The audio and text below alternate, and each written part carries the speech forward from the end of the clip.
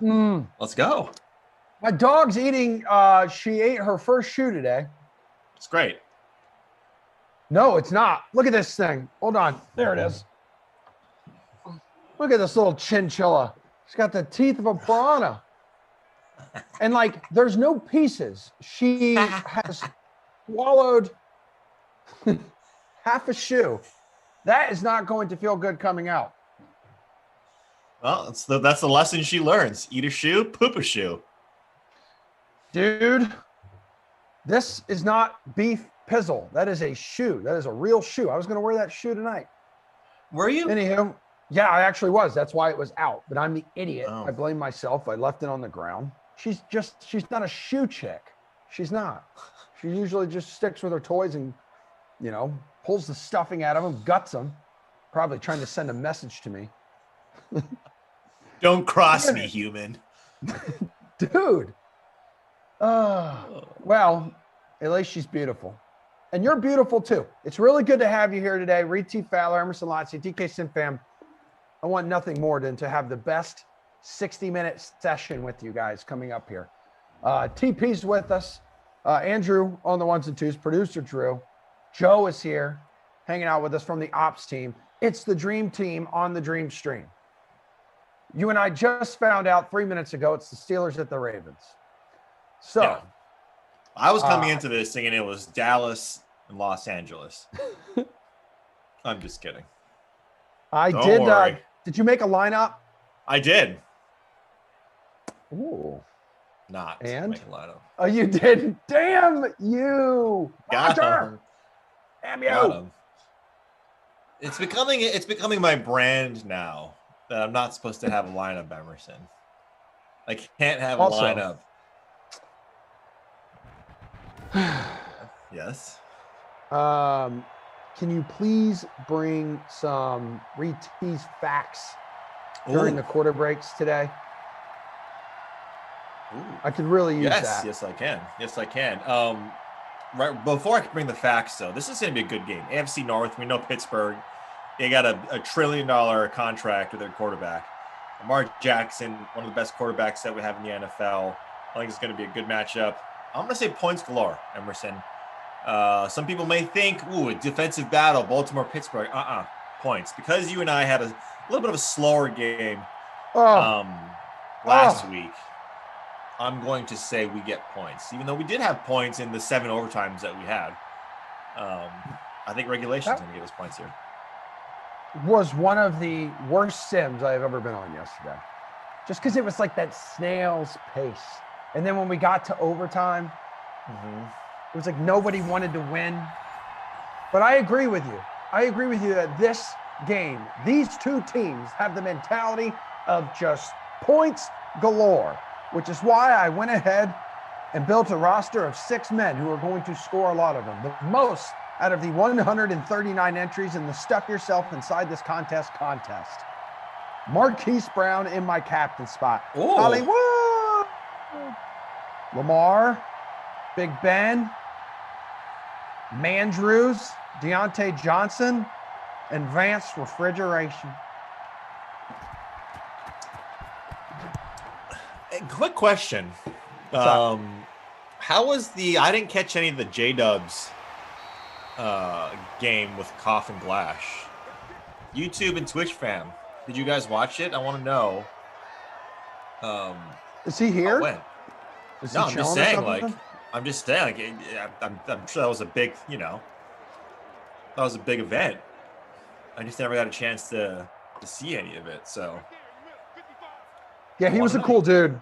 I talked to him a little bit leading up to that event, and he's like the Tom Brady of streamers. Oh my God, Lamar fumbles the football on the first freaking play of the game, and it's recovered. It's recovered by the Steelers defense. Wow. We were just saying, yeah, wow. Dude, we're going to expect a lot of offensive points in this one. I know we think defense for the AFC North. It's like if you're Pitt and you want to toss and defer, this is the best start. You get the ball at the beginning of the first quarter and the beginning of the second half. Oh, good golly, Miss Molly. Connor, get to the chopper. Does get a catch for 0 yards. Antisocial says he was quiet, but it was good. Yeah, it's hard. I mean, it's hard to not be quiet with those two hammerheads getting a mic. Like Glash and Koff can fill an entire arena because they both love the sound of their own voice.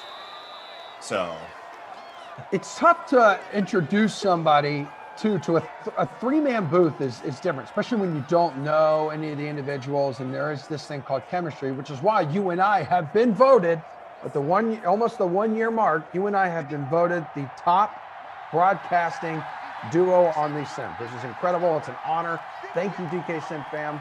I know Reid appreciates it as well. But yeah, when you slide someone in, two other guys, not just one. One is a challenge enough. It's 1st and goal now coming up for the Steelers. But you throw them in a three-man booth, two other dudes. Tough. Say, okay, when do I talk? What does he mean? What is he wearing? What is he wearing?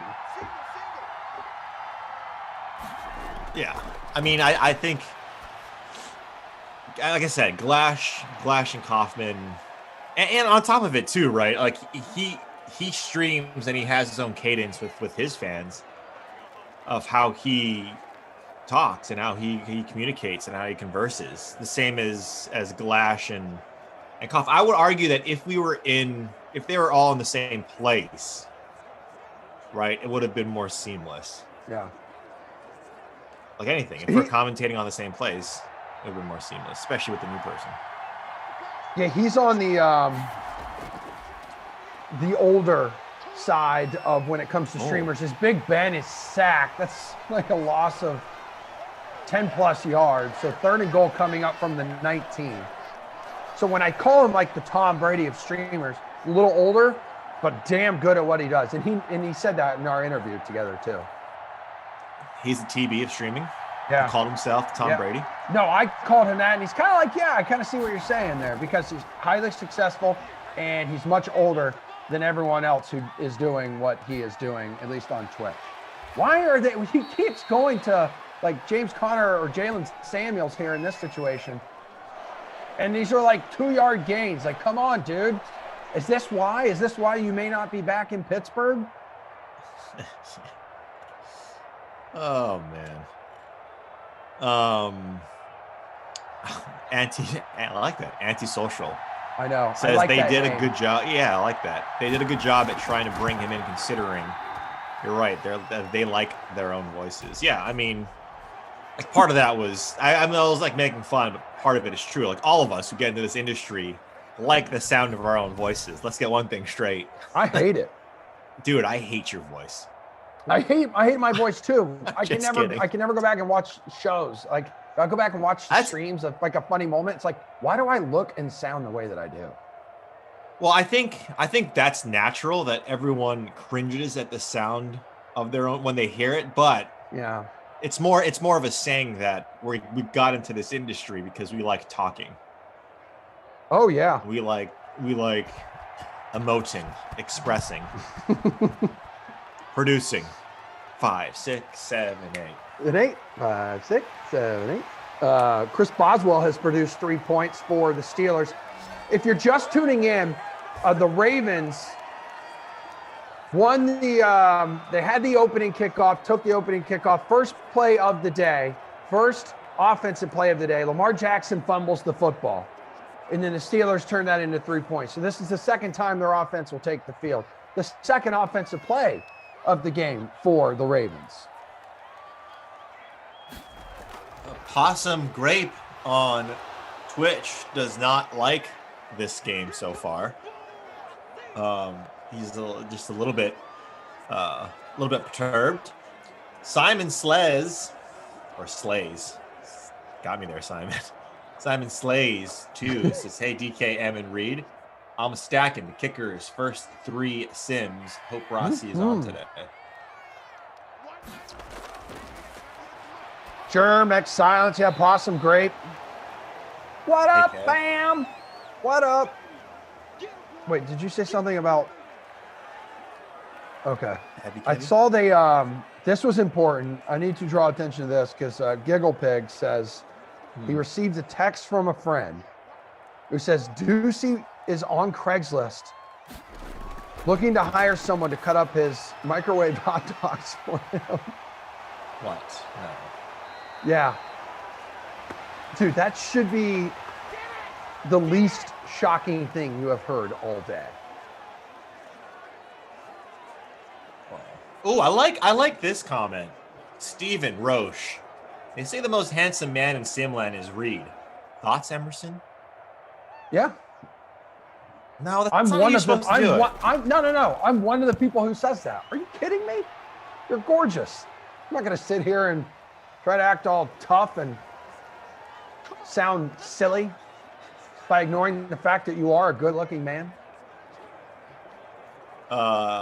Producer Drew says top 5 handsomeness. I'd take that. Almost 500 people dialed in with us. It is just after noon here on the East Coast. Morning time in every other time zone besides the East Coast. Think about that. 1st and 10, and the sweeps going nowhere to Mr. Connor. Dinga says, Emerson, this hoodie is dope. Dinga. Did a little podcast this morning, and people were like, is that a onesie? I said, dude, it's called a hoodie. It's called a sweatshirt. And my father-in-law got it for me for Christmas like 2 years ago. Yeah, take it up with Big Dan, buddy, because I have to wear it now. I've tried to give this away, but my wife literally will not let me give away anything that he gives me for Christmas. He's given me so much Buffalo Bills stuff, which, of course, you know, I don't mind the Bills. I like the Bills, love the fan base. I'm married into a Bills family. You know? I will say this, socks, as you get older, you start to appreciate it more and more as a gift.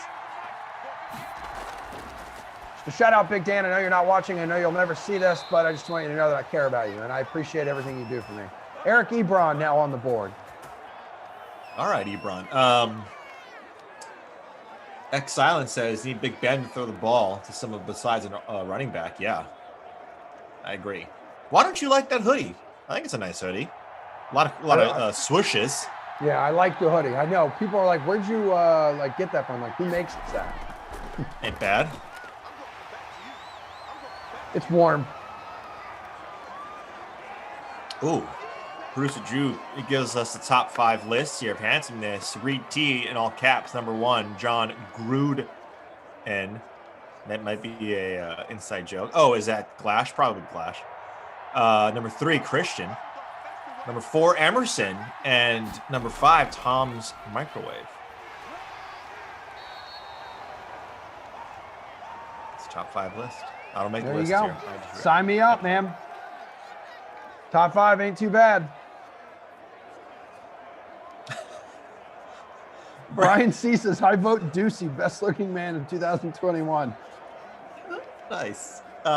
First time playing Fortnite says, we need an Emerson and ReidT wet t-shirt contest. First time playing Fortnite. I'll give you a little inside scoop here. The first time we played golf. See what I did there? Emerson and I, it was on a hot summer's day. And this guy wore like a bathing suit, which was actually a pretty smart call for his bottoms. And then just like an undershirt, essentially, like a white t-shirt. I have never seen a man sweat so much in 10 minutes. Because right out of the get-go, that thing was completely doused. It might as well just been not wearing a t-shirt at that point. I mean, I'm going out to a public golf course. I'm going to walk around, you know, a couple guys. We're going to have some beverages. Yeah, I'm going to wear a bathing suit, and I'm going to wear a white V-neck. Out on the summer. I think I can't say the entire story because this is a family show, but that was a hot day, man, boy. And I remember I stuck one to like 2 feet in the first hole. My 8-iron. Oh. That was sick. And then, my God, another fumble. Sorry to cut you off. Epic story of you birding the first hole when we played with Samir and thought he was going to be good, and he's not. And he's not any better at DFS golf either, crushing him right now in a head-to-head. But for crying out loud, Mandrews, what are you doing? Ravens, hold on to the ball. Like, quote that, bro. Like, step it up. This is unbelievable. This is not normal. So when I said, and we said offense galore, I did not think 2 fumbles. Oh, man. And you know what? You know what they're going to do, too, here as Washington pulls in his first catch, or second, rather. So they're going to turn this into just 3 points. So it's not even like they've been in scoring position a couple times, 3 points, and now hopefully we'll get a touchdown here. But it'd be the ultimate, like, AFC North game, right? They had the defense, and it's like kicking field goals, really grinding it out there in the trenches. Prove me wrong! Prove me wrong! Juju on that beat. Let's go. Wow. Just ran past all of the defenders there, Emerson. 46% owned in the free showdown. 8% in the captain spot. There you go. Bugaboo. 2-2 on Twitch. Loves that.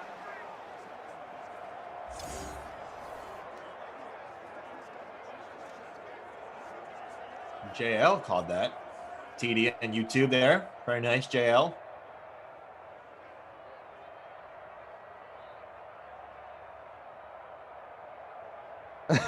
Mina C says, I have done it. I have negative points in my lineup. Now, if I can get dead last, all will be good. Cody saying, damn it, that was supposed to be Deontay. What is up, DK Sim fam? Robbie Noble. What's cooking? Legacy Lock. Lisa. CEH. JL. What's good, man? You know what, Emerson? Let's crowdsource our audience here, our fans. What do you guys want to talk about? It has to be appropriate. You know this, since team always here, and team, if you guys just have been here and fell upon us, it has to be appropriate. Let us know what you guys want to talk about. I want to know. Hey, I'll ask you this before we start having some of the answers roll through. Is it time for Pittsburgh to pull off the Band-Aid and reboot the franchise and bid a farewell to Ben Roethlisberger? Yeah, I mean, what's your what is if you take a look at you know what their roadmap is, they kind of put themselves in a little bit of a pickle here. Lamar, hold on to that ball. Oh, okay. Too shabby. Right. This is a tough division. I think Cincinnati's going to get better. Obviously, Joe Burrow still needs to recover from his injury. He's not going to be there, I believe, until mid-season. But Baltimore 11-5. I mean, you got 3 teams that are double-digit wins here. Pittsburgh 12-4 with that hot start, faltered off a little bit later. But Cleveland as well, 11-5. Like J.J. Watt was saying that he likes a lot of the stuff that Cleveland was presenting to him in free agency. Not saying that he's going to make a huge difference, but you get these higher, I guess, touted free agents or these players that have a lot of legacy that they're looking for to win. JJ Watt isn't going to go to the Miami Dolphins. Like, the Miami Dolphins are close to becoming a solid team, but they're still maybe a couple years away, maybe a year away. He ain't going to the Patriots. He ain't going to the, any of these other, the Falcons, the Panthers, even if they offer him the most money. He's just not. So when you take a look at that, Cleveland is still a team that's going to do well. So, like, if you're the Steelers, do you say, like, this is our last chance? This year is our last chance. We got one more, I believe this is one more year for Ben Roethlisberger on his contract. And then let's reassess after that, right? Like, the defense is strong. They had a lot of injuries on defense. It's like their entire defensive core got injured halfway through the season. So that's their calling card. If they can play solid defense, if Ben Roethlisberger can mitigate the turnovers, do what he does, I think you got another double-digit win team here. Because then I'm like, all right, what are your options, like, if he leaves? So Mason Rudolph? Oh. Dwayne Haskins. Oh. All right, let's go free agents. Jameis Winston.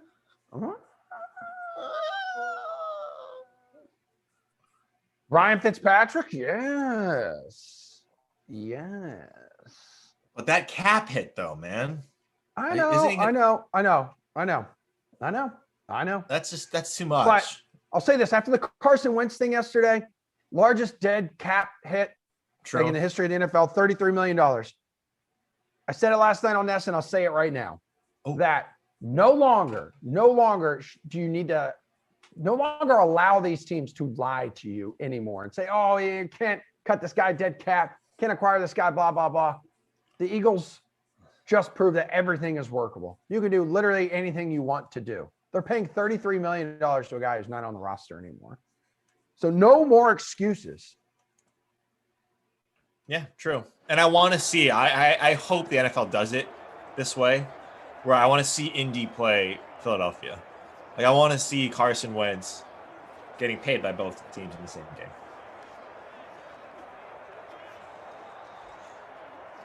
Okay, we got Ryan Triplet says, talk Wentz trade to the Colts and how he will return to top quarterback status because of it. Steve B says, let's discuss the possibility of St. John's making it to March Madness, winning the conference. Executive Session says, how about the Madden stream you're getting paid to do now? Oh, Executive Sessions. I didn't know our collective fathers were in the chat. That was yesterday's stream, my guy. You missed it by one day. He is here. Let's see. Reid to talk about the Carolina Panthers offer for Watson. That's interesting. Brian says, let's talk about low-grade chocolate. I like that. I don't even know what that means, but Possum Grape says Carson Wentz. How well? Oh my God! He fumbles again. Third fumble of the game for the Ravens. Second fumble of the game for Lamar. Mandrews had the other one. And for the third time, it is recovered by the Steelers. I hate it here. You know what's this adds insult to injury? Guess who's in the Twitch chat? Yeah, I mean, he's in the YouTube chat. You know what? He said he's here in the YouTube chat. He says, I'm here to bug Reid. Yeah, that's fine. But I'll say, man, this guy, I'm talking about Glash. This guy has found his footing, right? He's found his calling, and he's going all in. So I appreciate that. He's not on a sim. He gets in the chat, talks to his people, right? He's got a fan base. He's got to keep that fan base going. So I get it. That's the 20th lost fumble for Lamar in Madden 2021. Yeah. This is his 50th game, and he's lost 20 freaking fumbles. Yeah, that ain't good, man.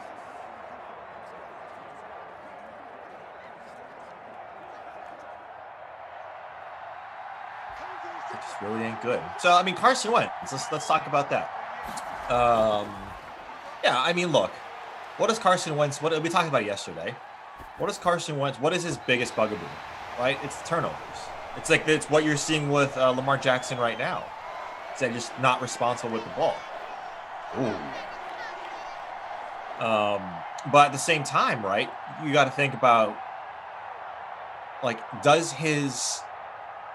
can we divorce what he did with Philadelphia over the last couple of years with the opportunity of what he can do for Indy over the next handful of years? What I mean by that is, how do you take away, like, how do you parse through how much of it was Carson Wentz, how much of it was the Eagles? Right? I would argue it was more Carson Wentz to an extent, because when you watch him play, the guy plays hero ball. Like, he should, like, that's what he does. Right? And sometimes it benefits the Eagles and him personally, and sometimes it doesn't. I think with Frank Reich, I think there's a level of comfortability there that for him, he's going to be more confident. And like anything, man, like anything in any sport, whether it be golf, baseball, basketball, football, if you have confidence, if you have momentum, that is the unquantifiable statistic that makes these players great. Do I think he gets back to MVP status? No, because that team is going to want to run the ball with Jonathan Taylor. I was going to say, you have like one of the best defenses. You have a great offensive line. You have the running backs you need. It seems like as long as all of those guys can stay healthy, that we will know within one season what kind of quarterback he can actually be. Right. Because he was in the MVP conversation in his second year in 2018. And you remember who was his offensive coordinator, who was now his head coach in Indianapolis. Yeah. Yeah, like it's like, and that's the thing, right? Is as a second-year quarterback as well. I mean, that's really where you start to see sort of the let's get back to equilibrium, right? You play well as a rookie. It happens to a lot of quarterbacks. They play well as a rookie, and then their second year is a little bit of their sophomore slump. Carson Wentz, that wasn't the case. You saw the ability that he has. You see his ceiling.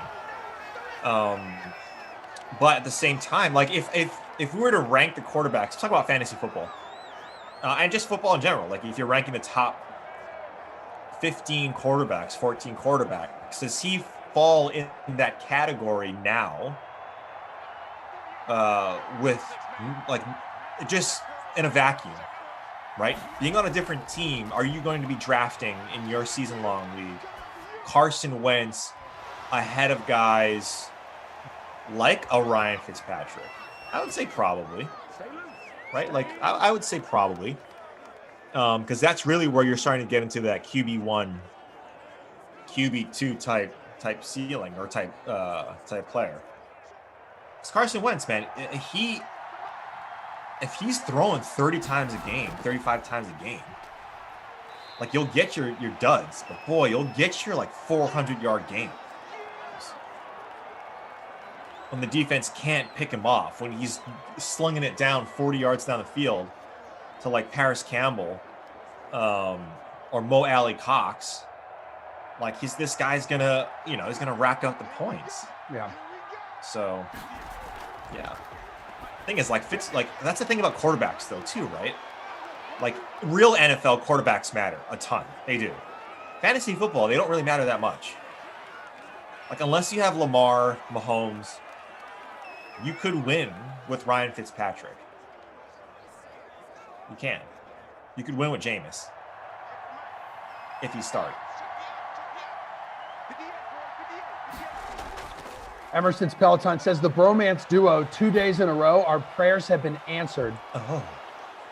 Well, Juju Smith-Schuster on the receiving end of that Ben Roethlisberger pass. 3 catches, 50 yards now for him. He has the only touchdown in this game. Late to the party, that's all good. Because I'm going to tell you now, the Ravens have fumbled the football 3 times in this game, and the Steelers have recovered it all 3 times. And now Big Ben over the middle, down at the 1. Mr. Washington now setting up an opportunity here for the power back, James Conner, or they come out maybe in the passing formation, little third down running back action. That'd be Jalen Samuels. Oh, little Vance. What is your occupation, sir? Hook me up with it, man. Right down the middle. Ooh. Samuels. Samuels.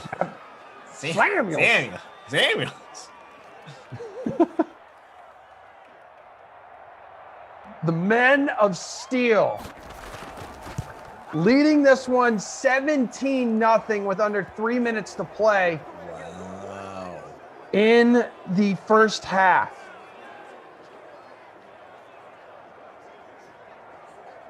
I'm gonna be honest with you, Emerson. Did not expect this. Did not. I expected a lot of points, a bajillion points. Well, we got a lot of points on one side. The first half. It's 2 minutes and 40 seconds left in the first half, and Pity's got 17.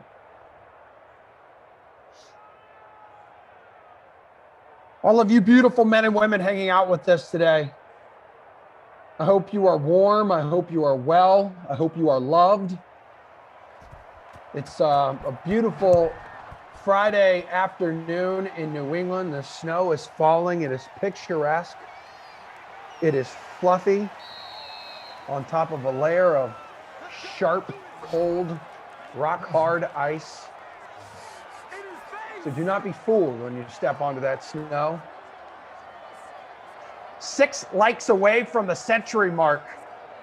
6 of you. Hold hands. Get together and hammer it. Do it for my boy, Sweet T Fowler, the happy, hairy Hawaiian. Do it. 600 people chilling on YouTube. I got my beautiful Twitch fam hanging with us today. First time playing Fortnite. Good to see you here, dude.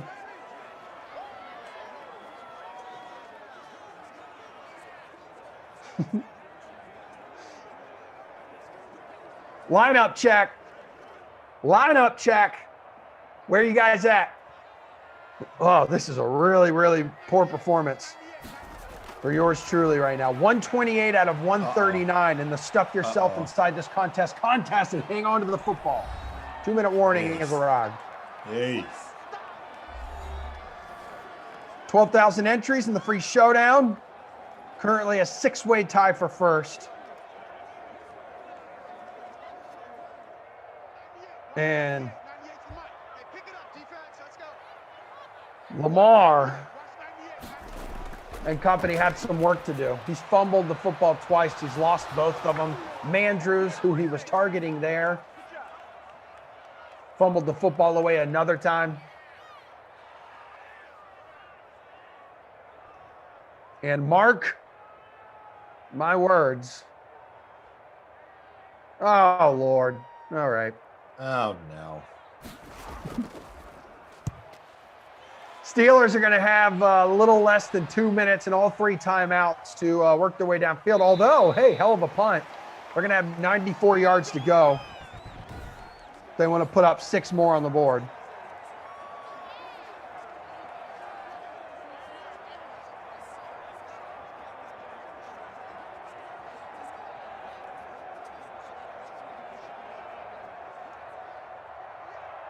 Oh, Mike Drama. Down here in Florida at the county fair, enjoying some nice sunny weather.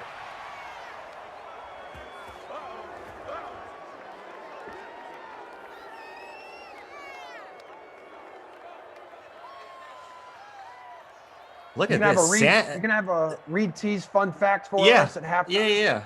But I want to say Sam Burns, Emerson, Mr. Burns, is at minus 11 for the tournament. He's minus 4 today. Okay. Jeez. That's unbelievable. Spieth is at minus 5 for the tournament. He's in 3rd place. So with, like I've mentioned, I'm playing Samir in a head-to-head. And was crushing him yesterday. You want to know my lineup? There you go. Oh. See ya. See ya. See ya. See ya. Jeez. Ebron, what's cooking, dude? 75 yards. Oh, Holy man. hell. Hot diggity damn.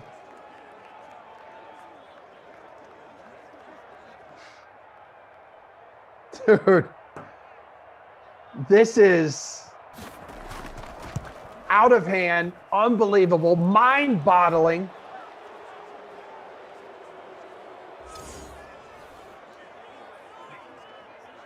This is crazy.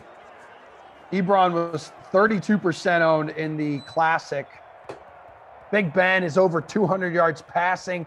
Ebron 57% in the 12,000 entry free showdown, 10% in the captain spot.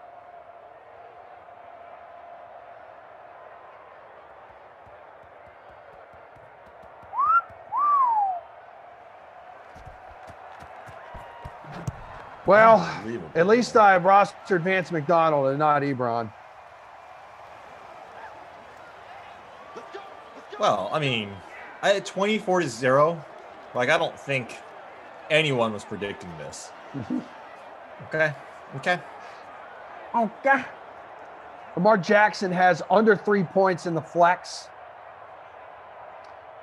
And coming off a couple games in which he had nearly 26 points, he had north of 35, had a 10 and 14 in there, but then a 34, 29, 48, 41, 28. Guy's getting torched right now.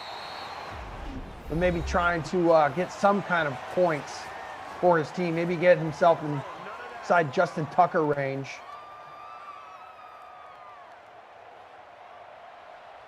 But right now, that's so Ravens.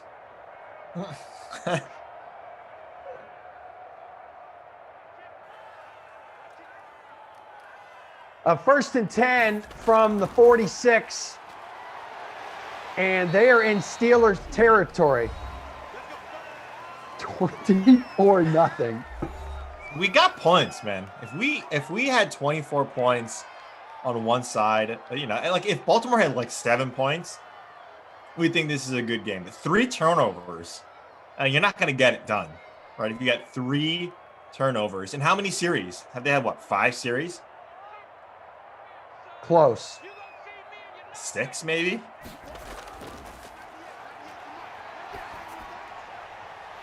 Good God. Mandrews going to come close to a first down. So at the 29, they do have a timeout left.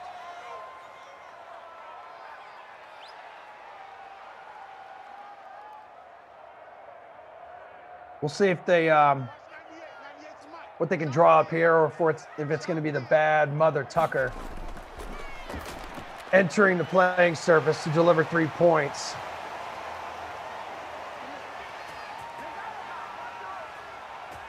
J.K. Dobbins on the catch there out of the backfield. Now in the red zone, 30 seconds and ticking. It's a brutal first half for the Ravens.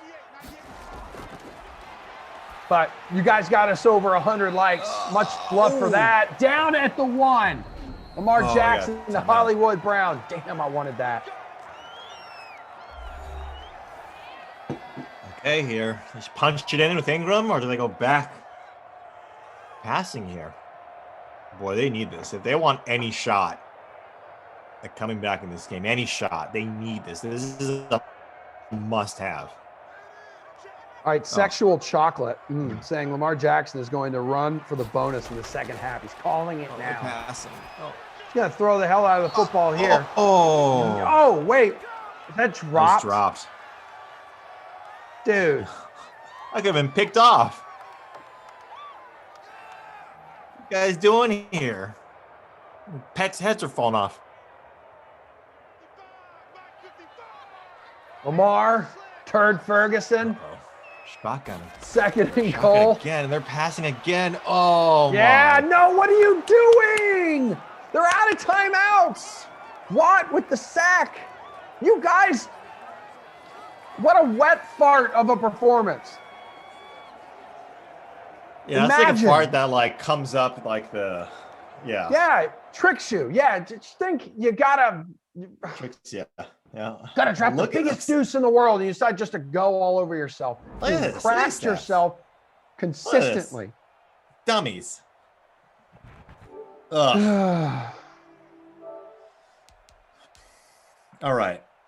For the fact of the day, Emerson, do you want a food fact or a dog fact? I want a dog fact. Yeah. Okay. Emerson, 24-0. You guys know what's happening here. What was that? That was disgusting. Did you just burp there? I need to like frame myself up here. I think I'm okay. Baltimore 0, Pittsburgh 24. Wait. Alan Wilson says LaFart Jackson. Yeah, exactly. Emerson, did you know that dogs sniff good smells with their left nostril? How do they know it's a good smell right off the bat? Okay. Dogs normally, yeah, well, here we go. Dogs normally start sniffing with their right nostril, then keep it there if the smell could signal danger. But they shift to the left side for something pleasant like food or a mating partner. There you go. Oh. So they start with their right, and then they move on to their left if it's not something. I would suspect that if they smell another dog's scent or one that another they'd want to be with, scent, they'd want to get with. Yeah, but or like ones that are aggressive. Yeah. Okay. Like when he goes out there, smell a dude dog's pee, likes him, she's gonna go left nostril, hoping then she remembers the scent. So if she runs into him, she can get. She's leading with the left. Yeah. Yeah. Is that why sometimes when you see them sniffing, their nose kind of goes like one way or the other? Yeah. Well, I'm sure that's like they're exercising their muscle. But, oh yeah, it happens all the time. It's great. It's fantastic. Scotty Too Hottie says, yeah, so the right nostril for farts. Oh, and Evans B says, like a right brain, left brain thing. Yeah, but like our perception, I think, of right and wrong and danger is not. That's like frontal lobe stuff, I think. Like our ability to decipher what's right and wrong is frontal lobe, I believe. Not a brain surgeon, just stayed at a Holiday Inn last night. Mm-hmm. But yeah, I bet you did. The food one is actually pretty interesting as well. I didn't know this. All right, so we'll save that we can save it for the quarter break. I'll tell you what, if you want to get a list of like 20 facts, that would be really cool because this game is less than ideal. Bro, the first half, it's 12:40. It ran 40 minutes. Yeah, we'll be here for 525,600 minutes. I'm thinking. How do you measure a day in life? I'm thinking Lamar and the Ravens, they wake up here. They wake up, they get a turnover, they deliver some points in this game. It becomes one of the most epic comebacks we've ever seen in Dreamstream history. It's going to pump us all and stuff us all with energy and excitement. Or it's just going to remain like this. And nothing happens. But we're together.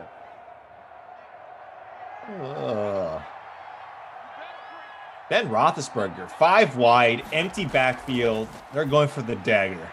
Another crossing pattern. Yeah. Seems to be working. Oh, that's going to be another face 15 mask. Yards. That looked like a face mask. Oh, yeah. There you go. There you go. There you go. Dwayne Tumlinson says, dog poop does not burn when you set the bag on fire. It's actually one thing I never did as a kid or as an adult. Yeah, me neither. Don't put it out with your boots, Ted. Woman, don't tell me what to do, woman. Oh. Dropped it, but yeah.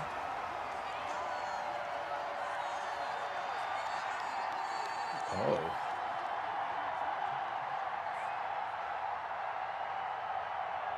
I feel like it's been snowing for 45 straight days. Is that true? Am I just imagining that? It feels like that. There's nothing I want to do more than when I wake up and it's these gray, gloomy, snowy days. I don't want to get up. I don't want to do a single thing with my life. I don't. But I could charge me up. It gets me ready for the day. Right.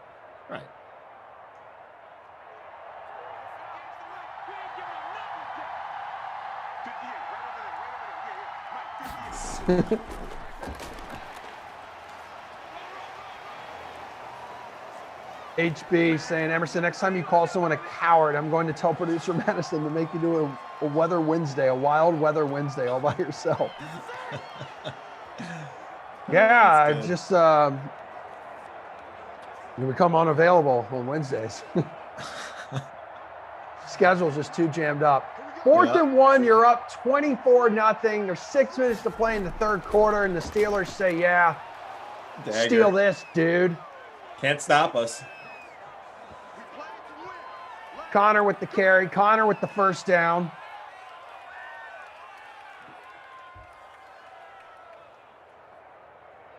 I was reading up earlier about this teen who was reunited with his pet rooster that he lost at an Alabama Cracker Barrel following a Civil War reenactment. Oh, yeah, I saw you. Did you see that? I saw you post it. That was unbelievable. James Conner. I know, I posted the headline like last weekend when I saw it, but then it was today I was reading up on it. And yeah, they just think, you know, people just kind of do their thing, man. Whatever floats your boat. Interesting emotional support animal. He's going to get the first down at the 2. Speaking of another dog fact. Yeah. There was a Tennessee man, did you see this, who died and left $5 million to his dog, Lulu, an 8-year-old border collie. That's awesome. Was named in the will of owner Bill Doris, a Nashville businessman who died last year at the age of 84. Wow. Yep. Just told his family to F off. And then Martha Burton, who's 88, a neighbor who often cared for Lulu while Doris was away, Bill Doris, was named as the canine's caretaker. And in Doris's will, which states Burton will be reimbursed for reasonable monthly expenses.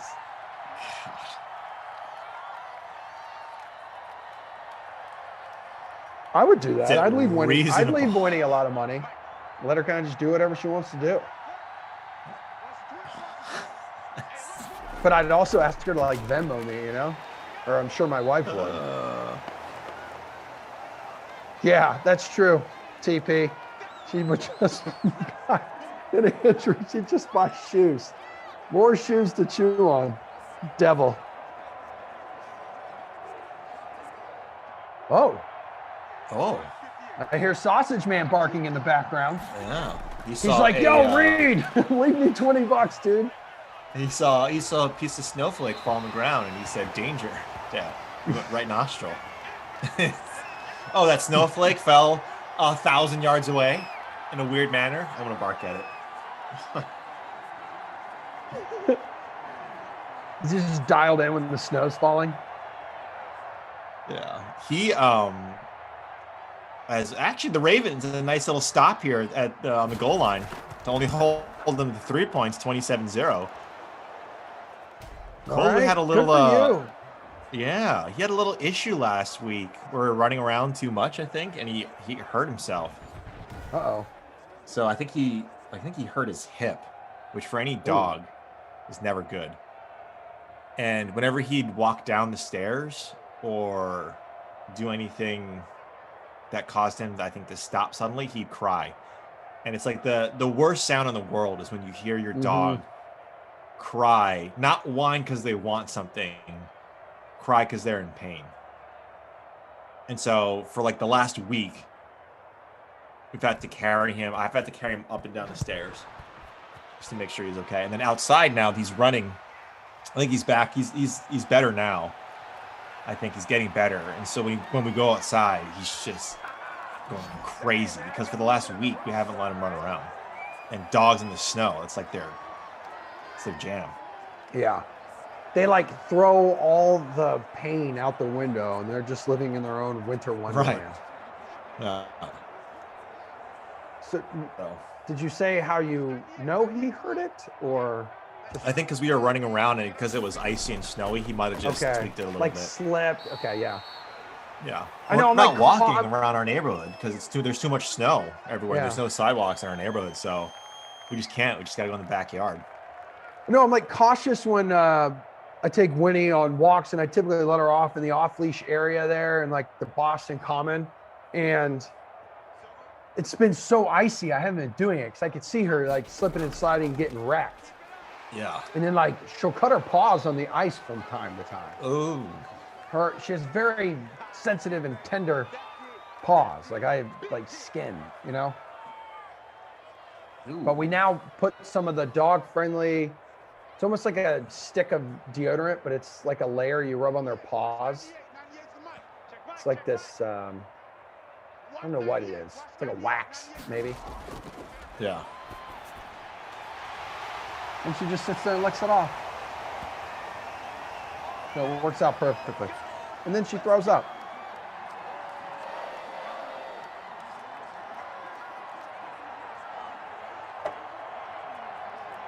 Well, to the 600 of you hanging out on YouTube and on the Dream Stream, welcome to a one-sided affair. 27-0 Steelers. And yeah, Lamar's in the zone. You know, he's still hanging on to the football. Under 2 minutes to play in the third quarter. It's been pretty ugly, but could still pull some points in with that lineup. We're all kind of waiting for the Ravens to do something. Anything. The closest they got was, 5-yard line or something like that towards the end of the first half. Didn't have any timeouts left.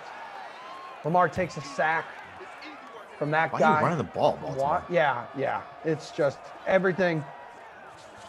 Whatever can go wrong will go wrong with the Ravens right now. 3 fumbles lost. Jeez Louise. Still in the zone, though. I mean, that's a silver lining. At least there is any. Oh, good. Pass it out to the flats to Mark Ingram for a 4-yard loss. Baltimore. Very nice.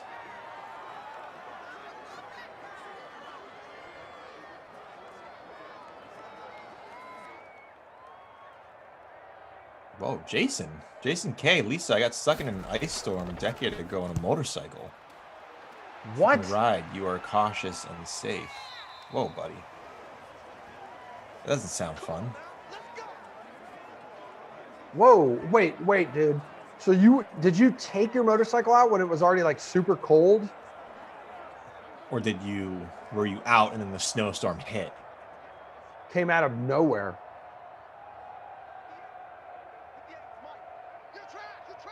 Got a couple guys who have motorcycles. They just put them in storage this time of year up here.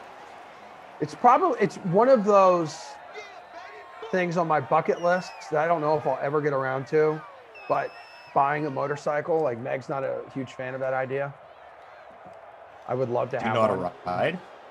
No, I'd go to school. Like I can ride a bike, and then I've ridden a moped before. Like I would learn. I would take it serious. I would. You have to. Like it's not the same. I'd wear a helmet. You know, I'd wear a jacket, a leather jacket. Moped but I do. Is I do want to. Yeah, moped's like kind of chilling like this, and then I'll be like this on a motorcycle. But I do want to learn. I want to learn. I want to ride. I want to ride. I want to go everywhere on my motorcycle. Here I want just one seat. I don't want anyone coming with me. Oh, what about a little sidecar for like Samir? Oh my God, you imagine Winnie in that? Well, Meg too. But can you imagine Winnie in the sidecar? Oh, it's Samir. It's for Samir. You're doing great, son. Thanks, Pop. Hello, Pop. I got the black lung, Pop. Oh man, Steven, no, I'm not a crotch rocket dude. I'd want like a Harley, like a sleek looking one. Not super old school, not new school. Give me middle school. So what is that, like 90s, 2000 type Harley? Yeah, I'd grow out my chest hair. Would you? Beer? Yeah, I would. Because you had a pretty good, carpet going when we first during the first quarantine thing. Yeah, it was thick. But then she started telling me, "You look like a crackhead," and I said, "All right, I'm gonna shave it." So that's what I did. And my aunt Colleen was like, "You're really beautiful." And then after today, I discovered I'm top 5 most beautiful on the Sims on the stream. So probably a good thing you guys can see my face. Well, I mean, let's be honest here. Just everyone's just playing for second. No, off cam. All right. Oh, damn. I don't know. Right. Do we have any other motorcycle riders? Any guys who sit on the hog and just go? Yeah, when everyone's putting in their comments here, here's the second fact of the game, Emerson. Did you know that bananas grow upside down? Or like technically, we peel them upside down. Naturally, they grow outward from their stems, but this means their bottoms actually face the sky. As they get bigger, the fruits turn towards the sun, forming that distinctive curve. So when you're peeling a banana, you're peeling it from the bottom up. Yeah. I've seen a YouTube video. This one I'll agree with you on, and I'll confirm all of the information you just delivered to us. There's a YouTube video. Yeah, flip it over. Don't do it from like where the stem's coming out of. The little nub, the little butt. Go ahead and just grab it. Go ahead and pinch that little thing. Real super easy to peel.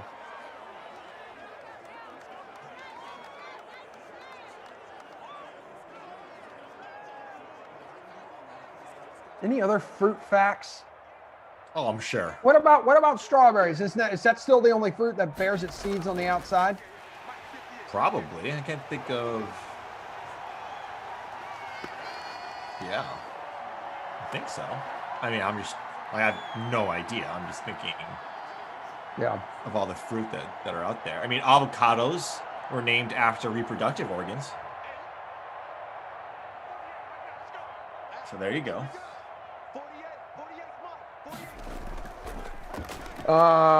The tomato, a fruit thing. Is that still an argument, or did we figure that out? Is tomato a fruit? Yeah, it's technically a fruit, right? Okay. Yeah.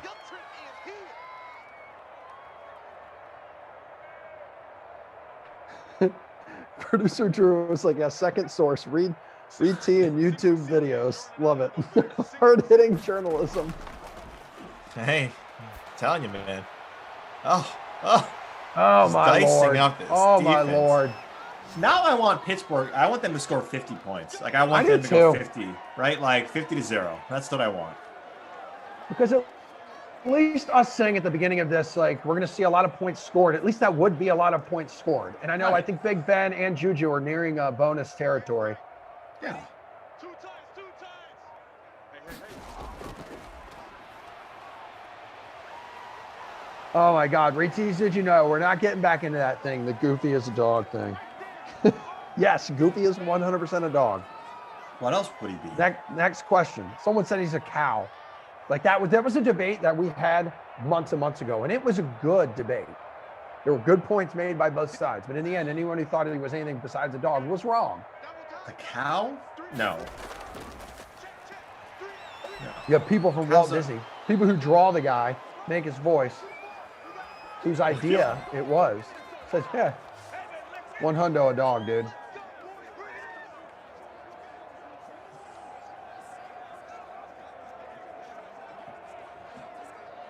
Ricky says he's a moose.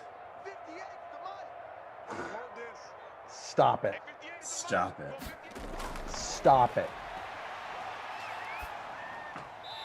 Bills fan says he needs at least one Ravens touchdown.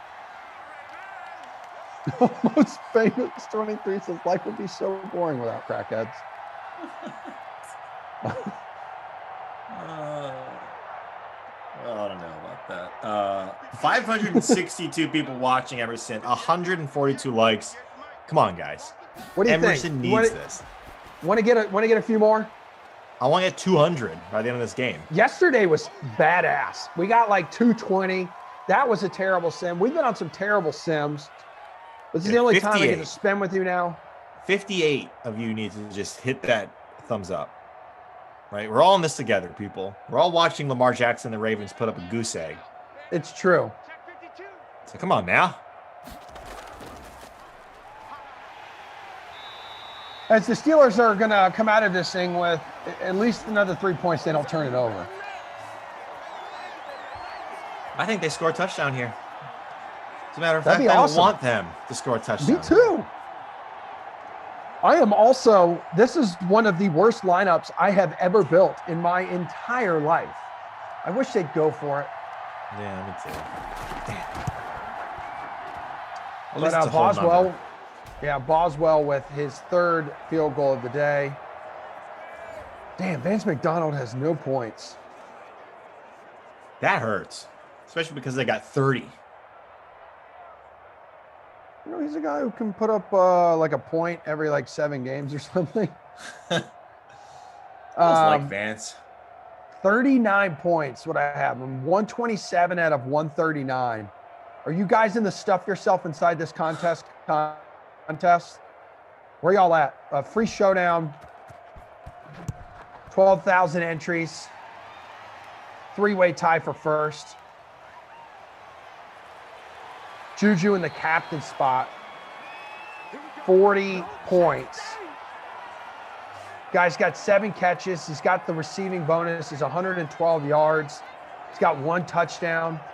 Roethlisberger, 280 passing yards. Got a couple touchdowns, 19 points in the flex. He's got Samuel, Zebron, Mandrews, and the Steelers defense has 17 points right now. Yeah. That's Good call there. No one expected that. Yeah, I mean, some people probably did. Oh, another screen pass. Let's go.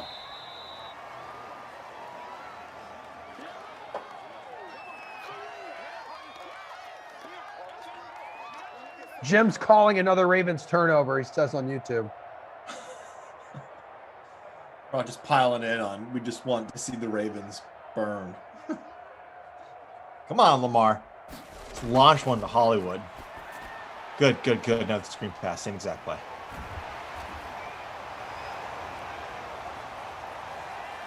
Someone was asking who's leading the Genesis. Sam Burns, -11 for the tournament, -4 today through 13. Tyler McCumber is in second at -9. And then the next batch of guys is at -5. Jordan Spieth and Matty Fitzpatrick are at -5. So these guys are 5, 6 ahead of the pack, so to speak. Oh, 2-minute warning. Jason Kokrak's at when that -4. pops up, sometimes Yeah. I think it's a fumble too. Got me. Sorry, go ahead. Henley's at -4. Wyndham Clark's at -4. Cantlay still at -4. He hasn't teed off yet. Joaquin Neiman -4.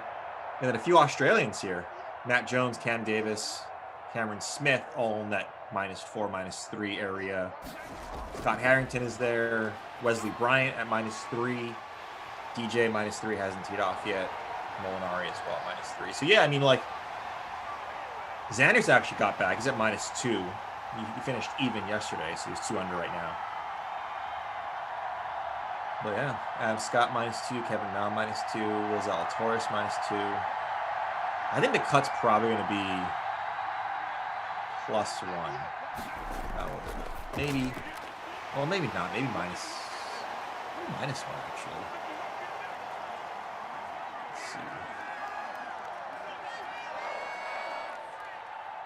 What's going on here? Yeah, +1. +1. What is it? I don't know if Uber Eats would even be around if it wasn't for my wife. Oh. She loves Uber Eats and ordering food that Uber Eats will help deliver. Although I wouldn't want her going out in this weather anyway. It's bad here right now. Yeah. It's no bueno. Anywho, about a minute to go, 30-0.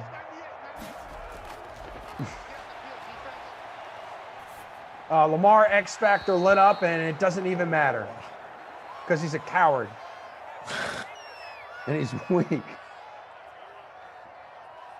First time playing Fortnite. Still waiting for the Lamarca and Emerson and only bow ties sim. That's coming. That is absolutely and only bow coming. ties like Yes. Chippendales, Chris Farley, yes. Patrick Swayze. 100%. Lamarca's down.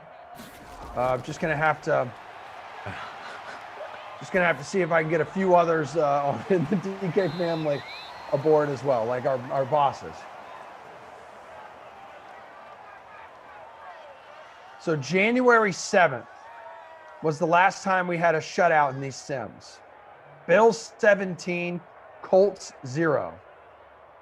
Aaron Hurt was asking when the last shutout was. There's your answer, my friend. So thank you very much, producer Drew, for that information. That's why we have you here. Oh, Lamar. And they're down at the 3. So did we jinx them? Could the shutout be over? They're not using a timeout, and they got 3, so... Oh, my God. The day before that, of course, it was a wild weather Wednesday. January 6th, there were the Dolphins 10, the Jets 0, which Kenny is still talking about that game to this day. Why? Because it's his Jets, and he'll never forget the time they were shut out in a Madden sim. That's 6 true. days after the calendar turned to 2021. Here we go. Oh, man, 1st and goal from the 3, and he's sacked. Oh, but they burn a timeout. Okay, I like it. They're sitting here. They're aiming to put points on the board and not be shut out.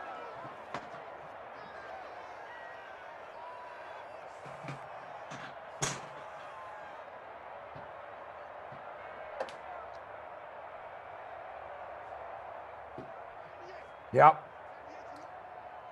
Hang in there, everybody. Wait, you're stretching right now? I wish people could see this. Yeah. Gotta get the legs moving, buddy. Oh, incomplete. No. Incomplete. You know what? I Incomplete. want the shutout. I want the shutout. I need it. They're rare. I want to be part of Dream Stream history. Stop trying to score, Baltimore.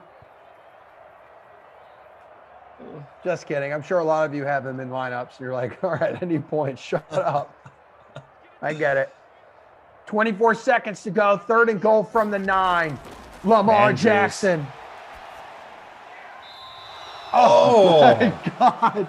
He was like, you know what? You guys want like one more touchdown? I'll try to throw this pick 6 for you. This is it. This is it. 4th and goal. Trips top of your screen. Lone Ranger at the bottom. Gonna try to throw it one more time. Oh, my God. Shut out or no? Oh! No! The answer is no! Mark my words. The Mandrew delivers. Lamar the Marrier. You should have said, mark my words, Andrews. Oh. You missed it. Damn it! Well, I thought that's where you were going. No shutout, Erickson. The man owned in 40% of lineups, 4% in the captain spot. Lamar avoids going under 10 points in a game for just the 3rd time in Madden 2021. Saved. All right.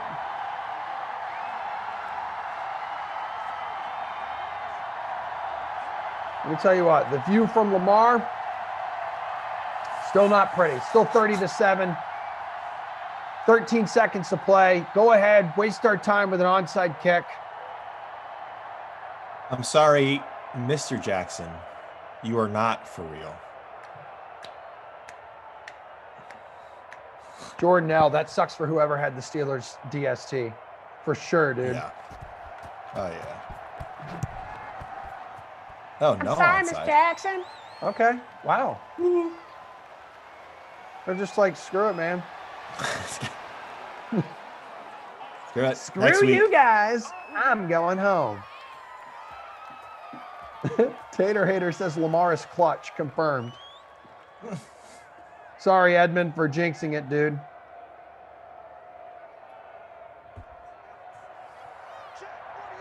Jinxer. The absolute jinxer. Saves, wow. I climbed up from like 130 to 128. Ooh, there you go. What's up? What's up, ladies? Well, that's it. Looks like currently a three-way tie in the free showdown. Let me check the stuff yourself inside this contest. Captain Blood. Tonight, the sewers run red with Burgundy's blood. Do you have a Krusty Kaufman player of the game? Yeah, Lamar Jackson. Nope. Nope. That could be your babysitter Billy. I'm still He is. single. Not my kid player of the game. Well, how did that go, by the way? Weren't you trying to set him up with your friend? Every time. Every time I set him up, he cancels. I'm done. I'm done trying to help him. He cancels, take this next step. Yep. Big cancel guy. Big cancel guy. Not great. Not a He's great one of my look. good friends. Like it is what it is, but I'm done wing manning him.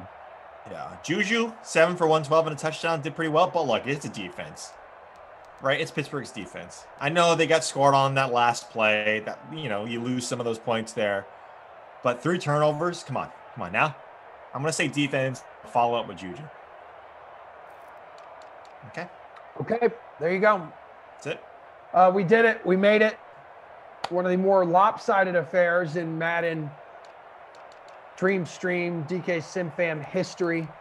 Thank you to Andrew on the 1s and 2s, Thomas as well, and producer Drew and Joe on the ops team, just adding up a lot of scores there from the Steelers side of things. Next sim coming up, guys. It's going to be at 2 o'clock. Texans at the Bills. Kenny and Christian. Then Glash and Jeff will have you for 4 o'clock, 6 o'clock. Kaufman, Tom, 8 o'clock, 10 o'clock. Then I'll be back with Moose tomorrow at high noon on a Saturday. Oh. Saturday.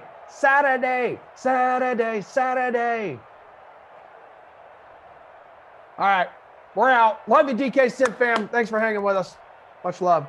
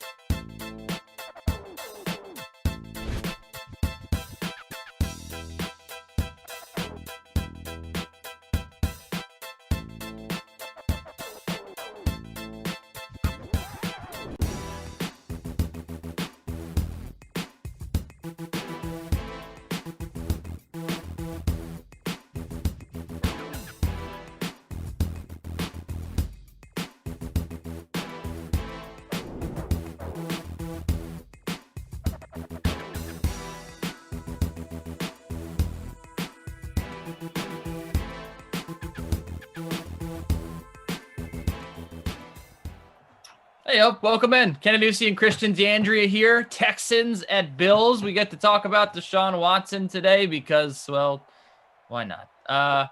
Should be a good sim, Christian. Good to be with you here on a Friday, 2 o'clock on the East Coast. That means it's time for another Madden sim.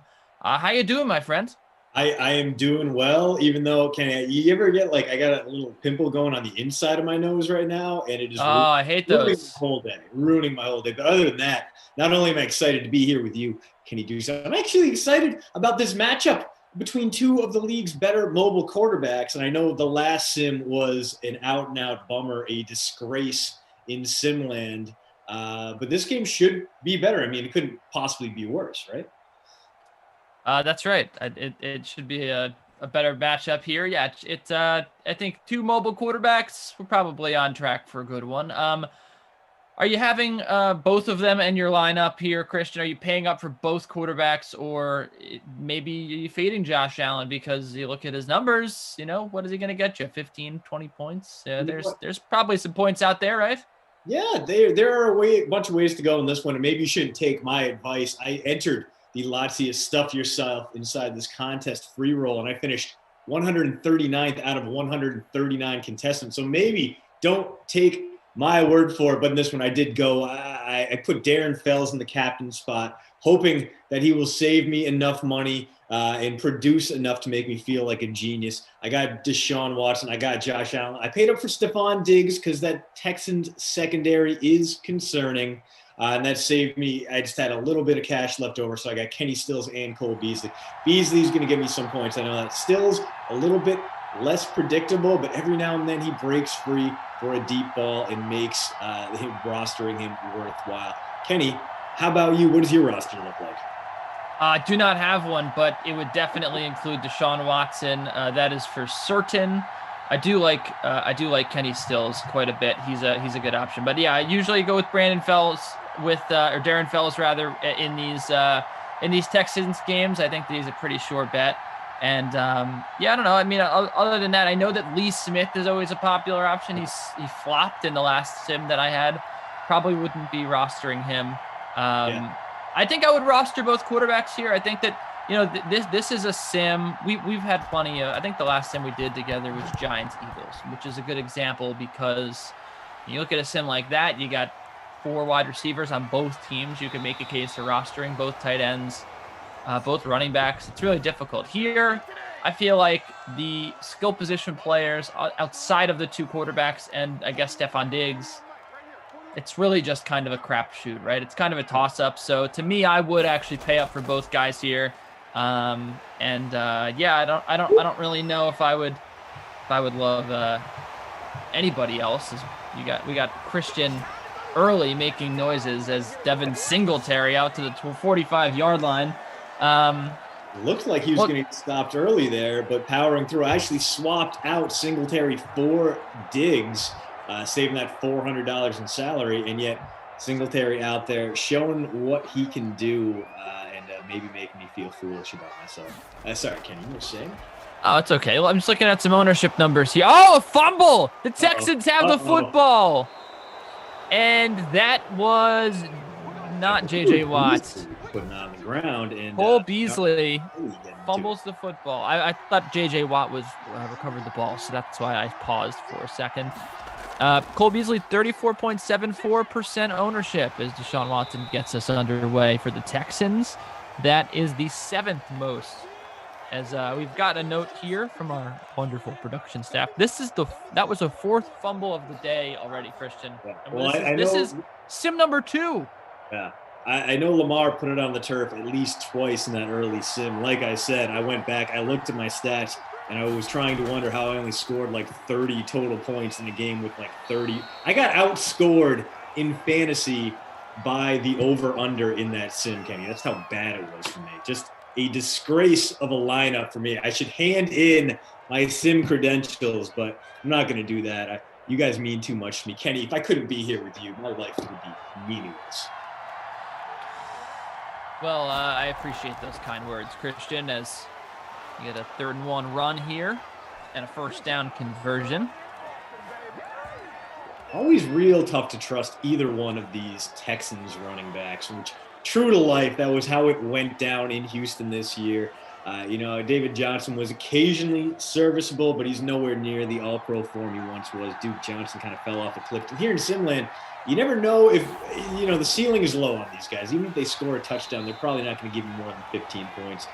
They are very liable to give you a 3.4-point performance in this one. So not super surprising that we don't see either one of them very much owned. Duke Johnson, 22%. And David Johnson, man, I got to scroll way down to find him. Or do I? Am I just missing this one? I can't Duke Johnson, 22.05% ownership. David, 14. In this contest. Yeah, David, 14.59%. What's up, everybody in the YouTube chat and on Twitch as well and on the DraftKings website, wherever you may be watching us. Appreciate you being here. Ed Zone Dance saying it's Fumble Fridays. Yeah. We've got Hyro, of course. Shout out to Hyro, who says it's that I'm his friend. That's right. Me and Hyro are friends. one of my few friends here in the YouTube chat. 3rd and 14. Running into And traffic Deshaun Watson 3rd and will. 14. Well, good news if you have Kaimi Fairbairn roster, but bad news if you're hoping for a Texans touchdown. This one is Deshaun with some poor field awareness there. Maybe could have picked up the first if he just ran straight ahead and put his head down. Instead, zigs and zags and only picks up about 6 yards on 3rd and 13. So Fairbairn on for the field goal, and that one is good. So he converts. Kaimi Fairbairn, not very popular in this contest. 17% ownership. More popular than David Johnson, I'll say that. Yeah, and Tyler Bass, 25.41% ownership, got a little more love at kicker. Interesting that Tyler Bass more popular than Lee Smith, more popular than John Brown, Duke Johnson, Kenny Stills, and Devin Singletary. Yeah, more people decided to roster Tyler Bass. Yeah, it's kind of crazy how, like you said, coming into this, there just aren't a lot of proven point scorers in this game. There are a few boom or bust candidates, sure, but given the status of both these teams being kind of one-man shows at quarterback, you had to find out where you're going to pay down, and this seems like the kind of game. The lineups are all going to hinge on whether a guy like John Brown, like Lee Smith, like Darren Fells blows up and puts together a solid 2-touchdown game, because otherwise you're not going to get the steady production of a Devontae Adams or a Tyreek Hill. You're going to get the trick-or-treat production of a David Johnson. El Paso #1. I would like to see Jen Brady win, but I don't think that that's going to happen. Pretty heavy underdog against Naomi Osaka, unfortunately. Be great if she won. That is tonight at 3:30 a.m. Mo in the chat putting Kaufman on blast. He's now 3-0 against Kauf, so he's getting those DK dollars straight from the source. I've been doing my part to donate DK bucks to the Sim Fam. Kenny, I am on just a tremendous cold streak in my trickle-down Simonomics 50-50s. Theoretically, I should be winning somewhere close to 50% of the time in those, and yet just hemorrhaging cash to the DK Sim Fam. So if you are so inclined, I'm running through the $100 DK Sim bucks, the promo bucks that need to be played. And of course, until those are all gone, I will continue to try at least to make these Simland contests where you can come take a stab at my not very hard-earned DK Sim cash here. Is another disappointing drive for the Bills. And Kenny, this sim not looking like it's going to be too much more exciting than the first one, the way this has started. The one thing that you're failing to recognize here, Christian, is that all sims start off like this. All sims are very bad in the first quarter. I disagree. Sometimes you get bangers. You get a 6-minute. Sometimes, most of the time, this is what happens. It's for a 2nd and 5 for Houston, and we get a completion out. Another to the 35-yard line. Houston backfield doing a little bit of work as Deshaun maybe finding his rhythm after not getting too much done. Duke, a couple catches. At Mayo would say the Duke Johnson. Possum Grave, you're on a cold streak. I can't even win 10 cents. Hey, man, keep the dream alive. Don't stop believing. As that one song that Tony Soprano was murdered to once told us all. Kenny, are you a Sopranos fan? Never seen it. Wow, that is shocking to me, especially given how HBO Max put all their prestige shows that are no longer running, put them all up for free during the pandemic. I'm a little surprised that you didn't give in to the temptation. It's a tremendous.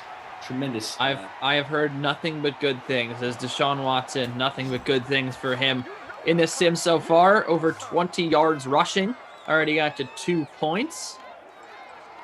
Just never went and did it, but it looks like a fantastic show. Eventually in my life, I would like to watch it. You're gonna carve out some time for it. It's gonna make things better. Another 1st and 10 for Deshaun. He's going to run once again. It's up towards 30 yards now. He's creeping up there.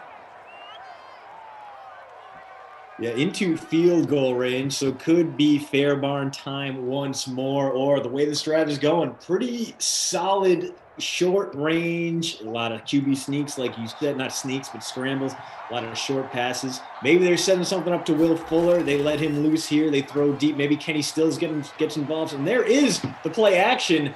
Nothing doing downfield. Deshaun takes it himself, so he is trending toward the bonus on the ground. There's something at least, right? That's right. As we creep down towards the end of the first quarter, Deshaun Watson, our top performer. 3-0. Houston doesn't have any points to show for it. I mean, on the real life scoreboard anyway. Kaimi Fairbairn is the one to kick the field goal, so he's on the board for you. If you're optioned around 17% ownership, of course, looking at Deshaun Watson here, much more popular at a sim high 82% ownership. But 56 rushing yards for the Texans so far has been the story, most of which going to Deshaun Watson. Your thoughts on his overall performance so far? 14 points through the air. I mean, Josh Allen really hasn't done anything, but Watson, 40 yards. He's tracking towards the bonus. He's got a shot. He's really the only guy. Through one quarter, Kenny, 5 passes, 14 yards. This is not what we expect. You have Stephon Diggs out there. You have Brandon Cook. You have guys who can stretch the field. And it's particularly surprising the Bills haven't got anything going under Josh Allen. Maybe he hasn't had that MVP caliber stats bump that he so richly deserves after making us all regret trashing him early on in his career, although he did deserve it. He was a bad quarterback at Wyoming. He was a bad quarterback. Thank you. He did deserve it. Yes.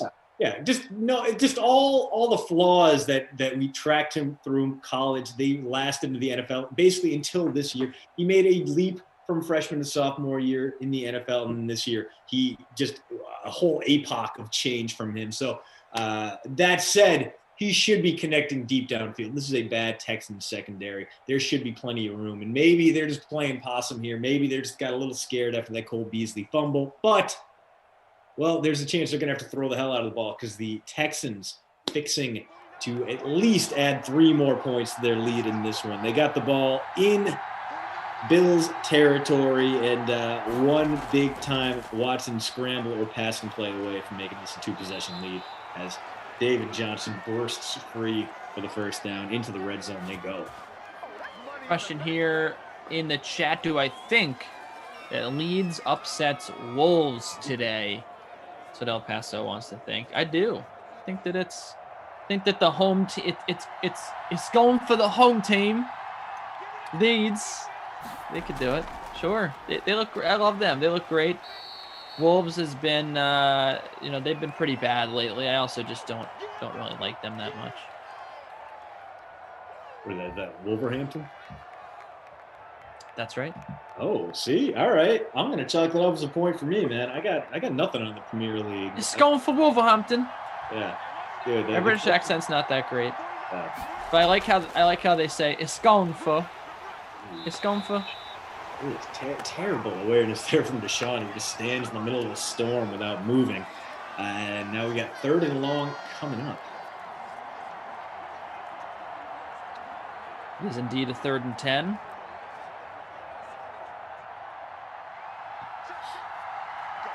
Big play here. Bills can get a stop. They can keep this a 1-possession game. They can take the lead on their next drive. Watson, end zone. Got him for the touchdown. That is a touchdown, and it is to Randall Cobb, the way too highly paid free agent addition to 2020. And even though he was a valuable part of that passing offense, he did have a decent impact. Not super reliable. We're going to see if this one stands. We got both feet in. It looked like he was pinned to the corner. Got him. A veteran move. Yeah, that's the touchdown stand. So good news for Deshaun Watson owners, but even better news for Randall Cobb owners.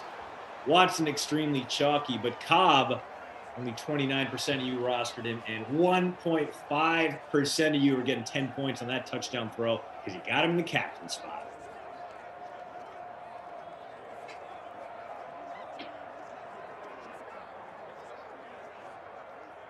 Now we get to see what this Bills defense can do playing from behind. Their last drive left us wanting. But now Josh Allen is back against the wall. Pressure coming in. See if he can't will his team. Maybe some Stephon Diggs, maybe some Cole Beasley, maybe even that guy you were talking about, Lee Smith, the unexpected contributor sometimes, and then he got a little trendy, and now he's just trending way the hell down.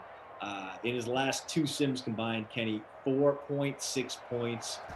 Had 14 before that, and then that kind of snapped a 4-game streak of not even getting to 7 fantasy points. It's a little bit too trick or treat, but might be the guy we look at here. Is this going to be a hold, a face mask? It is a hold.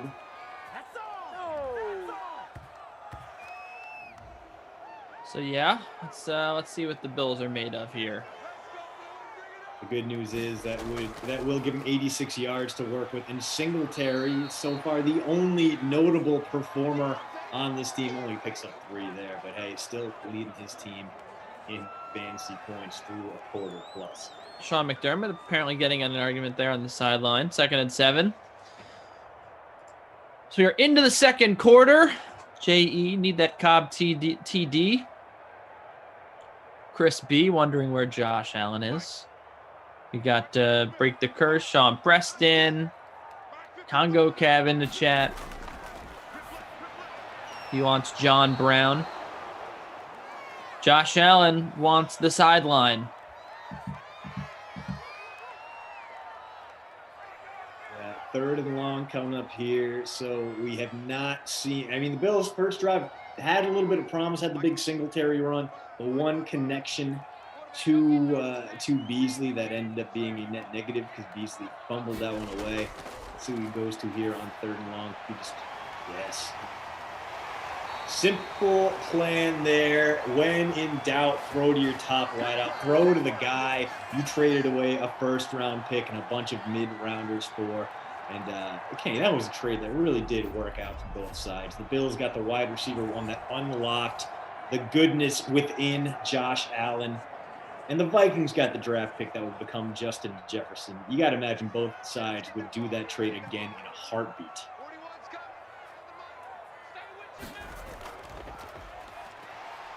You get the run up the middle here. Singletary, just a very modest gain. Too bad here is, well, the good news is the Bills can really grind out this drive. They can burn some clock, not give the Texans the chance to mount any kind of comeback at the end of the second quarter. The Bills will not receive the ball to start third quarter, so they want to limit the opportunity to double dip from that Texans offense. The Singletary again, the big breakthrough. He is trending toward the bonus through a quarter and a half, up near 50 yards on the ground on the day, thanks to 2 big 20-plus yarders. One was a beauty, a whole lot of yards after contact. That one, just a function of good blocking, and that's one thing the Bills have done really well, not only adding weapons to Josh Allen's lineup, but also giving him some solid blocking up front. You know, they paid big after Allen's rookie year to bring in free agents. They've also drafted decently. Cody Ford is still a bit of a work in progress, but a lot of raw talent in that guy, and could be a future building block, franchise-type guy on that O-line. Lisa Robinson, hello. Right. Thank you for joining us. Tater here cheering for some Browntown. Brown is a guy, he might actually hit free agency this offseason because he's got a bit of a cap hit for this Bills team, and you can save him a little bit of cash. They are currently slightly over the projected cap. They might actually be under, depending on where the cap clock's in.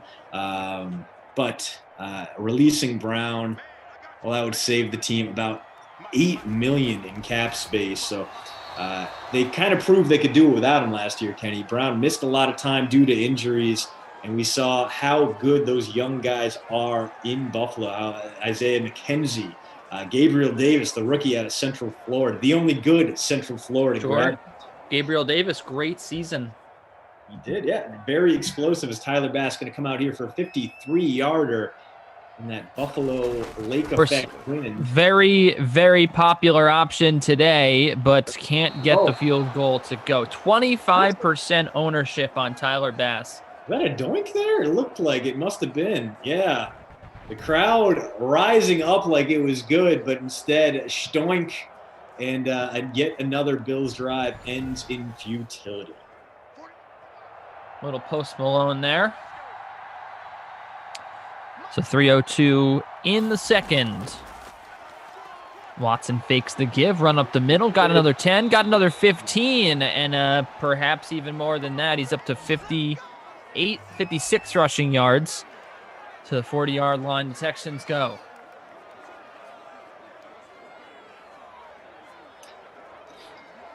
Yeah, and well, what we were saying before about the Bills being able to run down the clock now applies to the Texans. They can double dip, get points here at the end of the second quarter, and then get the ball back in the third, although that's not going to help there as David Johnson smoked behind the line of scrimmage on the off-tackle run. Loss of 4 there, and that's something that this man learned from Bill O'Brien, the deposed head coach and really just awful, horrible, very bad, no good GM of the Texans.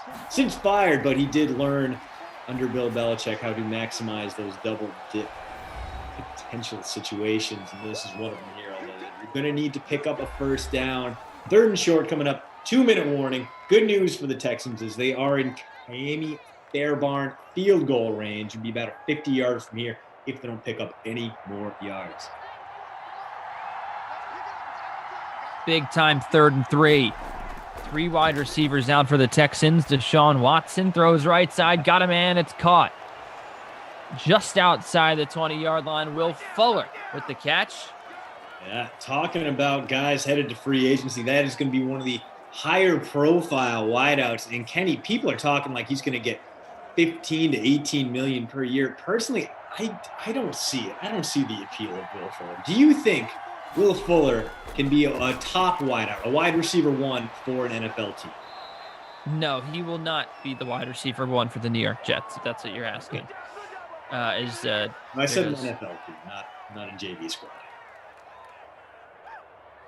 Count it. Got him. You know that sports are cyclical, right? So in 20 years, the Patriots will be the worst team in football, and the Jets have never been this bad. And Deshaun Watson runs into the 1-yard line. He gets stopped short. Stopped short of the goal line. I would call it in New York. That looked like he at least kissed that goal line right there with the nose of the football. Worst case. He didn't though. He didn't though, Christian. Well, this could be can we get a Cullen Gillespie, a fullback vulture? No, it's just going to be an easy run there for David Johnson. He got into the end zone. You didn't expect David Johnson to be a contributor today, but here we are. Duke Johnson getting all the catches out of the backfield, but David Johnson and his ownership at around 14.59%. Both kickers were more popular than David Johnson. He gets on the board with 6 points. Vultures away the score. Where are you at, David Johnson Nation? Shout it out in the chat.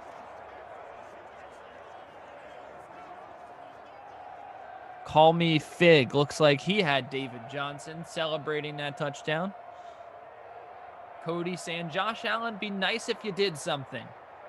Yeah, I think for all of us in Allen Nation, all of us tuning in from the lovely black foothills of Wyoming, although I think the foothills are more of a Dakota thing.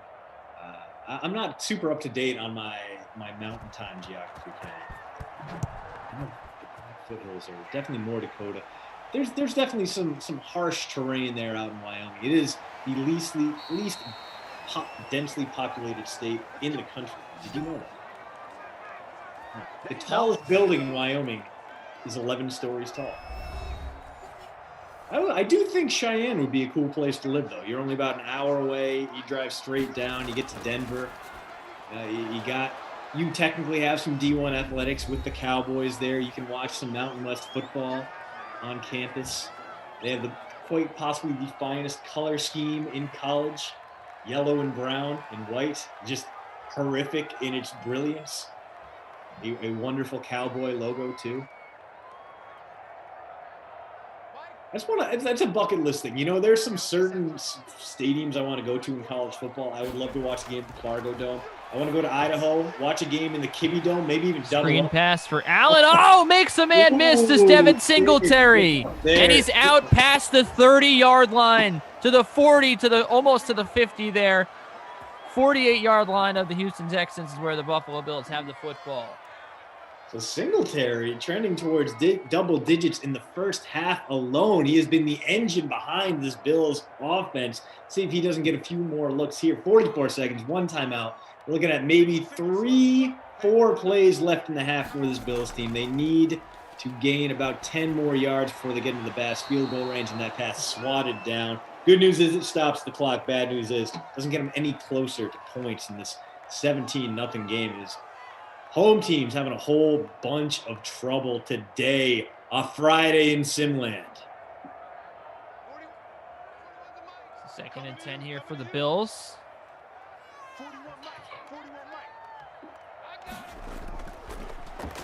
Allen with time. Going to throw over the middle. Caught Singletary. That's out to the 43-yard line. So the Buffalo Bills trailing by 17 points. Clock ticking under 30 seconds. Have a 3rd and 5, Christian. Kenny, did I mention before that I looked at my lineup and I was like, you know what? I'm going to take Devin Singletary out and put Stephon Diggs in. I'm feeling great about that decision right now. Did not mention it. Blowout for Goofy, the Texans so far. Larizi, Fortnite, CEH, everyone over at Twitch. Thank you for tuning in. We are so happy to see you today. If you're watching over on YouTube, and there are so dang many of you, we are equal. We're just so grateful to have you. Without you guys, we wouldn't be doing this job. Allen on the run, past the 40, past the 30. They're in field goal range and more. Josh Allen going to get taken down. Didn't get out of bounds. And we're going to have a 17-0 game at the end of the quarter. They're not, great for Josh Allen owners. They're going to get a lot of garbage points.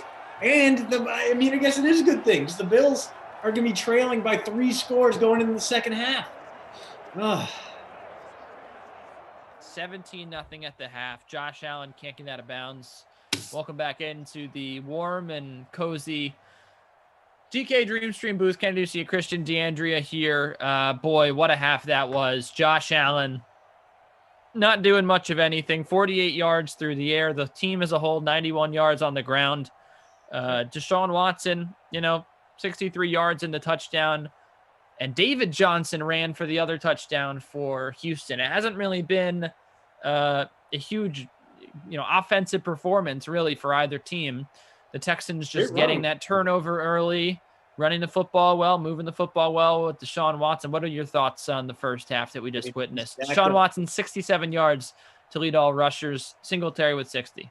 Yeah, this has been all about the ground game and Houston getting the better of it, taking the plus field position in the first half, turning that into points, and just shutting down the Bills, which is not something you would expect the Texans offense to do against a offense as efficient as this Buffalo team. So a disappointing start for the Bills, but hey, while we're busy talking about disappointing quarterbacks, oh, hey, new poster out today. Go subscribe and like. It's free. And not only do we have Ryan Van Bibber talking about the absolute desert of first-round quarterbacks from 2009 to 2016, and it's pretty bad. We went through all of them. They are dog crap, except for maybe Matthew Stafford. I like it. But I got a look at what's going on with Von Miller, if he's still going to be a useful piece, and if the Broncos part ways with him, who would want him, and a breakdown of the newest beer from Elysian Brewing. But enough about that. Go ahead to posterout.substack.com. Subscribe for free. We got football. We got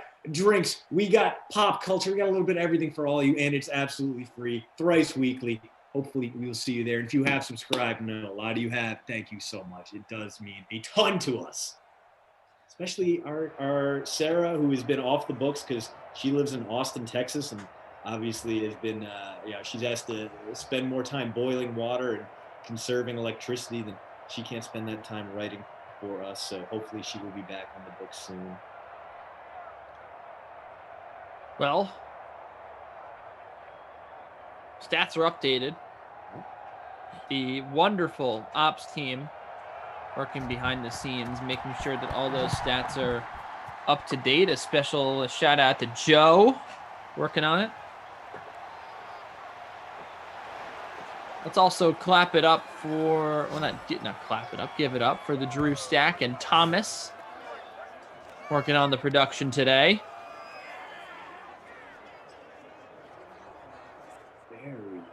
As we get the Texans looking to extend their lead, and you got to think 24-0 is going to be a death knell here for the Bills. But typically in these situations, we see adjustments made and a quick 3 and out. Not going to be the case here as an immediate strike downfield. Randall Cobb again.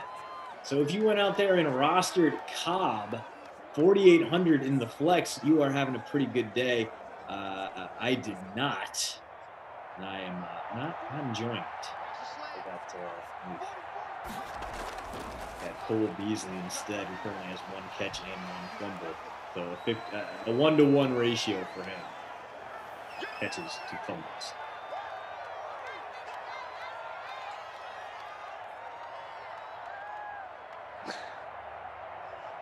Just laughing at something here. Someone said, "What a great segue." Put I think it was Drew who said that.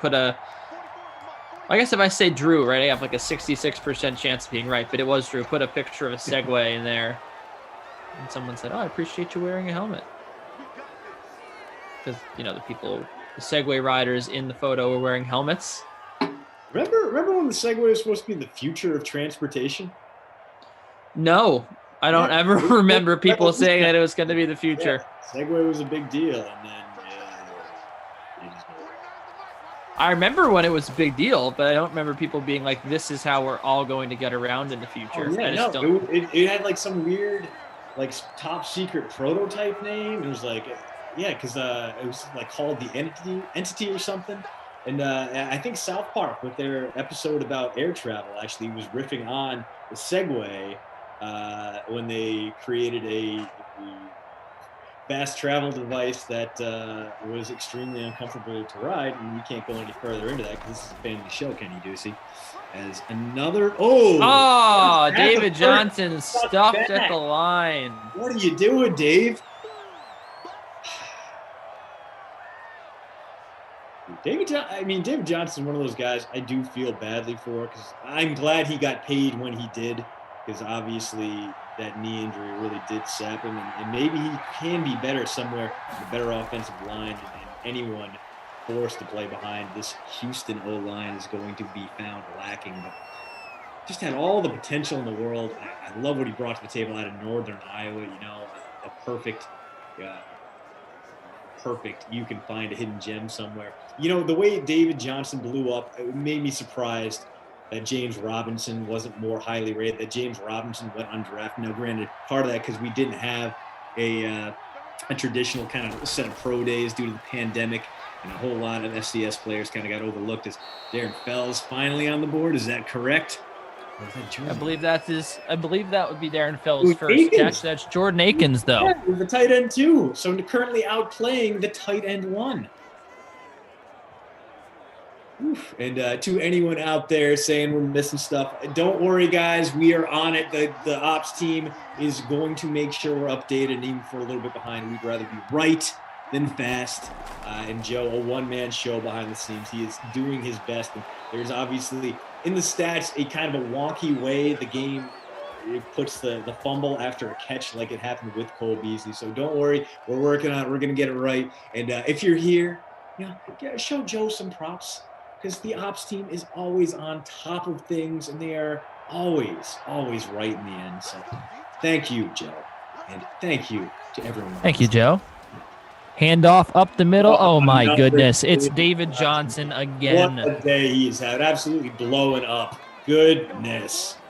Christian, what is going on here? David Johnson, 2 touchdowns to vulture away some points from Deshaun Watson, the likes of, Darren Fells, Jordan Akins, all these guys What's going on? Drew saying this is the second straight game with multiple touchdowns for David Johnson. Apparently just the Texans can't, they always wind up at the goal line, it seems.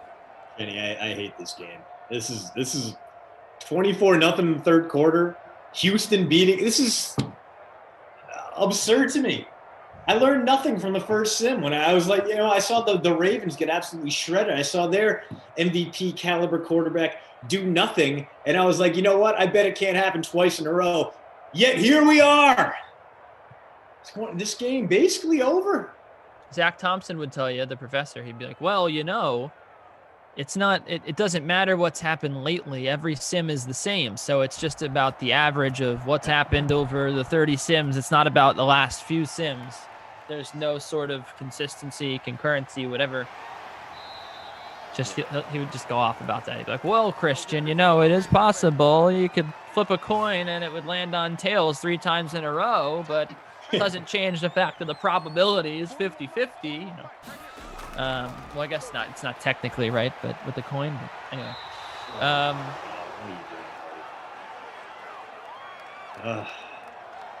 Goofy's dog. These sims suck today. That is correct. Aqua Badger calling for Brandon Cooks to come alive, but the way we look right now, the Texans might not even throw the ball at all in the second half. They might just default to David Johnson and burn some clock. And, Josh Allen needs to get the hell on his horse. He was a cowboy at Wyoming. He should know something about that. And, there at the very least is a completion. We get a Lee Smith sighting. So every tight end in this game, except Dawson Knox, currently outplaying Darren Fells, who has 0 points. Kenny Stills, 0 points. Cole Beasley, 0 points. And that is half my lineup today. Yeah, if you stack the Bills, not going well for you. And to boot, Tyler Pass missed a field goal. So really just everything going wrong for the Buffalo Bills. 24-0 Texans here. Midway through the third quarter. Appreciate you all being with us here.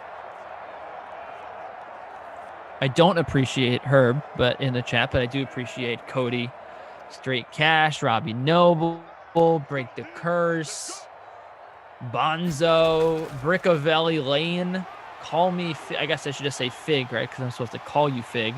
There goes Josh Allen. He's getting some points there. Remember he fumbled the football early in this one. Was it Allen that fumbled, or was it just the Beasley fumble after? Oh, that's right. Cole Beasley fumbled, not Josh Allen. I beg your pardon. I can understand the immediate knee-jerk reaction to go, if there was a fumble, it was probably a mobile quarterback that did it. And if it's the Bears, it was absolutely Mitchell Trubisky. But Josh Allen has yet to really do anything good or bad in this game. He's been pretty much neutral as a player. He is the Switzerland of this sim contest. There's Joshy. 2nd and 7. About 10 yards away from Bass field goal range. They might need a little bit more, given how he donked that first 53-yarder. And Singletary gets the call again, picks up nothing on that one. 3rd and long coming up. Big play here. Probably going to dictate how garbage time goes. The Bills can't get a first down here. They may just go into whatever we lost. We're not even going to burn our timeouts. They can pick it up. They're still not going to win, but at the very least, they're going to try hard. Oh, Allen escapes pressure. Got it. And he got John Brown. Some of you needed him to show up. That's not going to do much for you, but hey, about 2 points there on that reception. Bills drive, staying alive.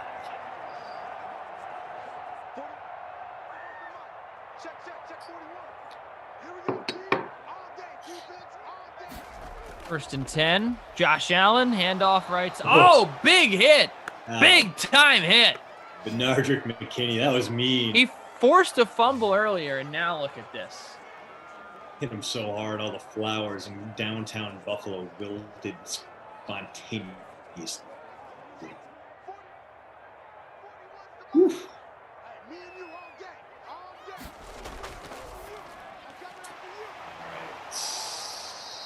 We're going to get another key third down here, but the Bills going to have the entire quarter break to think about it. After 3, Houston 24, Buffalo at home in front of an increasingly agitated and cinnamon whiskey smelling crowd. 0 points as this game. If you stack the running backs, you're doing great. David Johnson's having a great day, 2 touchdowns. Josh Allen and Deshaun Watson doing work on the ground. What do you, hold on. That you're lying to the people. If you stack the Texans, you're having a great day. That's not true at all. I said not true at all. That's not even what I said. You were misquoting me from 3 seconds ago. I said the running backs. Okay. Devin Singletary, David Johnson in the running quarterbacks. Those guys are good too. And John Brown somehow tied for the lead in receptions today, 3 for 26. No one has more than 41 yards. This has been a disaster of a game if you're relying on wideouts and tight ends, especially Darren Fells and his 0.0 points. But hey, something that doesn't suck, segue, the post route. You can subscribe for free at postroute.substack.com. We would love it if you did. You can follow me on Twitter at Kenny Ducey. You can follow me on Twitch. Oh, Kenny Ducey, trying to build my Twitch presence. I'm gonna try to maybe do some. So what are you streaming on Twitch, Kenny? We can actually talk about this entire fourth quarter because there's not much game to talk about. Is there a game that you're defaulting to on Twitch to talk about? I have not streamed any games on Twitch. I'm going to look into getting a capture card so I can stream some games on Twitch, but I've used it mainly to talk about tennis, to just do some live streams. Okay. Take some questions, but I'm thinking that it would be way more entertaining for the people watching if I were playing, FIFA or something. But I only have sports games to stream. I don't have. There's a big market out there for sports games streaming. Yeah, sure. I mean, our guy J-Dub, a lot of Madden Sims in his resume. As the Bills drive continues, another reception for John Brown, who continues to be the most profitable wideout in this game. He came in as he was expensive, $7K for only 7 points in production. Kind of up there in that David Brown era, David Johnson range, where it's like, man, the cost is not worth the average outlay. And yet those two guys, if you got them both in your lineup, you're probably having a pretty solid day. You're probably trending toward the money. There's a big pickup there on first down for Devin Singletary. 2nd and 3 coming up. The clock ticking. Can be under 7 minutes to go by the time this ball is snapped, and the Bills are. Time keeps on ticking into the future. Devin Singletary keeps on trucking, but can't get the first down. 3rd inches. So you got to think he's going to get a look here again. Just run him right up the gut. He's a powerful dude. He was great in short yardage situations in college. Florida Atlantic, he had something like 26 rushing touchdowns his final season there with the Owls for the fighting Lane Kiffins. And instead of going short yardage, they're going to throw for it. Josh not going to get there. What was that play call? Brian Daboll wouldn't have called that in real life. He was the assistant coach of the year, and he would not have done something so boneheaded, Kenny. He would have been like, you know what, we need to get inches. We have a 6'5", 235-pound quarterback. QB dive up the middle. All right, now they're going in the short yard situation. But now they got to pick up 3 yards, and Singletary barely gets it. Oh, Zach Moss, I'm sorry. A rookie out of Utah picks up 3.5 on 4th and 3.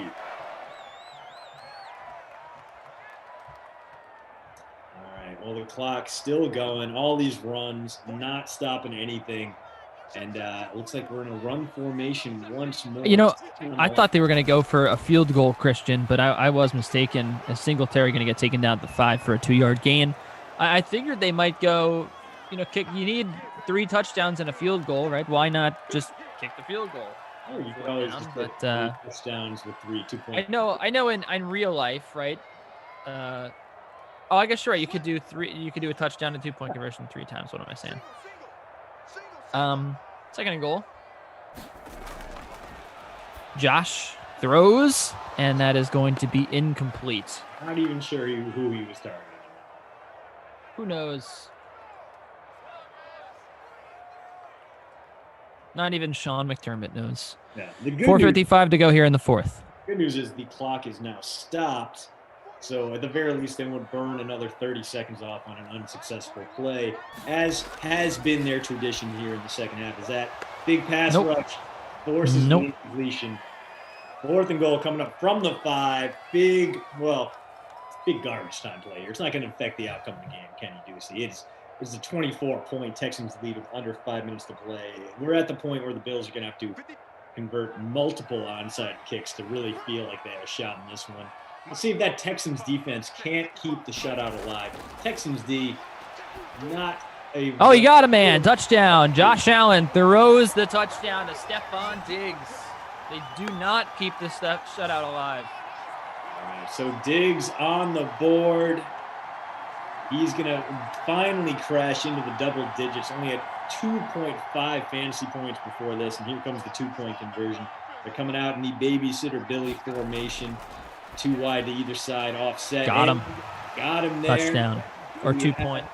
A little bit of, I believe that's a Lee Smith 2-point conversion. And now we got ourselves a 2-possession game, which means our dream, the Bills going quietly and saving their timeouts in a lost game, is now officially extinguished. That's right. Can a dream be extinguished? I feel like it's a flame is extinguished. No, dreams is like flames. A dream can be crushed. A dream can be extinguished. A dream can be crushed, ended. A dream can be killed. I don't know if a dream can be extinguished. I think it can be extinguished. Kenny, you're talking to a man who took multiple poetry classes. A dream can be nullified. A dream can be smothered, suffocated. Dream deferred, as Andrew behind the scenes points out. Deleted, maybe. You get, I don't know about extinguished. Extinguished, absolutely. 1,000%. It's like you can't even feel St. Elmo's fire burning within you, Kenny. I think the problem is that I appealed to your cold, icy brick of the heart, and there's just no room for empathy there, which is why you cannot understand how a dream can be extinguished. So this Texans team not interested in letting off the gas. They want to get this back to a 3-possession lead, and for that I thank them. Fuller on back-to-back throws there, and they're already at midfield. So the Texans looking to put the foot on the neck of the Buffalo Bills, looking to extinguish the Buffalo Bills. There you go. And D-Train, a dream is a wish your heart makes. Oh, it's beautiful. Some people out there calling for Darren Fells. I would love it. He's my captain. He's got me, I'm currently sitting 79th in the 82-person free roll. And you know what? I kind of want to, if I can finish worst in back-to-back DK SimFan free rolls, I feel like that would be an even bigger accomplishment than winning back-to-back free rolls. Watson loading up, throwing downfield. Got a man at the 35.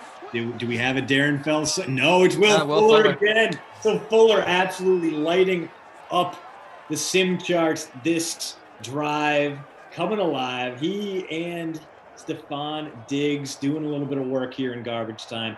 We are inside field goal range for Ka'imi Fairbairn as long as Watson doesn't take a sack. That would affect, smash there as Johnson can't pick up or David Johnson rather doesn't pick up more than a yard on that one.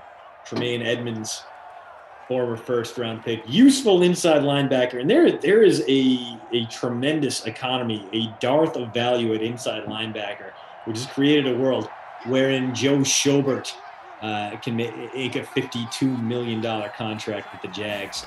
So getting a guy like that, even if you have to pay up for him in the NFL draft, there is just so little reliable value at inside or middle linebacker that is worth it to go out and find yourself a guy. And this year, Kenny, there are actually a handful of pretty intriguing middle linebacker candidates who who should be able good? who should be able to fill an important void in the NFL. For me, it's guys like Nick Bolton doesn't really fit in these usual. Now I gotta go through and find out. I forgot who the guys are. There's the kid out of Tulsa who should be really good. I'm really excited. I can't think of his name right now. Dylan Moses out of Alabama is absolutely one of them. Who am I thinking of though? Zaven Collins, big enough to play outside, but can move inside a little bit. Not a true proper guy. Nick Bolton would be more of the inside linebacker fit. The Missouri outside linebacker would move in at the next level. Anyway, Trey Smith got the best play in football. The 2-minute warning. Anyway, I just blew myself up with that. Outright ignorance as the Texans are going to try to end the game here, and they can't. Well, all right. Sorry to all the Kaimi Fair Barn owners out there. Real life Bill O'Brien. Well, real life Bill O'Brien may have been just as stupid. But that instead of the chip shot-ish field goal that would have iced this game, the Texans give the ball back. The Bills down 2 possessions, 2 timeouts. They still could make this thing happen. It's only like 2% likely, probably less.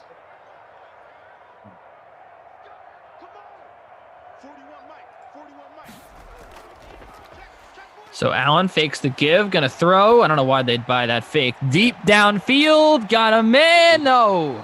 Diggs had a little bit of space. The ball just a bit overthrown, but yeah. Keep spamming that. Do that over and over and over again. That's the only way you're going to get back into this game.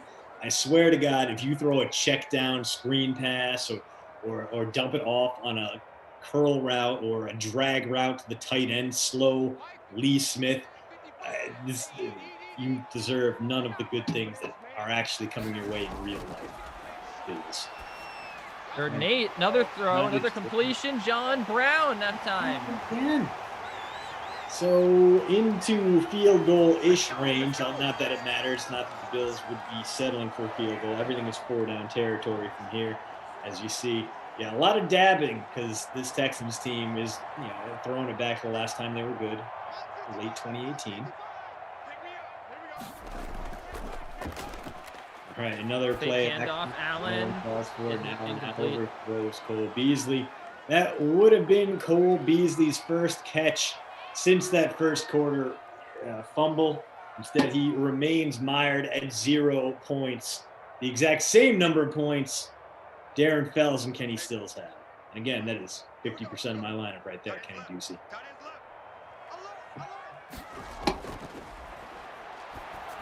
Allen, what was that off balance? Got to complete to Lee Smith. 3rd and 3.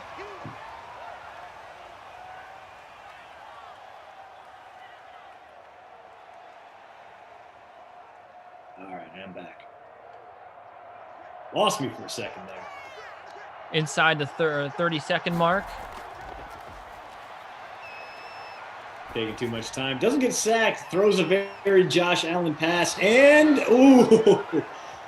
looked like it might have been Brown there who nearly came down with it. But very familiar setting there. Allen falling off his back foot and throwing an absolute laser. Very few guys in the world have the arm strength, the arm talent that guy has. Patrick Mahomes, of course, is one of them.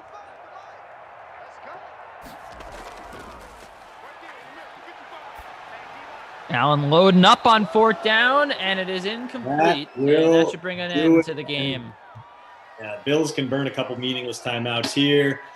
But this one over. Houston 24, Buffalo 8. Yes, good job. Good job prolonging the game, Sean McDermott.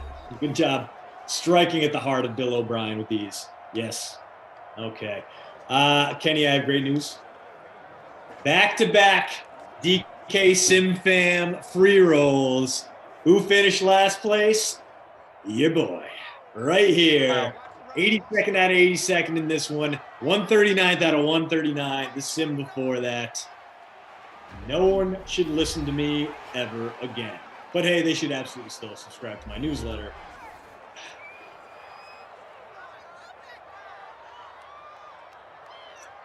What a terrible back-to-back. This is just two very, very unentertaining and just gross sims. We barely even got passing performances in this one. Just very much a low-key, like you'd expect this between two low-level FCS schools, not the Bills and the Texans.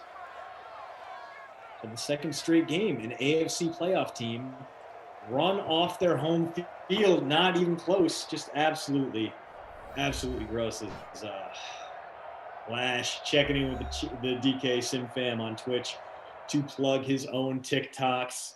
The TikToks I refuse to watch because they look real concerning just based on the preview images. But hey, you should absolutely go check out Lash. See what he's dressed up at.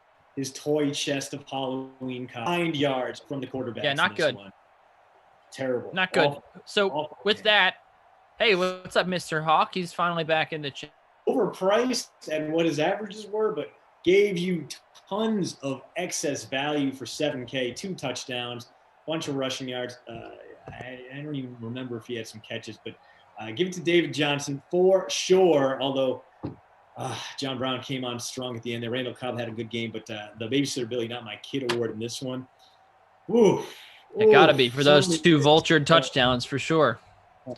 You know what? Let's give it to Darren Fells, my captain, who I thought would have a good game, and I don't even think he had a target. He got outplayed by his own tight end, too. He got outplayed by Lee Smith and Cole Beasley. You're in the running as well. But for me in this one, Brandon Cooks, 1 for 11. Still better than Darren Fells. So give him the Babysitter Billy Not My Kid award today. All right, Mr. DeAndrea, good stuff. We got plenty of action ahead for you on the DK Dream Stream. 4 o'clock, Vikings Chargers with Glash and Jeff. 5 o'clock, of course, NBA Pre-Lock Live, as it is at the same time every day, every weekday. Julian is going to be hosting that with Matt Meiselman. And you got Patriots Browns at 6 with Glash and Jeff once more. They'll be back with you for that one. And then they turn things over to Adam Kaufman and Tommy Popsicles, Tommy Freeze Pops, Tommy Sorbet, Bears at Raiders at 8, Falcons at Dolphins at 10 o'clock. That is your day on the DK Dream Stream. Should be fantastic. We appreciate you being here with us, Twitch fam, the YouTube chat, whether you're watching on those 2 platforms or on DraftKings. On the website. We appreciate you being here. We got plenty of content for you all day long. We got NHL previews, NBA previews, a tennis preview. You know, we mix in a lot of different stuff here on the stream. We keep you guys entertained. So we appreciate you being here all day long, hanging out in the chat. And for me, anyway, that's it for today, and for Christian as well. But plenty more ahead here on the Dream Stream. Christian, pleasure, buddy. Always fun hanging out with you, Kenny, even when the Sims are bad. I'm sure we'll be back together next week. Everyone out there, have a great weekend. Thank you so much for tuning in, even though the Sims were bad. Anyway, we'll see you next time. Take care.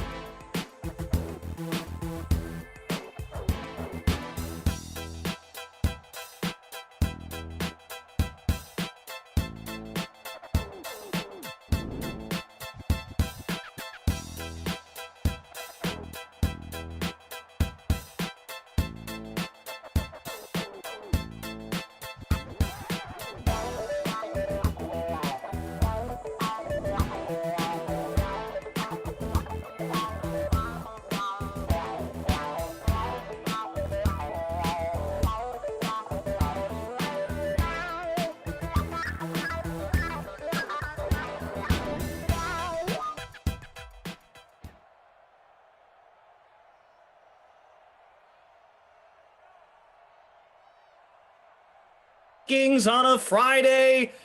Glash and Moose for the next two Sims. How you doing, buddy? Do you feel recharged from Wednesday night when we were last together? You feel recharged. I do feel recharged, man. I'm having a good Friday. It's I was just laughing because I saw the name of the free roll, and I completely forgot about when we, the last time we did a sim together. It was just all Sesame Street voices, so it made me chuckle. But no, I'm having a great Friday. I hope everyone else is having a good Friday too. Got my lineups in. Mr. Hawk's here now. Mr. Hawk, not just Fantasy Hawk. See a couple other dudes, but smash that like button for you if you could, people. And let's get going. Chargers Vikes. Who do you like in the captain spot? I put my guy Herbert in there. I figure it'll be a little bit, then you can still get in both the QBs if you do that, or both the RBs, excuse me. Everyone wants to play the RBs here. Mm-hmm. And then, we do have some pretty good value receivers like Tajay Sharp and the likes. So I went with that. I went with, more of the low-owned receivers, the low-price receivers.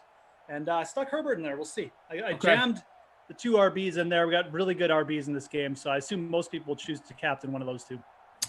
I captained Tajay Sharp to create some flexibility. I've got Cook in there. Eckler, Herbert, Hunter Henry, and BC Johnson is my punt play at $2,000. He's the wide receiver for. Okay. So, all right. Very good.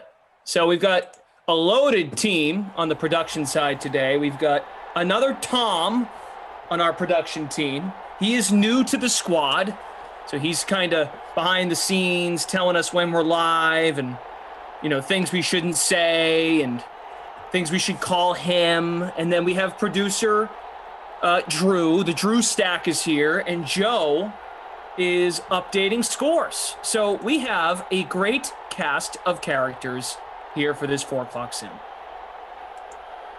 And I'm looking forward to it so much. So, very good. Chargers, go Chargers, go. What's the Chargers fight song? Don't they have like a fight song like Go Charger or something stupid like that? I feel like they do. The Eagles fight song. Not a best. Eagles fly. Not a bad guess that it starts with Go Chargers. Good guess. Justin Herbert going to start the game. Looking to pass. Maybe he'll take off and run. He will. Slide, young buck. There you go. There you go. Let's start for my captain. Captain Herbert. 7 inches. 1 rush for 10 yards. We'll pull up our free roll. The Glash and Moose, Sesame Street's core. We wanted to build a franchise on Sesame Street. Who we just start with? Fantasy Sesame Street. Who are you going to captain from Sesame Street? Yeah, come on, chat. We need to know. And if you answer our questions, we'll avoid the voices. That's right. That's how it works. That's the kind of games we're playing today. Yeah. I would captain. I feel like Big Bird would be the chalk. He's the most popular. He's big. He's a bird. He's yellow. Oscar the Grouch. Snuffleupagus. Snuffleupagus would be like the fullback. That's like 2,300. Yeah, he's like Derrick Henry. Oh, the fullback who's 2,300. Okay. Or that.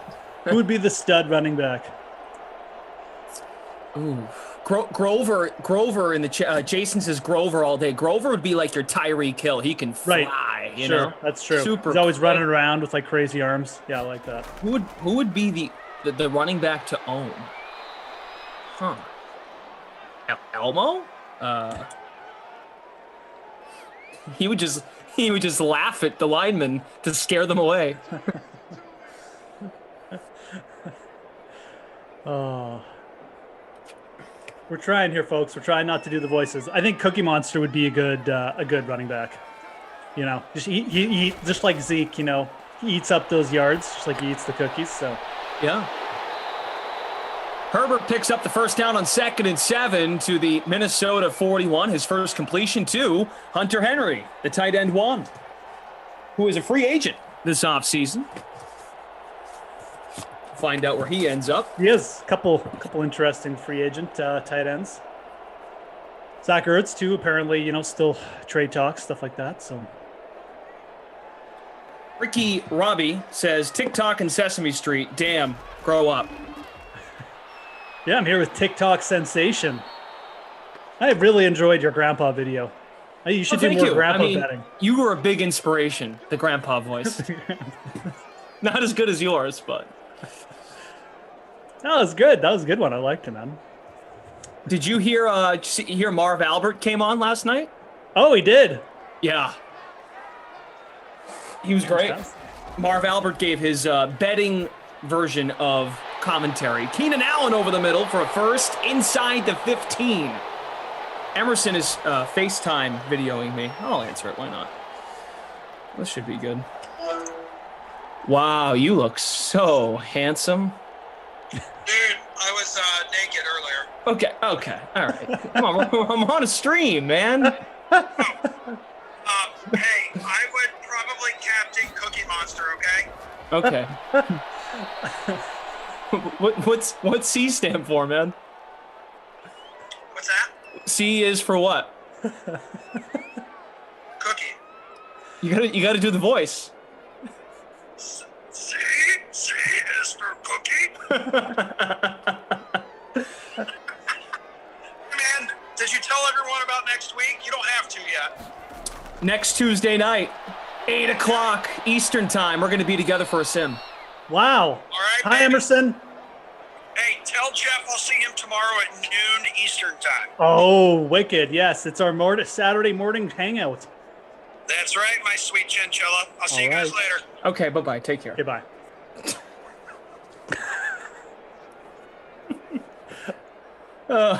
Oh my God. Well, that happened.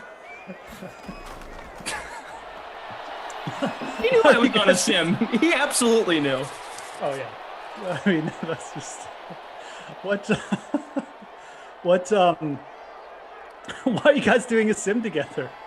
Because I think we've been talking about it for a while, and yeah, Emerson probably just a little jelly, you know. Well, he's the one who's like, oh, you know, I'll make myself available at night, you know, if I don't have a lesson. All right, man. Well, we've had like almost a year to do a sim together. It's February 19th. I like it. I'll tune in for that for sure. What day is it again, though? Tuesday, next week. All right. Tuesday, the 23rd. I'll put it deep in the cold storage of my head. Should pop up.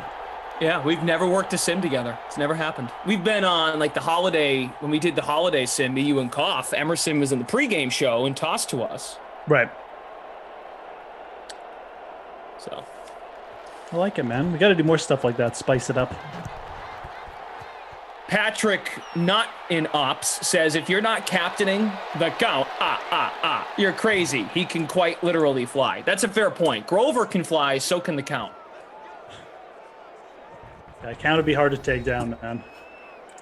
Just laughing at you. Get a lot of taunting penalties. Just laughing all the time.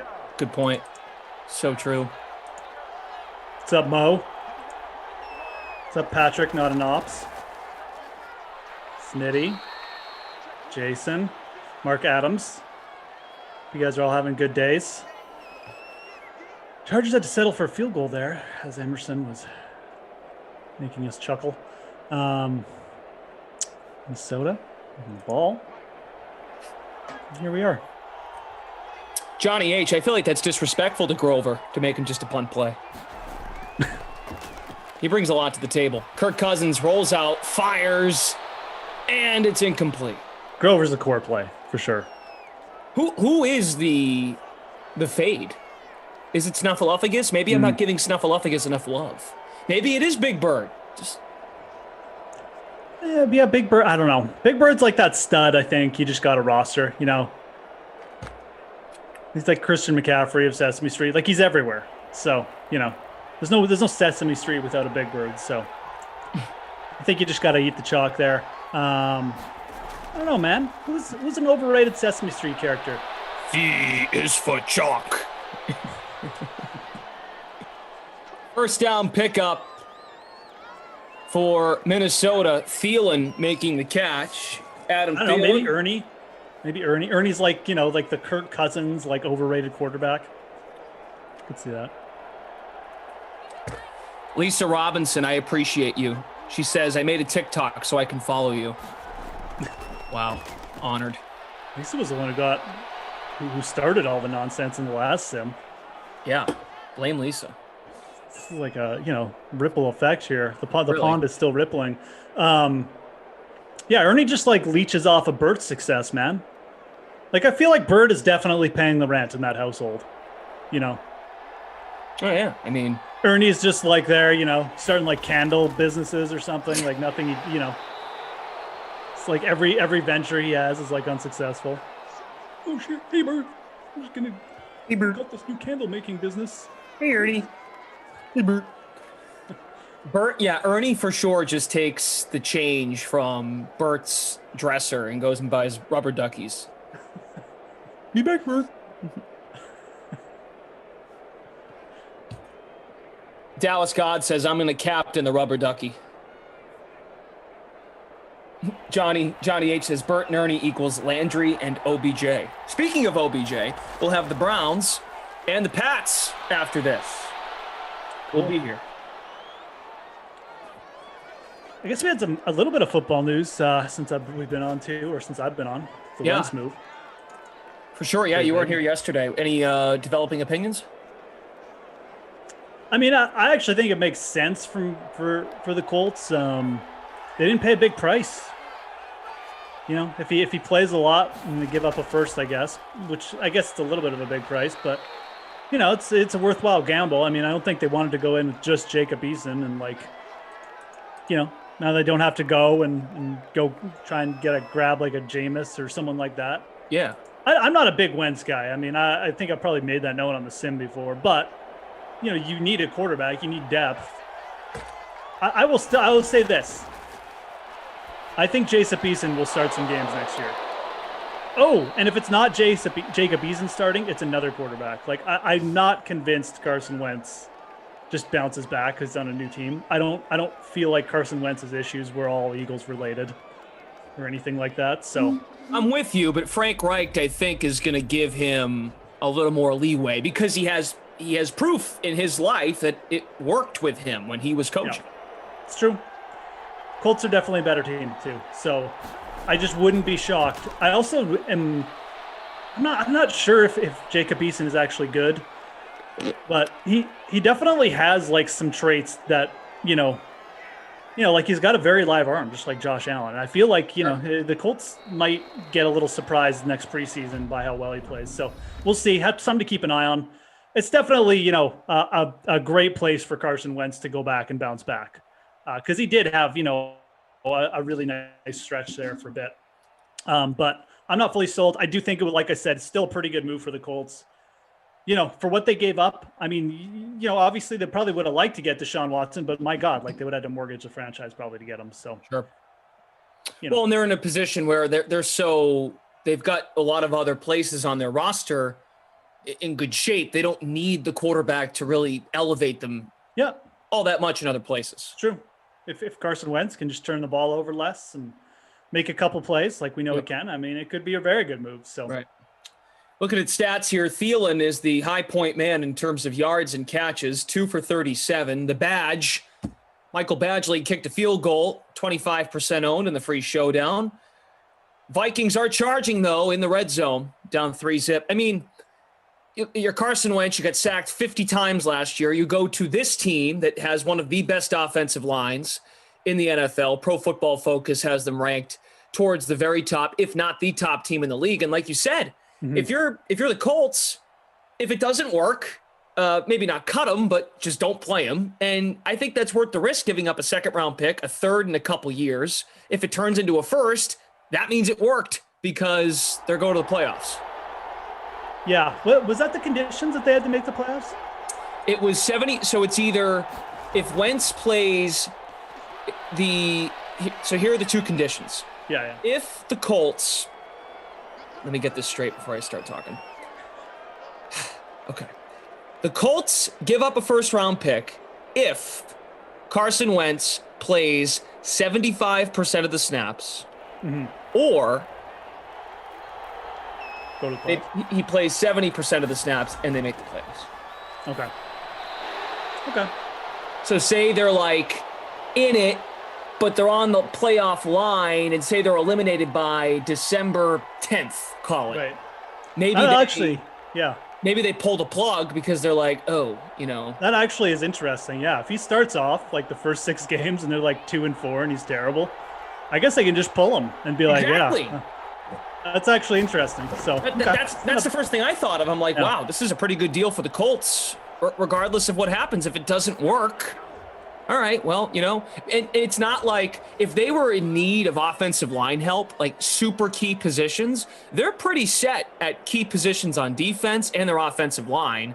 You just trust that Frank Reich and his genius, his offensive mindset is good enough to elevate later round offensive skill players. They've done some good drafting too. Like last year with Taylor and Pittman, really rounding out the offense. For a team with no first rounders last year to get Pittman and Taylor on offense, it's a fantastic pickup, man. Pittman, you had guys like Henry Ruggs, Rager, even Jerry Jeudy. Pittman, in my opinion, I would have taken him over all those guys. So Colts have done well. They've built a good franchise, like you said. It's a pretty low risk spot, and even if they give up a first, I mean, they've made up for it already by just having a good draft last year. So right. Ooh, Eckler. See you, buddy. Go. Nice run. To the 43 of Minnesota. Big run for Eckler. 1 minute into this second quarter. Hit that like button, guys. Looking at the chat, Jason says, G is for Glashy. Demetrius says it's the Glashman and Jeffrey. Yeah, and Congo Cap makes a good point. PFF had the Eagles O-line rated higher than the Colts last year. Really? And I mean, look, I don't think the Colts gave up nearly as many hits or pressures, but the Eagles O-line also wasn't as bad as people think. And that's kind of what my main point was. Okay. All right. I think a lot of the problems were Carson Wentz problems. Like, the dude took too many sacks. He just tried to do too much. We know there's a pretty good quarterback in there. I think he's had a really good stretch, but are we going to see it again? That's why I'm not convinced, but I still like the move because it's a low risk. So I think it's a good point. And I think that goes to my main point of I'm just not sold on Wentz, but you gotta commit somewhere, man. That's fair. That's a fair point. I'm surprised by that because I know Philly had some guys like Lane Johnson was in and out. Didn't they have another starter go down at offensive line? Look, it's a PFF grade. Like, it's based on a bunch of stuff. So the Colts O-line, let's be real. The Colts O-line, in my opinion, was still fairly a lot better than the Eagles. But I don't think that all of the sacks that Wentz took were necessarily like Eagles O-line related either. Look, Jalen Hurts, took 0 sacks in his first game. He's obviously a different QB, but still, it just shows you, you can. It maybe wasn't quite as bad. So, I'm more excited for Jalen Hurts. I really like Jalen Hurts as a football player. If he can just, improve his throwing, maybe up his arm strength just a touch. I think that guy's gonna be just a really solid NFL quarterback. Austin Eckler just ran one in for 31 yards and a touchdown. 69% in the flex, 16% captain in the public free showdown. The latest I've heard, though, and again, I always say that I've heard, meaning I've read something from someone else. I'm not tapped in, okay? I don't have sources. So that's my fault. But did you hear what the Eagles are going to do with Jalen Hurts? They said this yesterday. They're going to have a quarterback competition. Okay. Like, they're not fully committed to this guy. I mean, I get it. You want him to earn his spot. Totally understand. But can we give the guy a little confidence? ESPN reporting, Eagles plan to bring in competition for Hurts. It is what it is. Like, this is the difference between being a first-round quarterback and a second-round, right? Like, it's very much like a Lamar Jackson situation. They had Joe Flacco for a while, and they weren't totally convinced until, it took them like almost 2 years. So I don't know. I question. I think it's more of just, look, kid, we're not just going to hand this to you, and I think it probably will work out better for them. Now, maybe they will go out and get someone legit, and like maybe they aren't necessarily sold, but I'm just not sure who they're going to get to beat out Jalen Hurts. Like, realistically, who's out? Maybe if they brought in Mariota, that would be like the one guy who I could conceivably say, well, okay, Mariota, especially if he's improved his throwing just a touch, I could see that being like a true competition. But if it's even if it's Jameis, what kind of upside is there starting Jameis over Hurts, man? Like, there's just no way. There's just no way. Like, the guy throws 30 interceptions. It's basically just Carson Wentz, part deux. Like, I don't know. I'm very skeptical that, the competition will really be true competition. It's mainly just it'll be like a Nick Foles, Carson Wentz situation. And reports were they were trying to get Nick Foles back. So it might even be Nick Foles as the competition. Like, don't be shocked if that ends up happening. Okay. I actually think it'd be a good move for Philly. He's a great backup. So you don't think, you don't think they're drafting someone? Even me, the world's #1 Nick Foles fan, would still start Jalen Hurts. They could draft someone too. It's going to be really competitive though, man. Like, those top 3 quarterbacks, they're probably going to go 1, 2, 3. At the very least, like 1, 2, 3, 4. Nick Foles caught it though, as you like to remind me. Heck to the yes, he caught it. Nick Foles It'll caught be interesting to see who they pick up though. Maybe it will be Mariota. That'd be really interesting. Herbert empty in the shotgun from the 24, 2nd and 5, just gets the pass off to avoid the sack. Carter Robinson says, who can they bring in though? They're already $33 million in dead cap money. And that's another issue, right? Like, that's why I'm saying I'm just not convinced that we're going to see like a big name necessarily. That they're bringing in. I don't even know. I don't even have that many names off the top of my head. Mariota was like I think the main one that would be like interesting from a true competition standpoint, but no, I don't think they're going to be able to spend a bunch of money. They're probably planting that now, right after they make the move, just to kind of put it on Hurts's radar. Like, for all sure, right, kid, like, we want to hand you the keys, but we're not going to give it to you. I mean, I like Jalen Hurts, but he's played like 5 games. He looked, from his throwing definitely looked limited in spots. I think as a quarterback and just a pure football player, he looks beyond his age. Like, he's a very smart player, but you don't want to also put the cart ahead of the horse with young players or whatever, right? And you want to give them a little competition. And I think that's a good thing. I think it's probably smart as long as it's handled correctly. If they do bring in another big name like a Mariota, or they trade for someone a little bit bigger or something, then it could get weird. But I think in most respects, it'll probably be someone like Nick Foles, and it'll just be like, yeah, we're having a competition. Wink, wink. You know. Andrew, part of the production team, part of the Drew Stack, says DK Sportsbook, Zach Wilson, the favorite to go number 2 in the draft.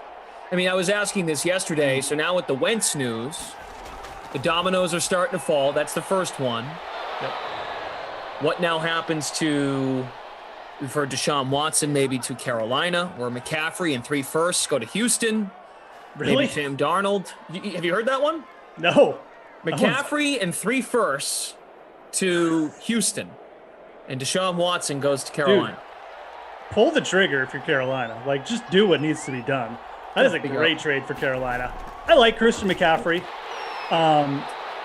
He's a very unique running back because of how good a receiver he is and just how well he runs the balls along with it.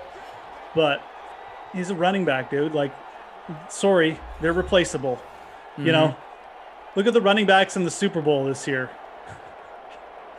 Darrell Williams and, you know, a rookie. So basically sign a veteran off the street and draft a RB and like you've replaced Christian McCaffrey, or you could conceivably do it. I've already talked about my potential love for Deshaun Watson going to Carolina. I think that would just be such a good landing spot. But you pull that trigger all day if you're Carolina, man. You got Robbie Anderson, DJ Moore. Oh. David Newton, who covers the Panthers for ESPN's NFL Nation. The Panthers will do whatever it takes to get Deshaun Watson, and that includes giving up 3 firsts and Christian McCaffrey. Dude, do it. I'm really starting to like Matt Rule, man, because this has Matt Rule's fingerprints all over it. Love to see it. That would be. I just think it would be such a good landing spot for Deshaun. The right kind of offensive-minded coach. The players you want him to be throwing to. You know, and realistically, like, Deshaun doesn't need a Christian McCaffrey in the backfield. He doesn't dump it off. Like, he runs a lot himself. It would almost be a waste to have McCaffrey and Deshaun in the backfield, you know? Well, and look, let's from try. From a salary standpoint, it would be a waste. Yeah. And look, I think we're all into daily fantasy here. Ooh, so let's, and season long, nice pass. Cousins to Sharp. So, look, I'm just reading the report here from ESPN's NFL Nation reporter David Newton. So this is not my idea. But if you're Houston, take out the fantasy implications. Yes. In theory, like, oh, yeah, McCaffrey. I mean, McCaffrey would run the show in Houston. At least it gives the Texans, like, a star. Like, they're not totally unwatchable. Yeah. And think of it from that standpoint. Like, the Texans still need to, like, try and be watchable. McCaffrey doesn't do that. Until they get a quarterback, you know, like a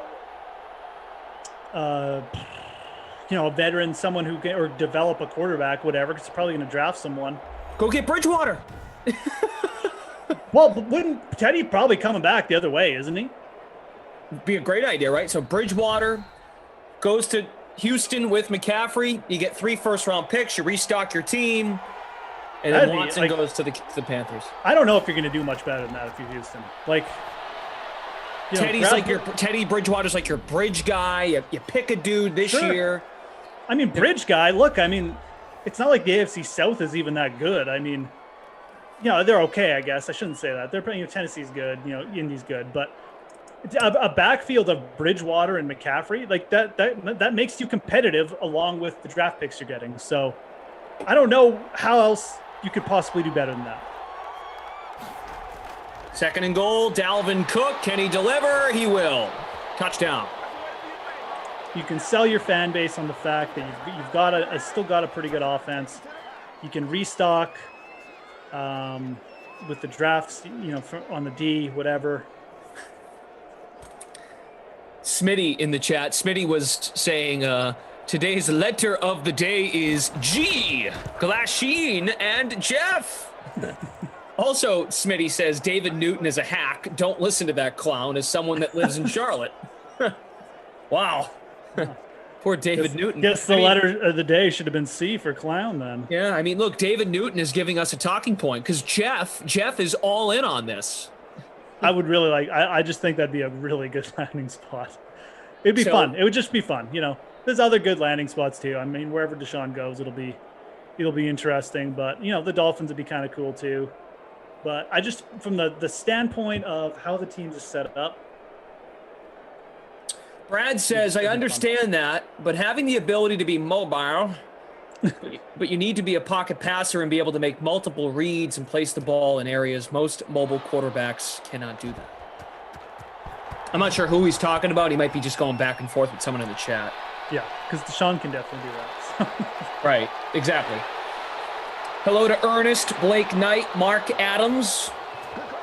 Mark is saying no reason to commit right now to Hurts.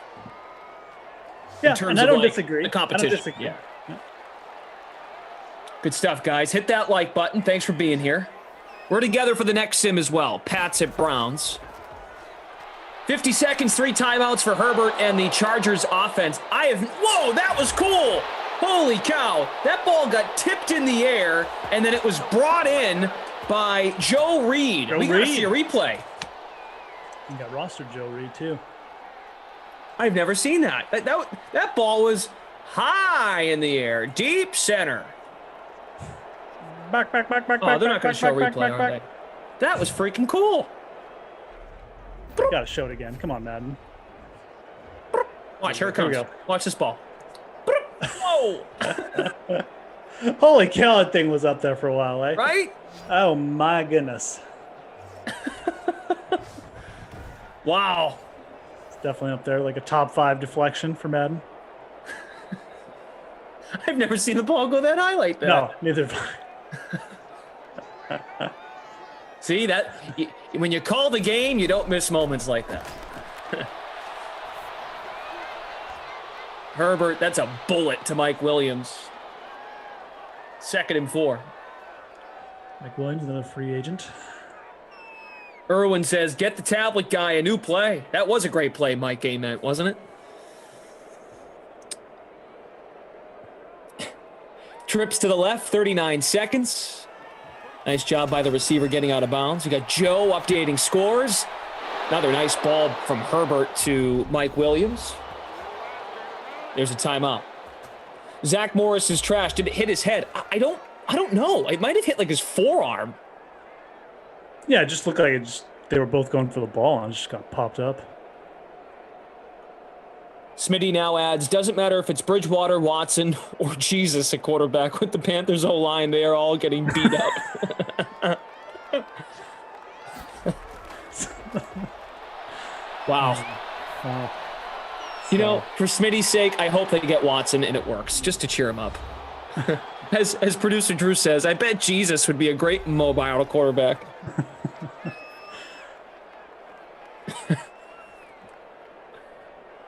Yeah, I like Matt Rule, too. I think he's got a pretty good... Now, you realize, too, Matt Rule's got some say in personnel with Carolina. Like, not many coaches have that. Yeah. Carroll has it. Belichick has it. Yep. So that's kind of... It's a lot of manpower for a young head coach. Yeah, that's why I like it, though. I mean, I think you got a coach who is committed to a certain style, and I think that style is going to fit what Deshaun wants to do. I think that Matt Rule knows that too. He's like, wow, like look at these guys I've got. I got Robbie Anderson in here more. I don't know if they're bringing Samuel back or what, but you know, I've got some pieces that I want, and you know, I can go get my quarterback. Like, let's go. So, Sir Purr, who dat? Sir Purr. 3rd and 10. Oh no, they'll try it with the badge now. Allie Smith, yo. Glash, what's up, buddy? How are you, Allie? Allie, you're a big Eagles fan, right? Allie, a season ticket holder. Okay. Who was in the chat yesterday? I feel like I work in marketing now for the Eagles. Hey, season ticket holder, back for more. Robbie Noble says, Glash just saw the Marv Glashbert on the Twitter. Hey, thanks, buddy. Yeah, Marv Albert stopped by. In TikTok land. Yes. Yes. From 3. Yes. It counts. And the foul. Okay. We're going to hit halftime. 10-10. And we did not get a field goal attempt. I just noticed they punted. Matt Zeman, are people playing or is this computer? This is a computer simulation. Exhibition event type, all Madden difficulty, arcade game style. Those are the details. Those are the deets, man. So Geoff and I are just commentators. We are not playing. We are on Twitch. We are on YouTube, as you have found out, Matt. We're also over on DraftKings. You can make lineups, Showdown, Classic, and then we have someone from our great team updating scores. You can find information on all of these simulations over on the DK Playbook, dknation.draftkings.com. You just have to Google search Madden Streams info page. You'll get our depth charts, superstar traits, X factors, who plays, who doesn't, what the rosters look like, and all that jazz. That's the wind up and the pitch. Who's doing what? Thielen had a decent half. Tajay, 50 yards, 59 yards for Thielen. Both running back ones had touchdowns, which is good. Yep. You know, it's not, look, it's 10-10. It's not a barn burner, but at least the guys that you need are producing to some degree. Could be worse. We've had much worse house than that, so yeah. We'll take it, folks. Yeah, sometimes Justin Herbert, and Kirk Cousins for that matter, but Herbert, you can kind of understand because he's younger and the ratings aren't as good, but sometimes Herbert is god awful. It's terrible, yeah. But he's got the upside. Yeah, he does. When he's good, and he runs a little bit, so. Sometimes he can really, feel in charge. So Take charge. Take charge of your city. Gotham is yours. You came back to die with your city. No, I came back to stop you. This halftime show brought to you by Batman. Zaboo, what roster? The depth charts, the depth charts that have the QB1, the RB1, the third down back, power back. Those are all available on the Madden Streams info page. Yeah, you want to know who's starting and playing for these guys. So you go to the DK Nation, you type in Madden depth chart, a team if you want to know. And you know who's playing wide receiver 1. They have a little more value, things like that. So that's what these are all about, though, if you're new. Yeah, we're about a month away from coming up on our anniversary. We've been here for a year. Stay here. Please.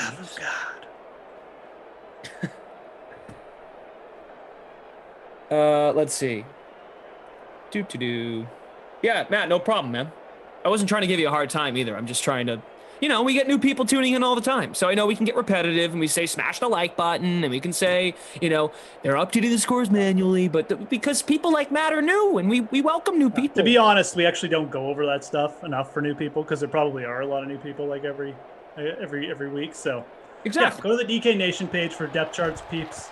It's like Brandon said, we're in simulation mode. No one's playing except the computer. And it's the long and the short of it, man. If you want the Madden depth chart news, definitely go to the DK Nation. Use the Google machine, type in Madden depth charts, and you'll be good to go. And while you're at the DK Nation, you can check out my articles as well. Golf. There's no football anymore. Hockey up tonight. I did see that. 4-game slate. Got the notification. Oh, the Oilers are playing. Yeah, guys, Moose can do it all. He can do some hockey. He do that hockey. You're a hockey, football, golf guy. That's it. That's my trifecta. Three, right? That's my big. It's like my Triforce of power. If I was Link out there going for 3 pieces of the Triforce, hockey, golf, and football, man. That'd be it. Glass Sheen's toothbrush providing examples of what we're talking about. Ronald Jones gets no snaps, while Shady McCoy gets at least like 10 a game, and that's probably accurate. Yeah. Piercy over on Twitch, everything is flowing perfectly. DK Sim for life, and says depth charts are key. Yes. Oh, nice pass. Justin Jefferson bringing it in at the 25. D. Heasy says, how do I mute the commentators? Great question. you want to just take your mouse, go right where the play button is, and then you just hit mute. And then you can go buy your own microphone on Amazon, D-Heezy, and then you can talk into the mic and talk about what you want to talk about. And then you can start your own stream. A little worried, to be honest, if you don't know how to use your volume control, but... Or you just don't know how to mute it, and you put up with us. Hey, Tom Cruise. Appreciate it. Mark Adams says, do you do the Commissioner Gordon voice, too? Commissioner Gordon. Commissioner Gordon. I don't even know what his voice is, or... Yeah, that's an interesting one. I have to save Dent. That's pretty close. It's that like high electricity, kind of like half shouting. Gary Oldman's such a good actor too. Like, he's great. For sure. 3rd and 7. They got to get to the 4 for a first down. 10-10. Cook and Eckler each have a touchdown. Come on, Kirk. You can do it. Thielen's in the slot. They won't go to him. They'll go to Sharp. Touchdown. Tajay. It's my captain. I love it. Right, you captain him. Let's go. I'm feeling pretty good right now about my lineup. I got to check mine out. I think mine's doing okay, but where am I? 82nd? Yeah, it's not that good. I am in 60th, but the touchdown has not been added yet. I did not play Kirk Cousins, so that doesn't help. No. I got Tajay. Oh, you put Tajay in your captain without Cousins? You goof. Can't do that. Yeah. Yeah.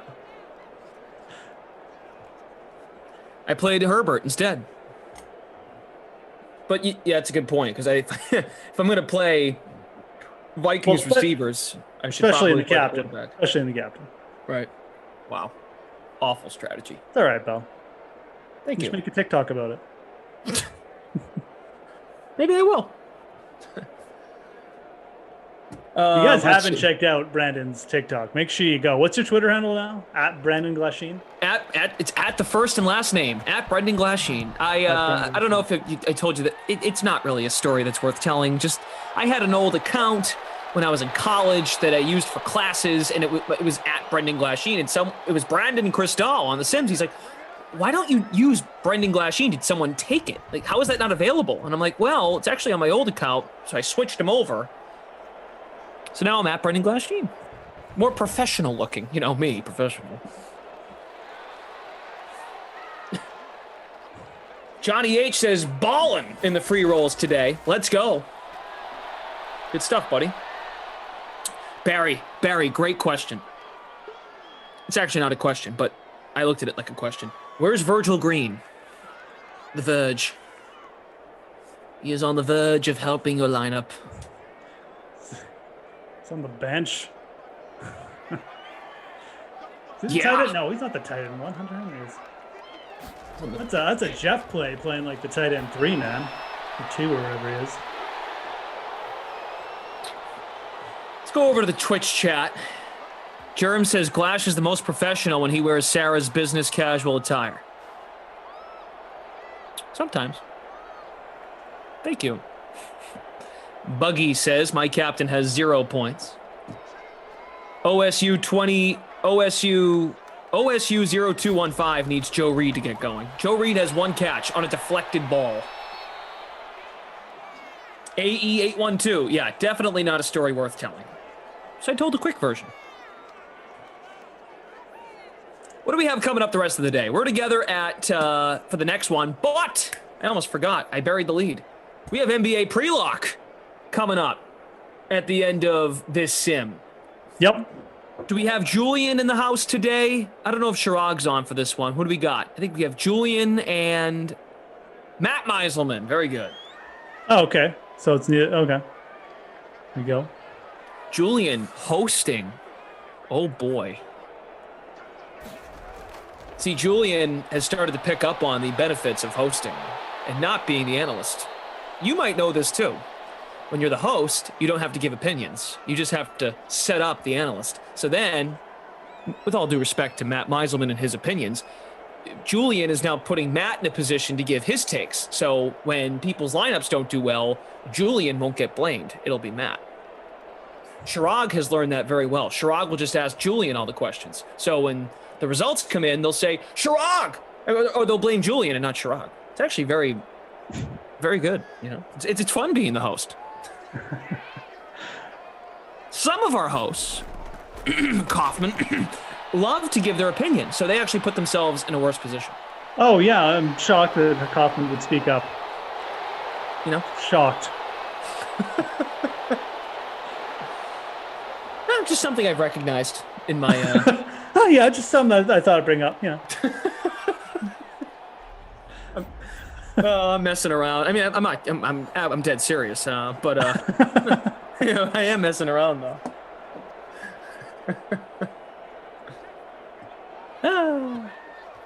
Throat, what's up? How are you?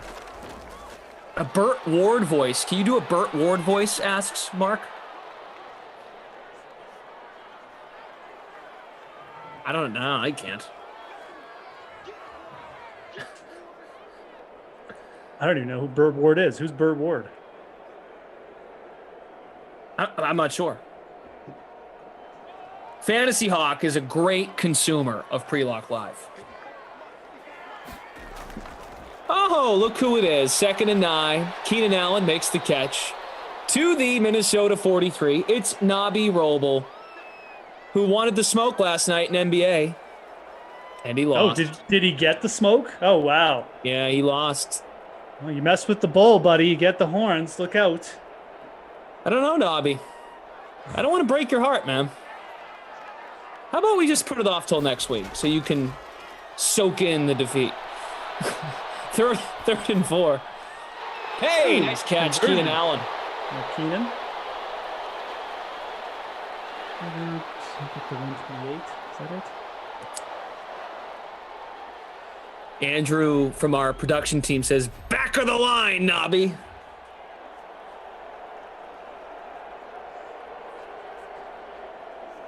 Yeah, you only lost by 4, but you still lost.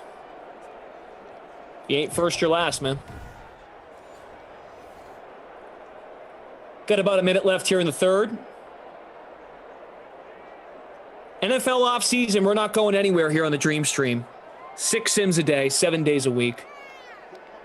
Glad to have Moose back. I mean, Moose is, strapped into his the hockey with golf. So you're remaining busy. It's still a busy time of year. It actually, though, it is. It feels normal though again, right? In the sense that you've got all this crowded crossover in the sporting world. It does. Like it was weird having, the hockey bubble and the basketball bubble. It was kind of cool, but it was also weird. It was cool at the time because we had like no sports and like anything was good, but it was strange. Like this is good. We got through the football season. Golf's back on a regular schedule. Basketball and hockey are kind of weird, but they're semi back to normal. And the hope is next September football starts, the NBA and NHL get in like a training camp, and then it's like, okay, let's go. Fans in the stands. I'm going to Vegas. We talked about that quite a bit at the beginning of the NFL season. Oh, the Vegas road trip? We've made a lot of plans on this Dream Stream. Yeah, there's been a lot of plans. A lot. I should have kept a legal pad of all the plans. Of just like, yeah, man, we should do that when this is over. But I do. I've never been to Vegas. Sarah's been. I've never been. Oh, right, yeah, you're the one who's never been. Oh, dude, I would go in a heartbeat. Go to a Raiders game or go to a Vegas Golden Knights game. Yeah, and that's the thing. Like, Vegas is now like a sports hub with like 2 professional teams, right? So it looks awesome. The stadium. Yeah, I feel bad for like Vegas. LA kind of too, more Vegas. It's just like, just looks cool. Didn't really get the proper opening or anything. That does suck. Got this. Oh man, we got this new stadium. Oh yeah, and no one's allowed to go to games anymore. Right. By the way. So. Right. Have fans been in the new LA stadium? The one we're watching here in Simland? I don't think so, because LA had like the most severe restrictions for a while. So I don't think they had fans at all. I could be wrong about that. They might have had some for like towards the end. Oh man, he was wide open too. Right. What I'm saying is they just opened too, right? Oh, I know. The SoFi Stadium is insane. Like, it's got like the glass like roof. You can get like a suntan while you go to the game. Looks amazing, dude. I mean, it's a great stadium. Yeah. 3rd and 10, Herbert, end zone, touchdown, Keenan Allen. These two are going to make some magic over the next few years, man. Keenan's such a good receiver. It's one of those guys, you just look at, like, you hate to say this, but you look at the metrics for Keenan Allen. It's like, the guy's okay, probably not like stud receiver, but then you just watch him play. It's just different, like, he just gets open. So good at just like running routes, getting himself open. He's that dude. He's just like I don't even know. Only 30 like that too. Only 35% in the flex, 7.5% in the captain spot. So if you played him, good on you. I like Vegas too. You can get a little much if you have to stay on the strip for too long, but it's Vegas in the summer. Oh.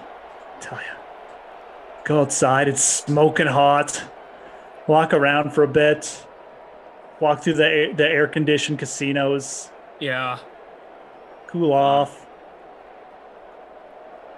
This needs to happen.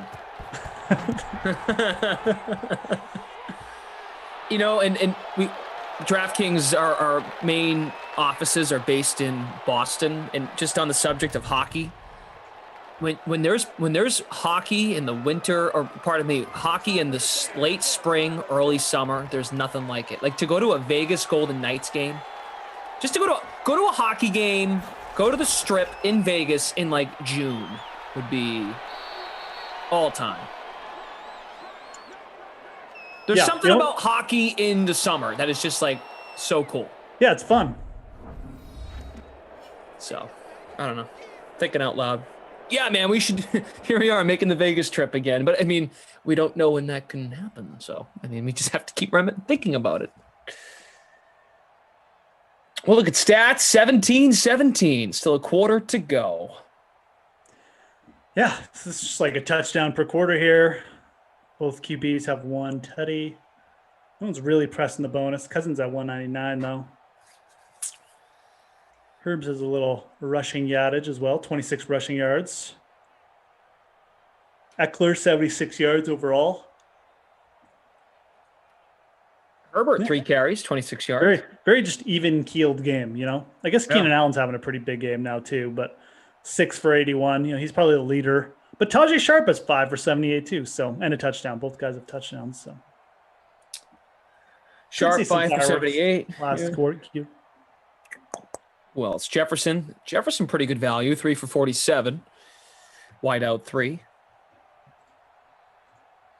Brian C., you have nothing to be sorry about. Cheers. Demetrius, Jeff, are you Canadian? Oh, I don't know about that, eh? I do like the hockey, though. I am Canadian, yes. D. Heasy is still asking how to mute us, so he didn't get the memo. You'll figure it out, pal. Keep looking for that volume control. You get there. Yeah, Choker pointing out the jet sweep. It doesn't work all that much, does it? I mean, Curtis Samuel, I think, has ripped off a touchdown in the Sims before with that, but they were much closer. It's like a play that you run deep in someone else's territory. Yeah. That's the only time I've seen it like really work out for a touchdown. Right. Is like inside the 20, like maybe even inside the 10 kind of thing. But you're right. Like we don't see many. I've seen like 15-yard gains off it once in a while, but nothing too crazy. 3rd and 17 for the Vikings. That's not going to do anything. Babysitter Billy Babysitter Billy would probably back me up on this if he did these anymore, but it's probably not a good play for Madden. Justin Craven says, Soglash, I pumped out an engraved bat for Koff. Offer is on the table if you want your own personalized Louisville Slugger. Oh, this is who works at Louisville again? This is Justin Cravens? Yeah, Justin, right. I got my Louisville Slugger. Do you actually make Kaufman his own bat? Man, that is nice. Nobby Roble, you have a suggestion for TikTok. Oh, we got a fumble. Wait a second. Holy cow. Did the Vikings just recover? Wow. The Vikings recover the ball. They get it? They Yeah, got did it. get it. All right, there you go. Was he down? I wonder if we'll get a review here.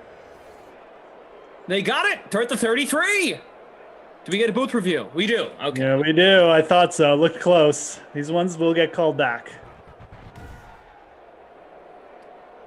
All right, Nobby Roble, what's your suggestion for TikTok? All right, it's Chargers ball. Call is overturned. Yeah. Justin says, pump it up. Justin, do you actually make bats? Yeah, no, he does. He works at Louisville Slugger. Like I think he was on when Justin was on with Kaufman and I last time.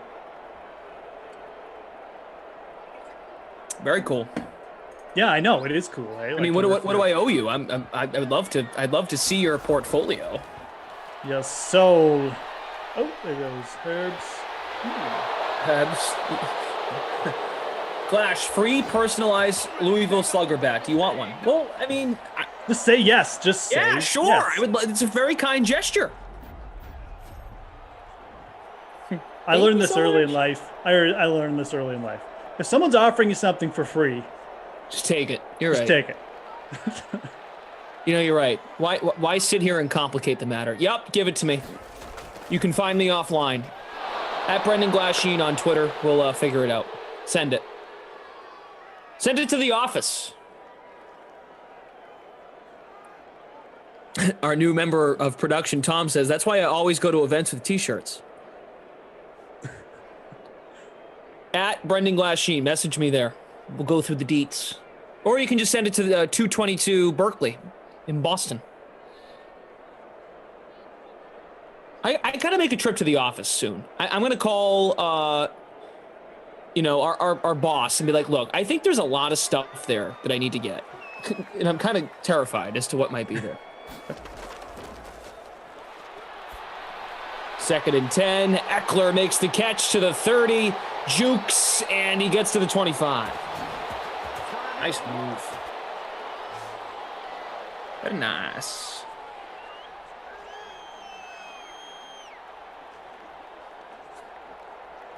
Ricky Robbie says, Moose, I'll give you a free hockey stick. Just send your address.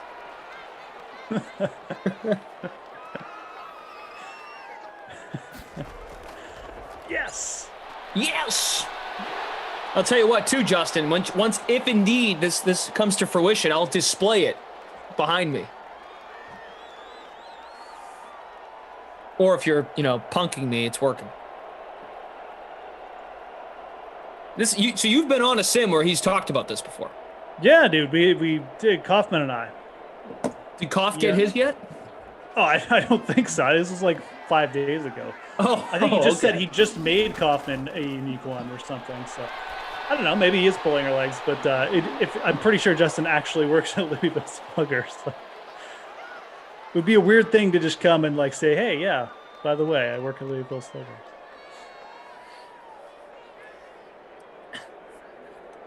Brian says, send it to the Emerson Barbecue. I already know his social. The Emerson Barbecue? What's that? 3rd and 2. Nice catch, Keenan! Touchdown number 2. Ooh, okay. Keenan breaking it open here, folks. Patrick Not Knots. I make swords, but it's not exactly sports related. Or I'd say, sure, you can have a free one. You're into fencing? Oh, man. Wow. Jesse Johnson says Ulrich is poop emoji.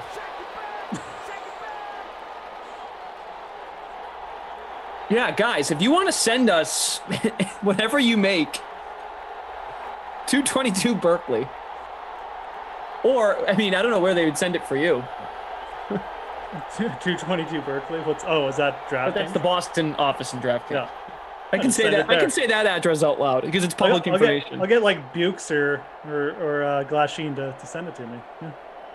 Yeah, you know what, man? We'll get a couple of swords delivered, and then we can have a sword fight in Vegas when we meet up. A sword fight.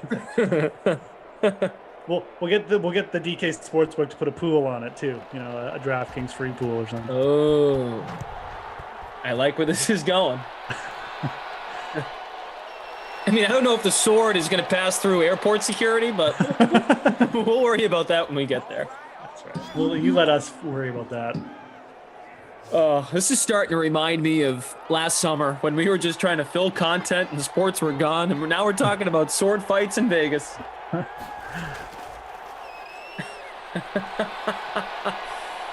Come on, Kirk!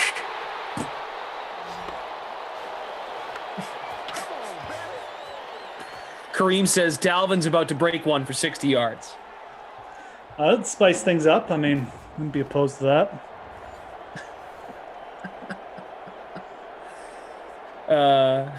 Bonzo says, "Great! I'm sending you a flaming bag of food." I knew someone was going to go there. So, all right, Kirk, you gotta even things up, pal. What is this? What is this throwing in the flat thing on second, third, and long? This is garbage. Oh, Justin just messaged me. Excellent.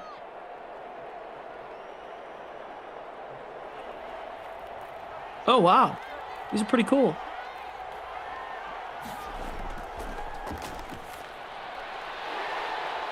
I would love one of these.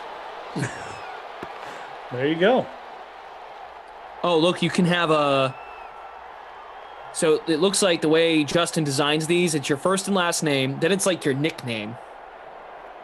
So he's got like Renaissance Man for one guy, The Athlete for another. Oh, nice. Oh, he made one for John Mayer? That's pretty sick. Wow.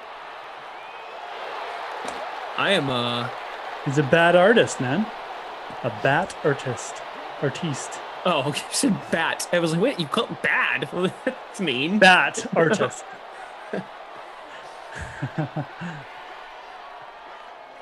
All right, come on. 3.5 left. Chargers up 7. 2 Keenan Allen touchdowns. Brian, we are together, Jeff and I, for the next sim. We'll have Pats and Browns. On a Friday, Koth and Tommy Freeze Pops will be here to close out the day. D. Heezy is asking us a question. Okay. He's not muting the commentators. He wants to talk to us. Where is Deshaun Jackson going to end up? Oh, yeah, man. Good question.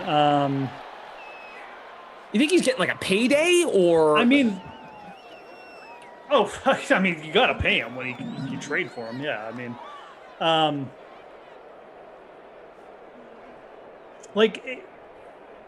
we won't really know much until Houston finally pulls the Band-Aid off and stops being babies about it. You know, right now they're in pout mode. Their owner is having a tantrum. He's like, I'm the owner. I'm not gonna let this happen. You know, he's not going anywhere. He's playing for us. He's under contract, yada, yada. When the reality is, your asset is not going to play for you anymore, so you need to get the most for it right now. I do think a team like Carolina, and then I'll keep bringing them up because they seem very committed to it, is going to make a very big run. But I don't think we've seen, the Jets' maximum offer yet either. So I think they're in the feel-out stage. I think that what Carolina was bringing up, with 3 firsts, a running back is probably what you're going to see. Someone's going to give up a king's ransom, and it sounds like Carolina's committed. So, maybe if the Jets are as committed, it'll be the Jets who get them, but it's probably a 3-4 team race max. Throw Miami in there. But I mean, Miami has question marks too. Like, do they really want to just trade Tua right now? I'm not sure if as a franchise they actually want to do that. Maybe they do, and they just haven't said anything, which is smart by them. But I think right now the leaders are the Jets and Carolina because they've been the most vocal about it, especially Carolina, and not a little bit the Jets, but right now that's it. I'm sure other teams will pop up. It's a pretty hard situation to put your, to make assertions. I think Carolina is a very realistic spot, but if the Jets really go for it, they probably have the most assets. So those would be my top two right there. 2nd and 2, Cousins. Ooh, missing Dalvin Cook. Which hockey boost you talking about, Mark? Like, is there a specific game? Yeah, let us know. I see that too. Allie Smith. Deshaun Jackson did play in Tampa a couple years ago. 2017, 2018. He's 34. He'll be 35 next year. Wow. I don't really feel like he's going to the Jets either, to be honest. I know that's like where he wants to go. I just don't really feel like it's going to happen. That's why I keep bringing up Carolina. I just think the fit there is better. I think it's also closer to being a good team, and I think he'll eventually see that. But again, it feels like we're still early in the Watson saga. So. Brian says, Glash, I dare you to fall in your chair and continue commentating like nothing happened. I am in my chair. I think he wants you to like hurt yourself and then. I see. Interesting. Dalvin Cook picks up the first. All right, they're running out of time. We have our NBA pre-lock guys standing by, Julian Edlow and Matt Meiselman. They'll break down the slate for tonight. Sportsbook, DFS, everything you want to know. They are here. Right when this thing's over, we'll go through the leaderboard, the stats, and then come through. That was a dangerous pass. How was that not picked off?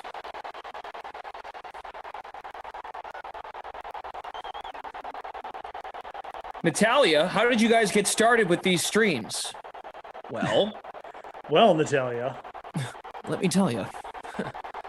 A thing called COVID. About a year ago, this thing called COVID came around and sports stopped and DraftKings decided that, people needed something to be entertained with. So they sparked a deal with EA, found simulation mode, and voila, a star was born. It's a fair question, though, because there were a lot of ideas on the table, and this was the one that we got approval, and it checked the most boxes to it got approved, is the simple way of putting it. What were the other ideas? Like jousting, like live jousting?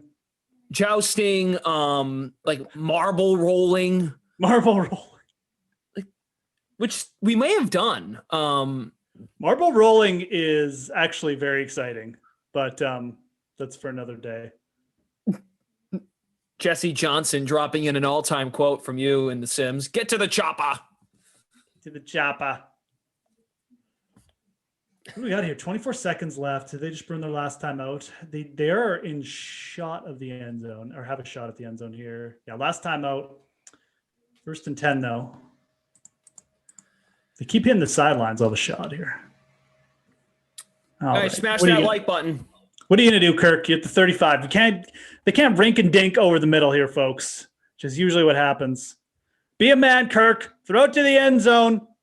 Oh, he's done. Okay. Well, good sense. That's it. Right. Nice seeing you. Great job, pal.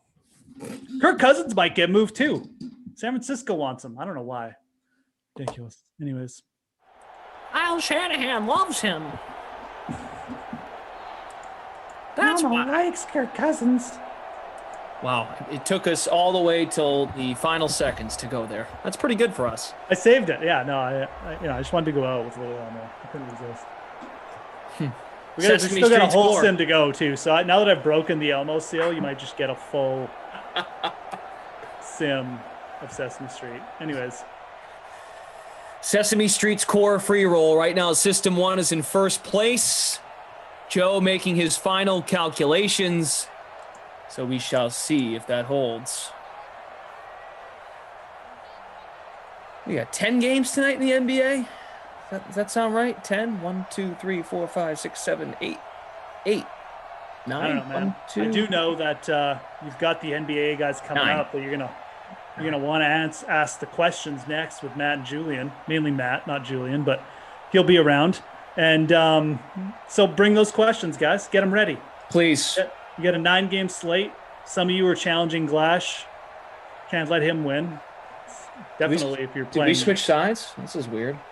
Did they switch us? Yeah. You want to lead the post-game show? Not really. No. Okay. I didn't even know who was playing tonight. So. All right. Well, now I'm Jeff. So let me talk like Jeff. All right, guys. Hit that like button. Smash it. Tickle it. I can't do you. That's why you're you. That's right. Impossible to imitate. All right. I guess I'm done here. Player of the game, Keenan Allen. Pretty obvious. He's Okay. good. Not my kid? I don't know. Actually, who is the not my kid? Now that I've give me some names here. Who sucked? Cook? Yeah, he scored a touchdown. Yeah, He Cook- was kind of bad though. Pretty bad game from Cook, wasn't it? Only one reception. Yeah. Let's just give it to Dalvin Cook. That's a pretty terrible performance. He's averaging like over 20 points per sim. Yeah, 11. Didn't even get half his point. Okay, so Dalvin Cook, the DFL, not my babysitter kid award today. Okay. System 1 won our free roll. How about the public showdown? 2-way tie for first place. Keenan Allen in the captain spot. Eckler. Oh, Herbert. breaking news. What? Breaking. Kim Kardashian files for divorce from Kanye West. Uh-oh. Breaking. Fade Tristan Thompson tonight. Do not play Tristan Thompson in NBA. Don't do it. There's a family distraction. There you go. Ask Julian about the Kardashian news. Get his take right off the top, folks. Make sure about it. Bored to death says Jeff, you look like Glash. We're still on the opposite sides. It's actually kind of funny.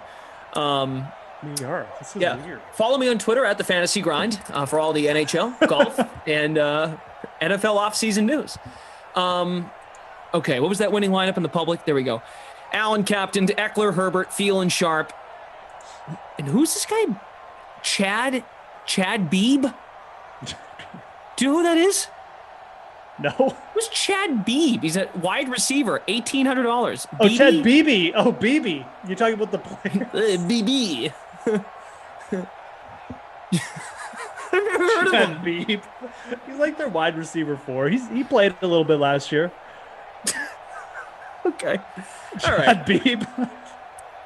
That was a total Kaufman move, man. That was like... I'm phonics. That's something I would do. All right, that's enough from us. Chad Beebe. All right. I'm gonna look at you like this because this is how it would look. So it was a great show. We'll be here at 6:00. We'll have Patriots and Browns. In the meantime, we have 9 games in the NBA coming up. I would fade Tristan Thompson. That is my advice due to this Kardashian news. But Julian Edlow, who has come to really enjoy the host chair because he doesn't have to give off takes in the host chair. He can deflect to Matt Meiselman to help the people. But I think they're both going to weigh in with opinions on tonight's slate, DFS and Sportsbook. So, gentlemen, the floor is yours. Thank you, Glash. To be honest, this is my first time in the host chair in this show. I am very excited about it because when I don't have a take, I can pretend that I have nothing to say and just pass it along to Matt Meiselman, my co-host tonight. And then when I do have a burning hot take, I can just jump in and give it. So this is the ideal situation for me, but I'll probably screw things up somehow. Matt, 9-game NBA Friday night slate. How you doing tonight, my man? Doing well. Do you have a take to start with on Tristan Thompson and the Kardashian family, or do you want me to handle that one? I guess the take that aligns is that something awful has to be in store for Tristan Thompson, Glash mentioned, but what about Devin Booker as well, who is also on this slate and looped into this whole mess? Where are you going with it? What does this mean for you? Yeah, I wouldn't have even considered Devin Booker as part of this. So that's a good. That's why I'm a host. I'm all knowing. Yep, that is why. We're off to a good start here with just really relevant things happening. Maybe we'll just stick to this theme and not even get to the injury news at all.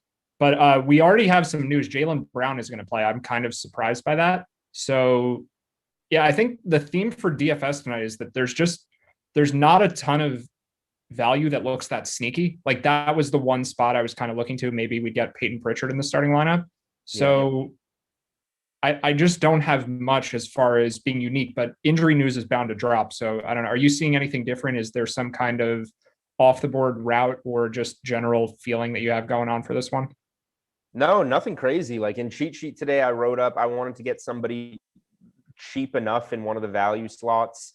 And I wrote up Wayne Ellington just because he has played 20 plus minutes or so over the last few games and is just in a really bad shooting slump. I don't have the number off the top of my head, but he's something like 5 for 23 or so in his last few games combined. So if a guy like that can bounce back shooting and put it in the basket at 3,100, that's a potential value. But this is a 9-game Friday slate. We usually have strong spots to go, and this is just kind of hoping for a good shooting night from a guy like Wayne Ellington.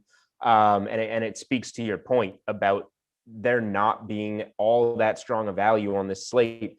And with Jaylen Brown, I totally agree with you. When Jaylen Brown's been questionable on the injury report, the Celtics have come out and said, he's suffering from knee tendonitis. When he's been questionable, he pretty much has been sitting, especially when he's the first game on the injury report and kind of getting downgraded in a sense. So I thought Jason Tatum against the Hawks was going to be in a really strong spot coming off the 55 DraftKings points and then playing without Brown. Now he's going to have Brown and Kemba out there. Still a decent spot to play him, but not as much of a spot. And then, like you said, the trickle-down effect of no Brown, whether it be Peyton Pritchard, Semi Ojeleye, Tice, so on, it's just not there. So that is kind of surprising news to start things off. We do have our first question of the night comes from first time playing Fortnite. Ben Simmons over 15.5 points. He has heated up a little bit lately as a scorer. Matt, what do you think about this one? Yeah, that's interesting because Simmons has benefited. Well, he benefited greatly from the game that Joel Embiid missed, even against a strong defense against the Jazz. Simmons was awesome without Embiid there. I was definitely concerned about a blowout there, but Simmons was just great and kept the Sixers in the game for most of it in Utah. I'm concerned about a blowout a little bit for this game at home against the Bulls, but it does seem like Simmons is looking for his shot a little more. So that doesn't sound too bad to me. What do you think? I never love betting these Simmons points props just because you know how to dive into the numbers and figure out what they're telling you. But with Simmons, I just feel like he's one of those guys that can, first of all, also potentially affected by the Kardashian news going on. A Kendall Jenner X just popped up. So maybe that is cause for concern here with an under. But I don't know what player I'm going to get. If he doesn't feel like shooting, then he might not shoot. He took 9 shots against Phoenix. He did score 18 points. He has gone over this number in 4 of his last 5. But at full strength against the Bulls, maybe he doesn't play the fourth quarter like you alluded to. I don't know. But he's also coming off 42 points, which is like, of course, that has to do with Embiid not playing. But where has that Ben Simmons been? Taking 26 shots. He can still get 20 shots up with Embiid on the floor if he wanted to. He just always chooses not to. So maybe a switch flipped. Maybe he wants to be a little bit more aggressive. This would be a stay away spot for me. I don't think there's necessarily an edge. He's been going over it, but his prop was down at like 12.5 for a little while. So his high scoring games kind of pumped it up a little bit. It's a pass for me, but I can see why you would want to play it. And I'm not going to argue with you and tell you it's necessarily a bad bet. What do you think of Simmons quickly from the DFS side? $9,100. I don't know about playing him. Yeah, I'm not really interested in, well, it's more about the correlation. So I'm not really interested in the Sixers unless you're running it back with someone from the Bulls, because you need this game to stay close. And I actually think a lot of the edge from this slate could come from playing players on teams that are significant underdogs and just hoping they can keep it close where other people don't think that that's the case. So we'll get to the Thunder and the Bucks. I think Shai Gilgeous-Alexander would fall into this category too, but Zach LaVine, will probably be much lower owned because people are worried about the blowout. And I think Wendell Carter, we'll see how many minutes he can get because he's been hurt for a lot of the season. Is this his first game back, or maybe it's his second? Is there a chance he's still limited, or he might get full run? This is his third game back, actually. Yeah. So he played 21 minutes on Sunday against the Pacers, scored 23.75 DraftKings points, 27 minutes, so 6 more against Detroit on Wednesday, 27.75 DraftKings points. So his salary, though, has come down each game from $6,000 to $5,500, now at $5,200. So you're getting him cheaper and cheaper, and his minutes potentially could go up. Yeah, I think no one's playing players from this game. I have a hard time seeing any of them being even moderately owned. So the appeal would be just that no one's doing it. I think it'll be hard for too many players from this game to get there because the prices are pretty efficient. But if you want to play Simmons and run it back with Levine or Carter, or play Embiid and play Levine, something like that, I think that makes perfect sense. And we also saw with DeMarcus Cousins the other night that you need size to play against Philly. So the chances of the Bulls going small and playing Thaddeus Young at center or something, those are pretty low. So I think unless Carter gets in foul trouble, which, maybe that's like a 50% chance because Carter fouls a ton and Embiid draws fouls as much as anybody. So there's certainly risk with Wendell Carter, but playing one or two players from each of these two teams will certainly be different. And I think that it's one of my favorite contrarian strategies for this slate. Yeah, I'm with you there. So Shirag and I were talking on Wednesday about what slates are good to build, I guess, starting with your stars and starting with your scrubs. And I was starting with stars on Wednesday. Shirag was actually starting with scrubs and building it out from there and didn't mind as much which guys he was paying up for. And I think that on these Monday, Wednesday, Friday, bigger slates, not necessarily, a 3-gamer like Thursday, it comes into play more. We don't have much value on this slate, like you were alluding to. How do you think that affects? Does it make it more important to start with the stronger values that you actually do like if you have a couple of them on this slate and start there and see where that kind of leads you in terms of some of your guys to pay up for? Yeah, I think it depends what you think of some of these bigger spreads and the chances for those games to stay close. So in my mind, the best way to pivot off of a popular Jokic or a popular Giannis would be Embiid probably. And it's just the game needs to stay close, and then Embiid could really crush because the matchup against the Bulls is awesome. It's just there's blowout fear and they have a fully healthy team. So for me, I think it's either starting at the top range or the middle, just because I think there will be a big divide on the ownership between Giannis and Jokic and then some of the other high-priced guys. But at the same time, there aren't a lot of value plays either. So like deciding whether or not you want to play DeAndre Bembry, like that's a really key decision point that we don't really have. There are other slates where it's like there are a few options in the low price range and they'll all be moderately owned and there's no one guy that stands out way over the other guys. So just, pick your stars and then fill out the value later. This one kind of has decisions on both ends. So I feel like you can go either way, but I'm kind of inclined to start in the middle because there will just be so many lineups that play guys like Bembry and Willie Hernangomez with guys like Jokic and Giannis, and you just don't want to do exactly the same thing as everybody else. Yeah, I hear you there. Starting from the middle, I'd split it right down the middle. You surprised me there, but yeah, it's a unique slate. All right, we got another question from first time playing Fortnite. I do have an opinion here, so I'll chime in. I won't shy away, but I'm going to hand it to you first. Would you lean on Zion or Ingram tonight? I think Ingram makes sense in some regard because Zion will probably be more popular, and Zion is coming off of a bigger game. I think that although Zion's price has come up, so you know what? I'm not going to consider ownership much on either of them. The reason I would lean Zion more is because of Willie Hernangomez, actually. And I think one of the ways that fading him works out is that the Pelicans go small, either because Hernangomez gets in foul trouble or just because he doesn't play well and they need to play a different lineup. So Zion kind of gets you leverage off of that. If the lineup doesn't have Hernangomez, I like Zion more. If the lineup does have Hernangomez, maybe I like Ingram more. Maybe that's a bit of a cop-out, but I think that's basically how it would come down for me. No, I mean, that's still fair. It's likely going to be this first game without Steven Adams after the ankle injury on Wednesday. So you got to see what the starting lineup looks like. I'm going Zion here. I love the tear that Zion is on.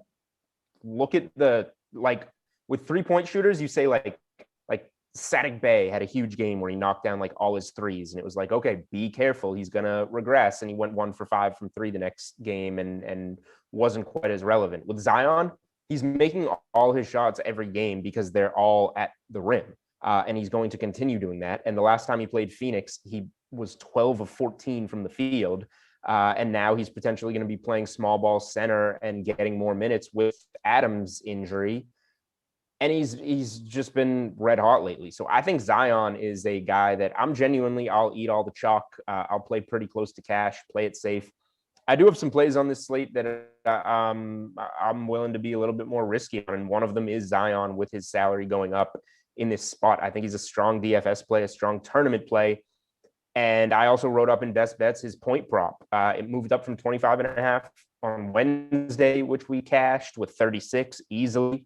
And now we're setting it at 26.5 against Phoenix on Friday. I will take the over again because I think that he's going to be so efficient in the paint. He had 28 points the last time around on that 12-14 shooting.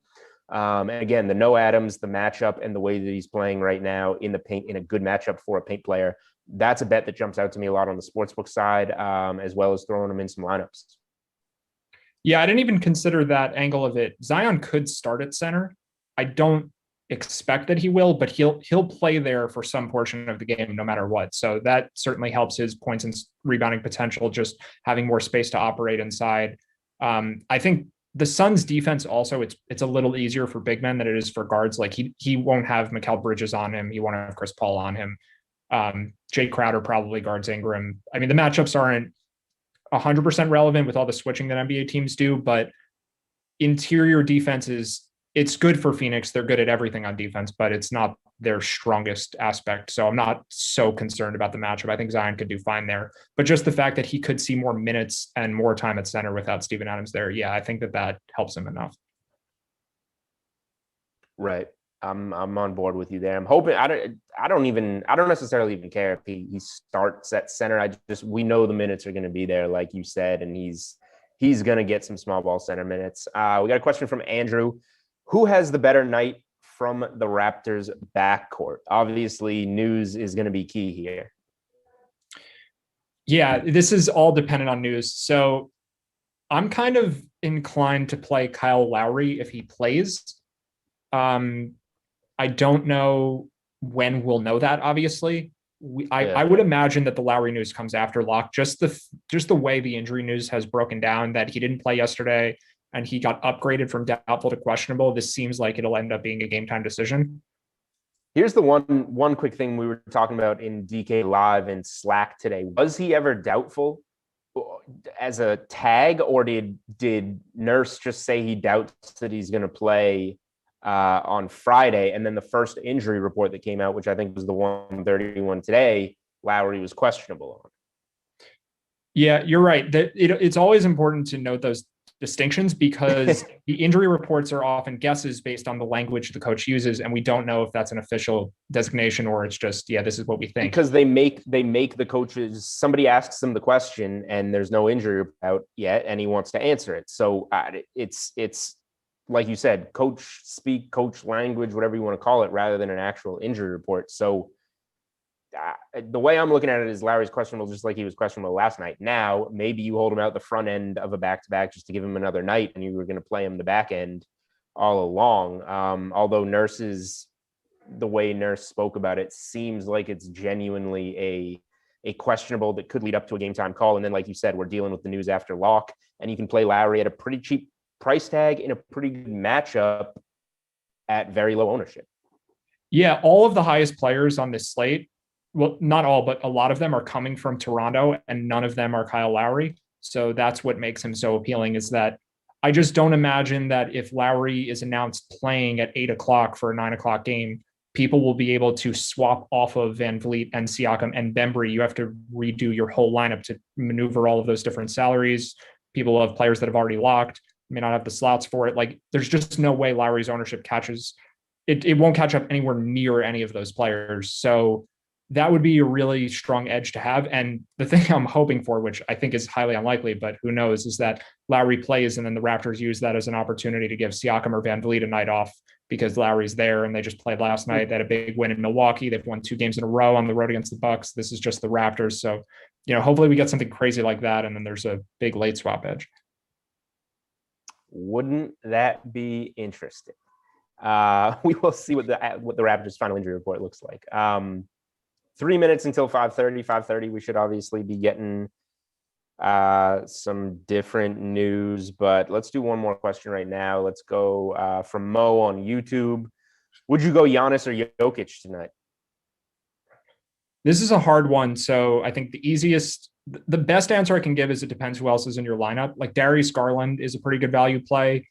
You probably would want to lean more towards Jokic if you have him because they're playing in the same game. And then, you kind of need that game to stay close anyway. Less so for Garland, but for Jokic. So it helps to have somebody else. And then if you're playing SGA or someone else on OKC, then you lean more towards Giannis.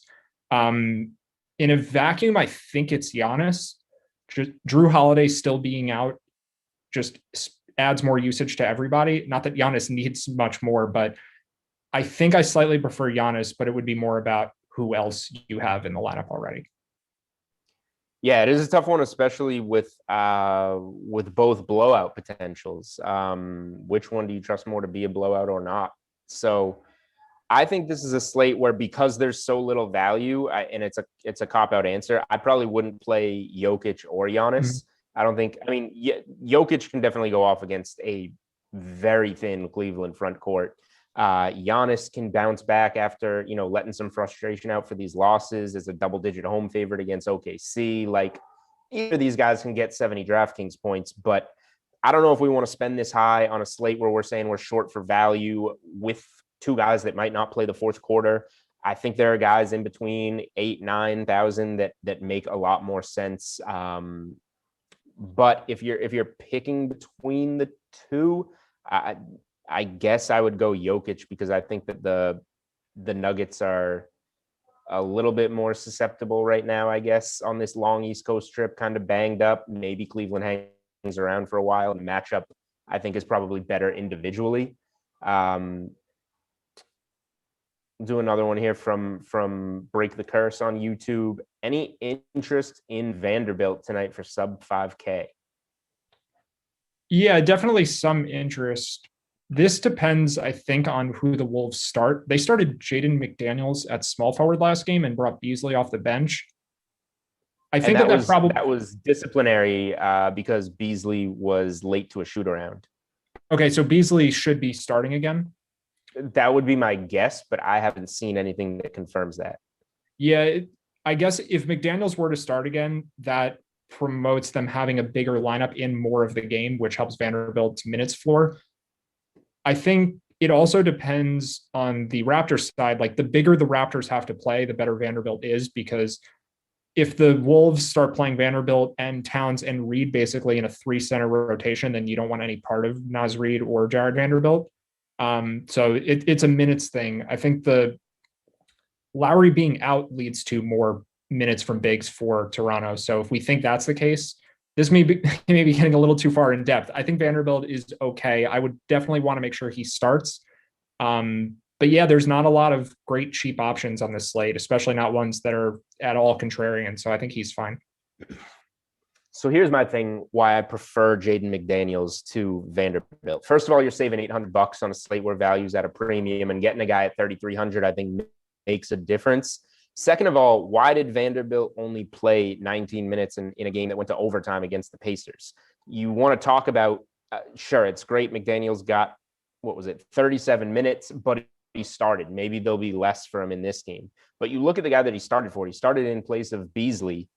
Beasley got 41 minutes off the bench in that game. So, like, Beasley still got his. Take away the 5 overtime minutes. I don't even know if he played all 5 overtime minutes. Let's call it 36. Beasley still played a starter's load of minutes, and McDaniels got 37. So I don't know if he was on the floor all of overtime too. Take those 5 away, 32 minutes. If McDaniels is going to get, call it 25 to 30 minutes off the bench even in this game at 3,300, that's where my interest goes, I think. Yeah, I think that makes plenty of sense. I also think this could be a hot hand situation where they just play who's playing better. So in those cases, I tend to want to play the lower owned guy, and I'm not actually sure who that would be here. I mean, they're both going to be somewhat owned. So yeah. I was going to say, it makes it difficult. It seems like both of these guys are values that are coming up on this slate. So I don't even know where the ownership is going to go. But really quickly, we did get some news. Draymond Green, ankle, a scratch that kind of messed up. Oh, now we're getting two things. Kind of messed I'm up reading the last this slate. because Draymond Green, it's been is it a game time decision or is he expected to play? Let's wait a minute. I don't even. It said expected to this play. Has now been it says game with time Draymond decision. Green in particular. It's been crazy lately. So let's pump the brakes, I guess. The good news is this is one of the first set of games to lock on this slate. It's one of those in the 7 p.m. window, so we're going to get this news. I would presume it'll be cleared up pretty soon, but we'll see if he's in or out. I spoke about a guy like Zion, who's one of my guys that I kind of like that might be under-owned, that I think has some upside.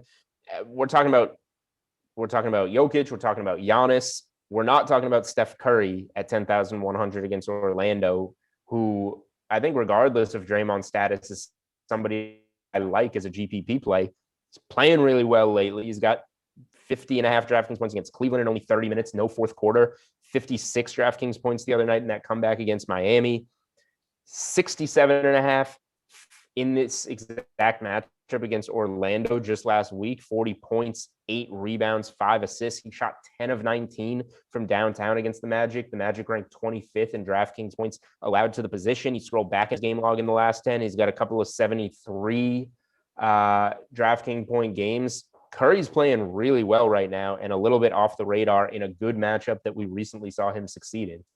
This game just got very interesting with Draymond being a game time call. And we also just got the Magic starting lineup, which has Khem Birch in it at power forward instead of, I think it was Gary Clark that's been starting recently.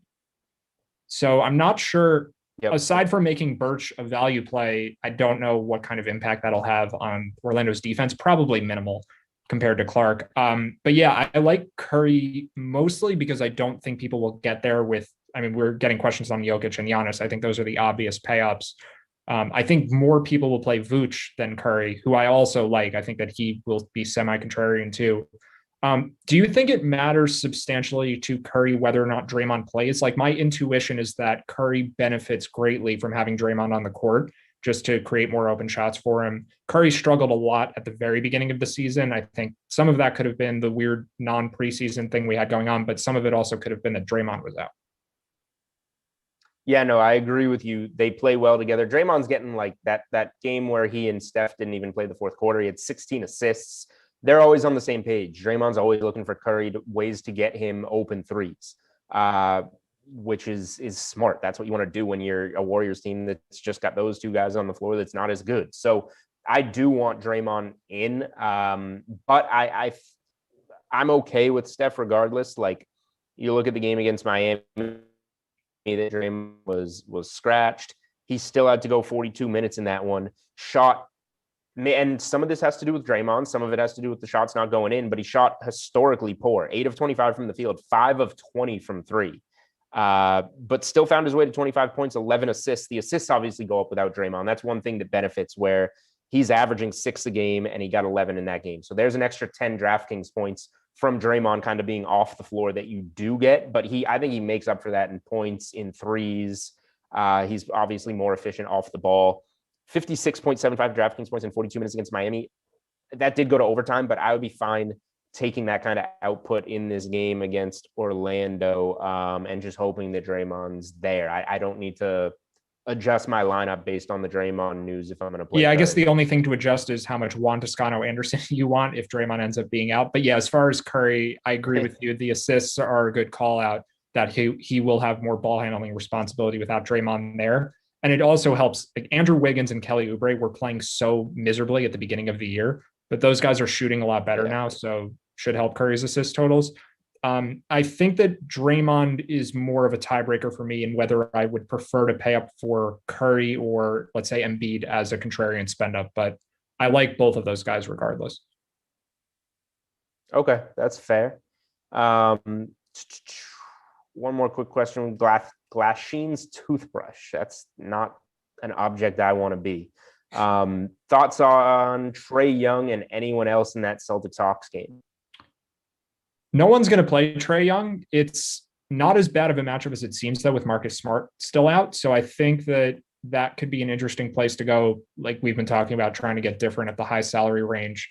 But it's become a lot harder now to play anyone on Boston. I mean, playing Atlanta at home is a solid matchup for them, but Tatum has been priced up because there have been games Kemba's missed, and Tatum's just been playing really well. So I think he can still do okay at 8,800, but it's not the most appealing price tag. And I think that there will be enough people playing him where maybe it's not the best play in the world. So it probably makes sense if you like Trae, play someone from Boston to run it back, but I'm not really prioritizing this game. Yeah, Jaylen Brown news was really what was putting it on my radar, and we got that he's in, so that takes away the value, obviously.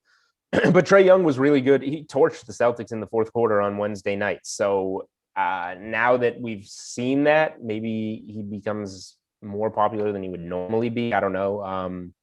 But considering he just did very well in this matchup, and Kemba Walker returning isn't anything to scare you away. If you want to play Trae Young in a contrarian spot where we just saw him succeed, that's fine with me. He can have a good game in this spot again. Quickly, we'll go over the 5:30 injury report. So Draymond Green, obviously, we still have as a game time decision. Wiseman and Looney remain out, going to Denver and Cleveland. Jermichael Green is probable. Will Barton, questionable. Millsap's out. Dozier's out and Harris is out. Those guys have been out a little bit. Jaylen Brown, as we've been talking about, is active after being questionable, so he's not going to miss any time. Marcus Smart remains out for Boston. Going to Memphis, Detroit, we got a questionable tag on Dylan Brooks and Melton. Both guys questionable there for Memphis. Steven Adams, New Orleans Pelicans, Phoenix Suns game. He's the name there. He is doubtful, so we're obviously building our lineups like we've been talking about. Zion, Hernan Gomez. We're planning on him being off the floor. Probably the biggest name on the board right now outside of Draymond is Kyle Lowry, Toronto, Minnesota game. He is questionable, and we might get that news after lock, which I think is what makes him not more important, but bigger news than Draymond, because we're going to know Draymond before lock, whereas Kyle Lowry very well could come after. Patrick McCaw is probable there. Mike Conley, another questionable tag for the Utah Jazz. Another game against the Clippers. They played on Wednesday night. Unable to play on Wednesday. We'll see if he can make his return. And on the Clippers side of things, we haven't even talked about this yet, so I want to get your thoughts here. Batum and Kennard are questionable. Paul George and Kawhi Leonard are questionable. This is the last game to lock, and we have 4 questionable guys, including the 2 best players on the floor, arguably. What do you make of this? So I really wish that there was more of an edge to be had here potentially, because the problem is that the supplementary Clippers players are all priced up for this news. They've been playing without Kawhi and George for a couple of games now, George for even longer, so that their prices were already starting to creep up. And then with Kawhi out the last couple of games, they've come up even more. So like Lou Williams is 6,600 on such a big slate. It's not like some massive edge to get Lou Williams against the Jazz at 6,600, even with all these injuries. I think he'd be a fine play in that case, but like, honestly, I think the best play from this game, if the scenario breaks right, is to have Paul George return without Kawhi, and then he's 8,600 and no one owns him. Like, that's just way too cheap for him without Leonard there. The problem is that George I'm guessing will be on a minutes limit coming back from the foot injury. So do you see any way this game breaks where there's some large edge to have? Because I feel like there are a few mild ones, but there's nothing that's significant. Yeah, these aren't good DFS teams right now. Like Utah is like if Conley came back, then everybody on Utah is overpriced as well. Clippers situation you obviously broke down well. So here's my question, because Paul George has legitimately been hurt for a while and probably would be restricted to some degree if he came back. So I get why you would want him to be in and Kawhi out, because you're getting the cheaper one. But what if Paul George isn't able to come back? Kawhi is able to play at 9,700 unrestricted. He'd still be extremely low owned. You got to pay an extra $1,100, but is that worth it to you? I think it is from an ownership perspective. So I like this play more the larger of a contest you're in, because Kawhi's price is a little up just from George being out when Kawhi was playing last week. So 9,700 is not a discount like in the way that 8,600 would be for George. But the appeal here is that Kawhi might be 0.1% owned in this scenario. That is pretty enticing. So I think from that angle, that would be worth it. Points per dollar, I still think there would be a bunch of guys ahead of him. So it's not a value, but the ownership would definitely make it interesting. Yeah, ownership for me is the only thing there, especially just last game to lock. Appropriately priced, carrying the questionable tag, going against Utah, a Utah defense that, whether you want to say it's taken a step back or not this year, it still has the reputation of being a matchup that you don't want to start opposing fantasy players against. So I want to try and find a way to have Kawhi, but so how do you do this? I guess let's build a Kawhi lineup and like when and where do we get off of him if he's out? So I think I've bothered Chirag a bit with the way that I've broken down building lineups, because part of what I like to do is just build the lineups as the games progress throughout the night. So I might have 2 or 3 players in from the early block and then just have a dummy lineup essentially with the later windows, and then just fill in players as the night progresses. So just leave the slots open and then fill in players who make the most sense as the night goes on. So basically just leave the salary open and then try to maneuver around it. It's not an exact science, but that would be one way to do it. The other way to do it is to put in 2 players, Kawhi and someone cheaper. And then if you don't get if the news doesn't break right, then maybe you pivot to Donovan Mitchell with Nick Batum or something like that. I don't know that Batum would be a great play, but if Conley's out, Mitchell is still a really strong option at probably very low ownership.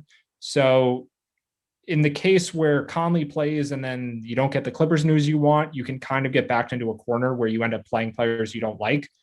But I think that on some slates where there's not a lot of value and you're trying to differentiate, it can be worth it. So that would be kind of how I'd go about it. I think you certainly need some kind of backup plan. I think Donovan Mitchell would be a solid backup plan. Yeah, he's the closest in salary outside of George in that game at 8,300. Obviously, a 1,400 price difference with Kawhi, so you got to be a little flexible there. Have a 2-for-2 swap in mind. I think it's really interesting so like, let's say we get the Clippers injury report 90 minutes before tip, which is reasonable to expect.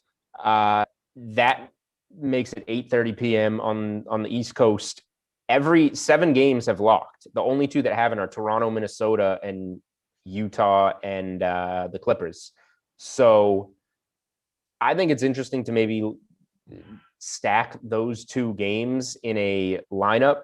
You don't have to have all your exposure there. Like maybe that's a cool one to get Zion tipping off at 8. Like you go Zion and get Kyle Lowry in there, get Kawhi Leonard in there, and have literally 6 or 7 spots open for those last 2 games. And if things don't go your way, you're probably not going to be happy with your lineup, but you're going to have to slap it together and know that it'll be low owned and let it ride. Yeah, I'm sure you agree with this. I wish that those last 2 games were starting at the same time, because it's good to have late swap edges, and the fact that the games are staggered helps. But you don't want it to be so spread out that, like the ownership that moves from these last 2 games will be so small anyway. We don't need this much edge. Like I'd rather those 2 games just be at the same time, so at least it would be easier to swap between them. But you're probably right that we will get the Clippers news before the Wolves-Raptors game starts. And if that's the case, then that makes it a bit easier. So yeah, I certainly agree that you would want to have some amount, 3 or more players that occupy those 2 games. I mean, you could go 5 or 6. Like, I think these are both stackable games. There are plenty of good plays on Toronto and Minnesota. And if the Jazz and Clippers game doesn't work out, you just play guys from that game. So 3 or more for sure from me. You could even go a bit heavier than that. So, I mean, hopefully we do get the news for the Clippers before 9:00. That would be nice. Otherwise, my plan is absolutely screwed there. All right. We got about 3 minutes left. I'm going to give one more thing that I wanted to talk about, and then the floor is yours. Any closing thoughts? I mentioned the Zion Williamson bet point prop. I like one other point prop over on the DK Sportsbook that I wrote up in my best bets article, and it's Cedi Osman over 13.5 points.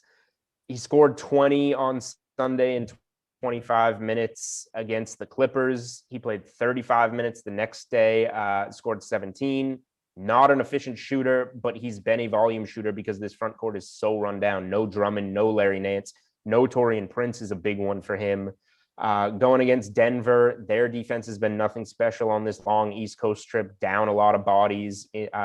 So that's one that I think, just based on volume, not many guys to give the minutes to, not many other guys to give the shots to in the front court.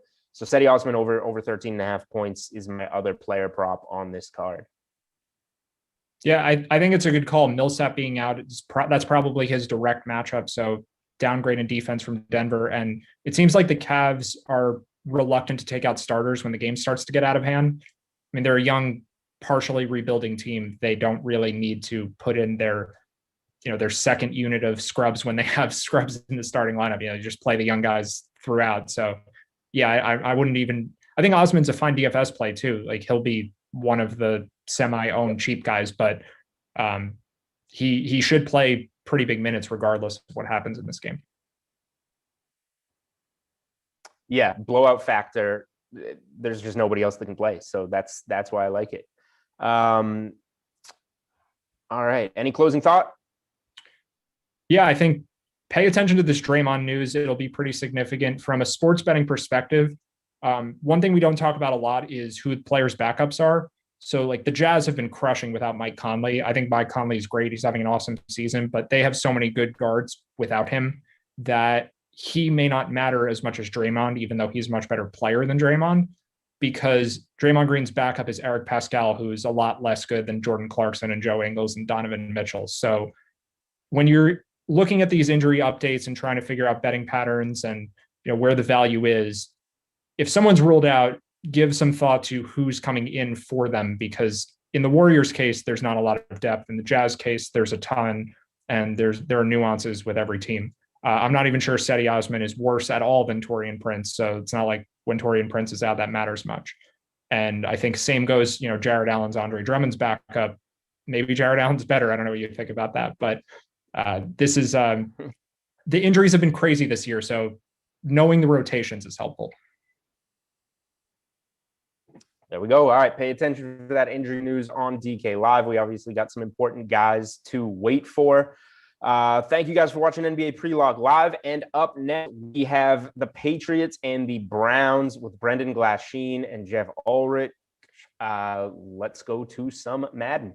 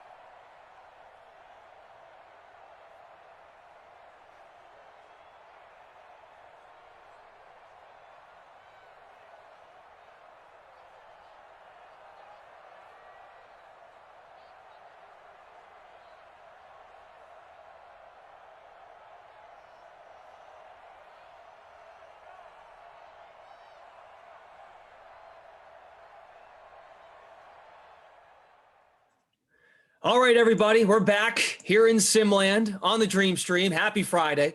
The Dream Stream, Friday night, Brendan Glasheen, ending the work week the right way. 3-game Madden slate.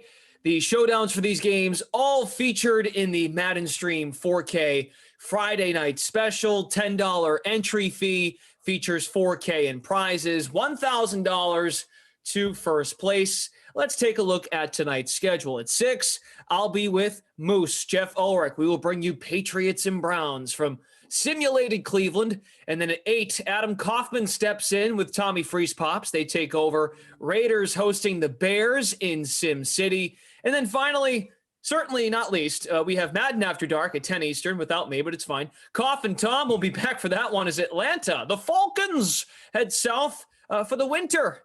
The winter, to battle the Dolphins in Miami. Good time to get away, that's for sure.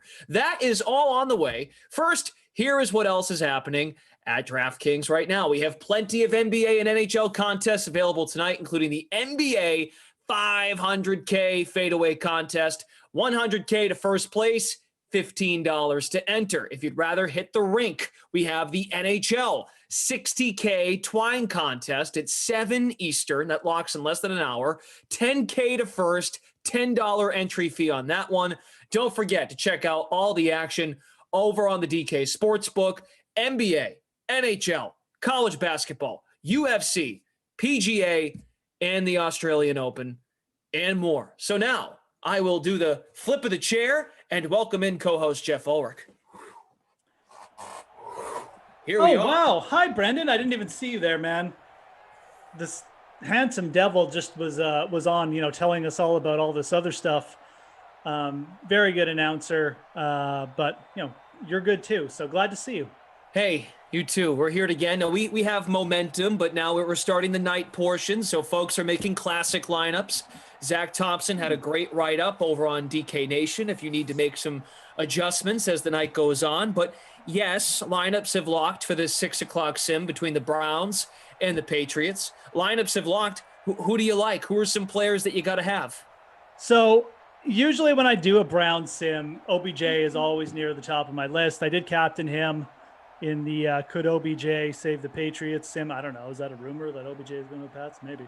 Anyways. Yeah, him and Newton, kid. Chemistry. Yeah, I'm on him and Newton. That'd be awesome. Anyways, yeah, 14% owned, it looks like, in that one, in the captain spot. So I think a lot of people were on that idea too. Of course, I put Baker Mayfield in there with them. You got to do that when you put a wide receiver in the captain glass. Don't forget. And I put Newton with N'Keal Harry. I used Austin Hooper, and then I went with a YOLO. I went with the double tight end stack. I went with David Njoku too. So I don't know, bit of a silly lineup. Well, I did too. Other than Njoku, it's actually not that silly, but we'll see how it works out. Brian has Devin Asiasi in the captain spot. He scored 2 touchdowns. I do all the Patriots games now, apparently. He scored 2 touchdowns last time we had a Pats sim.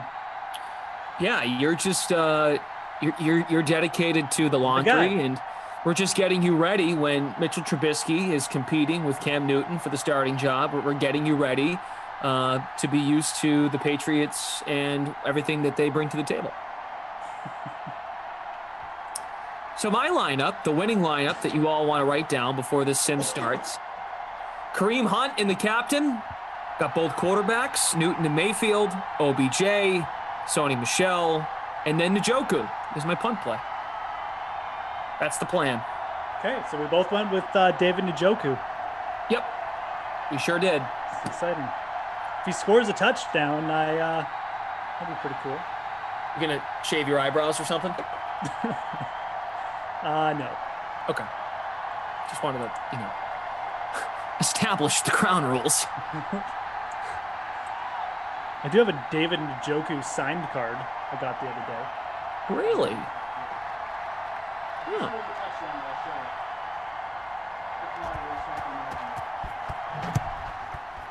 Noah has Captain Cam going off. Jeremy believes Hunt will be shut down by the defense. There it is. Here, I'll show you. No one else can see it yet. But... All right, let me enlarge. It's got a nice signature. Wow. So it actually probably has more value that he was not traded, right? And that he stayed put? No, it's worth like $5. Oh, okay. If he got traded to somewhere good, that actually increases value.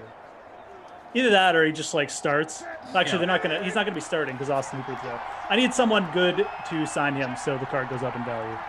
I need him to go to the, I don't even know, the Packers. That'd be a good spot. About if Justin makes the baseball bat, I'll trade you my signed name baseball bat for the David Njoku signed card. Fair enough. Yeah, we'll do some deals on here. Deal or no deal, DraftKings Stream Edition. Here's Cam on 2nd and 3. Little dump off for a first. Nice run there after the catch by Sony Michel. Typically, that's James White, the third down back. But Sony Michel, they'll use him in the passing game to the Browns 48. Let's see, looking at the chat. Call me. Was making ribs. What's up? Good to have you. Kareem says, Birdman, sneaky play.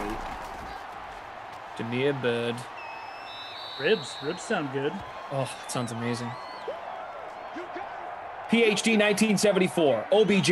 Baker, Newton, Asiasi, Bird, and Seibert, the kicker. Okay. Lewis, what's up? How you doing? Ashley Edwards has Newton at captain. Lane has Edelman in the captain spot. Brian, we are best friends. You can quit teaching and become a member of DraftKings. I'll sign you up right now.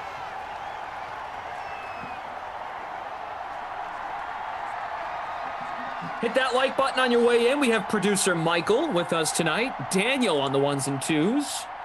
Zach from Game Ops updating scores. They will be with you the rest of the night once Moose and I are done after this one. 3rd and 3. They got to get to the 38 for a first. Cam, 3-step drop, completes to Dalton Keene, the tight end 2 for a first down. Dalton Keene, hey? Yeah, number Exciting. 44. Well, if we can get a Dalton Keene catch, we can certainly get a David Njoku catch. I mean, I would hope so. Then I can flash his signature.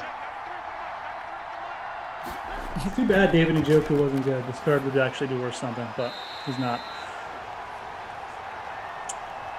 Do you think he's... There was a lot of talk with him moving. I feel like in Simland, when sports were shut down, we probably spent like 2 full days. Yeah, we might have. Yeah, Njoku would be great on the Packers, or Njoku to the Patriots. Well, he demanded a trade, and then the Browns were like, nah, you're good, kid. You know, just go take a seat for a bit. And then he just played the whole season with the Browns. Yeah. He's an athletic dude. There's a reason why people kind of talk about David Njoku. But like, yeah, he's, Austin Hooper is there, and Harrison Bryant. I mean, he's at best he's in a 3-man rotation, and he's not even the top man in that rotation. So he needs to get. I'm pretty sure he's a free agent. I'm like fairly certain. I could be wrong about that, but someone could pick him up. There's definitely good landing. Maybe like Carolina. Maybe Carolina signs Deshaun Watson and signs David Njoku, and then my David Njoku card goes up by a couple bucks. The RB3 Rex Burkhead making a catch. Sexy Rexy. Unreal. This drive has it all, folks. Little Cam fade 3 there, too. Run 3. There we go. This is the real 3-point effort. So it's a little long one, 49. Folks, it's pretty accurate, though. Oh, I think I just jinxed him. Come on. Come on. Yep, I jinxed him.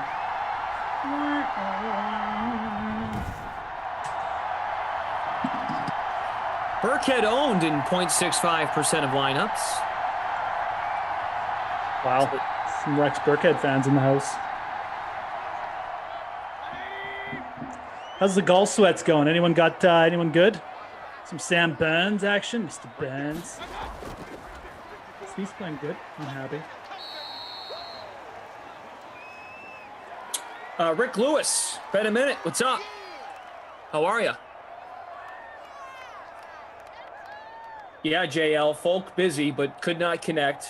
Kareem Hunt taking the first carry. Paul Butler says, I hate when people say sign when they mean trade for. How would the Panthers sign Watson? It's a big difference. You're right.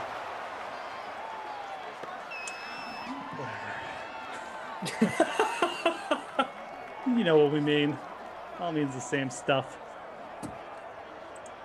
I mean, yeah. Hey, you gotta trade for him first, and you gotta sign him. I agree. Maybe sign him after. I don't know. They have to acquire him some way. Trade, sign.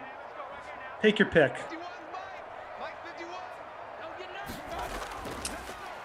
Here is nope. Fake handoff to Chubb. Baker complete. Baker. Austin Hoopa. Not David Njoku. Ownership coming in. We mentioned Burkhead. How about the Patriots? Big names. Cam Newton, 64% in the flex. You can go mobile. Sony Michel, only 21%. Michel's price tag has gone up, so I know why. That makes sense why folks have avoided him. OBJ, 18% captain. And 58% in the flex. Second carry for Hunt. Rick Lewis says, Burkhead actually left my uncle a message in May last year, just before he passed of cancer. It's pretty cool. Wow. Well, sorry for your loss, Rick. I kind of remember that in terms of you bringing that up. That's pretty cool. Nice of him, for sure. Yeah. Rest in peace. Good job. 15 yada. There you go. There's Chubb. All right, everybody. Nick Chubb does exist. 42% flexed, 12.7% in the captain.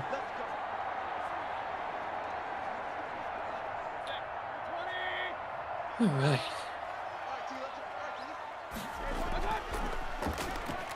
Back to Chubb.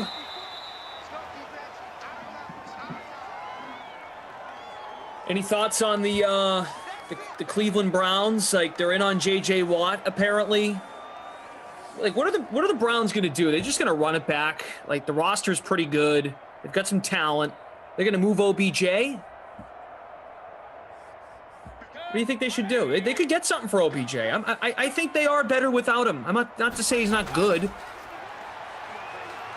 I just get this sense that Baker Mayfield, when not, and he'll take it off and run inside the 10. Wow, an 18-yard run for Baker Mayfield. Not to say, Jeff, that OBJ is not a star, but when there's pressure internally on Baker Mayfield to have to give him a bunch of targets and make sure to take care of him, we saw when that pressure is off of him, he was pretty darn good. Yeah, dude, absolutely. Good year for Baker Mayfield. Stefanski getting, is that touchdown? Is that? Don't even. Jarvis line, right? Oh, it's Jarvis. It was a good bounce back year for Baker Mayfield. I mean, let's not forget, the dude went first overall for a reason. I mean, he had, people obviously saw a lot of upside. There's still a lot of upside there. There's no doubt that, the whole Freddie Mitchell experiment, set the franchise back a year, but still got a lot of talent there, even at quarterback. I think Baker is even still a little bit under, being a little bit underappreciated, man. He had a really good year. It was solid. Didn't look flashy, but didn't need to be flashy. Like, they have Nick Chubb back there, right? So, I don't know. Maybe Odell bounces back with Cleveland. I don't really know what the situation there is. Like, have they come out and said they're committed to trading him or something? Or nope, I don't think so. I don't think so either, right? So, I don't know. I mean, they could bounce back. I definitely think the Browns should trade him because, we have seen like a year and a half of him and Baker, and there's just no chemistry. Like, let's just be honest, right? I mean, I'm not going to blame either side, although I'd probably blame more Odell, but, it's just not working. So move on, maybe draft someone else and support Baker in that respect. But yeah, I'd like to see them move on from Odell.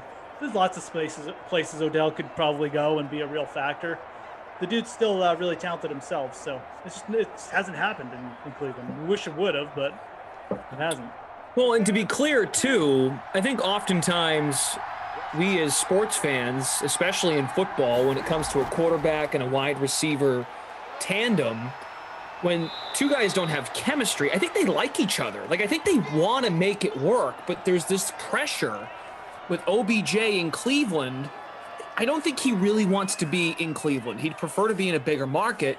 But when you walk in and you're Odell Beckham Jr., flashy catches, you make a lot of money, you're a top 5 wide receiver talent in the game.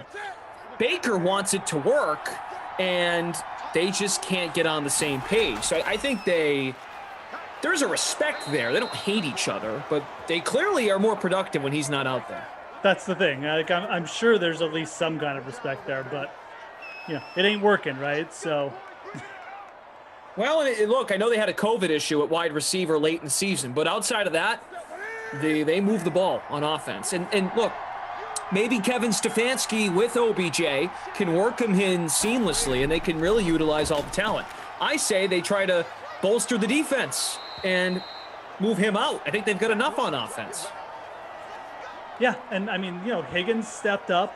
They have Landry. They got Hooper and Bryant at tight end. I mean, I think their offense should be built around Nick Chubb anyways. Nick Chubb, to me, is like the most dynamic rusher in the league. They started to use him better in the pass game. Nick Chubb reminds me of almost like a clone. He's not quite a Derrick Henry, and he's not like a Christian McCaffrey, but he can do a little bit of what both those guys do. He's probably the most dynamic and pure rusher in the NFL. Mm-hmm. And he's a little bit more mobile in the pass game than Derrick Henry. So, you build around Chubb and Mayfield, and you don't have to blow your load on so many high-end wide receivers. Just draft another young one. You got Jarvis there to give you some good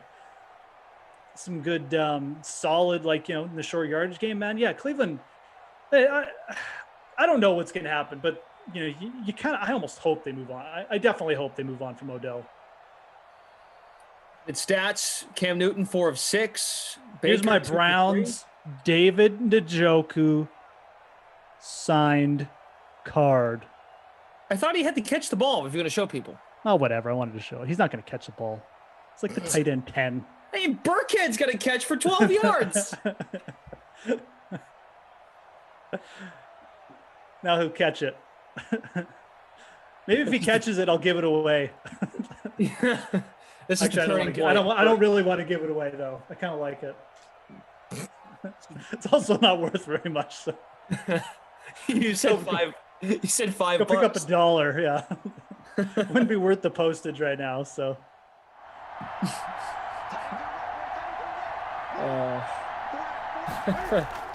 Second and 2, up the middle. Michel to the 31. Another gain of 10. Sony Michel running the ball well out of the gate. Ryan's right. That card was worth more 3 years ago when he was getting touted up. Guys, hit that like button, hit subscribe. Hope you guys enjoyed NBA Pre-Lock with Julian Edlow and Matt Meiselman. Lineups lock in 40 minutes for the NBA. Might be Dalton Keene again. Or maybe it was Edelman. It was Julian Edelman. First catch for the Patriots wide receiver 2. Gain of 9. Brian says Njoku card sells for 52 cents. Well, it's got a signature. It's worth more than 52 cents. It's a signed card, man. In our free roll, could OBJ save the Patriots? ? Dooleville in first place. Browns defense captained. Baker, OBJ, Chubb, Higgins, and Michel in the flex. Baker Mayfield, that's caught. First down. Damiere Byrd nearly scoring. What was I going to say? Cam Newton and OBJ are very tight off the field, and that might be another situation where does OBJ really want Cam Newton as his quarterback? They can be best buddies. Yeah. But just because they're best buddies, I don't know if that means that he wants him as his quarterback. I don't know if that's. It sounds good, and then when they do it, I don't know if it's going to work as Michel scores. Cam used to be a good deep ball thrower too. He made Calvin Benjamin a star. Those big dudes used to just go up and get it. He used to be good with those guys. you feel like old Cam Newton would have worked well with OBJ, but like I don't know, or excuse me, young Cam Newton, as Sony Michel takes it in for the 1-yard jaunt touchdown. I don't know if old Cam Newton will work as well with OBJ. Maybe, I don't know. Who knows? JL loves it seeing Michel score the touchdown. He's got 28 now in Simland since we began the Madden 21 era here at DraftKings. Michel 21% in the flex. Shout out in the chat if you've got him. Congo Cap says, always a dumb running back messing it up. Hello to the Twitch fam.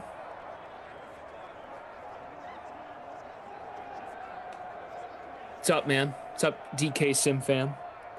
Good to see Wes, Care Bear. How's everyone doing? I'm gonna plug my my TikTok from last night one more time, and I promise I'll leave you guys alone. Marv Albert joined the TikTok last night. Nice guy. You've heard him on the streams.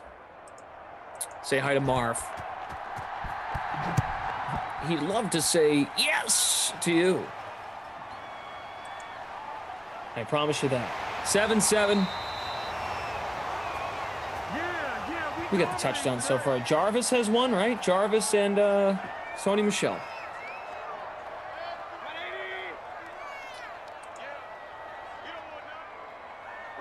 Matt Zeman on Twitch. Working at DraftKings would be a dream job. I'm jealous. It's a cool gig. Look, I've worked with. I don't work for DraftKings because I'm a contractor. I've worked with DraftKings for like 5-6 years now. I haven't even been there. I don't even know what the office looks like. So, not to say that this hasn't been a dream job, because it has actually. Even though I haven't ever seen their office. Hey man, DraftKings treated me right, man. I love it. You're like next on the list, I would think, in terms of dudes that need to come to town. Mayo's come to town. Garyon's come to town. And look, definitely, they do live a lot closer though. Like a plane ride for them is like it's like a connector. Like it's nothing. Toronto to Boston's easy. Yeah. So there is something like that. These guys are also way more. These guys are better than me at their jobs too. So they deserve to get like fancy flights. CJ71 says Jeff is only a hologram anyway. I also hate flying. So. Do you actually? Yeah, I do. I absolutely just road trip. Oh, totally. I would like legitimately. If someone gave me the choice of like a 30-hour drive, like I would actually sometimes take it. Like, oh man. Yeah, we got to get that DK Sim bus to Jeff. That's right. It's like you had the John Madden bus. I need like the Moose bus.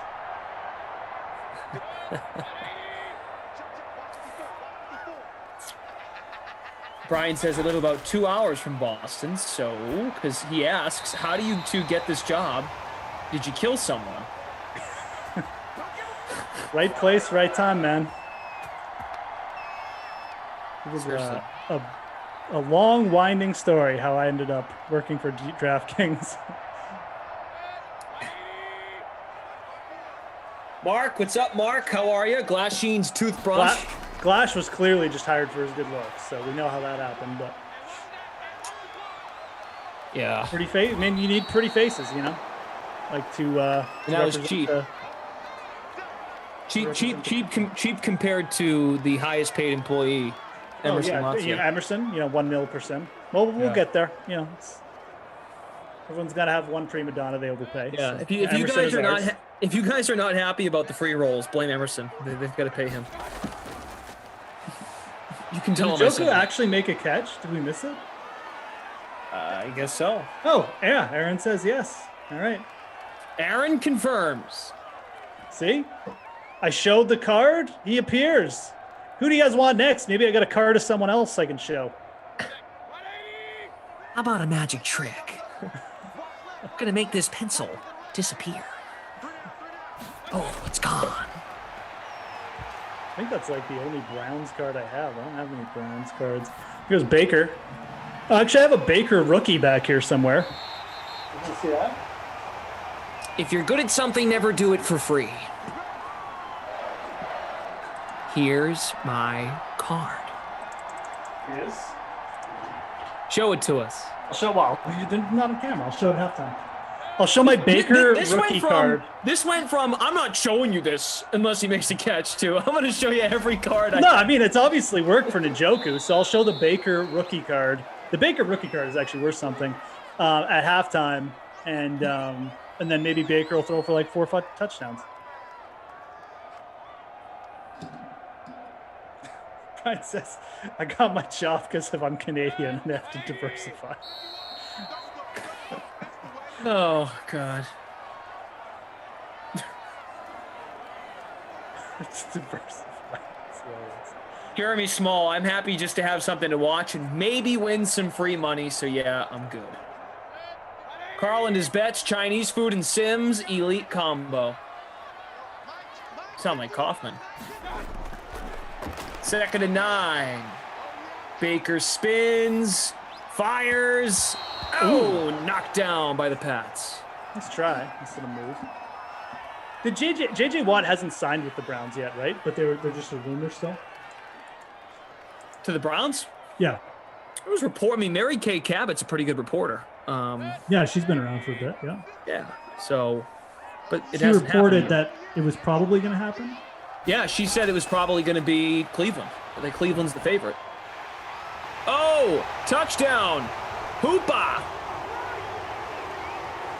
Who's the non-Njoku tight end. Oh, I rostered Hooper too, though, so that's good. I was pausing, hoping it was him, but it was not. Who scored the first touchdown for Cleveland? Landry. Oh, right. So Baker's got 2 touchdowns. This is actually a really good game for Baker. Pretty good.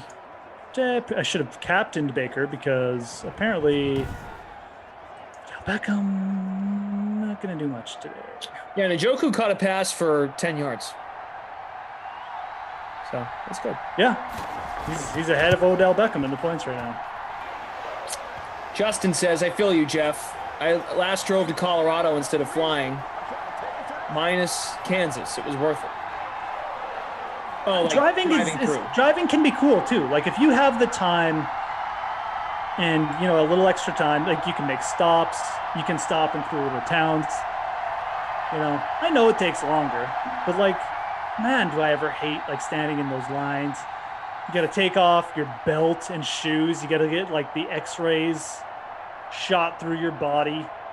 You can get turned into like the Invisible Man by it or something, and then they cram you into the sardine cans, the flying sardine tin cans.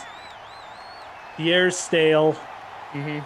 I always get like a cold too. I always get like every time, half the time I'd say about 50% of the time I've flown. Like 2 days later, I get a cold because like viruses circulate so easily in the stale air. So I got a lot of stuff. I got a lot of qualms. I'm like George's dad. I had a lot of problems with flying, man, at Festivus, The airing of grievances, like me and flying, if there was an airing of grievances, it would be a long list, folks. I get it. It's cool. We learned how to fly. Makes your life quicker, but I'll take driving. It was a nice play by Demir Bird. How he just snaked underneath the defender to the 41. Newton fires. That should have been picked. You know something? I'm quite the opposite.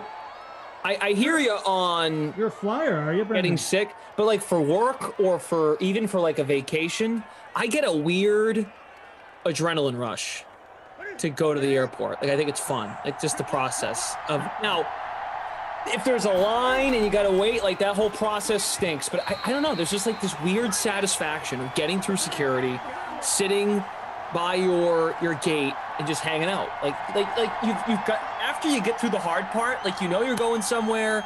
Because when I go for work, the work is not until I land where I have to go, but just that sitting down, you don't have to talk to anybody. I have AirPods on, I have a book to read, or I've got a show I can watch that I downloaded. I don't have to talk to anybody.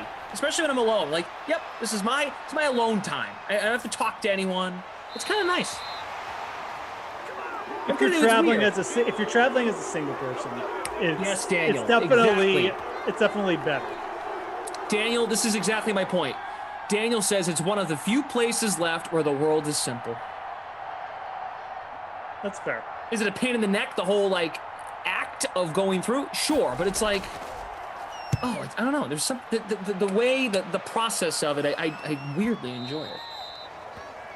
Exactly, and then you can go back grab a Diet Coke, bad boys of pop. If you're going, yeah, it's kind of fun. I kind of enjoy it. Mike agrees with you for biz travel. I can see that.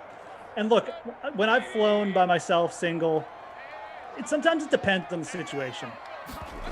Like when I'm traveling, like taking my kids on a vacation, man, like it is like I look at the flight and the day that I'm flying with my kids as like I'm getting ready to like go to battle.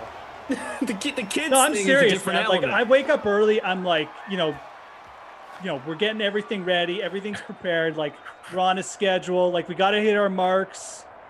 We got a radio ahead and stuff. You got to be unprepared for like the lazy, the airport people who don't know what they're doing. Everything. Like I'm on full alert for those days. So they're kind of stressful. But you're right. If you're like single, you're going for work. It's like that's like your you time. You're just hanging out and get there early, get on, you get off, and then you're in a new place. So I definitely get the rush of that. And I've been there too. Like, you go to going to Vegas is a great example. You're flying down, you meet some people. Oh yeah. I mean, Jeff, you get on the airplane to Vegas and everyone's just in a happy mood, man. Half the people are lit already. Like it's.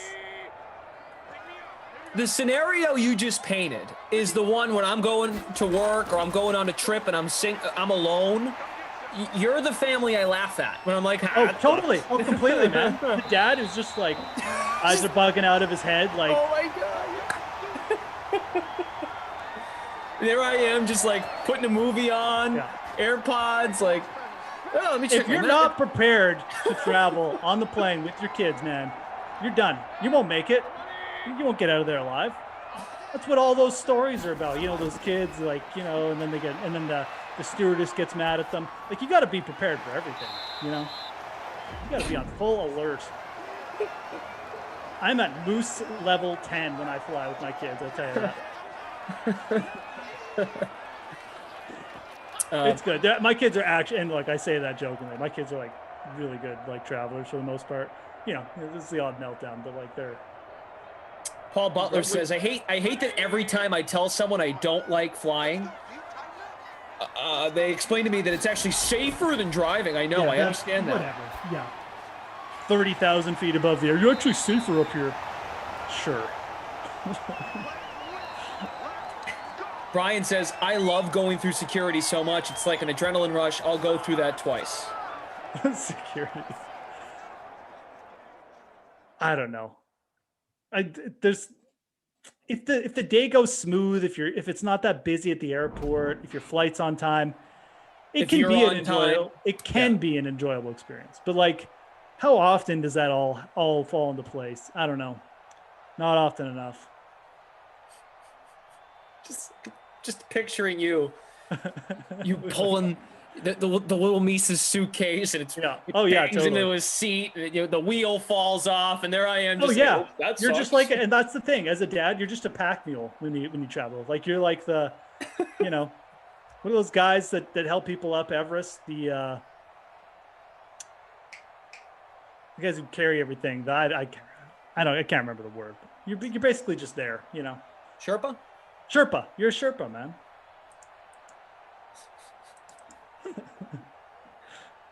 It's so good. I wish I was a fly just watching that happen. All right, what do we got here? It's 14-7. Baker's thrown 2 touchdowns. Hooper's got 1 of them. 4 for 49. Bird 3 for 41. Landry has a score. 2 catches, 17 yards. Kareem Hunt. Does Odell have anything yet? I don't think so. He's still pitching a shutout? Brutal. 0 for OBJ, who, looking at the game logs, had 277 receiving last sim that he played in. Brian C says, great time to fall out of the chair. You want me to fall out of the chair, Brian? How's that? Ow, that actually kind of hurt. Oh, a little rug burn on my knee. All right. Just be careful over there, okay? I don't want to do the fourth quarter by myself. Buzz says, yo, guys, new member of the Sim fam on the way. At the hospital now, watching The Sims. Oh, congratulations. Oh, yeah. There you go. Little hospital entertainment. Hopefully everything went well. My brother-in-law and his wife just had a kid, their second, so congrats to them as well. Jamal, what's up, man? He says, my man, can you please call a play for Asiasi? We can speak him into existence, hopefully, for your sake. Joe C. 999. Josie's on a vacation. Joe C. is in first place. Bob Daddy's in second. CEH 1300 is in third.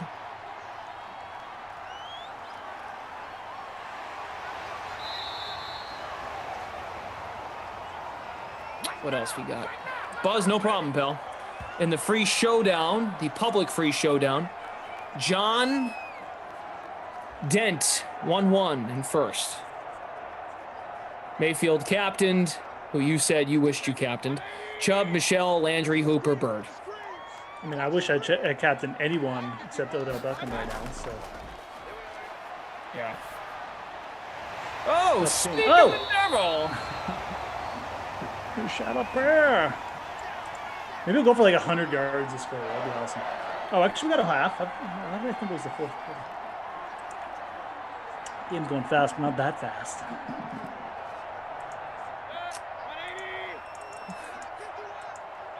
Make it fast. From the 42, Baker. Ooh, batted down. Guys, let's hit that like button. Let's try to get to 300 likes. We're at 255. If you love the Dream Stream, you love Sims, keeps you entertained before NBA, NHL. Come on. Smash the like. Come on. Hit the like. You know you wanna. Audio 707. Worst Sim day I've had in a while. Need a big OBJ second half. Yeah, I think a lot of people need a big OBJ second half, so definitely in the same boat as a lot of us. That time he was targeted, but the Patriots defense holding serve, and that could be a factor, right, with Stephon Gilmore guarding him. Yep, definitely. It's a tough matchup. Odell still has really good traits to take to go over that, but Gilmore is still like a 98 rated player, I'm pretty sure, in this game. So. Let's look. As Baker spins 3rd and 10 and throws it into the ground. Yeah, I don't think they would have taken down Odell's rating midseason, but maybe they did. I actually don't know. So. OBJ is a 91 overall, which is 3rd best on the Browns. Miles Garrett 93, Chubb 92, OBJ 91. Does he have superstar traits though? He does. Yeah. So when the update happened in December, kind of similar. The player I think about to compare is Big Ben, in the sense that when we did Madden 20 Sims, Big Ben kept his superstar traits. The game didn't penalize him for getting hurt. OBJ got hurt, as we all know.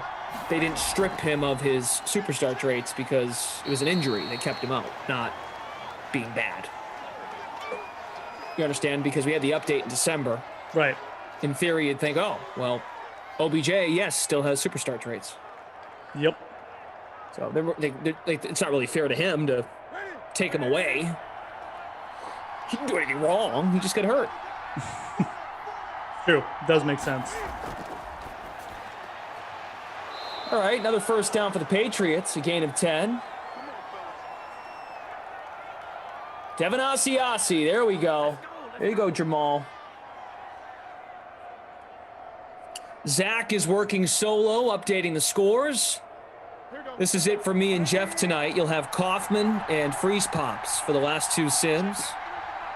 Kaufman will be hanging out with you guys between sims as well, giving you the latest with what's going on at DraftKings and the DK Sportsbook. Kareem says, was there a real bar in Boston called Cheers Glash? Real question. I think so. Did it close? When did it close? Oh. My source tells me, my roommate tells me that there was. Jake says, you poor people are talking about having a bad sim day and needing OBJ to play to get back in the green. I'd take one decent game once in a while to at least make something. Bad day as usual for me. Wow, that is some honesty, reconciliation for Jake.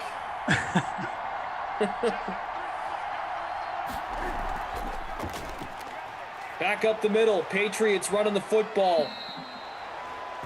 James White, 5th carry of the sim. Kareem, why do you ask? Just curious. You can ask questions. Just, it's on your mind, man. Throw it out there. Cam looks complete. Dalton Keene at it again. What's the Twitch fam doing? DK Sim fam on Twitch needs a touchdown for Edelman or Asiasi. The Twitch chat always invested in the NBA chatter. Love that.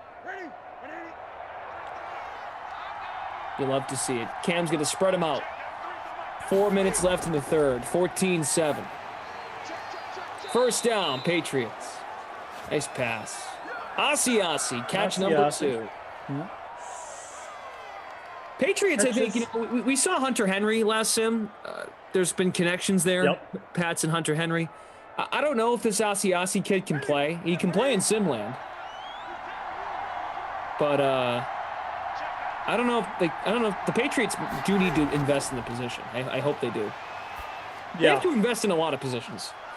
They do. Oh, actually, running back is like one position they don't have to invest in because they have Damian Harris, Sony Michel, and still James White. So that was James White there. But other than that, yeah, man, they need help pretty much across the board.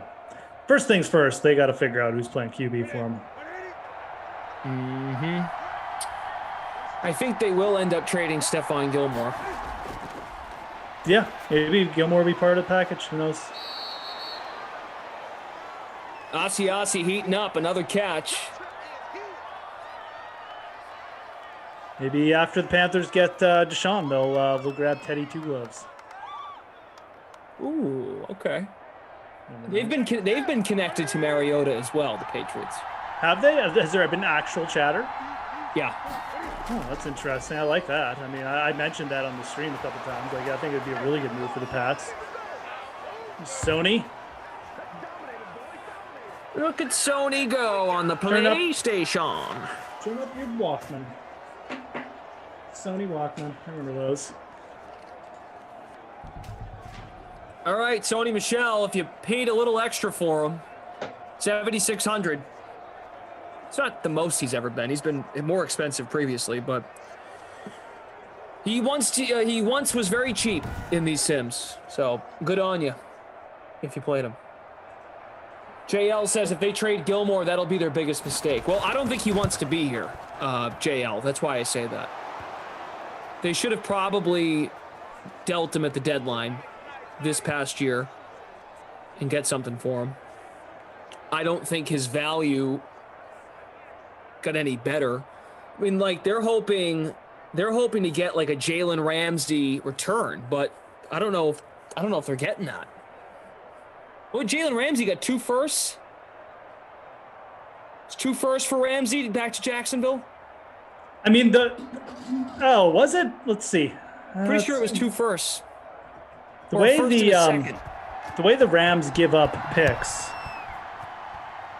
sent first round picks in 2020 and 2021, and a 4th round pick in 2021. 2 firsts for Jalen Ramsey. Pretty crazy. What's his name? God, what the hell?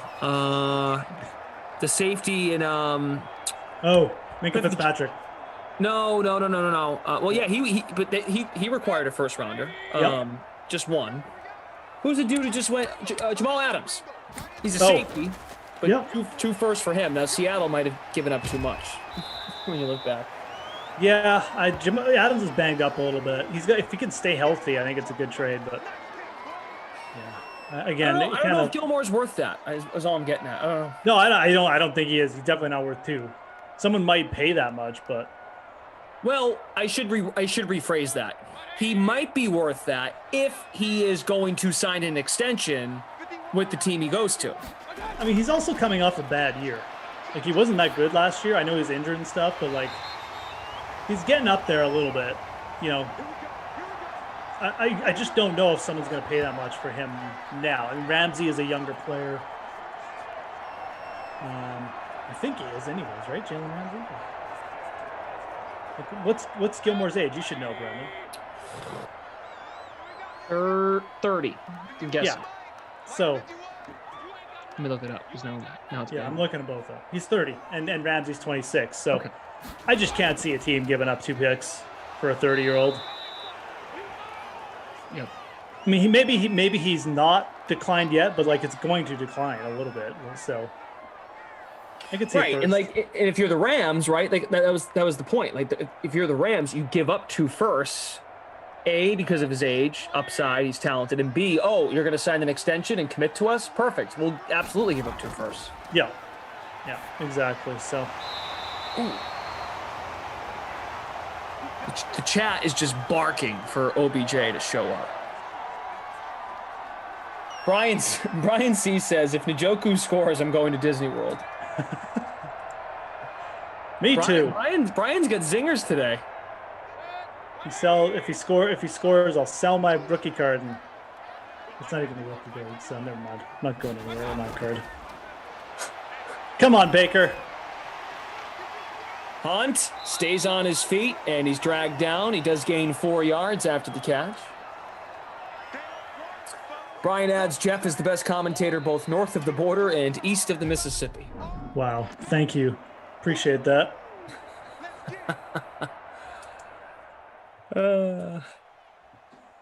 One touchdown there in the third.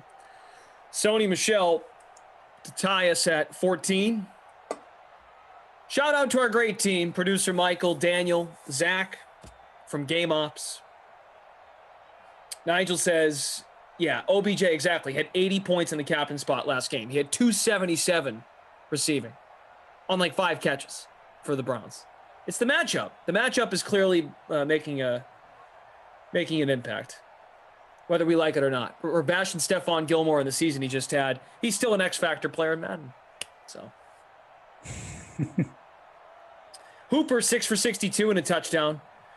Landry still sitting on 1 score. Hunt, 4 for 45. Sony Michel has scored twice.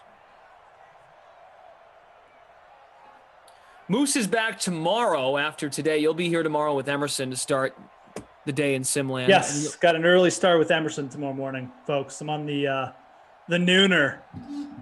The nooner. You'll be on at noon, and then you'll be on at 2 with Koff. Oh, God. And then we'll be together at 2 on Sunday. Okay. That evens it out.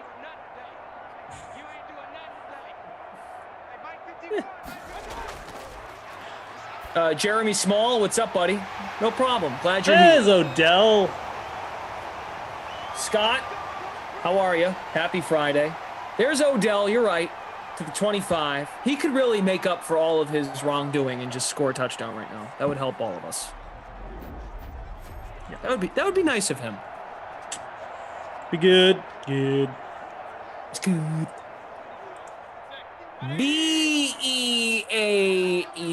Beautiful. Play action. Baker. What are you doing? He can fly.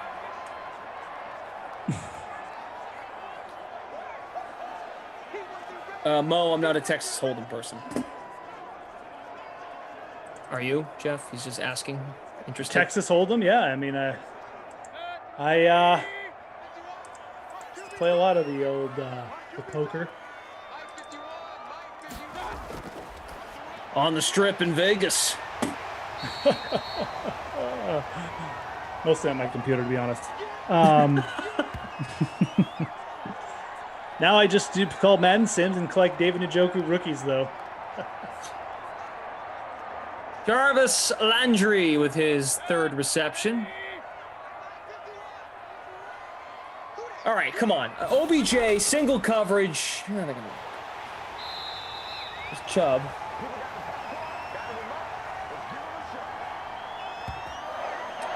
Noah Moon. It would also be nice if Michelle didn't vulture 2 Cam touchdowns. Noah, I'm really concerned about your blood pressure. Is everything okay? It's a 32-minute sim. Sometimes we get bonus football. Pace yourself. From the 11, Baker to empty space. Almost at 300 likes. Crush that like button, everybody. Smash it. Fooligan is really a pro's pro when it comes to the DK Sim fam. He shares NBA breaking news in terms of lineup construction. And guys who are out with the Twitch fam. He's super transparent. And another touchdown for Jarvis Landry. Wow. And for Baker, that's his third. Second for Jarvis. I did not play Jarvis Landry. I did not either. Somehow I'm in 18th place in our free roll. I don't know how. That's going to change any second. Maybe, yeah. I assume the touchdown hasn't gone through. Nope, it has not. Good day for Baker. He's going to be up over 20 points. Well over 20 points. Oh, boy. All right. Jarvis Landry. Hoopa Loop's having a good sim here, too. Who was that? Austin Hooper. Oh, Hooper, yep. He's got the volume for sure. D-Rich says, Chubb does pretty bad in these for an X-Factor player.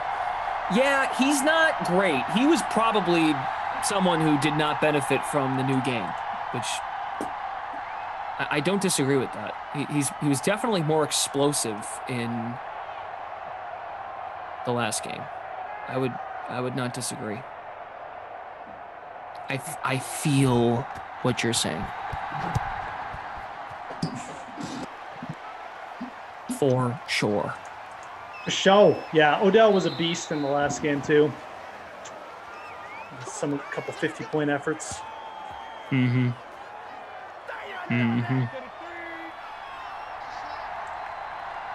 All right, Cam, got to answer, buddy.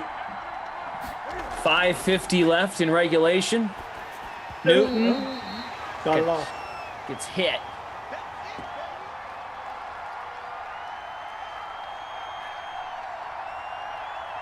Glasheen's toothbrush. Who has Gilmore been mostly in this sim? I'm pretty sure he's on OBJ. Typically.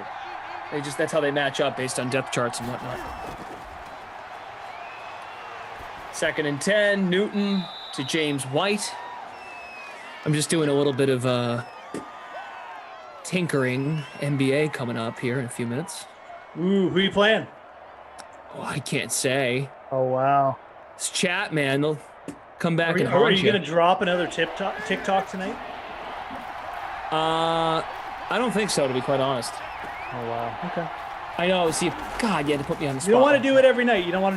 Because then, you got to keep the people wanting. Be like, oh, man, well. And then all of a sudden just drops out of the blue. It's like, wow, another Glash TikTok. You have people tweeting each other. Yeah, I think I try to follow these like algorithms that when's a good time to post and during the week, but no, I kind of set it up so I would do a lot Wednesday, Thursday, and then have tonight free because I am getting up early tomorrow to go sledding with my nieces. So you're getting up early to go sledding. Yeah, with my 5-year-old niece. I mean, come on, she's gonna love it. It's true. My kids went skiing yesterday. You're laughing at me though. I'm going to be a good godfather to my 5-year-old niece. Good God. The fairy godfather. I don't get it. I was hoping for like a. That's nice. It's funny that you're getting up early to do it. I don't know why. I don't know why I found that funny. Okay, it is so nice. so my older brother is big into giving the girls naps, so they're going at 9. And 9 is early for me because I'm up super late doing TikTok construction. Just being a Kaufman over here, okay? Just being a Jerk. The jerk store called, Brendan. We're all out of me.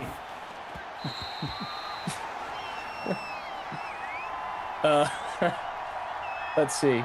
Coughs in the chat says lineups locking in moments. Kaufman, you pay back Tom Ace yet? Or they're working together tonight. That'll be good. Ooh, some tension on the stream. Love the that. real story from Tom. Maybe I'll tune into that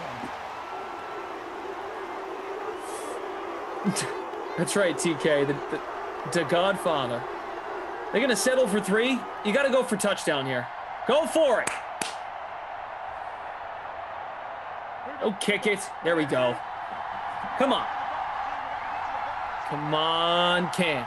Come on, big money. Come on, Cam. Ooh, there they went quick shorts. Dalton Keene. Wow. Release the king. Release the dragon. Keep him close. Be coming for her. If you're Dalton Keene, you die a hero. Or you live long enough to see yourself become the villain. I can't do those things.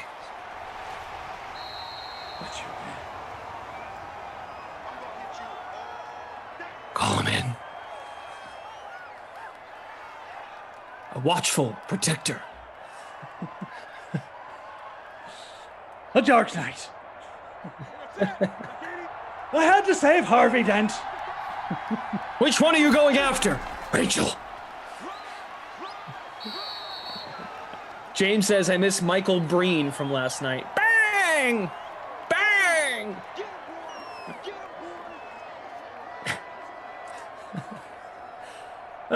You guys are too much fun. It's a treat. 3rd and 6. All right, couple big plays coming up here. That's got to convert here. This one's over, basically. Newton fires. They got him. Touchdown, Devin Asiasi. Asiasi again. It's his second two-touchdown game in a row. Wow. Wow, Devin Asiasi coming alive for the Sim fam. Bam! Doing it for the fam. There you go. Here you go, Jamal. Bang! I know Jamal's not the only one who played him, but just trying to lift his spirits. Very poor choice of words. It's not about the money. It's about sending a message. 21-21. 2:01 to play. Lane is asking who has scored so far. Landry has scored twice. Sony Michel has scored twice. Asiasi just scored for New England. And I'm missing one. Who had the other one? Austin Hooper. Hooper. There it is. Hooper Loop's having a pretty good game. Hoop-de-loop. Very good. Oh, does anyone know if Kyle Lowry's playing tonight? Anyone know? Trying to tinker here before lock. Nice to know. Baker to Chubb in the passing game. I think we're just going to have to settle for what we've got here. Robbie Noble asking who is in 8th place. Typically, when you ask it like that, that means you are in 8th. Yes, you are in 8th, Robbie Noble. I love your rhetorical questions. Baker drops back from the 33. All the time, Baker. Oh, boy. Oh, boy. Oh, he's got him. There it is. Break the slate. 67-yard score. Wow. Doing the whole Odell dance and everything. Did it put him over the bonus? I think it does. Baker just launching it down there. I don't know what is going on. Everybody's happy. OBJ scored a touchdown in Simland. Now you can all stop crying and hit the like button, cause OBJ scored a touchdown.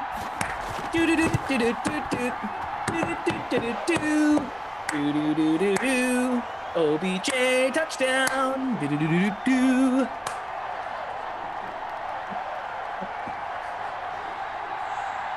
Oh, wow. The musical stylings of Dan Gresham.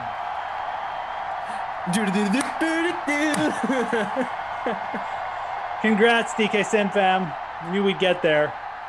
It just proves if you nag enough and you complain enough in the chat, anything's possible. So that's the style. That's just really gonna help my life. I'm gonna be in like top 10 here in a second. Maybe not top 10.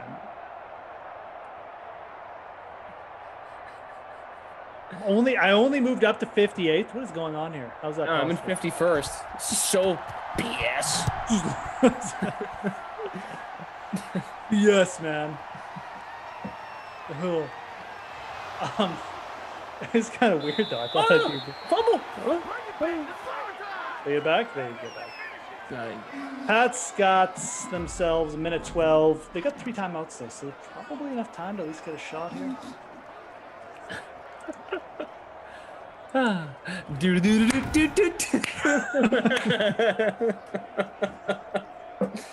Oh man. Lindenbaum says they wanted Higgins though, so I'm gonna whine now, especially since Glash is the new hashtag cough curse. Oh, we got a booth review.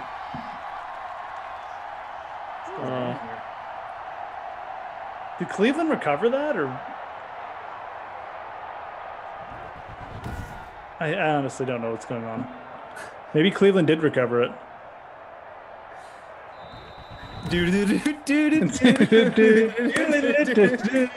It's the booth review music.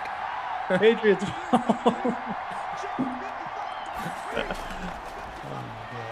Such a dork. Come on, Cam. Ooh, middle of the field. They'll burn timeout. Not a big deal. Come on, Cam. Get it up.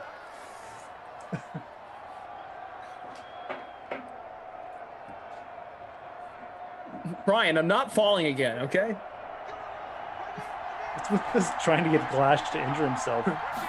Theme in the chat today. Glash, why do we fall? So we learn how to pick ourselves back up. 28-21. Oh no, Baker's at 299. Oh my god. Oh, brutal. OBJ 116. You get the bonus, but wow, that does suck for Bakes. Baked Mayfield, bro. So you call Baker Mayfield Bakes. You call Justin Herbert Herbs. These are good. Oh wow, going for it all. Good coverage there. Smash the like button, guys. This one's wrapping up. Coming up 8 o'clock. Cough and Freeze Pops will call. What is the 8 o'clock game? Got it right here. Bears at the Raiders. So stick with us. OBJ's got the bonus. Yeah, Baker at 299. That's brutal. That really is brutal. That's terrible. 4th and not goal. That's a whatever. Upstairs. Oh, that's the game. Well, yeah, that's it. That's it. Yeah, I mean, that'll be all right. all she wrote. Yeah, it's a glitch is the right word I was looking for there. The 4th and goal, but whatever. Doesn't matter. They had to get the 4th down, and they didn't.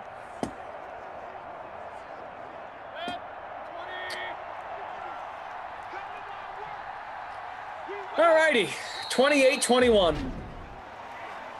That was pretty fun. That was a fun 4th quarter. We only had one touchdown. It wasn't fun. It was a good game. It was a really solid game, man. Got the long touchdown, the back and forth there.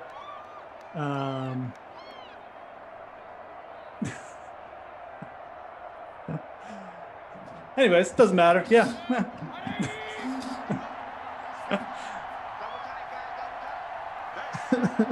Ivan says, I hate Edelman.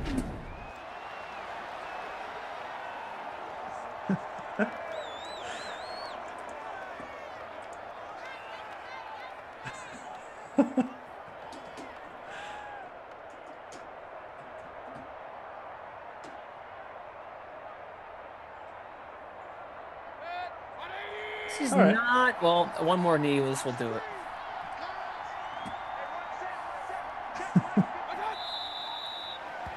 All right, Cleveland, you're a winner. The NFL screwing the bats again. Oh, yeah. It may have skipped there, folks. We're not actually sure. But as I always say in these situations, that's what the DK assist is for, and emailing support. So we will get to the bottom of it if it was a glitch. But yes, we will be looking into it. It looked like they skipped a down. I thought we went from 4th down to 3rd down there pretty quickly there. So anyways, like I said, DK assist, we'll be looking into it, and the support crew and such. So we hear ya. I know we were goofing around, but I did notice. Can't sneak one by me that early. Yeah. Yeah, we saw it. Don't worry, guys. We know. Now I follow. It skipped it down. That's all that happened. Right. And I just thought it changed the end goal part. So that's I didn't notice it at first, but then I was like, why did we switch possessions? So anyways.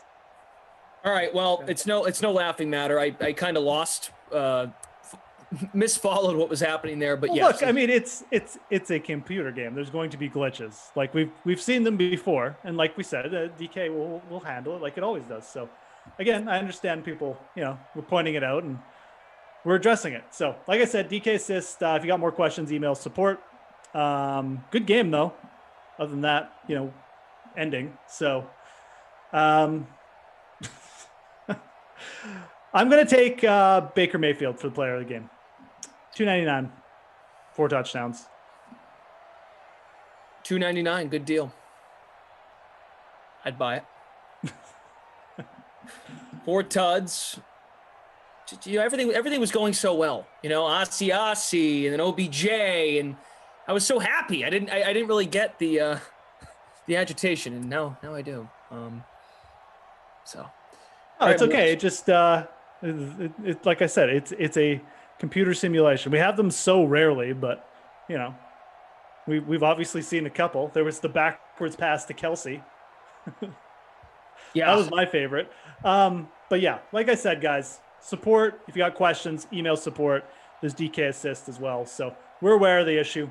Again, we definitely apologize for the not giving you the perfect product we always strive to, but again, it does happen. So you got more questions, hit up those support. The non-player of the game is N'Keal Harry. 7K, 1 catch, 9 yards. Not going to cut it. Not going to do it, Brandon. And we can. It's not going to do it. And we can confirm that our producer has indeed contacted the right folks to relay this problem. So please understand that. So thank you to our producer, Michael, Daniel, our technical director, and Zach from the Game Ops team updating scores. We'll look at the leaderboard briefly, and then we got to go. Murph with an F, 1963, first place in the free showdown. Baker captained, OBJ, Michelle, Landry, Hooper, and Bird in the flex. In our free roll, small Z's with 3 Z's, 666. First place, Hooper captained Mayfield, Newton, OBJ, Asiasi, and Bird. All righty, Moose, time for you to go. All right, and, friends. Now I'm going to do the hosting thing. So, oh, you got to go. Oh, you got to like switch gears here. Hey? yes. So skedaddle on out of here. All right. And, I know you don't like to. Hold on a second, real quick. You said you don't like to fly, but we made an airplane for you called Moose Air. It's true. I was not the one who made it though. Sarah did. That's true. I see. And then you know what? There's a big difference. Managing an airline and actually flying are two different things. I know other people like to fly, like busy people like yourself. So, I'm fine managing it, and maybe as someone with a lot of gripes with the airline industry, I can help smooth that out with the Moose Air. Anyways, folks, have a good one, guys. I'll see you again tomorrow morning. Sorry that one ended weirdly, but like I said, our people are on it, and you can tell me how it went tomorrow morning at 12 p.m. Please. Eastern with Emerson. All right. Next Madden Sim coming up, 8 o'clock. Kaufman and Freeze Pops. They will have the call of Bears and Raiders. That showdown for that game, part of the Madden Stream 1K Flea Flicker contest. It's a $5 entry fee. As you know, a shot at $150 in cash for a top prize. The free contest for that does have a $250 prize pool, 25 to first place. You can find the free rolls over on DraftKings.com. Okay, TK Sim fan, before we continue, again, I hear you. I see you in the chat. Our production team is on what just occurred there at the end of that sim. It is being monitored and being taken care of. So I just want to make sure that's very clear that we hear you. We're taking your concern seriously. I am done for the night. So thank you all for tuning in. I'll be back tomorrow night at 8 o'clock and 10 o'clock just to give you my schedule for tomorrow. I'll be with Brandon Cristal at 8 o'clock, Washington at the Niners, and then Bucks at the Seahawks with Tommy Freeze Pops tomorrow night.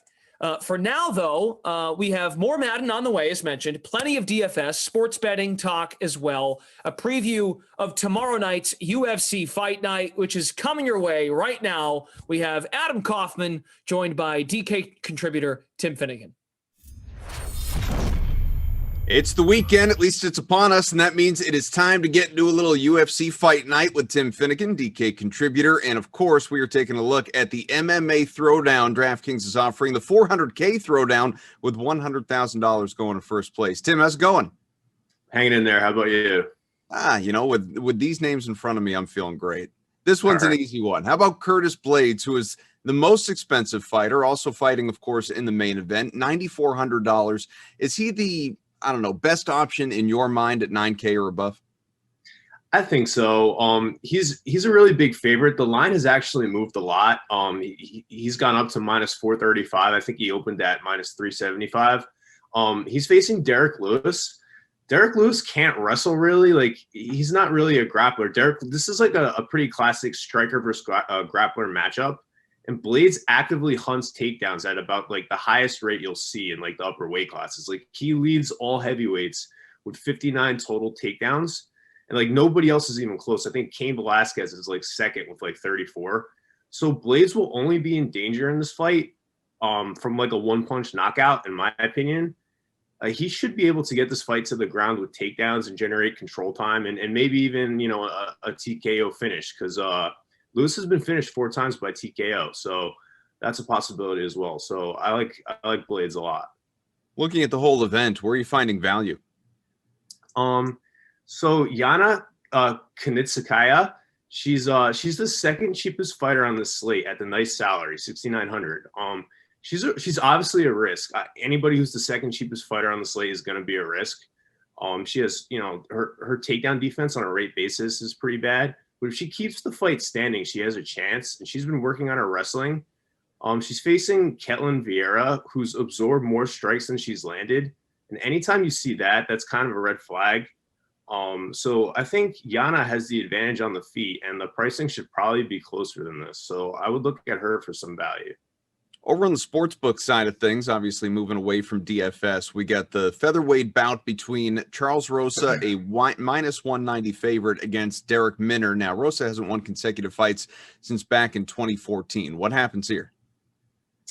So, like I said, just before with the Yana fight, there's some red flags with Rosa. Even though he's the favorite, he's absorbed more strikes than he's landed, which that to me always like kind of raises my eyebrows when I'm looking at it. And Minner's striking accuracy statistics are a lot better. It's 65% to 37%. So I'm looking at Minner for some value here. You know, he's only 7,400 on DK contests, and I think he's plus 150 on DK Sportsbook. So I would consider him. All right, co-main event, you were just talking about it here, is the women's bantamweight fight. It is Ketlin Vieira as well as Yana Kunitskaya. Now, interestingly, Vieira favorite, minus 278 here for this one, has only one career loss. So what do you expect? So if this fight stays standing, Yana's in good position, but if it goes to the ground, then Ketlin's in good position.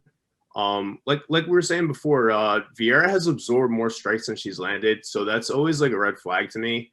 But so if Yana can keep the fight standing, she definitely has a chance. But if she gets taken down, then she's, you know, it's probably going to be not great for her.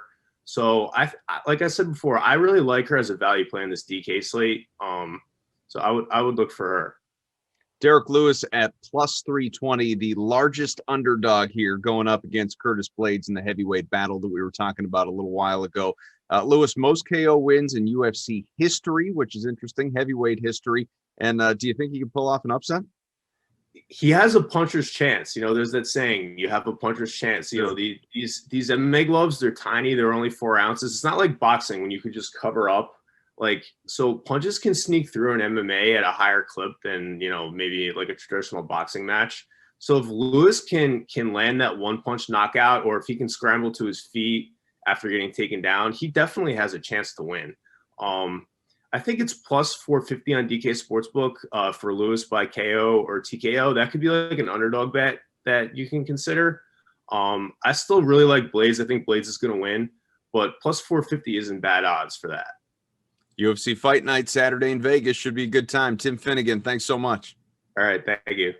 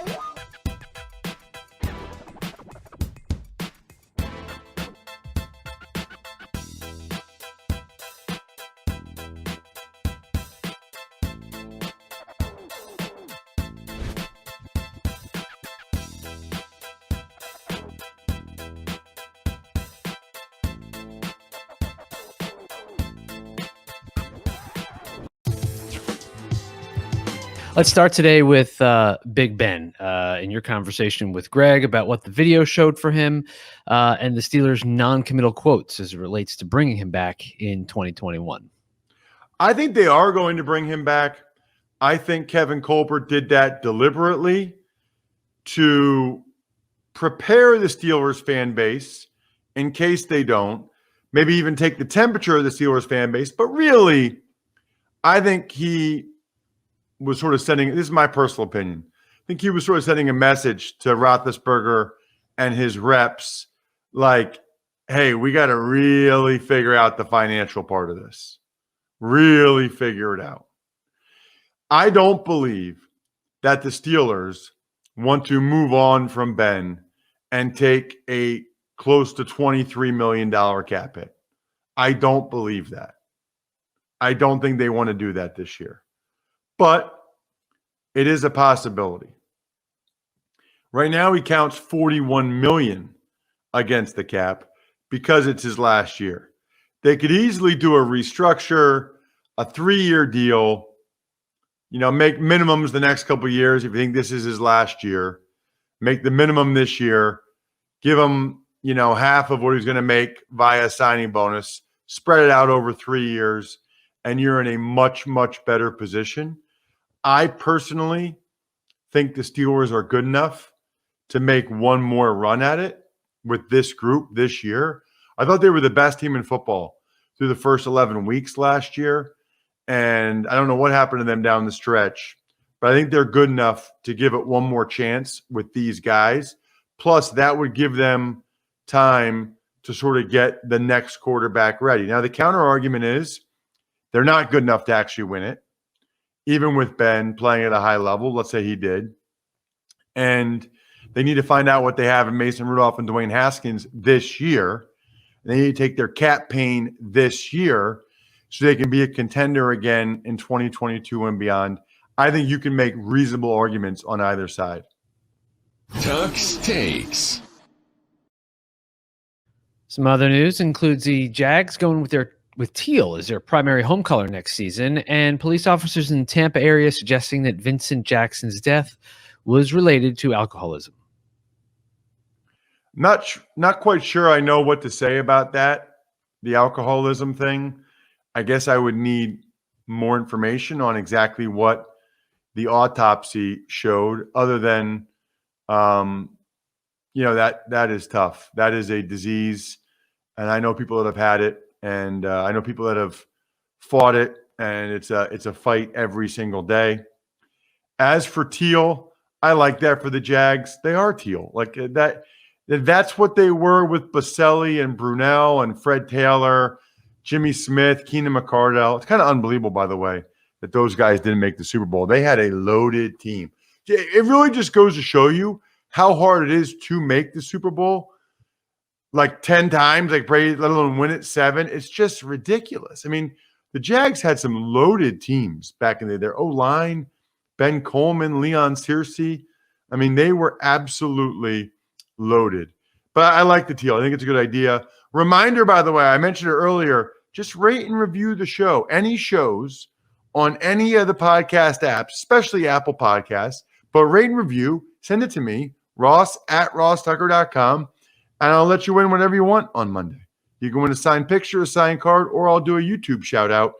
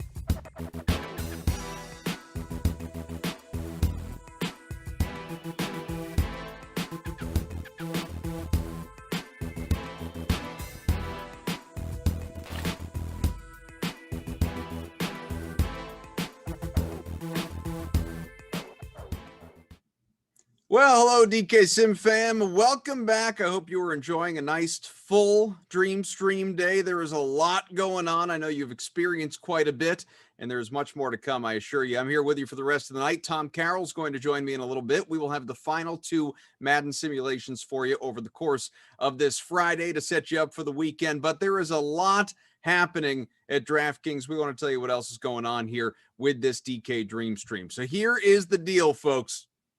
Right now on DraftKings, when you play in an NBA contest for multiple days, you can score big rewards. The more days you play between now and February 26th, which is rapidly approaching, the larger your prize is going to be. For example, you play in a paid NBA contest for 5 days, you get a $5 contest ticket. You play 8 days, $10 ticket. Pretty good. It's that easy. You play more, you win bigger prizes. You do it right now with DraftKings. Shoot and score rewards. Now, Speaking of NBA, of course, as much as I love DFS, you love DFS. DFS, not the only thing that is going on. You got the DK Sportsbook. You can go and take a look at some of the odds going on for tonight's games, the weekend, and so far beyond that. There are prop bets, there are futures bets, there are, shorter term. You could look at totals, money line. Obviously, the world is your oyster when it comes to the DK Sportsbook. It is all available to you. We encourage you, as always, check it out, have yourself some fun, and be responsible naturally in the process. Now, DK Sportsbook is a great place to get all that information I told you about. There's a little bit of strategy, though, that goes beyond that in terms of knowing where you want to invest your money. And with that, we turn things over to our friends with the Unreasonable Odds podcast.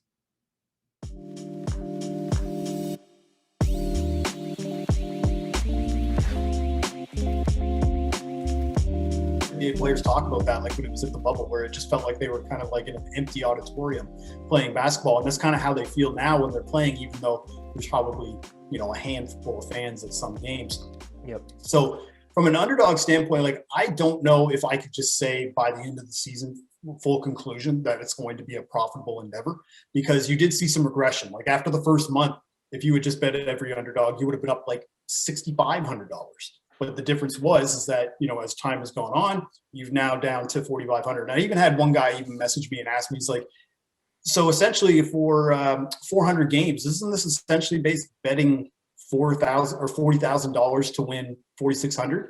I was like, well, yes and no. Like, yes, you did technically. You don't want to think of it that way. If you bet $40,000 and just won 4,600 back in return, I mean, I guess. But the difference is that like you're capping your total payout based on what you do if you just did it a single bet. The potential for this to go to $7,000, $8,000, maybe even $9,000 over a course of the season is very much in play, because you're seeing some of these teams, with the COVID protocols and the weird travel schedules and doing these back-to-back slates and just all this discombobulation of the way a regular NBA season is being played, the way that we're used to seeing it being played, is completely flipped on its ear. So there's a lot more opportunity to bet on underdogs, in my opinion. So that's kind of what I've been doing now lately, where I've just been like, you know what, I'm just taking dogs, like, because you're seeing as well in these games, like if you're not the Utah Jazz, I don't trust you to cover a spread right now. And even them, like, I'm waiting for the bubble to burst. Like right now, like, I'm sure the sports books now are going to be put in a position where they can't put them less than 10 points against any team, against any caliber of opponent, because they're just getting burned every time that they put their spread too low and they're covering the spread. The Jazz are one of those trends right now that I've bet them maybe. Have you been doing well with the Jazz? Because I've bet them maybe a couple of times, and I think I also got. I think they're 18-1-1 maybe. They were going into last night, so now they're 19-1-1 after they 19-1-1. Yeah, so over this trend, I think I've bet them like twice, and I hit the push. So I'm 1-0-1, and that's all I have to show for this legendary like money machine. Well, you could be worse. You could do what I have done when I wrote all my preseason predictions and recaps and everything else, and talking about what I think is going to happen this season. I picked the Utah Jazz to miss the playoffs, so I'll one you up on that one, and then of course, because I'm so much of a believer of how I think in preseason projections, I was like, oh, the bottom's going to fall out here. I'm going to take the money lines. What was the game? It was the Sixers the other night against the Jazz. Yeah. And no Embiid. Oh, that drove me crazy, Julian, because Embiid got ruled in about 90 minutes before tip. Yep. And I'm like, awesome. This money line bet looks good. The spread dropped from +7.5 to 6. I already had the money line at the +7.5 value, so it was probably around +240. I'm feeling good. I'm like, you know what? Gobert isn't going to be able to just walk around and just dominate defensively. Embiid's going to be there. I feel like the tables are going to be set here. Oh yeah, 15 minutes before a game, we're going to sit him out, but we're going to play him last night against a chumpy Houston team that has like no stakes or no bearing. Like, you know what I mean? Like, it's just like, what are we doing here? So that's kind of why I've had an issue lately with betting NBA, where sometimes I'll just post picks, of stuff that I'm betting on. But as far as strategy and model, like, anybody who tells me that they have a consistent model right now in the NBA, I'm not going to say you're full of it. I'm just going to say I'm dubious. I agree with that. And Houston, Philly, by the way, on Wednesday night, miraculous cover by the underdog Houston Rockets. So you bet them on the money line, I guess, then, right? Yeah, the Houston Rockets. That They was got last it night, with the Rockets money line. That was going to be a tough win for them, but they got it on the points. They were flirting with being down 30 in that one. Yeah, they were down 15 and lost by 5. So Embiid and Tobias Harris got theirs from a fantasy standpoint, from a player prop standpoint, because that looked like it was going to be a blowout, and they wound up staying in that game. No Ben Simmons ruled out for an illness in that one, so Tobias Harris over 7.5 rebounds was one of the props I hit in that one. I think he had 15 boards. That's just to quickly go over my betting strategy. That is what I do in the NBA. I don't claim to be sharp. I claim to be quick and know what I want. Opportunistic is what I would call it. Opportunistic. There we go. A smarter word for it.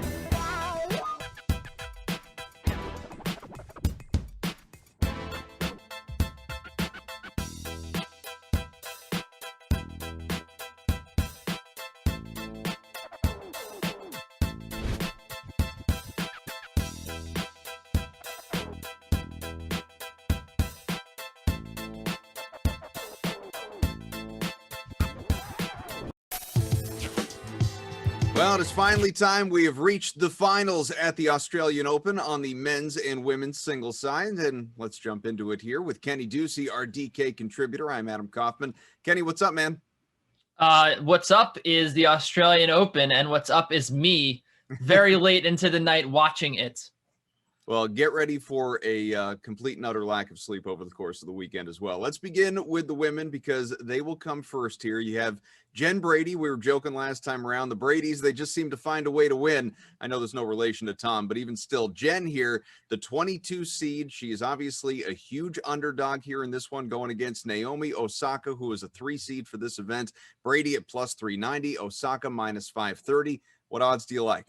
You probably shouldn't say that too loudly because she's probably a Steelers fan coming from Pennsylvania. I do like, Jen Brady to perhaps cover the spread here. But Naomi Osaka, I mean, certainly is a deserved favorite. She's been just whacking the ball all around the court, has not seemed phased even when she gets down. She was came out very tight in that Serena Williams match and ultimately powered through just a masterful display of ground stroking from her. And much differently than on what we'll get to on the men's side, the women's side is featured just pure power here.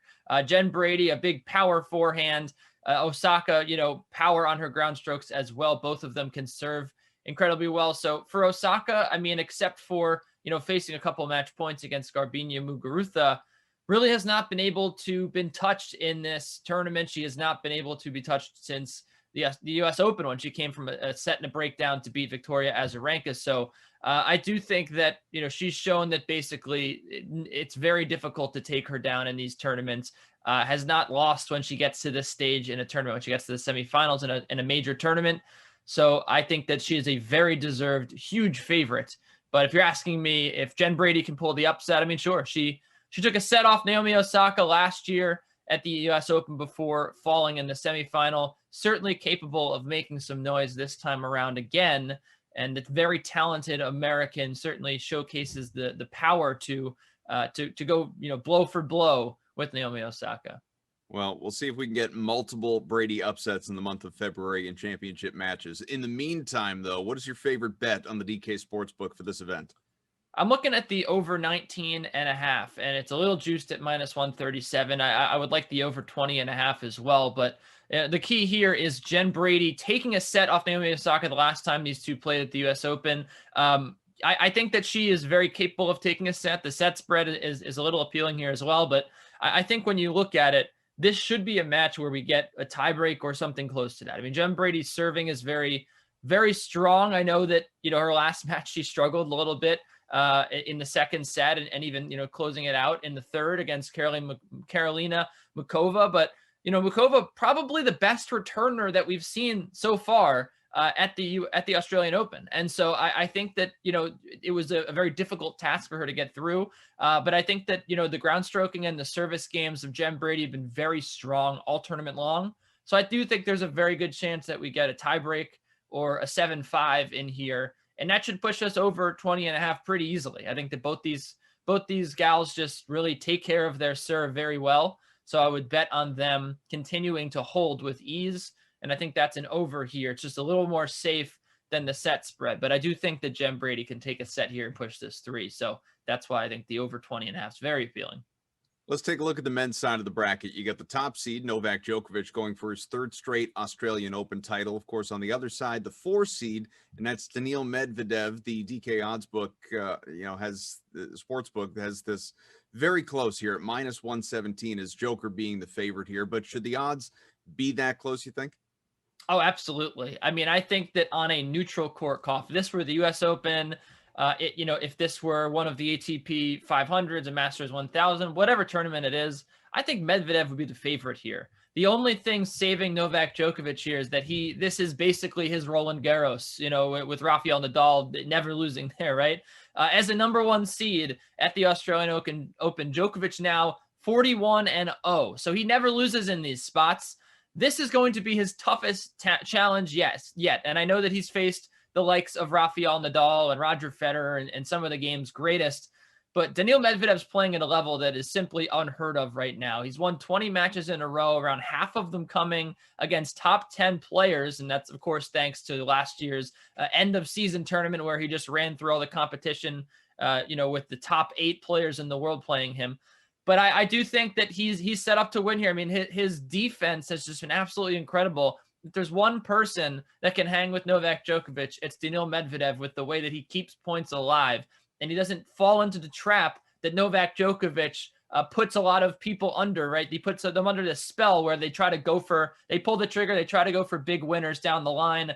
Medvedev can do that very well, right? But his game, that's not his game. His game is just continuing to point alive. So I think we're going to see a lot of long rallies here. Someone who really is able to go toe for toe with Novak Djokovic. And Daniil Medvedev is playing better than anybody in this tournament right now. So really, he should be the favorite. He's played better than Novak Djokovic, he's had the injury, and then he's had, really trouble closing out some guys. I mean, he's let, the likes of Taylor Fritz and Francis Tiafoe cover the spread. His last match against Aslan Karatsev, the qualifier, he let out a few roars because, he had trouble holding serve, and then he got broken at 5-1 in the second to make that set tight. So it hasn't been very convincing. On the other hand, Medvedev, aside from that match against the very talented Filip Krajinovic, he's just rolled over the competition, and he's been really unbothered by everyone. He looks fresh, and he's ready for this challenge. So yes, this match is a pick'em right now, essentially, and it really should be. What's your favorite bet from the men's final here on the DK Sportsbook? So I'm going to go a little bit off the page here, and you're going to have to click around on the DK Sportsbook to find this one. I do like Daniil Medvedev to win this match, but I think the most profitable spot here is going to be taking over 30.5 aces. Now, the one thing that concerns me, and you'd think that Djokovic would be the guy that concerns me with this prop, right, is Medvedev. I mean, he's had, service lapses before. He had 54% of his first serves in the third set against Andrei Rublev, but he had 17 aces against Stefanos Tsitsipas, and that marks the 3rd time in his last 4 matches that he's had 14 or more aces. Novak Djokovic, on the other hand, might be because of the abdomen or oblique injury, whatever he's got going on there, but he's served better in this tournament than he's served in years. I mean, he has had more miles per hour on his serve, and he's had 100 aces so far, which is unheard of, really, for him. I believe this is his record at the Australian Open for aces, his ace total through the matches. And then again, some of that probably has to do with the fact that he's played some long matches. But hey, this is gonna be a long match. I don't think either of these guys are gonna win 3-0, Koff. So I do think that this total should go over here. It's a great way to bet on Novak Djokovic, who's just been serving his butt off at this tournament, serving his face off with so many aces, so many free points on his first serve. The one thing, again, it's a little concerning is Medvedev's return games have been very, he returns so far back in the court that he's hard to ace. But both of these guys, I think, have just been serving with so much precision that it shouldn't really matter. I think that the aces pile up here for both guys. And I would, if you have a market for over under breaks, I would actually take a look at the under on that as well, because both these guys have held serve so well. Another sleepless weekend on the way for Kenny Ducey, and then it's back to normal life. Thanks, man.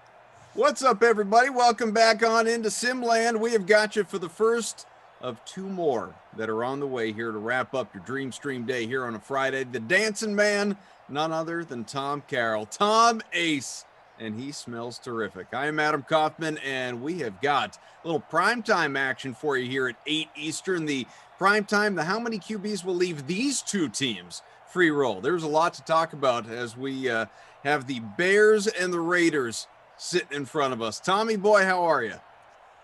Two of the more mediocre to bad teams we have here in Madden 21. Really excited to see them square off, because when you get two teams of equal ability, it can get interesting sometimes. Yeah, they both might be bad, but we might get some good football. Does that make sense? Yeah, I mean, if they, I hesitate to say play down to their competition, because they're both bad, like you said. In fact, Las Vegas 2-14 since the holiday tournament here in these Madden 21 sims, and Chicago on the other side, not even 500. So I guess there isn't a playing down to the competition aspect. It's just playing even with your equally mediocre to bad competition. But hopefully, you know what?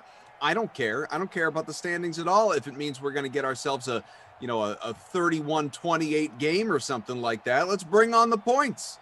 Exactly. Give me some excitement here. I will say building a lineup was tough when I was looking at points per sim. Like, not that impressive going around. And that makes sense. These teams have both lost a lot, but I felt like I got good value with Darren Waller in my captain spot. I did the exact same thing. $1,200. Yeah, I mean, you got a lot of value there, and he's putting up 12 points a sim. So that was the direction I went in. I then grabbed both QBs. Trubisky, 21.5%. Yeah, he's much better in Simland than he is in real life. Insane. Then I got me both running back ones, Jacobs and Montgomery. And then I went with Nelson Aguilar, $3,000. Wide receiver 3 for the Raiders. So, I don't know. We'll see what happens. Sort of just throwing it up against the wall, seeing if it sticks. So we started similarly. Also have Waller in the captain spot. Also have both QBs, Trubisky and Carr. And then, I have David Montgomery, who I believe you have as well, if you have the two RB1s. But beyond that, I have Anthony Miller and Dan Carlson. Opted to go with a kicker. Love the Nelson Aguilar play in particular. I think it's a solid, fun punt play. We'll see if it works out. Yeah, I mean, anytime you can get a wide receiver 3 in your lineup at a cheap price like that, I think it's worth doing. So, I don't know. Let's see how it goes. Virtual Las Vegas, though, looks beautiful. I cannot wait to see that place filled with fans. I know. I'm right there with you. It's going to be a lot of fun, obviously, when there comes a time that we can actually go out there and check it out. We welcome everybody here with us. Thank you for hanging out here on the Dream Stream, be it YouTube or Twitch, or obviously any number of other platforms, Game Center, DK Nation, DK Playbook, wherever you're finding us here on this Friday evening, we do appreciate it. Again, it's Tom Mays, Koff here with you. We got Mike, our producer, Daniel, our technical director, and Zach handling it solo in game ops. And of course, all of you in the Chat Kings conference room. We will get with you, check it out, monitor NBA lineups and things of the sort as we go along throughout this evening as well. My beloved Celtics are in action and taking care of business. A little bounce back against the Hawks right now. We'll see how all of that continues to go. But we are kicked off and underway, and the Raiders at their virtual home getting the ball first, taking it out to the 26. I personally would like Trae Young to do well. You have a Trae Young fantasy investment, you might say? Yes, I would say that. I'm looking for Trae Young to do some things. He's doing okay early on. He's got 7 first quarter points, which I think is I'll take it. To scoff at. Yeah, exactly. Could be worse. 1st and 10, run to the outside, and a fumble just like that. Does Chicago have it? Looking like it. Smith with the recovery. There we go. Oh boy, these Bears wasting no time. Getting it going early, baby. Seeing these bad teams we were alluding to. Yep, exactly. Seeing these bad teams do bad team things extremely early on. And this DST here is owned in a small percentage of lineups, as you would expect, about 11%. 2%, a little less than that in the captain spot. In our larger free roll, we'll give you percentages in our smaller, more modest free roll that we had. It was Anthony Miller on the rush right there for 3, so the receiver getting some action early. The 10th fumble recovery in Simland here for these Bears. Yeah, whenever there's bad teams in the mix, it's probably a good idea to at least think about getting a DST in your lineup or a kicker, especially indoors too with kicker. Of course. So that was a good call by you. Bears are owned at 7.5% of lineups and in the captain spot of our leading lineup in our smaller free roll with an early 18 points, it appears, as things stand in that captain slot. So there you go. It'd be nice to see that hang on. Mitch Trubisky, 1st and goal from the 9. Very popular play today. He has owned about 25% of lineups in the captain spot. Mitch taking off, and no! He slid at the 6. Oh, Mitchell. What are you doing, Mitch? Effortless to just run that in. Wouldn't have even gotten hit, probably. Are you a Mitch or a Mitchell guy? He went out of his way to get hit when he slid. Do you go Mitch or Mitchell? I go Mitch. I do go Mitch. Montgomery, stop number 1. We both could have used that. 3rd and goal coming up. I do go Mitch. But I try to remember, and this was a story last year or the year before, I try to remember that he does prefer Mitchell. So I try, because real life Mitch Trubisky is not very good, I give him the Mitch treatment in real life. But in Simland, because he has performed well, I try to put a little respect on his name. Makes sense. And Mitchell Touchdown. throws for a touchdown back in the end zone. Bears take an early lead. Allen Robinson. There you go, Allen Robinson with the tud. Yeah, it makes sense. He earns the Mitchell in Simland. That's right. Alana says, has the drama started yet? Yeah, I've given the chat a preview in recent days of our little DFS controversy. There's no controversy. Well, I mean, is there a real life controversy? Of course not. But, you know, we like to play things up for Simland here. And so, you know, we can let people a little bit more behind the curtain with it. So if people have been given the background on it, as it looks like we're getting a review here, I feel like this is going to stand. I think generally it do. And yeah, it does. 60th touchdown for Mitchie T here, and 19th for Allen Robinson and Simland. My only thing with the thing that was happening between us should we give people the background? Yeah, why don't you give people the elevator pitch version, because I feel like you've probably already done that, so you know a good, like, succinct way to explain it. And do tell me if you feel any of this is inaccurate or a misrepresentation of what went on. Okay. So Tommy and I here, Alana says there's no controversy. It's the equivalent of I'm fine. We like to play, as we are tonight, NBA head-to-heads. People know that. I'll play against Tom. I'll play against, Clash, Rossi, BK, any number of different people, virtually every day. I mean, at least some people every single day. Occasionally, Tom or others will take a night off. Totally understandable. But I pretty much play every day. And it's fun. It's a good time. Win or lose, just a good time. It's, good way to keep up on the NBA too. Exactly. Yeah. Exactly. And so, this was a few days ago, sometime earlier in the week, I guess. In my haste, I was just putting out the head-to-heads, and accidentally, I didn't realize this. I accidentally sent a Celtics, I think it was Nuggets showdown instead of Classic to all the different people, including Tom, that I was playing head-to-heads with that night. And Tom. And what made this funny is that Tom never does this, or at least previously had never done it. He rushed to reserve his spot in the contest so that he would remember to set his lineup up later on in the day, as opposed to just relying on memory and looking for the link later on. Totally get it. I do that sometimes too. He had never done it though against me, which is what made this kind of just like perfect for the story. I didn't even realize that I accidentally sent a showdown as opposed to a classic until I get a text from Clash saying, hey, you sent a showdown. And I said, oh, well, I'm going to go in and I'm going to withdraw all these and I'm going to send the proper contest to Classic. I couldn't withdraw against Tom because he had already reserved his slot. And because he had already reserved his spot, he also was unable to pull out of it. You know, he was stuck. And so, and you know, you should know about Tom, not really interested in the showdown thing. He wants to play classic. Totally fine. And so, I build my lineup, just, you know, built it and exported everywhere as I do. Tom left his blank with hopes of obviously, you know, getting a refund. And, you know, so I win whatever to 0. And ultimately, unfortunately, he is unable to collect a refund for it. And so I say, obviously, like I'm going to pay you back. Like you are due your money back in this situation. That goes without saying.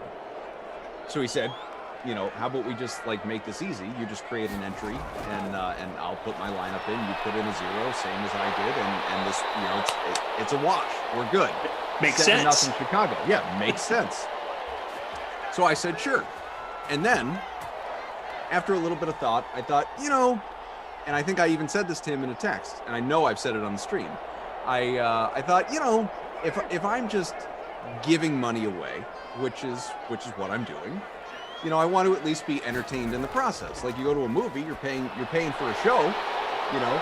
I don't want to just, you know, like take a $5 bill, 'cause that's all we're paying for, and just throw it on the street. Where's the fun in that? I want to be entertained. So I said, build your lineup. I'm going to put certain restrictions upon myself for this particular lineup. I said I will not play anyone priced over $7,500. I will not play any Celtics with my personal bias, and they were in a good spot that night.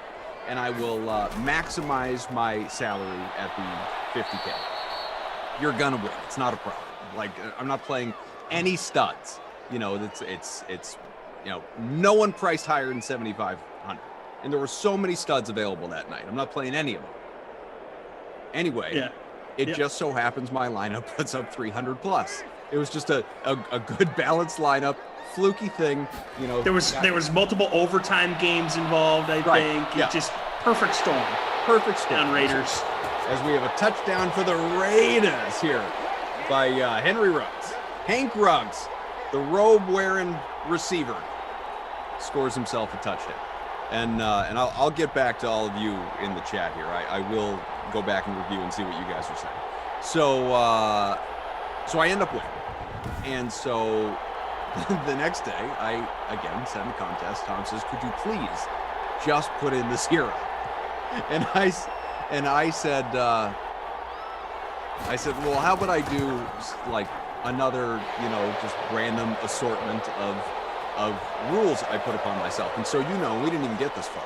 Some of the things that I considered were like, I'm not going to roster anyone over the age of 23, or only even or odd numbered guys or something like that. Or what was another one that we had talked about? Oh, I don't even know. I was asking the chat for suggestions. There were I can't remember. There was a really good one too. I can't remember for the life of me what it was. Anyway, doesn't matter. So I was prepared to do that. But then, and like, I mean, we've spent plenty of time on the streams together here, but I still wouldn't like say I know you that well. You know what I mean? Like we've never met in person. Never like hung out, right? Yeah, exactly. And I felt, and I didn't even say this to the chat. I'm saying this to the chat for the first time right now. I felt as we were texting, like, I think I'm starting to upset him.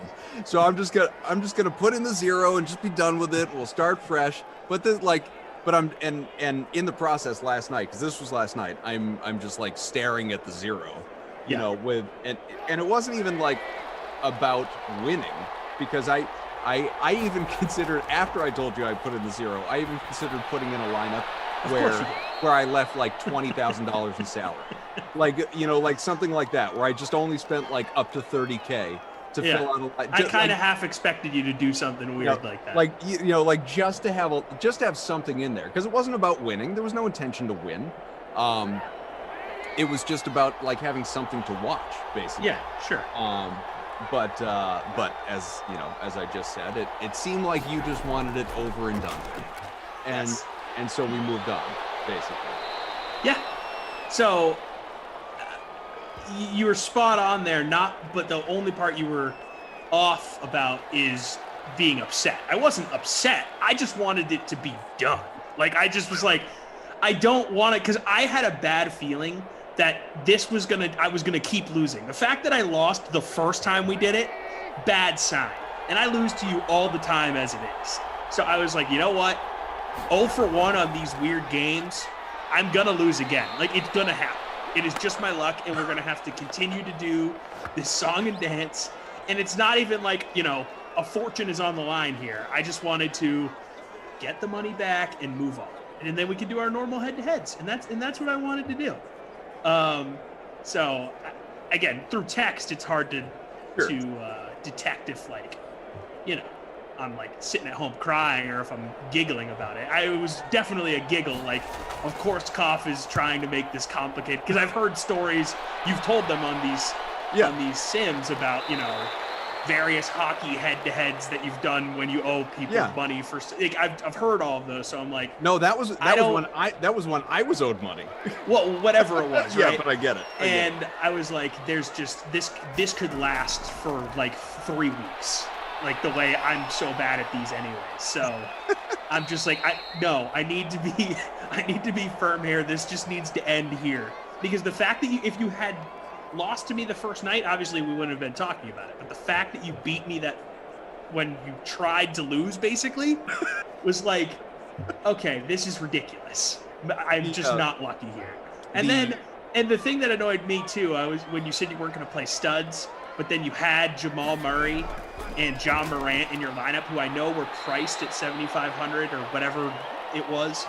So they technically were underneath the threshold, but I'm like, okay, come on. Like, he put guys that are, they're studs. Like, we know those guys are awesome. I think I even said, I was like, we have brains here. We know that these guys are like all-star caliber players. Like, what are we doing here? You put 2 guys. You shouldn't have put those guys in your lineup, and then we wouldn't be having this conversation, you know? Sure. But granted, the rest of your lineup killed it too. So who the heck knows?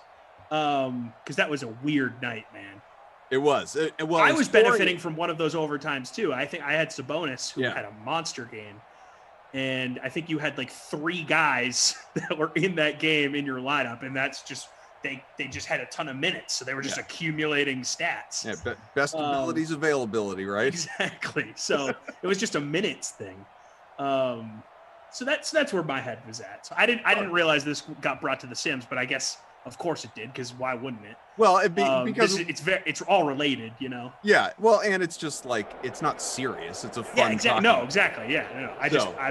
I'm actually kind of happy you brought it up, because it's kind of funny to talk about. Yeah.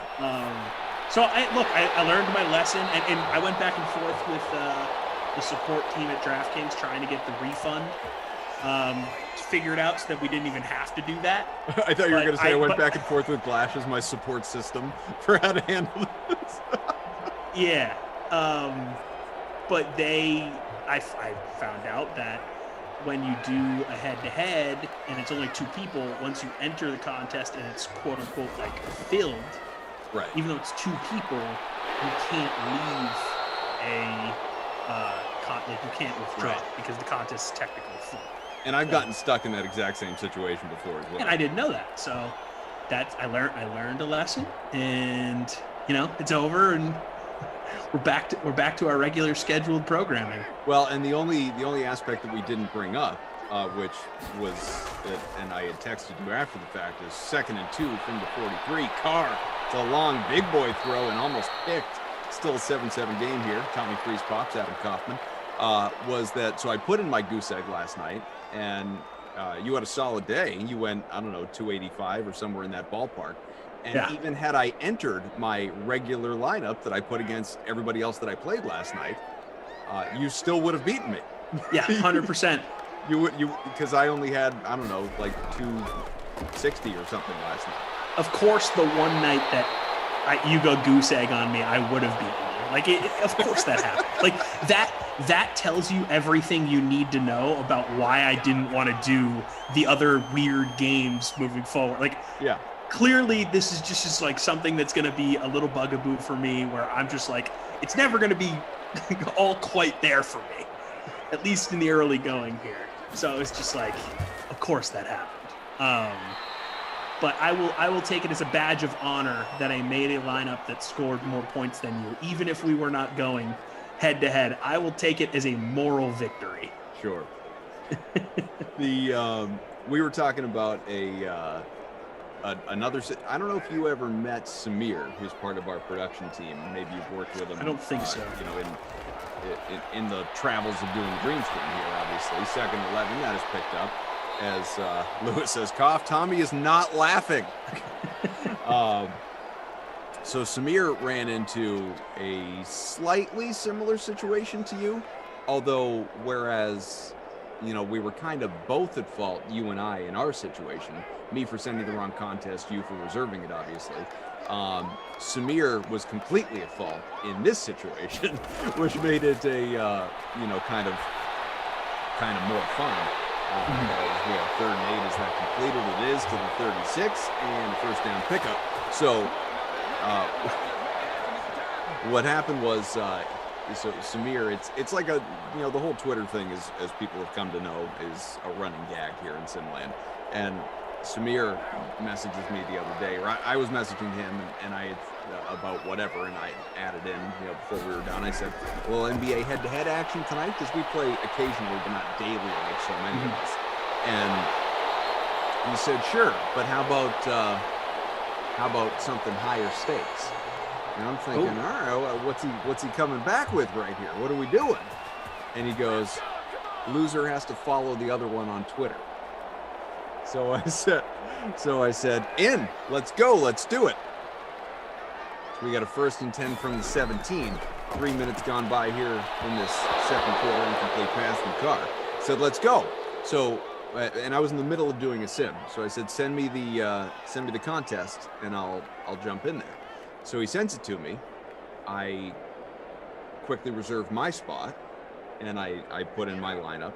And then he realizes, like, something came up that, you know, work-wise got him distracted. He realizes after lock, crap, I never put a lineup in. Yeah. So, obviously, I wind up, you know, winning whatever to 0. And I said, well, clearly, like, we're not going to determine the Twitter follow on that. Like, you didn't even have a lineup. So, but then, and I was with Moose at the time, we start talking about, again, similarly, what is the right way to handle this situation. And Jeff felt, as we have a 1st and goal from the 5, Carr looking around, he's a dump off, touchdown, Raiders. Is it our captain? Nope, no. Tyrell Williams. Of course not. Unfortunately, about to be 14-7. So Moose says, and I thought this was a good idea, Moose's suggestion was, well, I think since Samir is at fault here, you guys should make it a best of 3 for the Twitter folks. Oh, okay. So Samir takes the loss for game 1. Correct. Yeah, you start with a 1-0 advantage. Now it's a best of 3. Okay. So we play last night. He winds up winning. I just didn't have a great lineup last night. He winds up winning only by like 2 or 3 points, but a win is a win, obviously. So I text him, as I did you about the same time, where I say, you would have won anyway. I text him and I say, all right, you've got your money back. Now it's on. Like now, you know, it's 1-1. Now it's on. Now it's the real deal. Now it's the real deal. So he has just been texting me, talking trash all day long today, in anticipation of this tonight.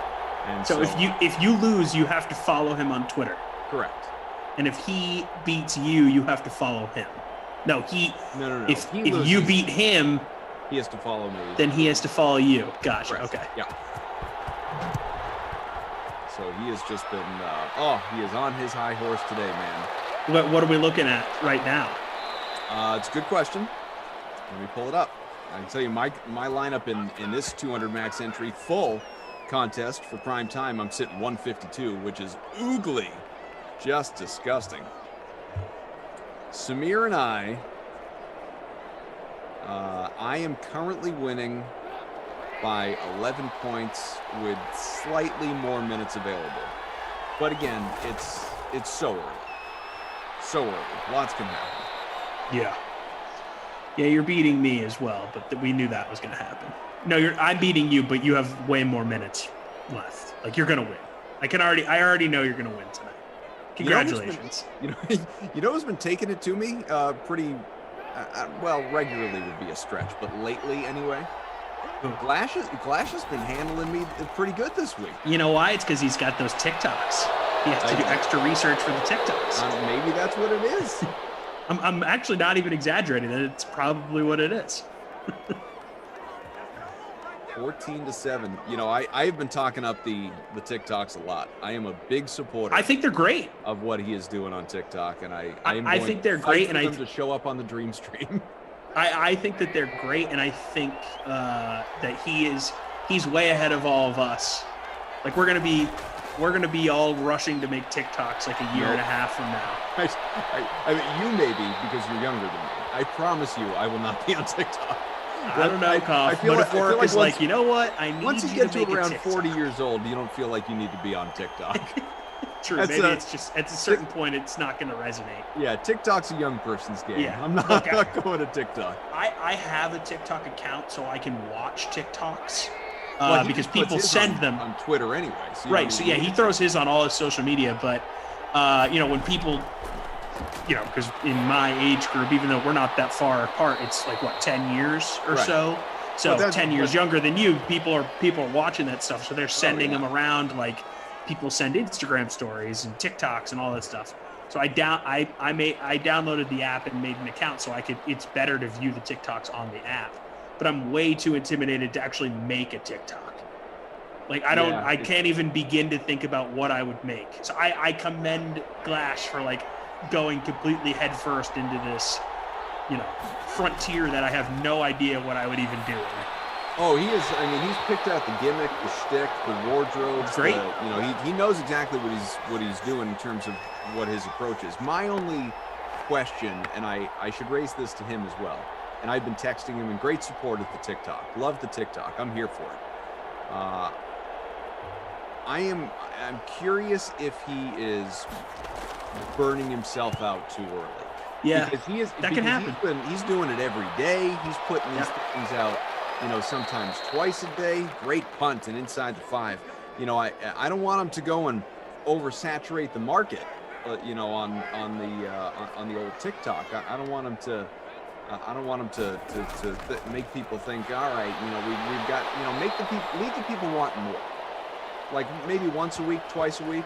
Like schedule it for Tuesdays and Thursdays. Then he's not getting burnt out. The people aren't getting sick of him. I don't think he wants to overexpose himself on TikTok. So it's an interesting thought, and there's two schools of thought on it. Like you don't want to wear out your audience, but at the same time you want to build your audience, and the best way to do that is with consistency. So it's one of those it's one of those things where you're damned if you do, damned if you don't. I think if you have the stamina and the creativity to do it every day, then that's what you should do, or at least early on while you're building.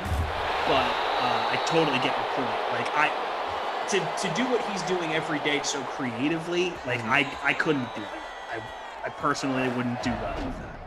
This is an important question too. We're just this is not me being critical. This is just us talking it out.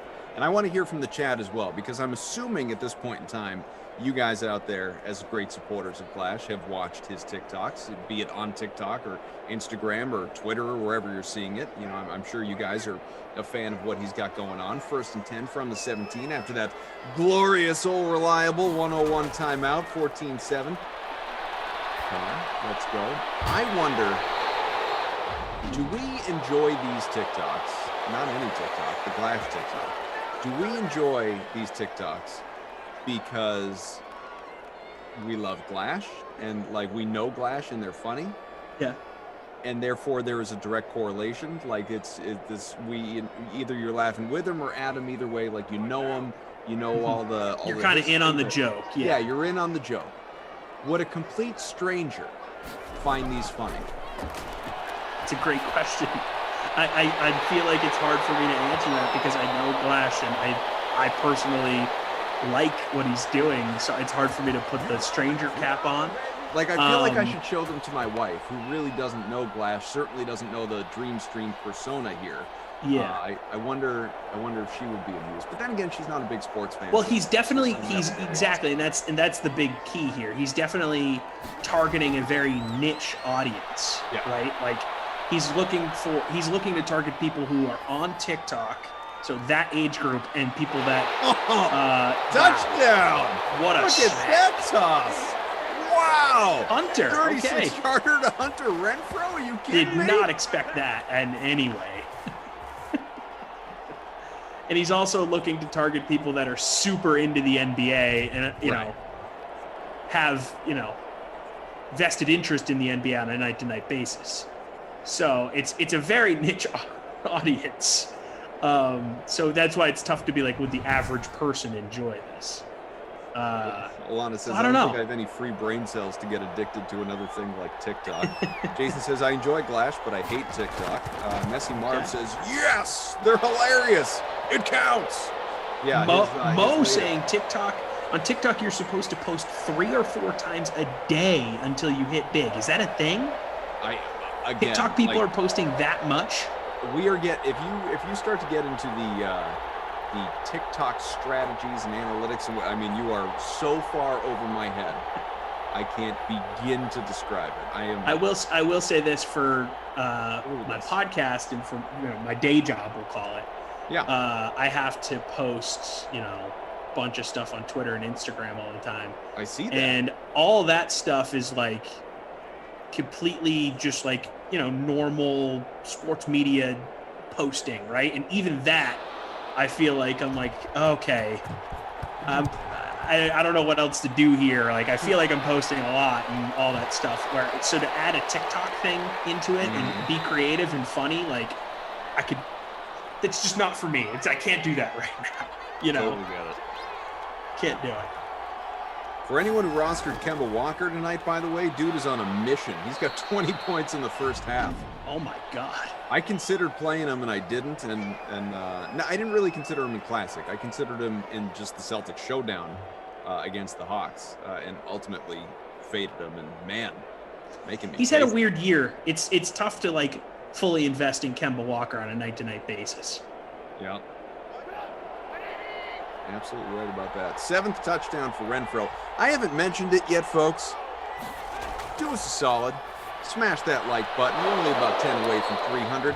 Hit the like, hit the subscribe on the DK YouTube page as we near halftime. A lot of offense, lopsided game, but these struggling Raiders in Simland have come out to play today. 21-7. Just threw to like myself. There you go. Break the Curse says, damn it, I had Walker and I took him out.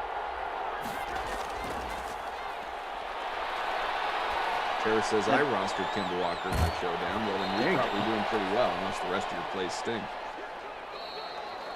It's usually how it happens for me. I have a guy in there and then I restructure and then that guy goes off. I think there was a night recently where I was playing Koff and I took James Harden out of my lineup, rejiggered things. Then Harden went for like 80 on DraftKings. I was so last night, man, I don't know how many other people were in the same boat. I was really let down. I decided, you know what, tonight I'm going to do something I almost never do, which is I'm going to pay up for a trio of studs. I had Harden, LeBron, and Giannis all in my lineup, and then value around that, and the value did fine. The problem was none of those 3 guys went off. They were all in that like kind of 50-point ballpark. None of them went for the 60 or 70 burger that I really could have used. None of them got the snowflake emoji, but none of them brought the flame either. You were stuck in the middle ground. Yeah, just they more or less met expectations, and the problem was I needed a little fire, at least from one of them, maybe 2, to wind up having a good night. Didn't pan out. The problem with me is my value never comes through for me. What I think is value ends up always living up to their price. Yeah. That's always my problem. One of these days I'll get it right. You will. Read articles, man. I mean, that's what I try to do. That's what it's all about. Just I pick the wrong advice. That's the thing.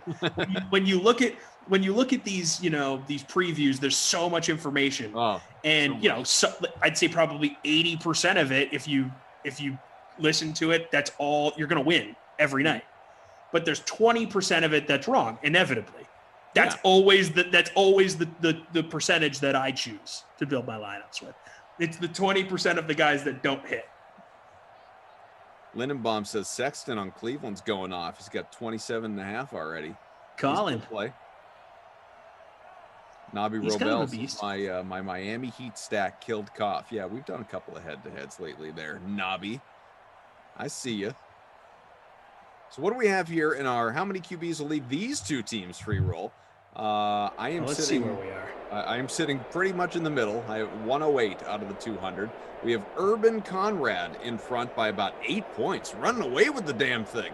Carr in the captain spot, Williams, Robinson, Waller, Ruggs, and Cole Kmet punt play, 2% owned, and obviously he hasn't done anything yet, but he hasn't needed to. I am in 115th. That's not good. Yeah, you and I are in the same general ballpark. Waller really not doing much for me here. Neither is Trubisky, to be quite frank. Now Algalore with a 0. I don't want to spend a lot more time, at least on this sim, on NBA DFS, but while we're here, do you have, and it's fine if the answer is no, do you have any interest in doing any head-to-heads that are, like both of us following some sort of arbitrary rules like I did the other night against you? Does that appeal to you at all? No, because I can't even win with no restrictions. But maybe with those restrictions you do better. That's what I mean. BK and I do that sometimes. Well, not random rules, but he'll say to me,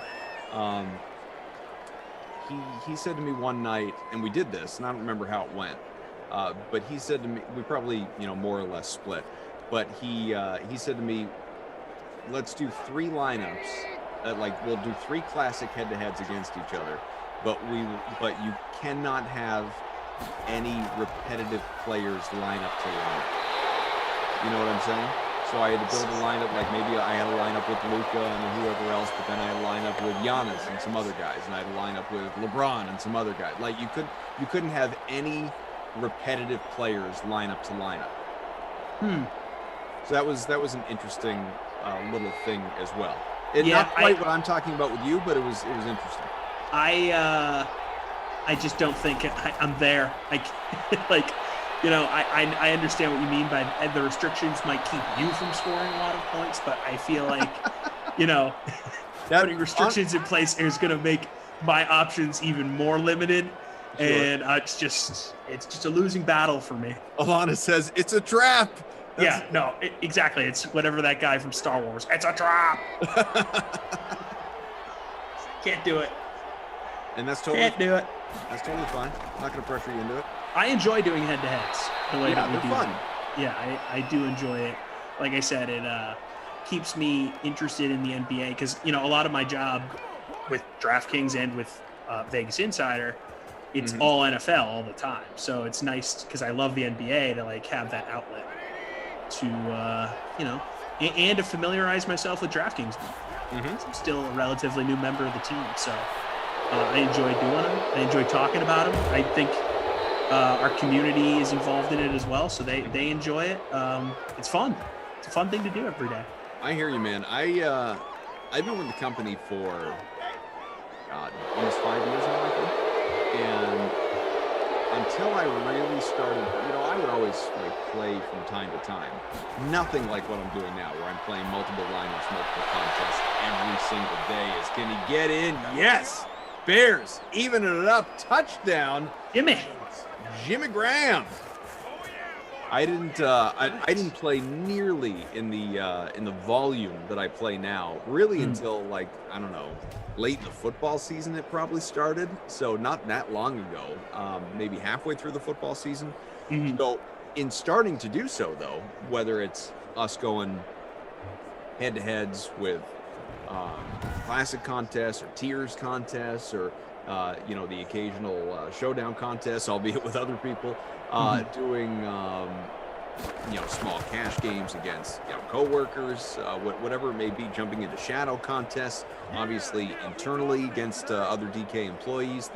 I never it almost makes me embarrassed how much more or how much better I know the product now than I even did before I started playing so much more. Makes sense. It makes total sense. No, it's great. I really, really enjoy it. My thing is, like, I need to definitely know that I'm going to have some time to do reading and, like, prep.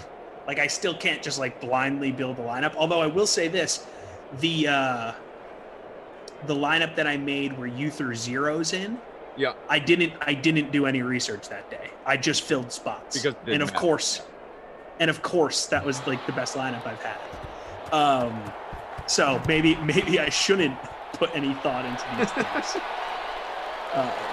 So that's my thing. Like, I definitely, and I recommend if people are new in this that are watching this sim, check out everything that DraftKings has as far as content that is going to help you build your lineups, because those guys are brilliant with this stuff. 100%. A lot of great content out there, produced obviously by DK, and a lot of great analysts on the team, no doubt about it. 1st and 10 from the 22. We got a 21-14 game, and that could change soon. Out to midfield. Heck of a rush by Jalen Richard. There we go. Raiders, remember, coming into this thing, 2-14 since the holiday tournament? So they heard us trashing them pregame. They came to play tonight. Speaking of coming to play, Celtics up 25 at the half. Oof. Heck yeah. You hear Danny Ainge the other day? He said that he doesn't think this team's good enough to win a championship as is. He said the roster is not good enough. Well, who built the roster, Daniel? So it's interesting if you think he's actually going to make a move, or at least try to make a successful move. Sure. This trade deadline, because we know all these GMs are involved in calls every deadline. So to say he hasn't tried in the past is probably not fair, but to say that he's actually throwing out a deal that makes sense might be more fair, because we all know Danny Ainge, he's always looking to win the trade and win by a lot. Like when the Celtics make a move, it always looks like on paper that they won by a lot, usually. If you look at Danny Ainge's history. Yeah. Not saying that's always the case, but when the trade goes down, it's like, oh, wow, he got that for that? And it's tough for Danny to fleece guys every deadline. And I feel like that hurts him. Bruce Harding says, first of all, Cop, you got to make your invite events bigger. Stop sending your invites that don't amount to anything when you're trying to get in. Gee whiz. It's true. I have been putting out these 10-man or person last-minute NBA contests that fill in about 6 seconds. Honestly, the reason I keep it to 10 is because I think it's funny. I always like to look after the fact to see who did get in, like who was right there, ready to, and it's pretty impressive how there are some people that are in all of them. Like you are ready for the notifications, people. It really. I'm in awe of it. I could never get into these things if I was going to try. Like, you guys fly. But what I was going to say, it's funny that they get filled so quickly. Like, that's hilarious. Yeah, but what I should start to do is I'll just randomly do different. Like tomorrow I'll do 15. On a random Tuesday I'll do 30. Like just to see what happens, as opposed to keeping it to the 10 all the time. Herb says, the person who wins your contest should get an invite to the next one to defend their title. I've won twice this week, only times I got in. So I like that. I actually really like that idea. So I like it too. I don't have any idea how I would do that. Like, just technically speaking, I don't know. Like, how would I invite somebody and basically hold their place and then allow that's a good call to be available. I just don't know how to do that. You would have to send them the contest like you send me sometimes when I get the pinwheel when I try to go late in the day, and then they have to try and click that link fast enough before it fills up. That's the only way to do it, I think, finally right? got in today. Meager says, LOL, I've set an alarm for 10 minutes prior, and then I just stare at my phone waiting. Good for you for having this little community cough. I respect it. We've all got building the community, man. We've all got the community. That's good stuff. Navi says, how much is the 10 contest there, Koff? It's $1. It's just $1 contest, the 10-man. We're not out here trying to steal money from one another. It's just it's for entertainment, but a little extra than free entertainment. A little extra juice. Put $1 on it. I respect it. Yeah, absolutely.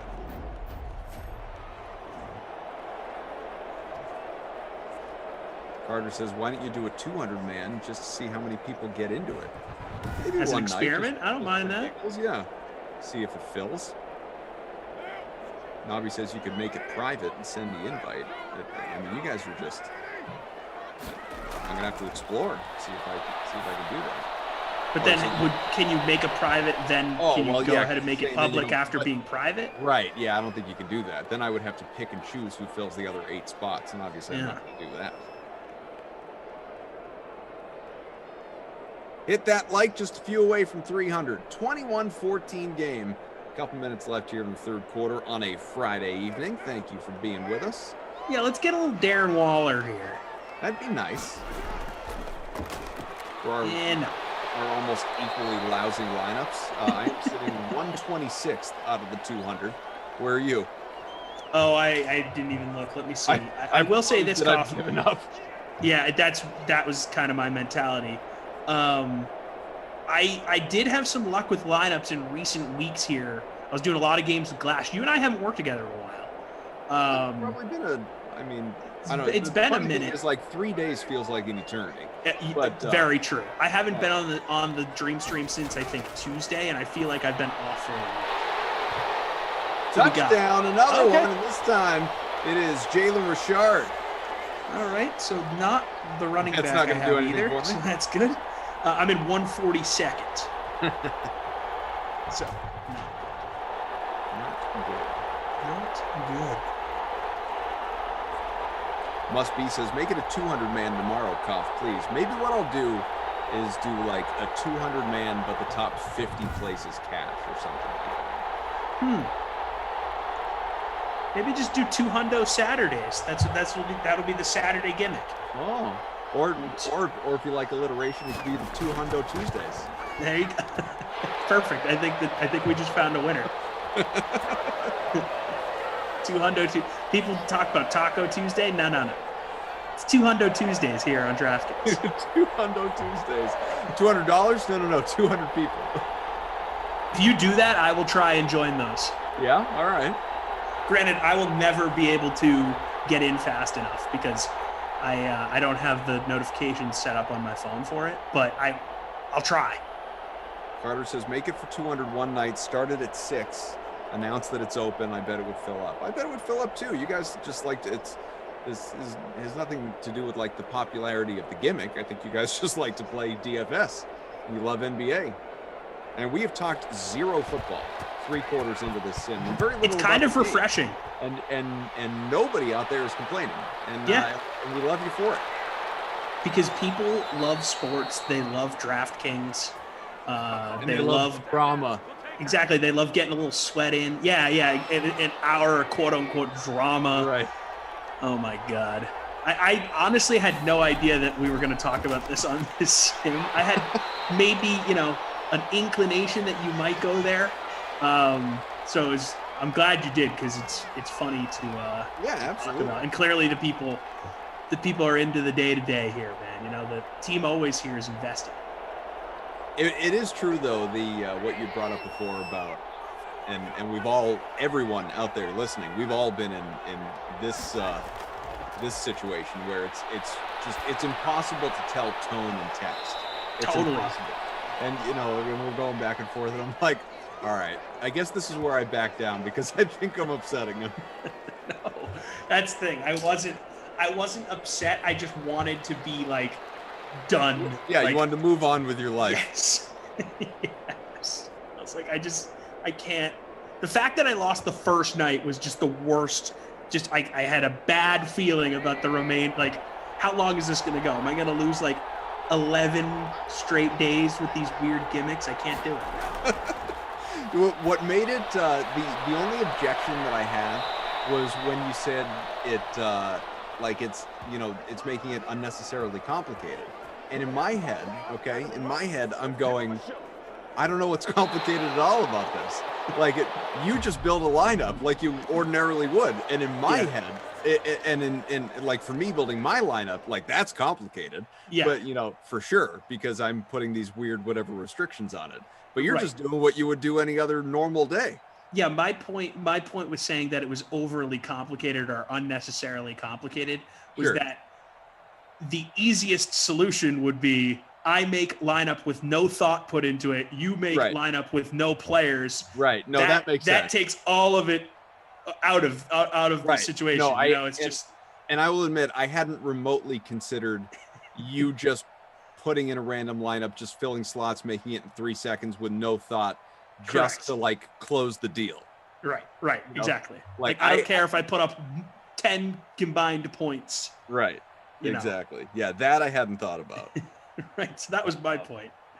Patrick says, I feel like you should make it a 300 instead of 200 and call it Spartan Tuesdays. Love the idea, Patrick. However, it limits you at 200.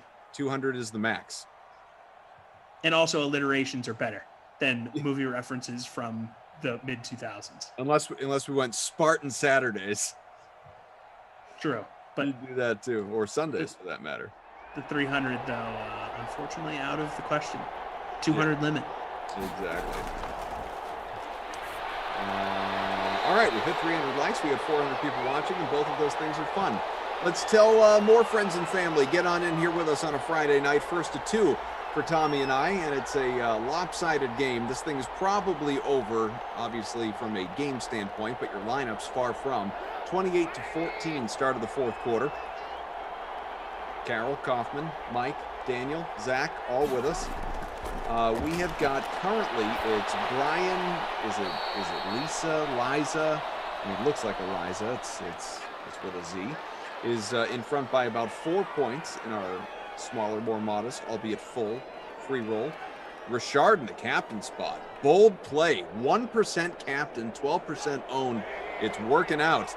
6 for 55 in the air, a touchdown. 25 on the ground, 30 points. Robinson, Waller, Ruggs, and Ginn to round out that lineup. That's right. Ted Ginn Jr. off the gurney and into your hearts. Ted Ginn Jr. still in the NFL year after year, and I'm always fascinated. I guess just as long as you're fast, you're going to keep getting gigs. I'm saying, man. Although he never found another job after the Saints cut him, though, right? So he just ended the year as a free agent? I believe that's the case. Did he land on anyone's practice squad or anything like that? I don't think he did. We're going to take a look here. I love Google for these types of things. I love Google for all things. Google is awesome. Shout out to Google. Big ups, Google. I mean, he played in 6 games for Chicago this year. That I think. Yeah, and I meant the Bears. Sorry, I think I said the Saints, but I meant. It doesn't look like he. I mean, he definitely didn't get any game action anywhere else. That was Pro Football Reference. Let's see if there's any stories about him joining a practice squad. We'll search by news. I mean, if you just went to his Wikipedia, it would be there. Yeah, that's also a good call. Love Wikipedia as well. Shout out Wikipedia. Shouts to the Wikipedia. And nope, got cut by the Bears, and he did not sign with anybody. Speaking of the Bears, and yes, they are our Bears sim opponent here as well. One of the teams playing, so relevant. Yep. We saw the reports, whatever it was, a week or so ago, that the deal for Wentz to Chicago was done. Then it wasn't. Now we see Wentz in Indianapolis. Mm-hmm. If you're a Bears fan, like what is the most realistic scenario for you guys at quarterback? next season? Like what? Who's under center? Is Trubisky back? Almost feels like we're getting closer to that, right? I think it has to be. Now, maybe if he leads his team to a touchdown right here from the 2, hand off, Oh. reach, yes! Grown man. Touchdown, Bears, Montgomery. What a beast. And he sent out a cryptic tweet not too long ago about his time possibly being over in Chicago. That would be, in my opinion, a bad move by that organization to get rid of him, because it's not even time to pay him yet, so you have him cheap. Unless you're trading him to get Deshaun Watson, Montgomery is an absolute grown man. Like, that dude is a baller. He was awesome in the last part of this season. You know, ride that train as long as you can. He's really good. But I was working on a sim the night where the Carson Wentz stuff started swirling, and now obviously he's since been traded. And I remember throwing the Bears out as a possible destination for him, and all the people that were watching that were Bears fans, or people that just hate me maybe, were like, absolutely not. That is ridiculous. He stinks. I don't want him in Chicago, blah, blah, blah, blah, blah. And, you know, I'm thinking about Wentz in Indianapolis, and I saw Dan Orlovsky say this the other day. Maybe it was yesterday. Orlovsky's putting him in like the MVP conversation. I don't want to go that far. Really? But yeah, I guess he has a weird thing for Carson Wentz. It's like one of his, you know how these commentators pick these guys. And they've all got their favorites. Yeah. I like that landing spot for Wentz to have a little bit of a rebirth. Like, they're a good team, really good defense. Frank Reich's there. Yeah, it's like they play indoors, so you know, doesn't have to worry about bad weather late in the season for, you know, part of his schedule. Like, I don't know. Offensive line. I wouldn't be shocked if Carson Wentz has an uptick this next season. He really should. Again, you know, as you mentioned, there's Reich, the O-line, a couple of good wideouts to throw to. I mean, honestly, I think Carson Wentz. Good running backs. Here. I'm not going to put him in the MVP conversation or anything like that, but I absolutely think that he'll have a bounce back campaign. And there's no reason to believe that Carson Wentz couldn't be a top 10 NFL quarterback next season. Yeah, I wouldn't be shocked if he has a bounce back season. I guess I'd have to look at all the quarterbacks' names in front of me if I were to determine, like, you know, possible top 10 status, but like definitely top half of the league. There's no question. Carson Wentz, we've seen him have that ability, and he has one of the better rosters in the NFL. So if he can't put it together in this upcoming season, then I think it's okay to say, okay, this guy's going to be a backup for the rest of his career. But to your point with these two teams, now that obviously we know Carson Wentz is not going to Chicago, it's a 28-21 game here in Simland, halfway through the fourth. I really don't know, which is why, you know, the free roll is called what it is. I mean, like Nick Foles, is he back in Chicago? Mitch Trubisky, is he back in Chicago? You know, Marcus Mariota, is he back in Vegas?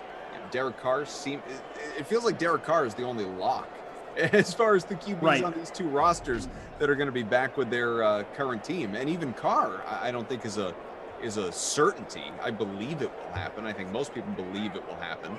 But would anyone just be totally floored if you wake up one morning and he was dealt? I don't think so. No, and honestly, Vegas would be crazy if they weren't trying to get Deshaun Watson like all these other teams are. So, no, I wouldn't be shocked. You mentioned Mariota, and I hadn't thought about this. I kind of like Mariota for Chicago because you can get him probably a little bit cheaper, and he flashed this year when he got playing time. Mm-hmm. We're not talking like Mahomes level flashes, but Mariota came out and was like, oh, okay, like this guy can still play. He's not a punchline. Like Mariota's got, you know, a little bit of game left. I like that as a bounce back spot for Chicago. Now, I know he's not a good cold weather player, like is one of the worst ever, but you know, if you can get past that, I kind of like that. I sort of I like the vibes that's giving me right now. Mariota, Chicago, that makes sense. Where do you stand after the Montgomery touchdown? I have moved into the top 100. That probably helped me. But then 90. again, maybe a lot of people had Montgomery, so let's see. Because I was one of those people. I'm in 116th, so I went up, but, you know, it's going to be a tough climb here still. Carter says, Koff, you may have spoken too soon saying the game's over. It's only a one-score game. I need Trubisky to break a long 60-yard touchdown run to tie the game, go to overtime. Trubisky wins it. There are a lot of qualifiers there, Carter, but I'd love the entertainment. You know, you're right. Chicago has the ball, all timeouts available, and there's a fourth with the 2-minute warning. I have 155 points in my NBA against you. You have 101.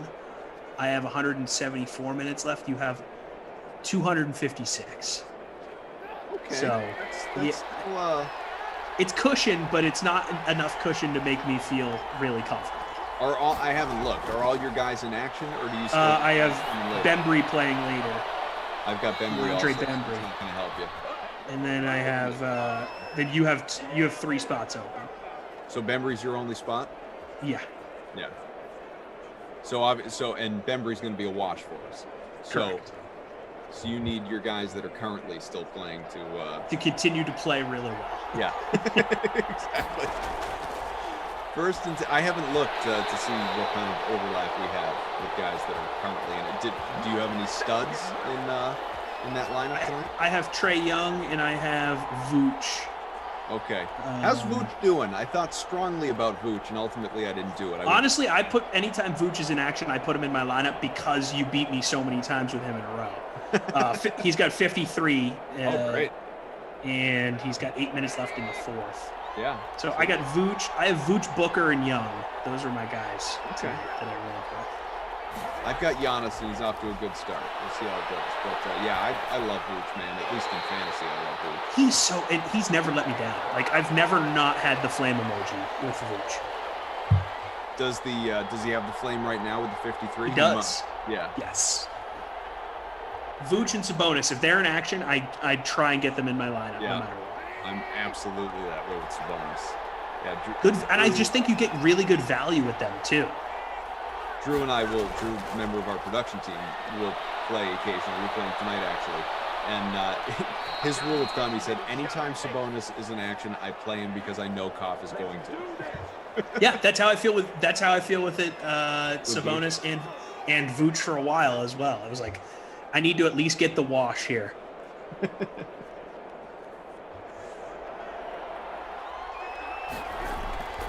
First and 10, final minute. Let's see what you can do, Chicago. Remember, field goal's not good enough.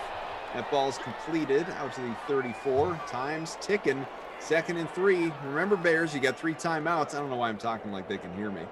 You could use them, though.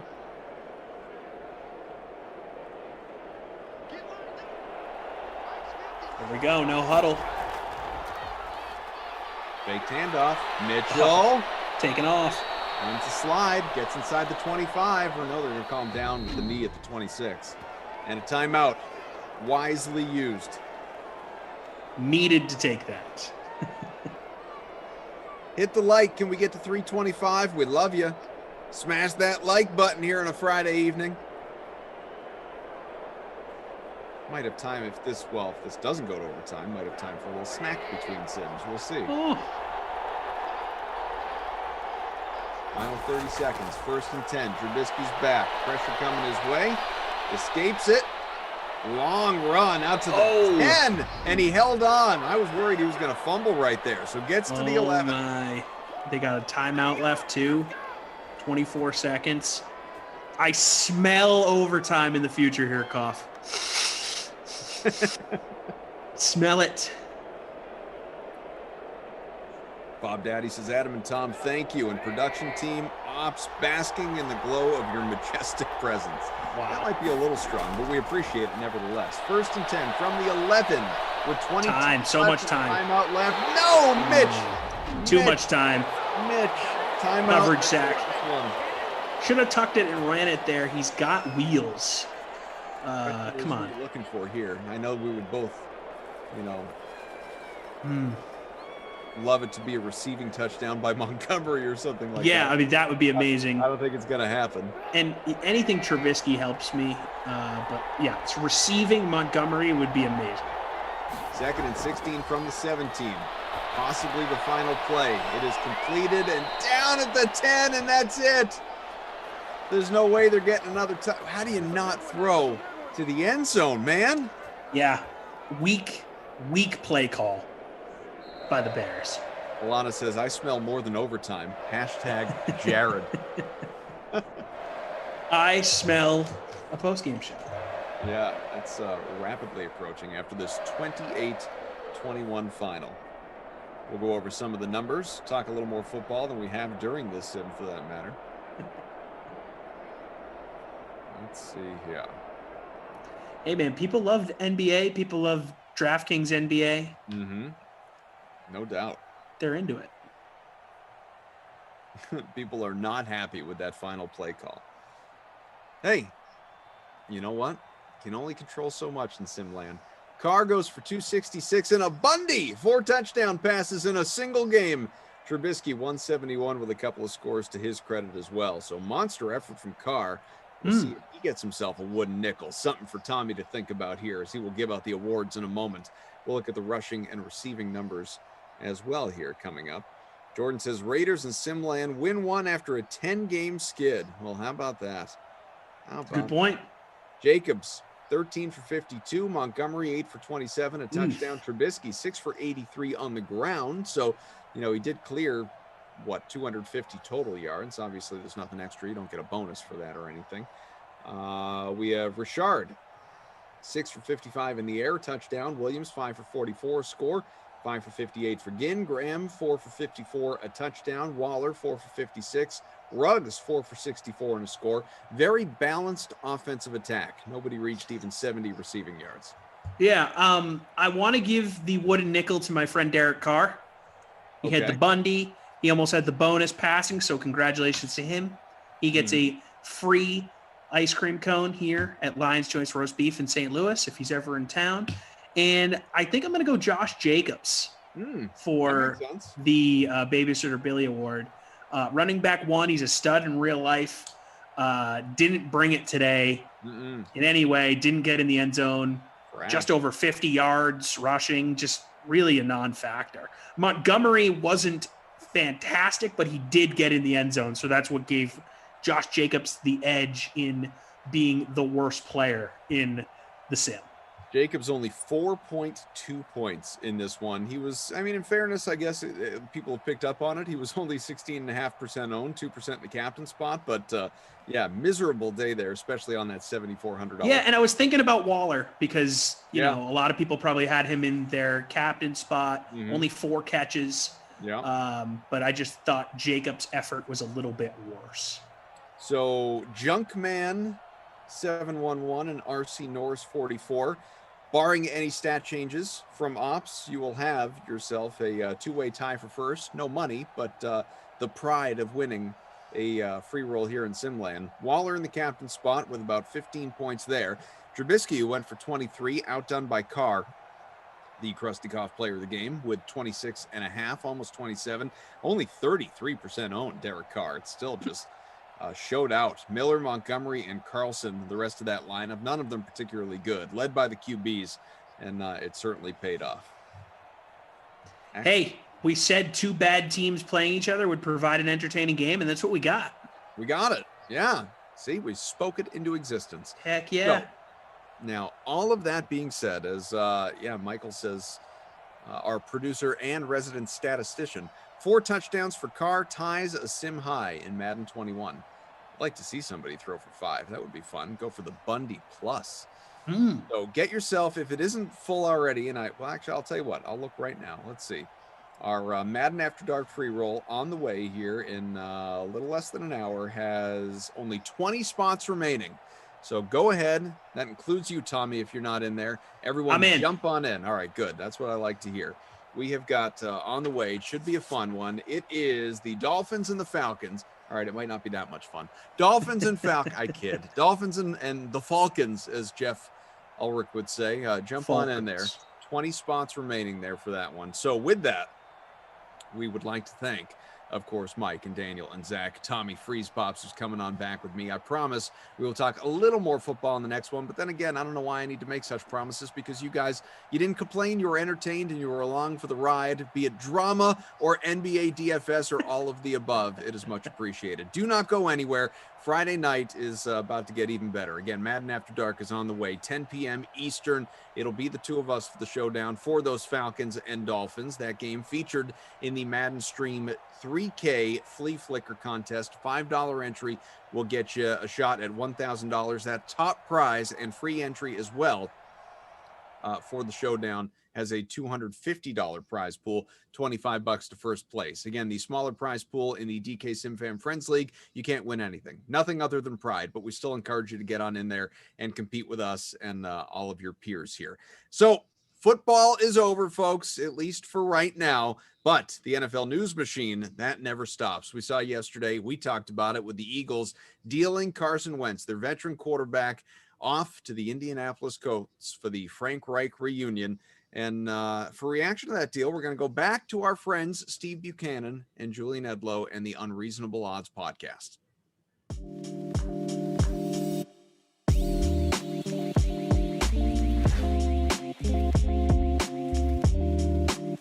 Carson Wentz has been traded by the Eagles, going over to the Colts. And this has been an amazing story for me, because the Eagles came into this offseason all high and mighty, like they were going to get this, treasure trove of picks and everything for Wentz. And it just didn't turn out that way.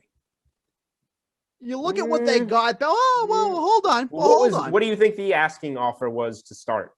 So when this whole thing started, the return that they wanted no less than what the Lions got from Matt Stafford from the Rams. So we're talking about, multiple picks. There was multiple first-round picks was even being thrown around.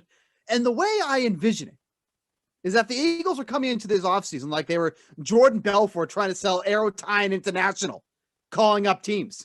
So, they pick up their phone, calling up like the Bears, right? And they said, we heard you're in the market for a quarterback that has huge upside potential with very little downside risk. Does that ring a bell?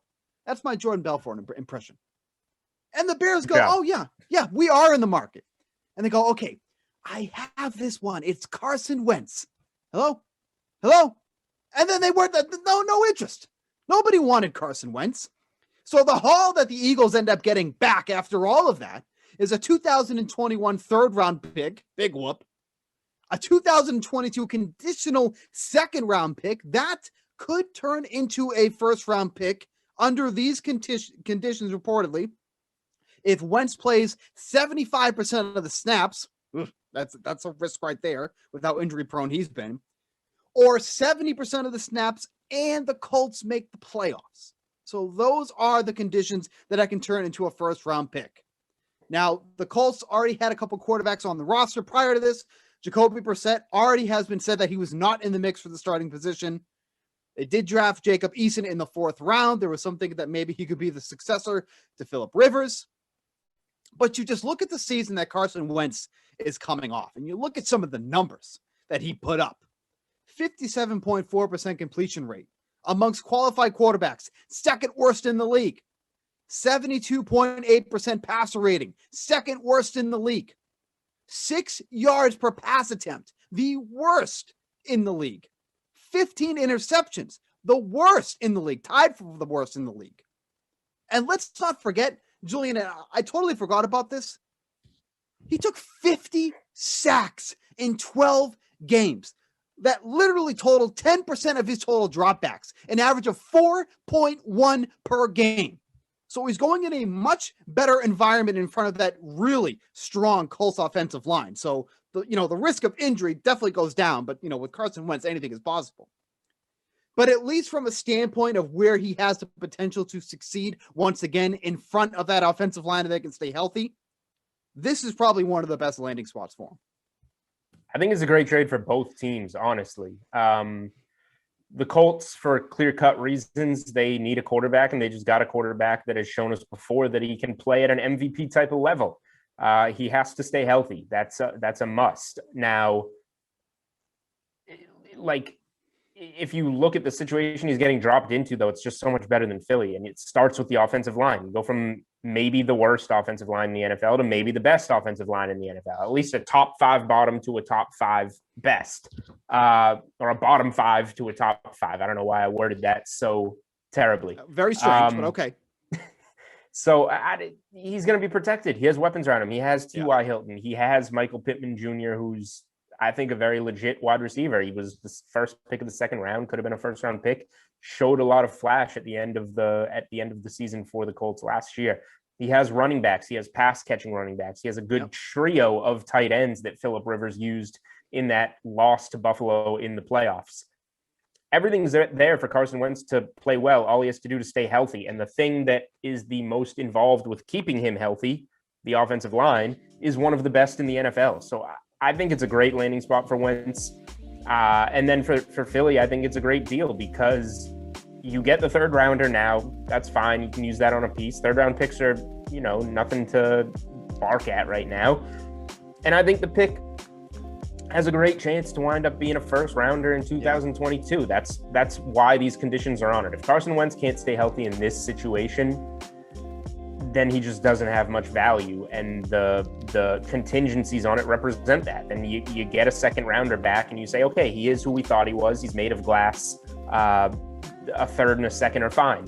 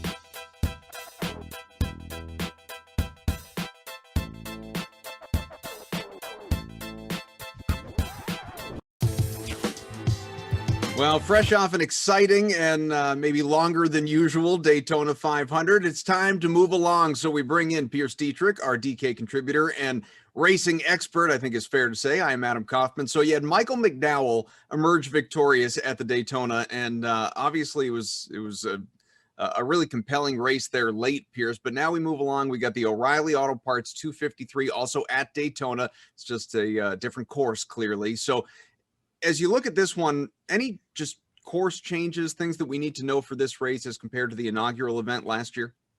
This week, NASCAR has added some turtles to the track. If you're new to it, it's basically speed bumps, I guess, to explain to people that are not big racing fans. During the Clash race, the drivers were cutting corners during the chicane. They were throwing dirt on the track, which basically made it ice, which is a real problem for DFS because really good drivers, mainly the guy that was leading Truex, spun out on the dirt. NASCAR doesn't want that to happen again. So instead, they've added turtles. So if a driver cuts the corner or misses their mark, they'll tear their car apart. So there's going to be people that are going to wreck out. But now, instead of being random drivers getting loose in the dirt, it's going to be the drivers that you would expect to wreck. They're going to wreck. So you bring up Martin Truex Jr., as you said, spun out there very late in that race, only had, 7 laps left or something like that. He was very close to the end, unable to finish. So he is the favorite, though, at least in terms of a DFS perspective, the highest priced guy at $11K. Do you like him? Do you prefer somebody else in that general range? Absolutely. If you look at the race, the full race, and then the exhibition race, he's looked really good. Last year, he made some mistakes under caution, drove through the field twice. That's really tough to do at a road course, but he did it. And then he made mistakes again in the Clash race and again drove through the field twice. You really can't ask for any more other than maybe don't make mistakes this time. So below Truex, you've got 4 drivers in the 10K range. You have Chase Elliott, who was last year's winner. He's 10-7, so just barely below Truex. Do you have a favorite here? Chase Elliott's going to be the favorite. He's on the pole. He has the #1 pit stall, and all he does is win at these road courses. But if you want to be a little bit different, you can take Kyle Busch. He can give you some place differential, whereas Chase Elliott can't score any place differential. And also, if you look at the Clash race, all Kyle Busch did during that race was pass cars. He passed over 23 cars in, 30 laps? That's very impressive at a road course. Interestingly, you continue to pay down here a little bit, but popular names, people that certainly fans are familiar with, Joey Logano, Brad Keselowski, these guys, 9K range, and interestingly not talking after last week's crash there at Daytona. So what do you make of them? What do you make of them at this range, their relationship, what we should expect this weekend?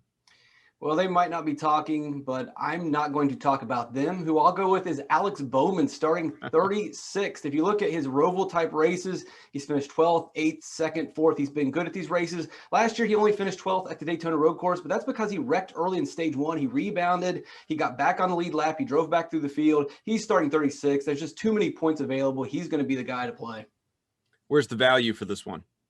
I like Chris Buescher in this race. Last year, he finished 5th, and I don't think he's going to finish 5th again. But if you look at how did he finish 5th, at these road courses, what these drivers can do is pit before a stage break, and that basically cycles them forward about 10 spots. That's what he did last year. He got to the front, and he held his position. There's no reason why he can't do that exact same thing. He may not go to 5th, but he can easily get another 10th place finish following the same strategy from last season.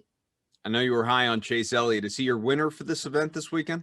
Truex would be my guy, but we've already talked about him. If you're making a bet at the sports book, I'd look at Kyle Larson at plus 2,500. He won the 2015 Rolex 24 at this course. And if you look at the last time that NASCAR used a low downforce package at a Roval type track, Kyle Larson led the most laps in that race.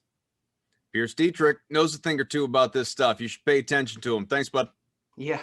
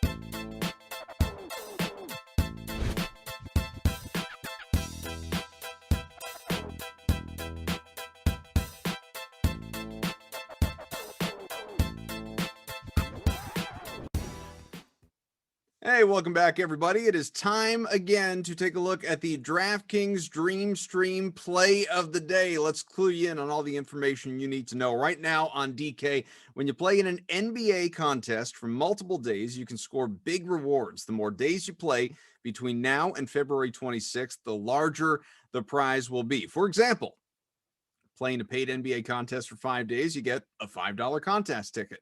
Play 8 days, you get a $10 ticket. It's that easy. You play more, you win bigger prizes, and right now with DraftKings, the shoot and score rewards. You do not want to miss out. I can promise you that.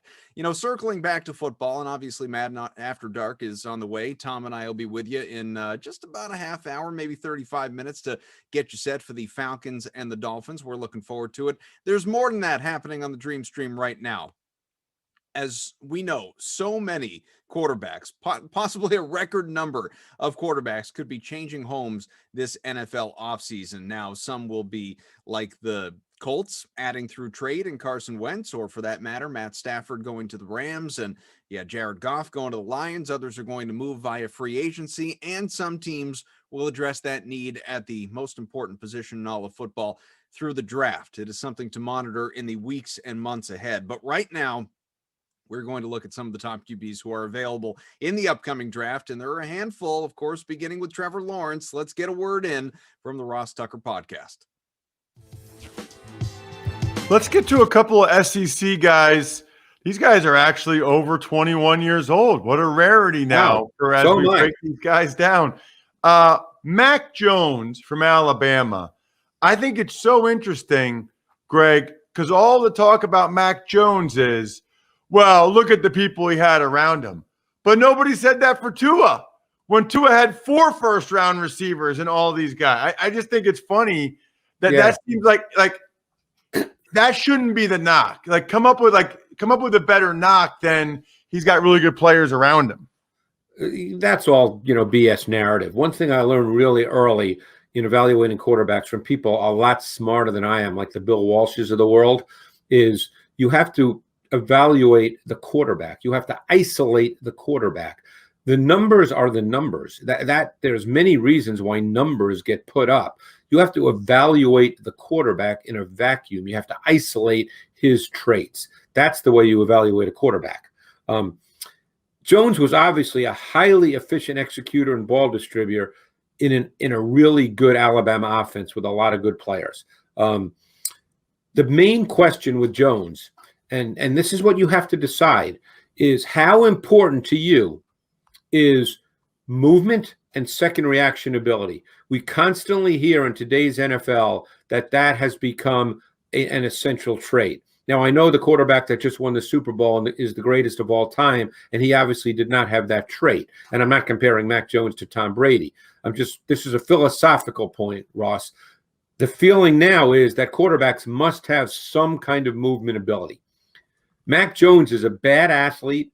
He's got almost no ability to play outside structure whatsoever. So how does that factor into your evaluation of a quarterback that has a lot of other good traits? He has a very good sense of anticipation. He's got good timing. He showed some pocket movement. I wouldn't say he's great at that, but he showed enough functional movement where it's not in negative.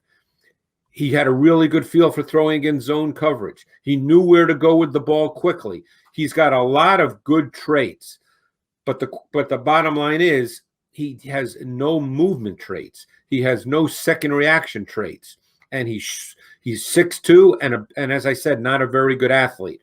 So where does that factor in? I think you need to understand what he is and what he isn't when you draft him. So I think he's one of the most intriguing quarterbacks in this draft because of the positive traits and the lack of traits. Last but not least, Kyle Trask from Florida is another guy that a lot of people talk about, Greg. Yeah, he's got outstanding size. He's got a physical presence to him. He kind of looks the part. But again, you're talking about a guy that was a ball distributor in a really well-schemed Dan Mullen college offense. He's got excellent ball location, always important. But another guy who's no meaningful second reaction off schedule ability. He's got to play within the structure. When he gets pressured, and there were games, Missouri, LSU, where there was pressure and there was not much for him to do. And his arm is good, not great. He's not a Carson Palmer thrower. So when you look at Trask, you see arm strength limitations. You see lack of second reaction ability. You see some poise and composure breakdowns in money pockets. I think those are concerns as you transition him to the NFL. So again, my guess is if you spoke to a lot of coaches, they'd probably tell you he's a backup. That would be my sense. Got it. Greg, you're not a backup. You're a starter every Thursday on the Ross Tucker Football Podcast. Absolutely phenomenal. Follow Greg on Twitter at Greg Cosell so you can see everything he's doing, including breaking down position by position here on Thursdays on the Ross Tucker Football Podcast. A really nice compliment to what we do on the College Draft Podcast side as well. Thank you, Greg.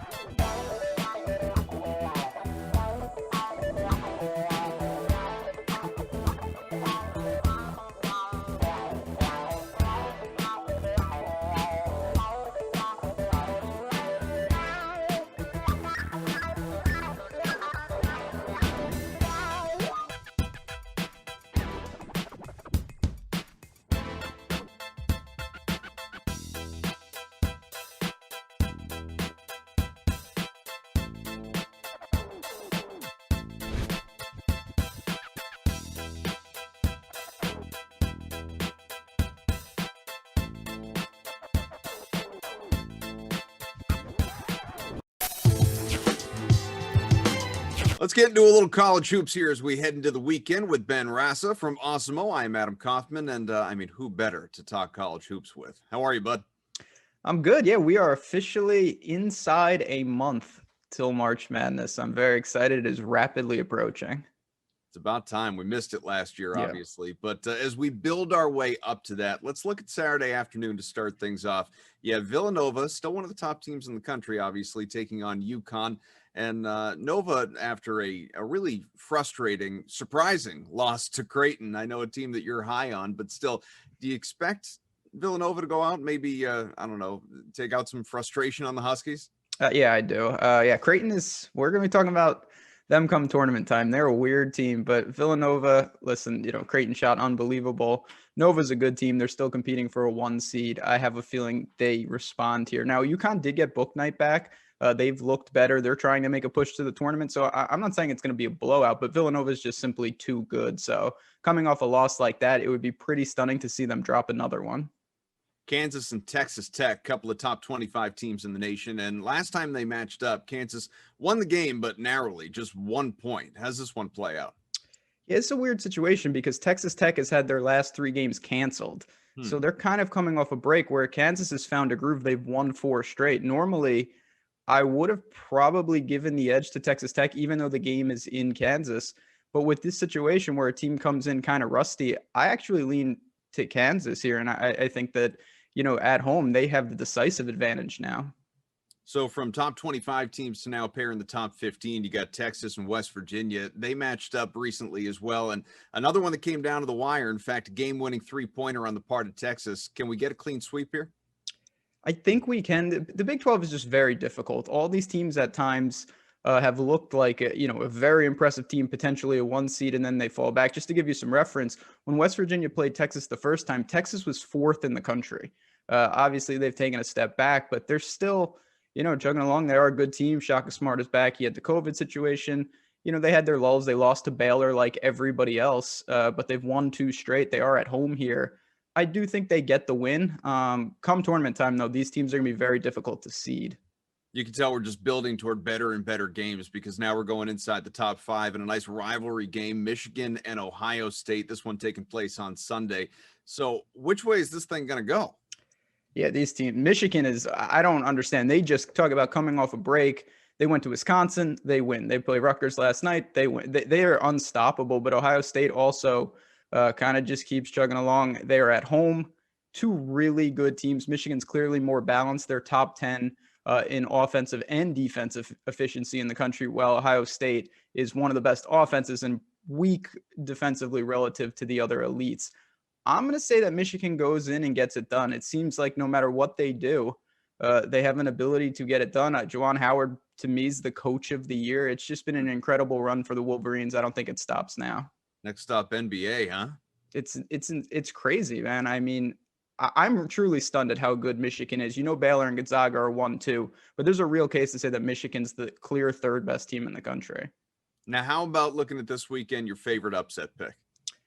So I'm going to stick with I don't want to call it a formula, but there is one team in the Big Ten that has looked so bad, except when they are at home, and it's Minnesota. Illinois comes in to the barn, and every time a team goes in there, they lose. Michigan got crushed there. Iowa lost there. Purdue lost there. Minnesota has lost a ton of games, but none of them. They've lost one game at home the entire year. They beat Michigan State at home. They killed them.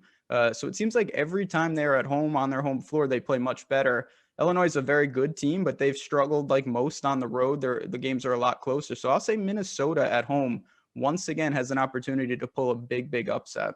Before we let you go here, let's continue to hang out with the DK Sportsbook. And Luka Garza is the heavy favorite, minus 2,000 to win the Wooden Award, of course, the nation's most outstanding player. If he doesn't win, who do you see as the biggest threat to take that award? Yeah, he's going to win. But if he didn't somehow, I think it would have to be Jared Butler. I'll go to Baylor. The problem is Gonzaga is so good that all of their players cannibalize each other. They have 3 or 4 guys in the top 10 of that voting, but there's no one clear guy. So Garza is Iowa. He goes as that team goes, and that's why he's going to win it. But if he didn't, I think Jared Butler, what he's done for Baylor is just outstanding. So he would probably be my next choice.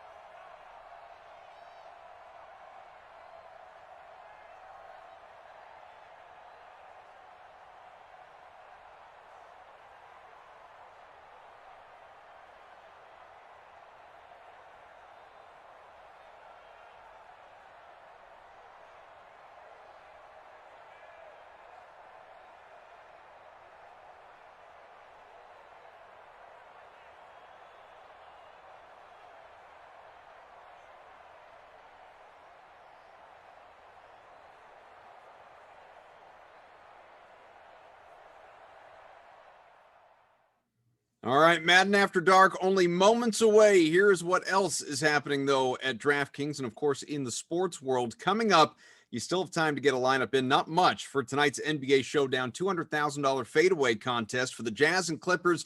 Locks, again, momentarily. The contest, $15 to enter. Top shot, though, at $50,000 in that number one prize. You have hockey as well. Jets and Canucks, they will face off at 10 o'clock Eastern time. Again, a couple minutes from now. It is featured in the NHL Showdown $8,000 Twine contest. I like that, where you have an opportunity to take home a top prize of $2K for just a $10 entry fee. That is it. And of course, you can always check in on the sports betting action over on the DK Sportsbook for college basketball, UFC, PGA, Australian Open, NASCAR. The list goes on and on.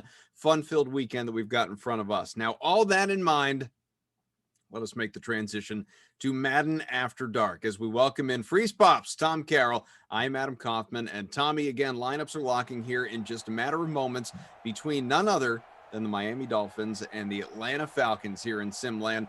What do you think? What kind of game are we going to get here?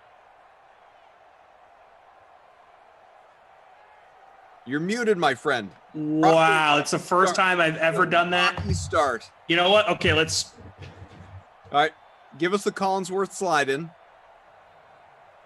All right, hey, we're back in here, back. And Florida versus Georgia, man, one of the classic state rivalries we have in this country. Atlanta versus Miami. Two of the better nightlife cities in America as well. So I like this matchup. Anytime I get the Falcons, I'm very excited because they're always fun. Like, they always have great sims. They're one of the better teams here in Simland. And I like to put Russell Gage in my captain spot when I have the Falcons. I feel like it gives me a lot of flexibility. He's up over 8 points a sim. So I just think there's value there, and the Falcons have a lot of studs, and I want to get them all in my lineup. So Russell Gage going to be in my captain spot. There's no question. What's the rest of it look like? Lineups have locked. Matty Ice, I'm a BC fan. Got to have him in there. 18.1 a sim. Got him in there for 10,200. Julio Jones, 17 points a sim. Todd Gurley, stud in this game. $9,200. Had to get all three of those dudes in here. Then I got Jakeem Grant, $5,000. Wide receiver 3 for the Dolphins, 8.8 a sim. My punt play, Wilson, the wide receiver 2, $5,400 for the Dolphins. Didn't love putting him in there, but I had the money to spend, so I figured why not. So I decided to go with, we have pretty different lineups, actually. Well, a little overlap. I have Todd Gurley in the captain spot, as most people do. He is 33.5% owned in our small max filled out 200 entry free roll here, which, by the way, is called Madden After Dark. It's a Falcons game without Moose Ulrich. The Falcons. That's right. Jeff is not here for the Falcons game, as he would tell you, as the Queen says. The Falcons, it's the Falcons and the Dolphins. Todd Gurley in the captain spot for me. Matt Ryan. I do have Matt Breida, Hayden Hurst, Albert Wilson, Jakeem Grant. So those latter three, not as popular, still, a quarter of lineups, third of lineups, somewhere in that range, but Gurley, Ryan, Breida, pretty chalky. Yeah, I thought about Breida, but opted to go in a different direction. I just wanted more Falcons in my lineups. Falcons. The Falcons. The Falcons. Wait, so he says as the Queen pronounces it, as Falcons. The Queen says, yeah. So am I wrong? This might not be a thing anymore. The Queen of England is still technically the Queen of Canada, correct? I guess I don't know. So it's one of those weird Mike things and where Daniel she's are furiously typing in our Slack channel, though, so it's entirely possible they will know. There's one of those weird things where the Queen of England is still technically like in charge of a bunch of countries, just as a Daniel says she's a weird figurehead. Yeah, I want to look this up. Which countries? We're going to go back to the old Google machine we were talking about earlier. Big tonight. fan of it. Love Google. The Louvre, Does if you're a fan of Time Machine. Still rule. And these are all, very figureheady. It's not like she actually makes policy. Here we go. We're going to accept cookies. We're going to look at this website from the United Kingdom. All right, I just want a nice clean list here. I don't need an article. This is just an article. It's going to make me read through it. You think Wikipedia would be of service to me here? You could try. I mean, look at this run. Probably going to come back with the flag, but my goodness, Matt Breed, I hope it counts. Another website we enjoyed earlier. Okay. There are 16 Commonwealth realms currently with a combined area of 18 million kilometers that she is still technically the queen of. You ready for these countries? I want to hear all of them. Okay. Antigua and Barbuda. Not sure what that is.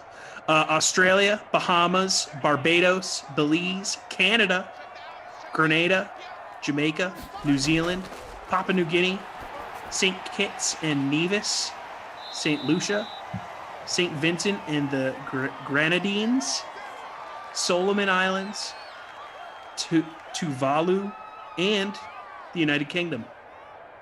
So kind of a figurehead, as yes, you might say, and many obviously are saying in the chat as well. She's technically the leader, but doesn't really have any power. So yeah, figurehead. 3rd inches, we got a flag. I see a lot of people, I do want to address this, the elephant in the room. I see a lot of people in the chat, last sim this one as well, making mention of Ladies' Night. What happened to Ladies' Night? Well, how can I best say this? I think we're going to move our branding in a different direction. That being said, Scotty says cough after dark. We're not going to call it that either. Nice catch. I don't think anybody needs that. Solid catch, Devontae Parker. That being said, the ladies are always welcome here in Simland, any time of day, any day of the week. It is not specifically a Friday night thing, as you guys certainly all know, you guys and gals. And also, and obviously neither one is working here tonight. You've seen me a little bit between streams. There's no Jesse or Tara Lynn. They are also always welcome into our sims and participating in commentary, whether it is a Friday night or any other time.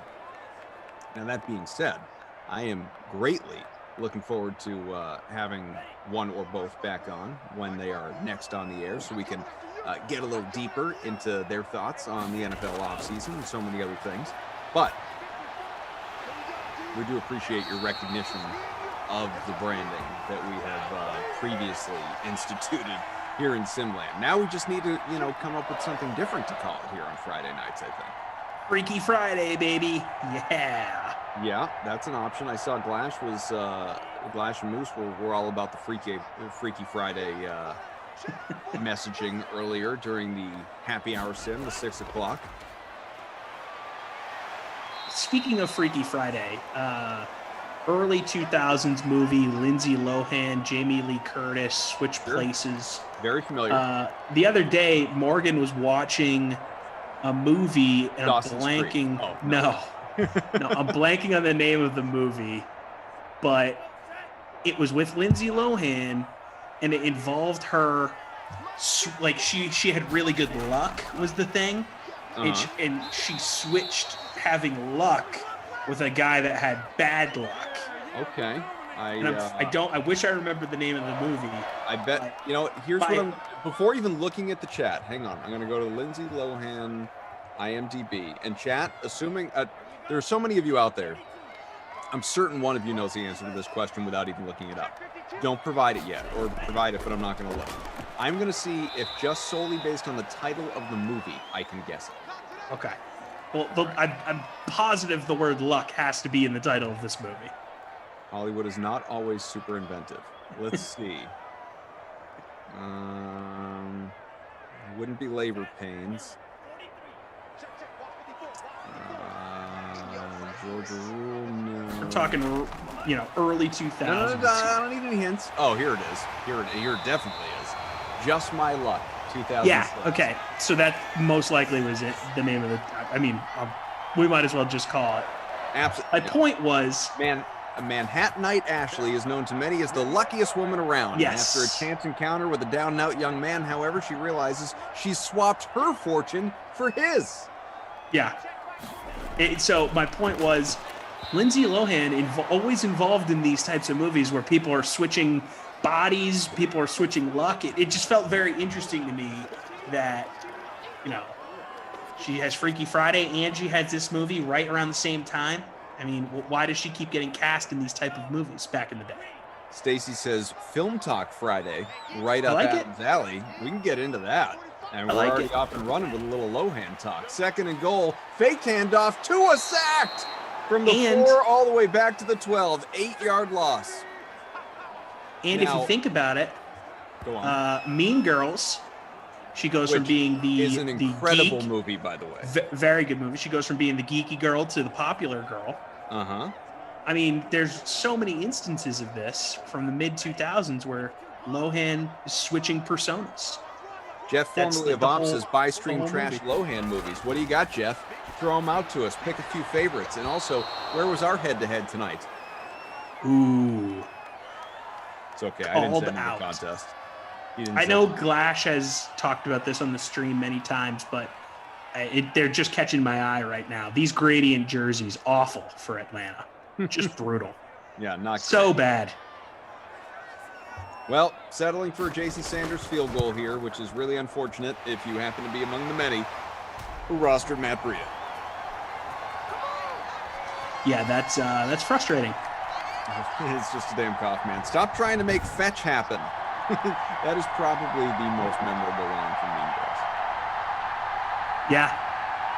All right. I mean, there's some people that can quote the crap out of that movie. It's such a fun movie. It really is. Great. Didn't they make a sequel, which she wasn't in and Tina Fey wasn't in, and it was, you know, just one of those, like, you know, continuate, but I don't know. I think it was, I didn't see it. I'm pretty sure. Yeah, Mean Girls 2, 2011 teen comedy television film. ABC television Family film. Wow, wasn't even didn't even go to the theater, huh? It was a ABC Family movie. The movie poster says Mean Girls 2, the plastics are back. We've got Meager says Mean Girls was based on my high school, kind of. The book the movie is based on is nonfiction about 3 schools, and one of them was the sister school to my high school. That's a fun fact.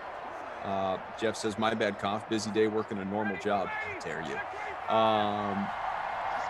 Meager says, though, the girls in my grade really did do a burn book, but it was not an actual book. All right, so Jeff and Daniel had both thrown out Lindsay Lohan by Stream Trash submissions. And I think the only fair thing, the right thing to do is to do both. Okay. Let's first see if they're similar. Here's Jeff's. All right, so Jeff's is Mean Girls, Parent Trap, Freaky Friday. Admittedly, to our remakes.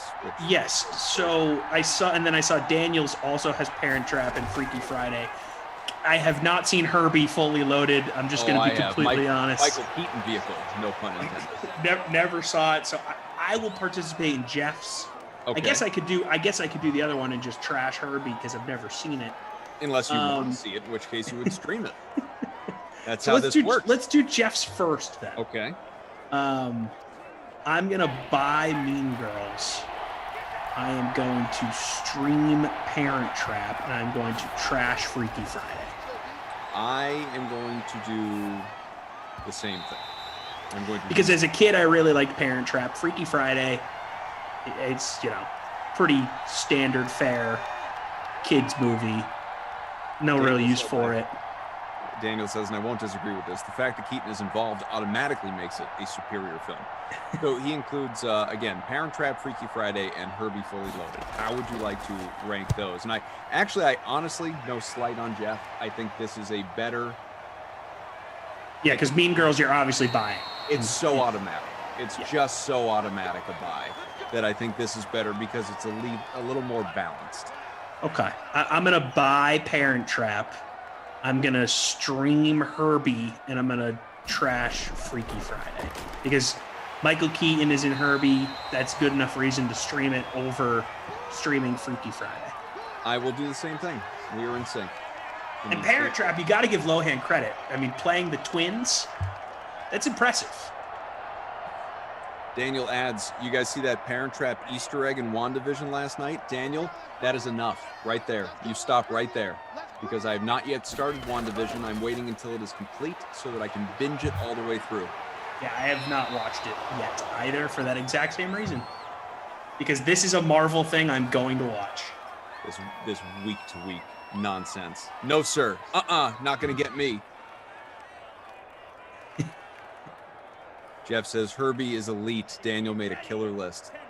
Yeah, respect. There's respect all around. Eric says, lots of Lohan respect. The Parent Trap movie when I was a kid. Now, here's a question for you and some of the older folks in the crowd, if you will. Now, there have been many incarnations of the Body Switch film, obviously, like Lohan's in 5 of them. Yes, she is in 5. But one that she is not in, because honestly, I don't think she was born yet, was one that came out in the 80s that has Kirk Cameron in it and Dudley Moore, and it's called Like Father, Like Son. Who out there has seen that movie? And I like it, genuinely. I like it. It's not a Freaky Friday, but it is a comedy. It's fun. It's funny. Kirk Cameron, 80s growing pains superstar, right? Didn't necessarily, you wouldn't have known it at the beginning. Didn't go on to necessarily have the same full-on career as his, younger sister Candace, who Full House and Fuller House fame, not to mention married a Bure, a hockey player, but I never remember which one. I think Valerie, if we're diving deep into here, but boy, not a single receiver has reached 40 yards. Then again, we're through one quarter. Parker 1 for 34, 3-0. Miami is in front, but who cares? It's a Film Fest Friday. And smash that like in honor of it. About 400 people watching just on the YouTube, thousands more across all our other platforms, and we appreciate you. Hit the like, get close to 350. We can get there with one big push. And Kirk Cameron, spoiler, did appear in an episode of Fuller House. He got out of the acting and into, some other stuff. Very religious guy, and so I don't think he. And if I remember right, I think it was Catholicism. I don't think it was Scientology or anything like that. But he became. I think he gave up on acting, became a, would lead missionaries and things like that. Became very devout in his religious practices. Michael says, how much did it make at the box office? Are we talking about Freaky Friday or Like Father, Like Son? Oh, Freaky Friday. Freaky Friday was the top grossing film. Okay, so this is always a fun game for us. I don't know if Tommy here has participated. What would you like to guess Freaky Friday made at the box office? And this is, of course, the Lohan Curtis vehicle. I remember it being a very, very successful movie. I'll say 175 million. 175 million. I'm going to say that's high. I'm going to Price is Right. Yeah, I'm going to go 150. Okay. Whoa! Right in the middle. 161 worldwide, says Michael, which really says Google. I mean, he doesn't know that. He looked it up. And that was pre Mean Girls, I believe, correct? Yeah, she was younger. Definitely. So that really set the stage. 2003.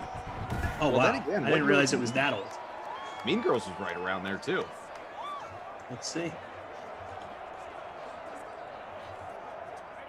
Maybe I'm off on this. Oh, 4. Yeah. Right in that it was earlier, but I would have thought a few years earlier, not, months apart probably. Lohan was on a run in the early 2000s, man. Mm-hmm. And then On the Run. Well, Mo says, Cough, it was said by someone your background setting is fake. Is that true? It is not. No. In fact, if you would like at halftime, I can pull movies off that fake looking wall. I can prove it right to you. PhD says, don't forget 17 again with Zac Efron. That's a fun movie. Matthew Perry, not in it a lot. Leslie Mann as well. But Zac Efron, yeah. Zac Efron, look, the dude is just rock star. He's incredibly handsome. He is, he can sing, he can dance, he can act, he's funny. I have a crush on Zac Efron, I think. Yeah, I kind of picked up on that, but I'm not mad about it. Efron's a stud. Efron is a stud, going man. for it. Touchdown. Works out for Miami and Matt Breida. Sorry, Sanders owners. Ballsy move by Simland Brian Flores, and Falcons not doing anything on offense so far. It's just a damn cough, man, backing me up. It was Valerie, not Pavel. A lot of people loving Like Father, Like Son. I'm saying, check it out, folks. Old one, I can't imagine it's streaming anywhere, but if you can, go for it. So you know how Netflix back in the day was a DVD service? Yeah, do they still do that? Could you So I know that Netflix at some point split their business, and I don't know if they still do the mail-in thing, but I was going to ask you, you know, if anyone was to know that, I feel like it would have been you. If they A, still do that, or B, is there a company that has taken that over? I know that you can still go get red boxes, but yeah, I would rather stream. Jordan says, I want to see the new Body Switch film where Vince Vaughn is a serial murderer and switches bodies with a high school girl that looks funny. Or not the girl looks funny, the movie looks funny. Jordan, we need some punctuation. I watched the trailer for that. I don't know, whenever it was released. It does look funny. You can watch that on, I think now. I think it's just on demand, but you got to pay for it to rent it. But I think it's out there, unless I'm mistaken about that. I love Vince Vaughn. Me too. Anything with Vince Vaughn, I am in. Yeah, he does it for me. Daniel says it's in digital release right now, so there you go. Stacy says Baywatch with The Rock and Zac Efron was good. Yeah, that was fun. He's great in the Neighbors movies. Michael saying that his parents still get DVDs from Netflix. Michael on YouTube. Really?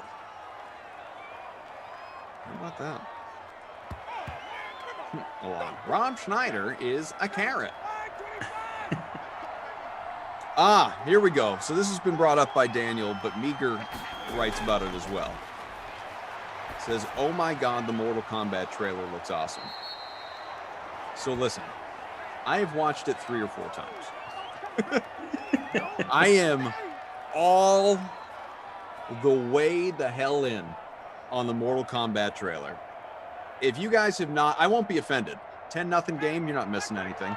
Just pause us if you want, or just straight up mute us and open up another window for a couple of minutes and watch the Mortal Kombat trailer. Whoa, Gurley breaking it.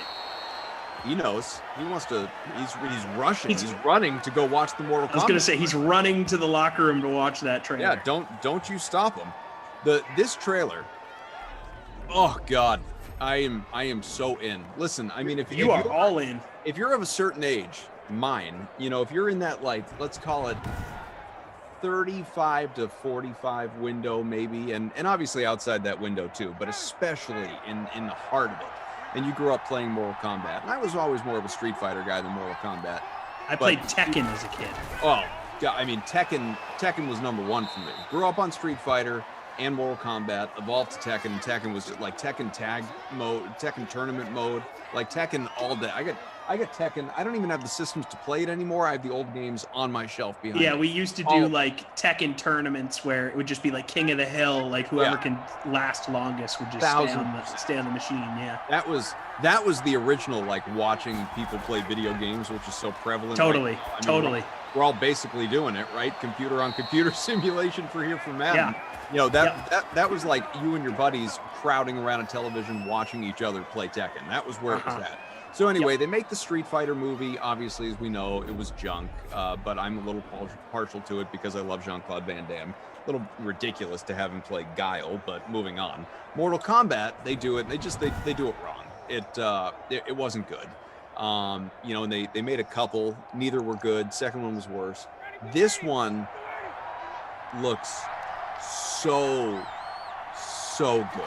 The special effects are going to be incredible. It looks like they nailed the actors, meaning there's no one you've ever heard of or even recognize in it, but they can all play the role. We got a touchdown here. Your guy, Russell Gage with a touchdown.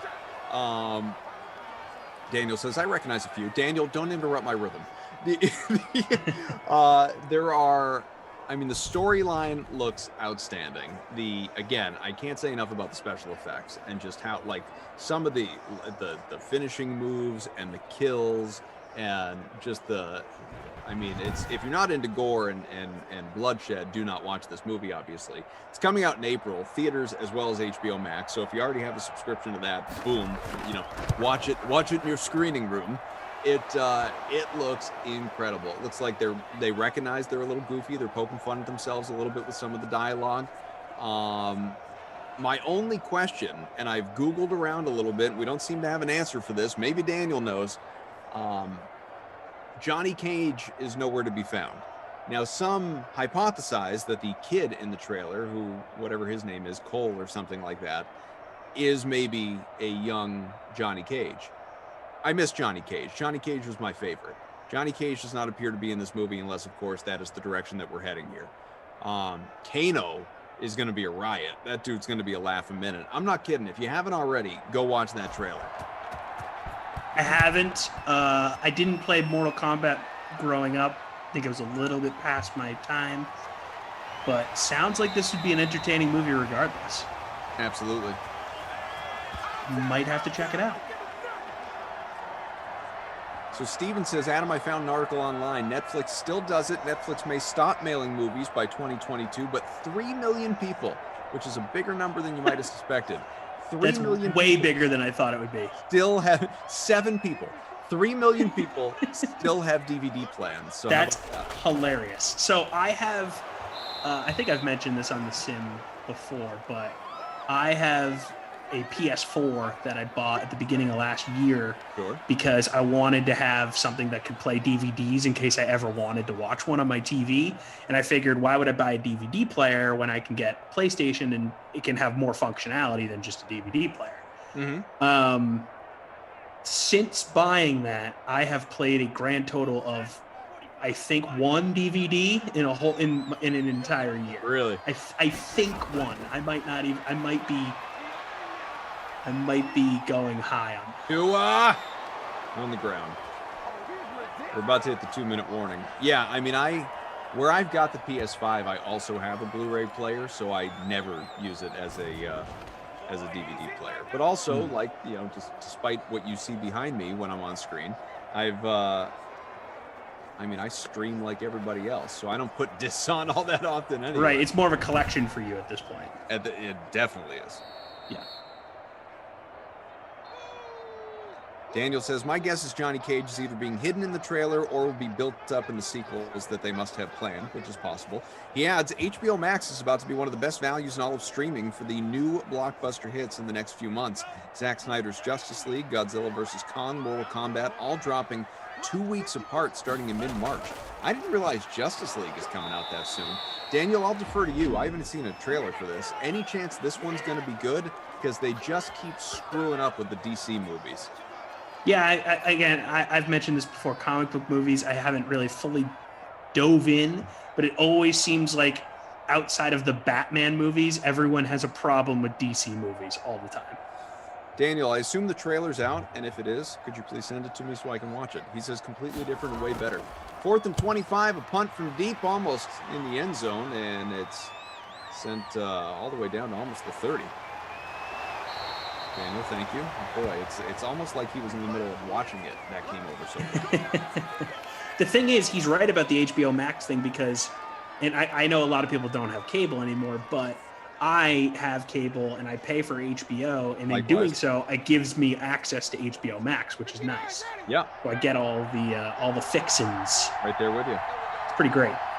Joker says, pretty great unless you watched Wonder Woman 1984, which, that was disappointing. People loved that original Wonder Woman. Not original, but the one with Gal Gadot, the first one that came out a few years ago. So the first one is, and forgive me, I know there are people out there who think it's like the best superhero movie ever. It's not even close. It would be a middle of the pack Marvel movie. It's a good movie. It's not great. It's above average.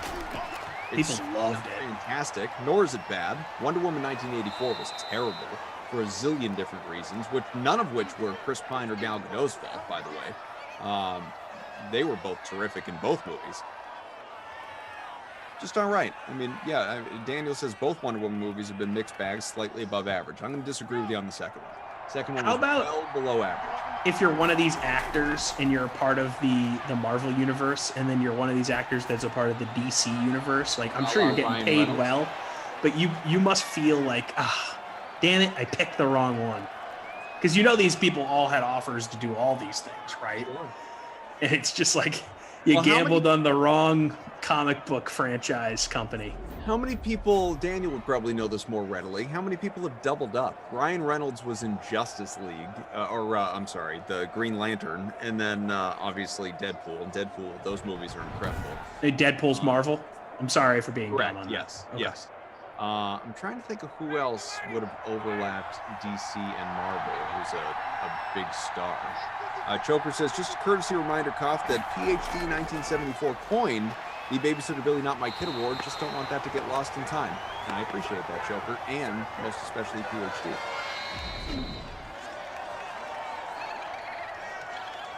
Daniel saying thanks, Joker, for keeping me alive, because Lord knows the Sims are killing me.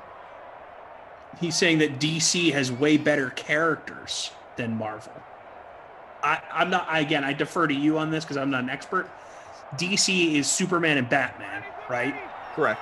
Yep. So those two Superman, have to be Batman. Those are the top two superhero and Wonder Woman. I mean, if you're ranking superheroes, those guys got to all be in the top 5 discussion, right?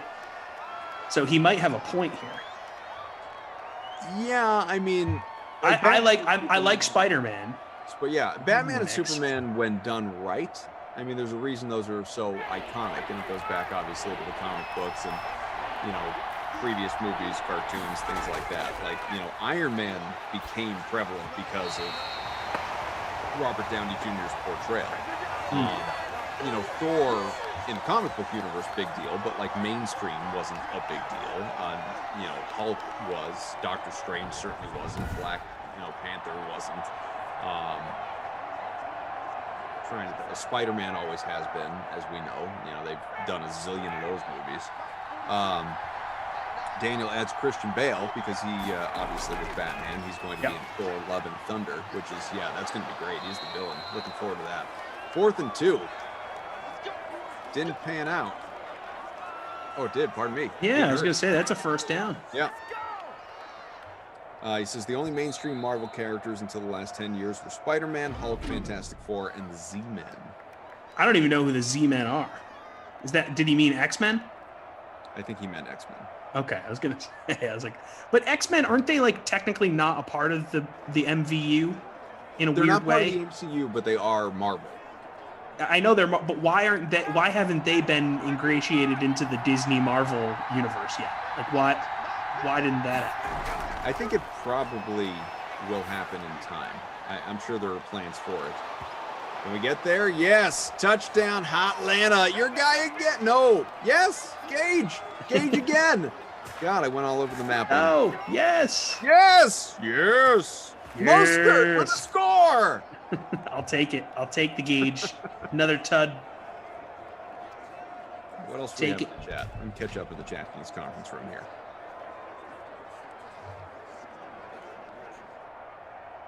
Stacy says, I threw so many quarters at Mortal Kombat and NBA Jam at malls in the 1990s. Is this actually Stacy? Is this Stacy's husband or boyfriend under Stacy's account, or was Stacy out there crushing it at the arcades? I want to know. I wish I was like old enough to have experienced the real arcade boom of Arcades the 80s and 90s. It was so great. I remember there was an arcade in my hometown when I was a kid, and it closed like right around the age where I would have been allowed to go to an arcade by myself. I was very, very upset. PhD, the Street Fighter with Van Damme sucked. Yeah, it's not a good movie. Obi-Wan says, movie talk after dark?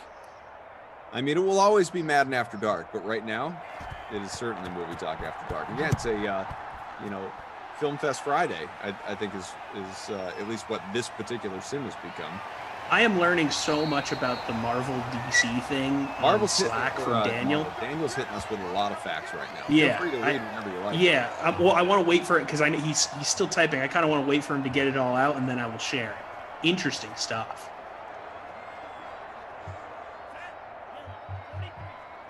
John says, Koff, did you see The Way Back? I loved it. So I did. Affleck movie, the basketball movie. I liked it. I thought he was great. Obviously, it was a very close to home role for him with his history of alcoholism and addiction.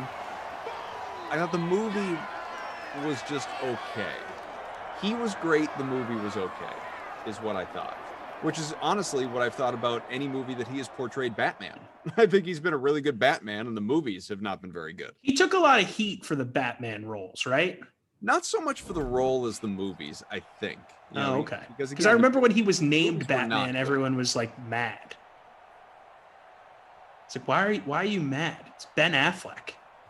What else do I guess Ben Affleck is not Christian Bale level, but it was just a Ben Affleck's pretty good.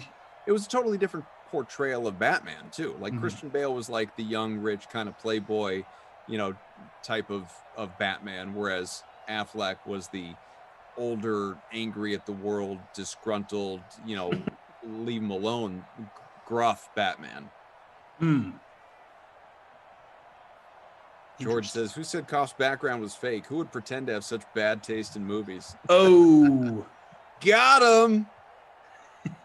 Curious where I am in this contest, because 2 Gage first half touchdowns. I have him in the captain spot. I'm in 9th, baby. Let's go. Daniel says there was a small minority of people who hated his portrayal of Daredevil in the early 2000s. So there you go. That's another I forgot he was a Daredevil guy. Batman. Yeah, that wasn't very good. Jennifer Garner, his former wife, was a good Elektra. But yeah, he wasn't a great Daredevil. The mainstream Netflix Daredevil or modern Netflix Daredevil has been much better. Halftime here, by the way, 14-10 Atlanta. So I'll tell you at the third quarter break. I'll show you a couple off the back of the wall. We don't need to delay right now because we're still getting caught up in the chat. And I would like to read this history from Daniel here. Please do, because I haven't. I've been waiting for you to read it. Okay, here we go. He said the only mainstream Marvel characters until the last 10 years were Spider-Man, Hulk, Fantastic Four, and X-Men. And that's why they were all licensed to other studios in the past few decades. Marvel almost went bankrupt in the 90s and sold off movie rights to Sony, Fox, and Universal to stay afloat. Then they almost went bankrupt again and decided to make Iron Man as a big gamble to copy DC's movie success and the other Marvel films at the time.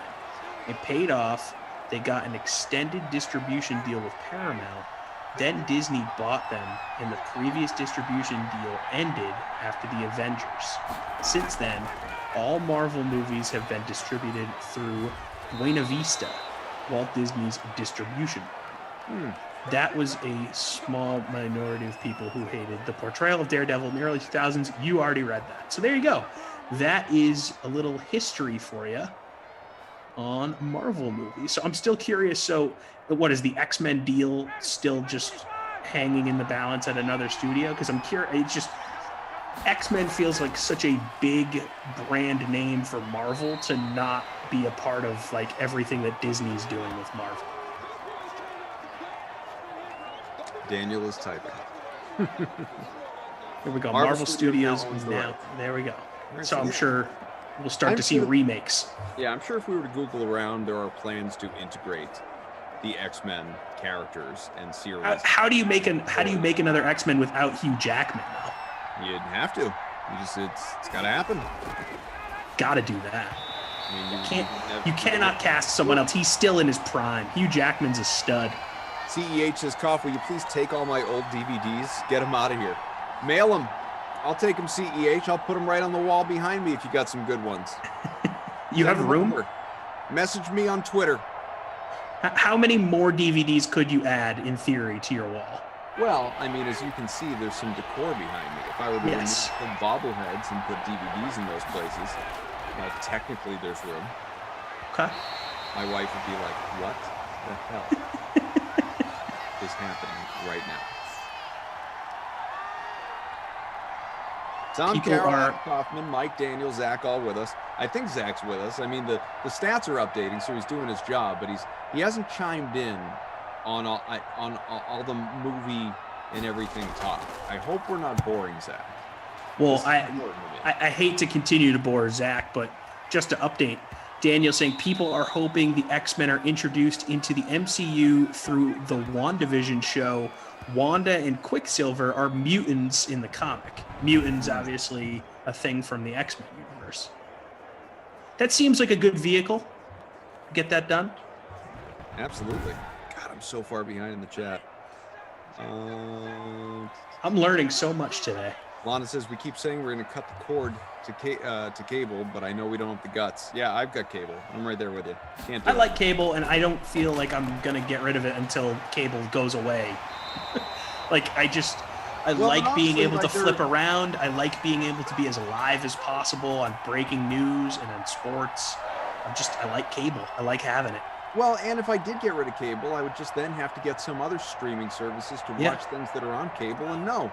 I'm good. Yeah, I like my cable. It bundles my Wi-Fi with it. It's fine. And I have, all the streaming stuff. It is what it is. I'm a consumer of content. I need to be able to do that. PhD says Chris Evans overlapped. I don't think so. I mean, he was in the first Fantastic Four, but that's also Marvel. So I can't remember him doing something for DC. Lisa says Linda Carter, the only Wonder Woman. She did make an appearance in 1984. Was she the original?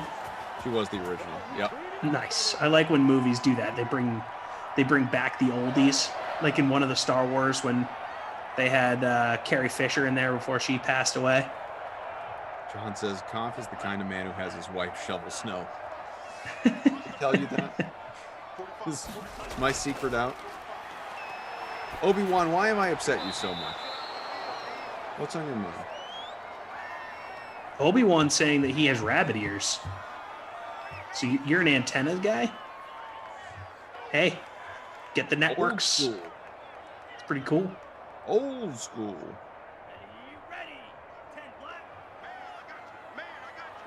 This we have here. 14-10 game, about 3 minutes gone, third quarter.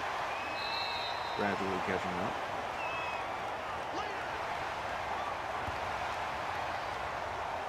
Someone says there's more selection of movies on DVD and Blu-ray on Netflix, the Netflix plan.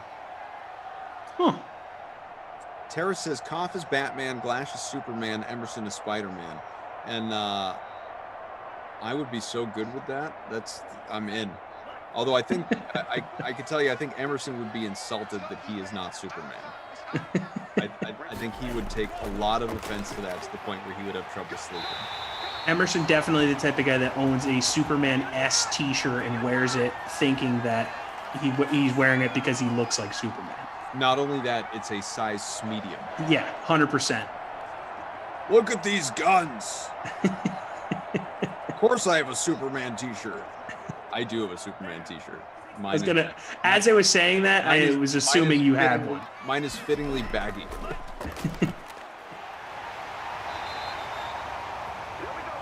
So there. There you go. Actually, Superman t-shirts are kind of cool, I'm not going to lie. Jeff says, looking forward to seeing Superman and Lois next week on the CW.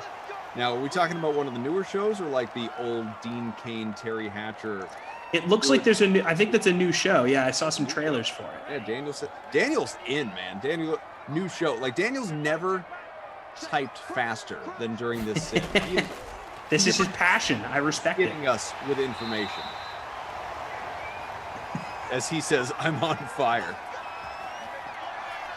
I respect it. Meanwhile, Zach has not chimed in, and it's not like there's been a lot of offense in this game. So Zach is not enjoying the superhero conversation. On YouTube, Eric Court asking, who's Catwoman? Wasn't Halle Berry Catwoman? She was, one of them. Did they remake that? Definitely in a TV show. I don't know that they did it in a movie. Alana says, Anne Hathaway. Okay, I remember that now. Yeah, she was in a Batman movie as Catwoman, I believe. Todd says, Chris Evans did The Losers for DC. Was that... I guess that was a comic, huh? I mean, I remember. Yeah, I remember the movie. In fact, I think I have it on the wall behind me. I have no recollection of that, even hearing that ever. What is that? What year was that? I just don't even remember it being a comic book. What's that about? Just some criminals is the very short answer. Just a bunch of losers. Yeah. John says all of Koff's DVDs are fraud covers. They're low-key Sex and the City movies inside different covers. I would not run from owning Sex and the City. In fact, I think I probably have it. Although it is my wife's, but I think I do have it. I never watched that show. It's one of those shows that everyone always puts in that like greatest show of all time discussion, though, and it's just like I don't know if I'm ever gonna. They do dive in. I hear it all the time. Wow. Yeah. Like, oh, you got to binge it. Oh, blah blah blah. That's when HBO was in its prime. Sex and the City, Sopranos, Wire. Daniel's like, throwing out there's a trailer for Superman and Lois. All right, I'll watch that after the sim. All sorts of trailers to watch. Great. Erwin says, Affleck better or worse than Val Kilmer? Significantly better than Val Kilmer.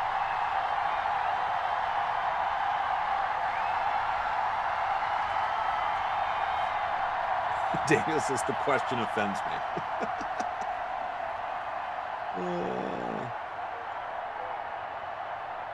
Hugh Jackman I guess said Michelle Pfeiffer was Catwoman. Rock. Well, yeah, in Batman Returns, that's true. That's a great point. Very great point. Second Batman with Keaton. Rocky says, Koff, I happen to think your background makes you look very distinguished, like Adam Schefter distinguished, Herb Street distinguished. You gotta love, you gotta have that killer background. Thank you. Thank you, Rocky. Eric says, I still think Koff has a portal to another dimension behind the DVD. Yeah, you pull one of the DVDs out, opens up a trapdoor. Yeah, exactly. Michael Keaton, Batman, and Vulture. Great call, Person Allen. Great call. Yeah, he was in the new Spider-Man. Yeah, great call. When you're an actor for long enough, you're going to just cross over these things, right? Well, a prominent one anyway. I am 12th in the contest. Obi-Wan, what are you disagreeing with, buddy? You're 12th? Yeah, let's go. Oh, and Mo says the Glass should be Spider-Man. Yeah, I agree. Especially like seeing him just swing around from building to building. It's just perfectly Glass. Alana says, what's your kryptonite, Koff? Pizza. Like pizza kills you, or just you can't not eat pizza? No, I'm not a pizza guy. Oh yeah, I forgot you hate pizza. Alana says, oh Tom, you're such a Samantha. Yeah, everyone's getting superhero comparisons, and I'm being compared to a Sex and the City character. I'm gonna if this is behind me what I think it is, I will show you this at the third quarter break, and it will definitely prove some points. Another one from It's Just a Damn Kaufman. Halle Berry as Catwoman, and then Storm in the X-Men movies. There you go. Yeah, we've had a lot more crossover than we remembered. Shame on you, Daniel, for not remembering all of these. Wasn't Jennifer Lawrence in Venom? Jennifer Lawrence was in X-Men, the new group there, new class, but she wasn't in DC at all. I was thinking Hunger Games was DC. That's just a thing. That's just a book. Hit that like, 420 watching. Nice. Get us to 350. All right. Let's see. Where am I in the contest? Do you actively dislike pizza? No, I don't. I just don't eat it. Okay. It's like when you weren't actively rooting for Brady. Exactly. Although I did for the Super Bowl. Once he got there, it was like, just finish the thing. Once he beat your team. My team, exactly. It was like, just win. Just win. Just get it done. Stacy saying that I'm Captain Underpants. I'll take it. I love the Captain Underpants books. There was a movie for Captain Underpants semi-recently, wasn't there? Maybe. All right, let me see. Hang on. Let me achieve two things. One, show you something, and two, proving his wall is real. Well, I guess in order to prove the wall is real, let me see. Knock on the wood a little bit. I'm in the shot, right? Yep. Here you go. Crank 1 and 2, the Crank movies. Nice. Yeah. Okay. All right. So that's incredibly random. That's me just proving that the wall and movies are real. But hang on, let me see. Yeah, there we go. Can you see this? Sex in the City. The nice series. Wow. Ring light reflection too. The complete series of Sex. This thing is enormous. How many seasons were there? 94 episodes, 20 discs, 6 seasons. That is impressive. There's an encyclopedia instead of encyclopedia. You can quote me on it. The guest list to look at some of the famous faces making memorable guest appearances on the show. There's Carrie on the bench. I swear to God, this is my wife's. And by the way, I would have no reason to lie about it. I mean, especially you, given the amount of bad movies that you like proudly claim, I feel like it's safe to say that if it was yours, you'd have no problem saying it was yours. Exactly. Yeah. Guy who knows like you've earned yourself that respect. Daniel says we're about to find out how well organized Koff's collection is. I can only imagine what the chat. I mean, you found both very quickly. Yeah. See? Are you in alphabetical order, or do you have it by genre? Genre. Yeah, genre. I have an idea of. I have at least a general idea of where I would find something based on genre. Definitely not alphabetical order. If I had a massive DVD collection, I think I would do it the same way. I'd have it by genre, but then within the genres, I'd have it alphabetical. Just because I'm very anal like that. He still hate me. Says Coffee would be Jack on Lost. Splash would be Ben Linus. Emerson is Sawyer, and Tom is Hurley. Yeah, I think Hurley's a little strong. Who's Hurley? The big dude with the long hair, who like remarkably is on that island for however long and never loses a pound. It doesn't make any lick of sense.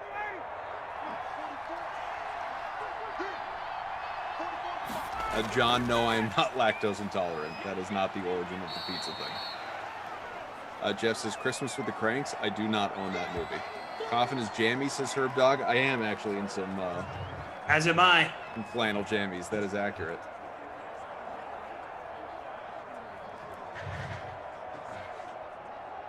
Well, you want me to dress up from the waist down? No way. Pants at all. Pajama pants. It's Friday night. Of course I'm wearing my pajama pants. I'm not going out anywhere. I like this. Rocky says, am I the only one watching this on my phone and a 70-inch TV because the TV is a 5-second delay from the phone and using the phone for the comments and the TV for the sim? Wow. That's smart. That's just smart. Yeah.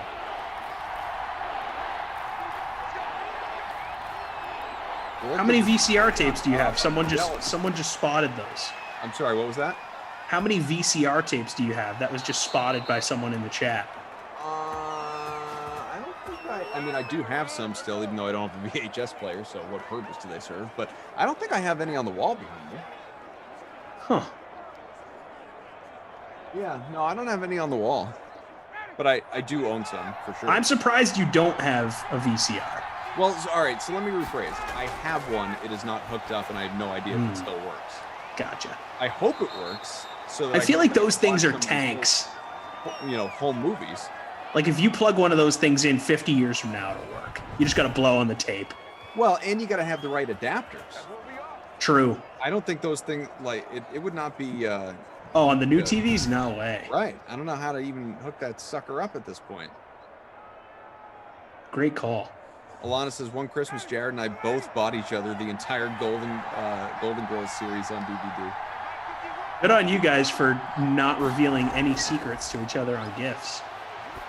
There were a lot of people... Who was it? On my jammies here. Oh, Ridley. Touchdown. Yeah, there's still a sim going on. I'm really hoping for another Gager. My boyhood crush, Mannequin, Porky's, Police Academy. I'm with you, Bonzo. I loved her in I didn't see Porky's actually, but I loved her in Mannequin and the Police Academy, the first one.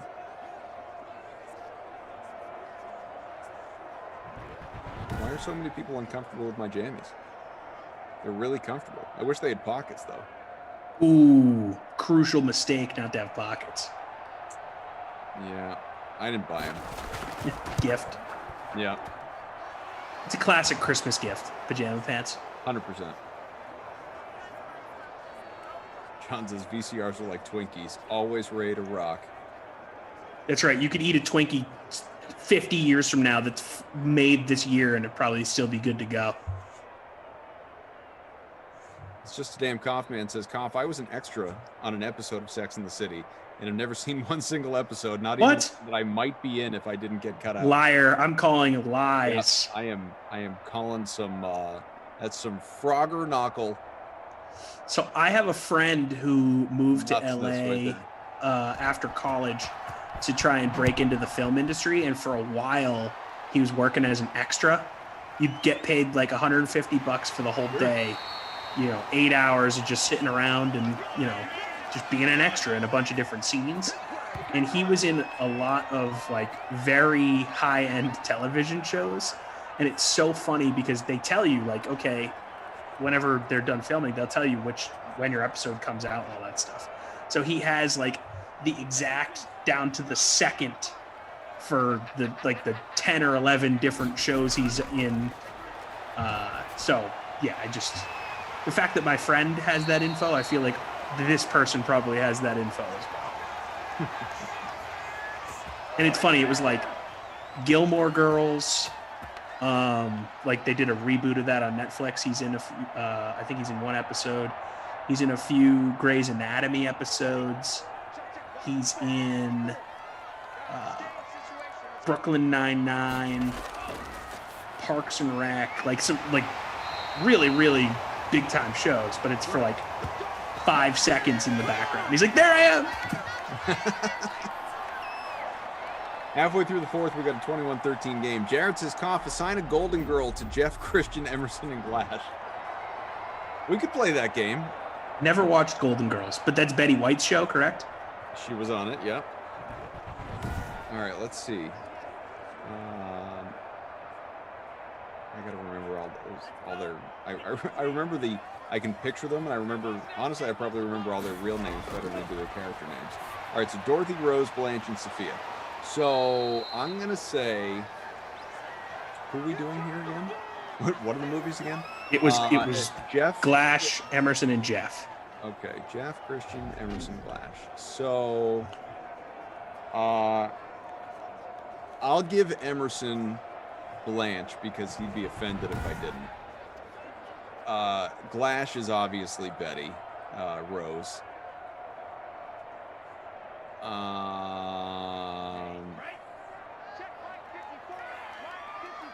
Daniel just said all of Golden Girls just dropped on Hulu. Jeff's kind of crabby. Jeff might have to be Sophia, or Dorothy, and then Sophia's sort of a loon, so that would have to be Christian. Yeah, I've nailed this. This is perfect. There's no room for disagreement. So it's Emerson is Blanche, Glash is Rose, Dorothy, Jeff, Sophia, Christian. You're welcome. So you say Jeff is a little crabby, huh? See, I've worked with Jeff probably 8 times. All of them have been like late Saturday night sims. Always very nice to me. Never really got a hint of crabbiness. Oh no, I mean it's. I know it's probably all in good fun, but I just get the nice Canadian man. Yeah, crabbiness in an endearing way, as is wont to Canadians. Joker says, yeah, like how crabby can a Canadian be? Koff, you're such a square. I didn't avoid it. I've never seen it. It came out before I was born. Square. I didn't get around to it. You're a square for not watching a vintage movie. Can I watch it? Daniel says he was very crabby halfway through the Super Bowl leaderboard live show.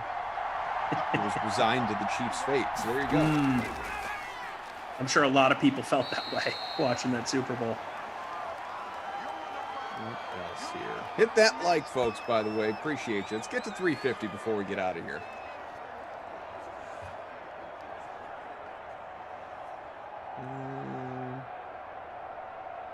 Bonzo says that I'm Dorothy. Get the heck out of here.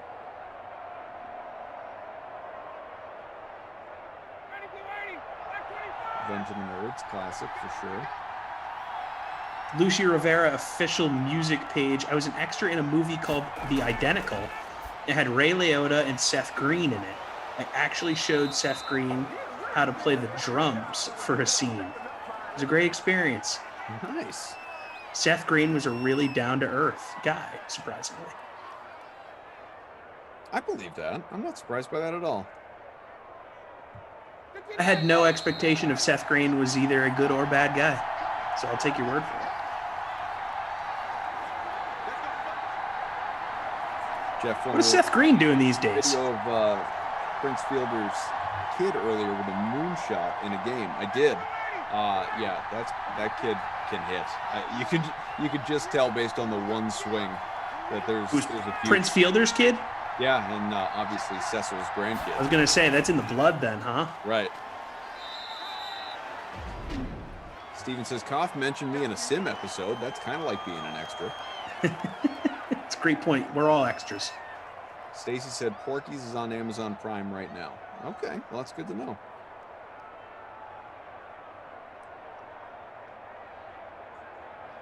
He still hate me. Is it pajamas or pajamas? For me, it's pajamas. Are you a pajamas guy? I think I say them both ways. I've heard it both ways. Yeah. I've not seen the 3-part series of Tin Man, Ernest. I'm not familiar with it. John, cute. Is Seth Green still making Robot Chicken? I'm not sure. Oh yeah, Seth Green was sim when you said you'd talk about football this sim. Well, sure, yeah, I remember, and then it became a you know, what do we call this? Film Review Friday. Film Fest Friday. Film Fest Friday. Mo, it's a great point. Forgot about Seth Green on Entourage. So yeah, great point. Yeah.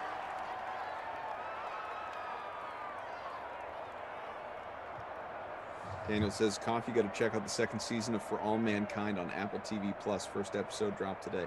I've never heard of it. What is it?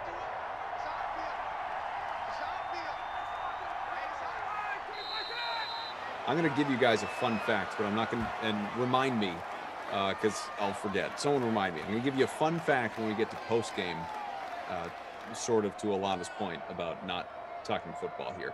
21-13. Ernest says, I think you'd enjoy Tin Man Koff. Check it out when you get a chance. Yeah, I'll put that on the list. So I'm binging Psych right now. And I've got, I've basically been watching a season a week. So I've got a few seasons left. I'm Gurley's breaking it. A couple movies for that matter.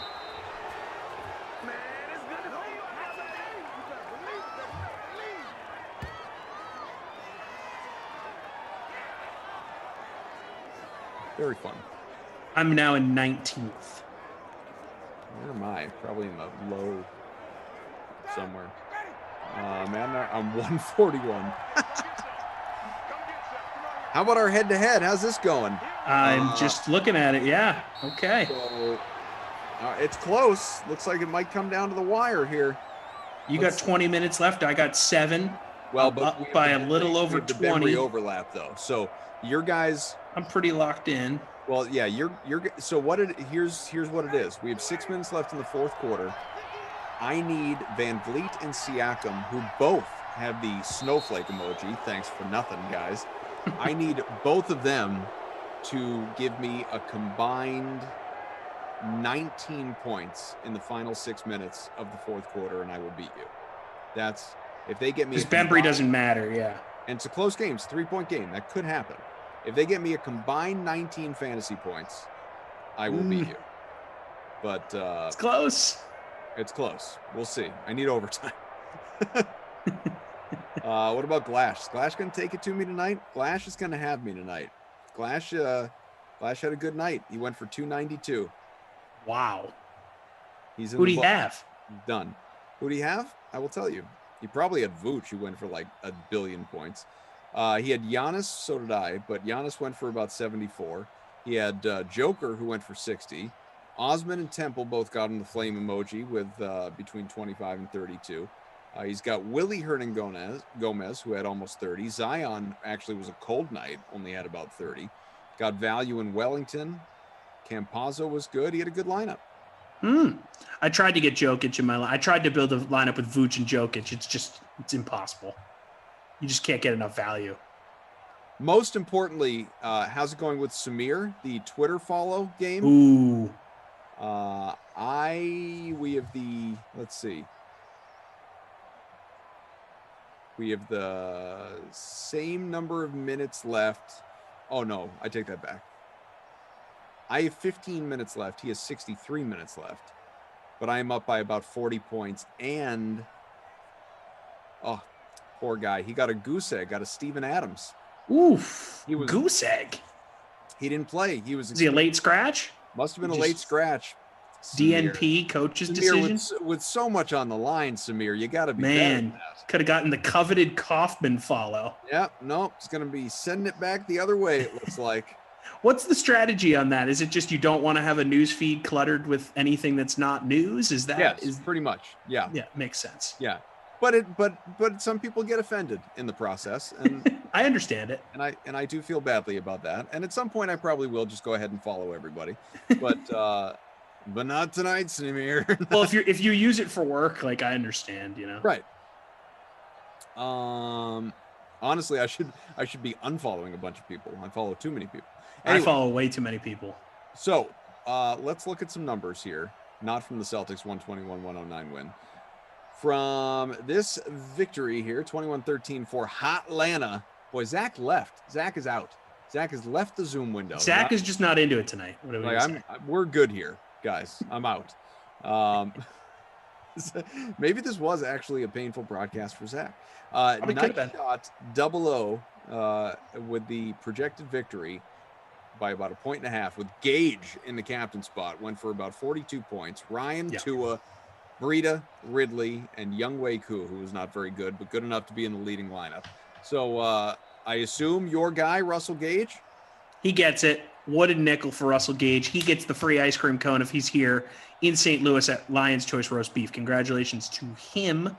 I definitely would like to see the stats here for our receivers and running backs before I hand out the not my kid award here. I mean, Breida, not great, but he did have a tud. I think I'm going to go Gurley, honestly. No touchdowns, didn't break 100, only 11 carries. Not a factor in the passing game like he is sometimes. Mm-hmm. Gurley might be the play because a lot of people have him rostered. All right. One catch for 7 yards. I think it's totally fair. I mean, I got to go with my man Todd. I played him as my captain. He didn't even get me 10 points in the captain slot. That's not good. 34% captained and 80% owned. I think he is very deserving of the I think it's Todd. PhD honorary here, Babysitter Billy Not My Kid award. Alana says, fun fact. All right, so here's your fun fact, and then yes, Herb, I'll give you the schedule for tomorrow. The fun fact is this. What did we talk about over the last two sims, Tommy? I mean, but we don't need to run it all down. Our NBA drama, NBA DFS, movies, and Glash's TikTok. We basically talked about anything other than football. It's like we went out of our way to not talk football, which didn't happen. We just didn't try and talk football. No, it was not intentional in any way. You know, I like talking football. We talked a little Carson Wentz. We didn't. Wentz. I mean, anything. We've had some teams with decent storylines too. We talked zero football basically over the last 3 hours. Here's the fun fact. Only one singular dislike on the stream during our entire time on together, and it didn't even happen until about 3 minutes ago.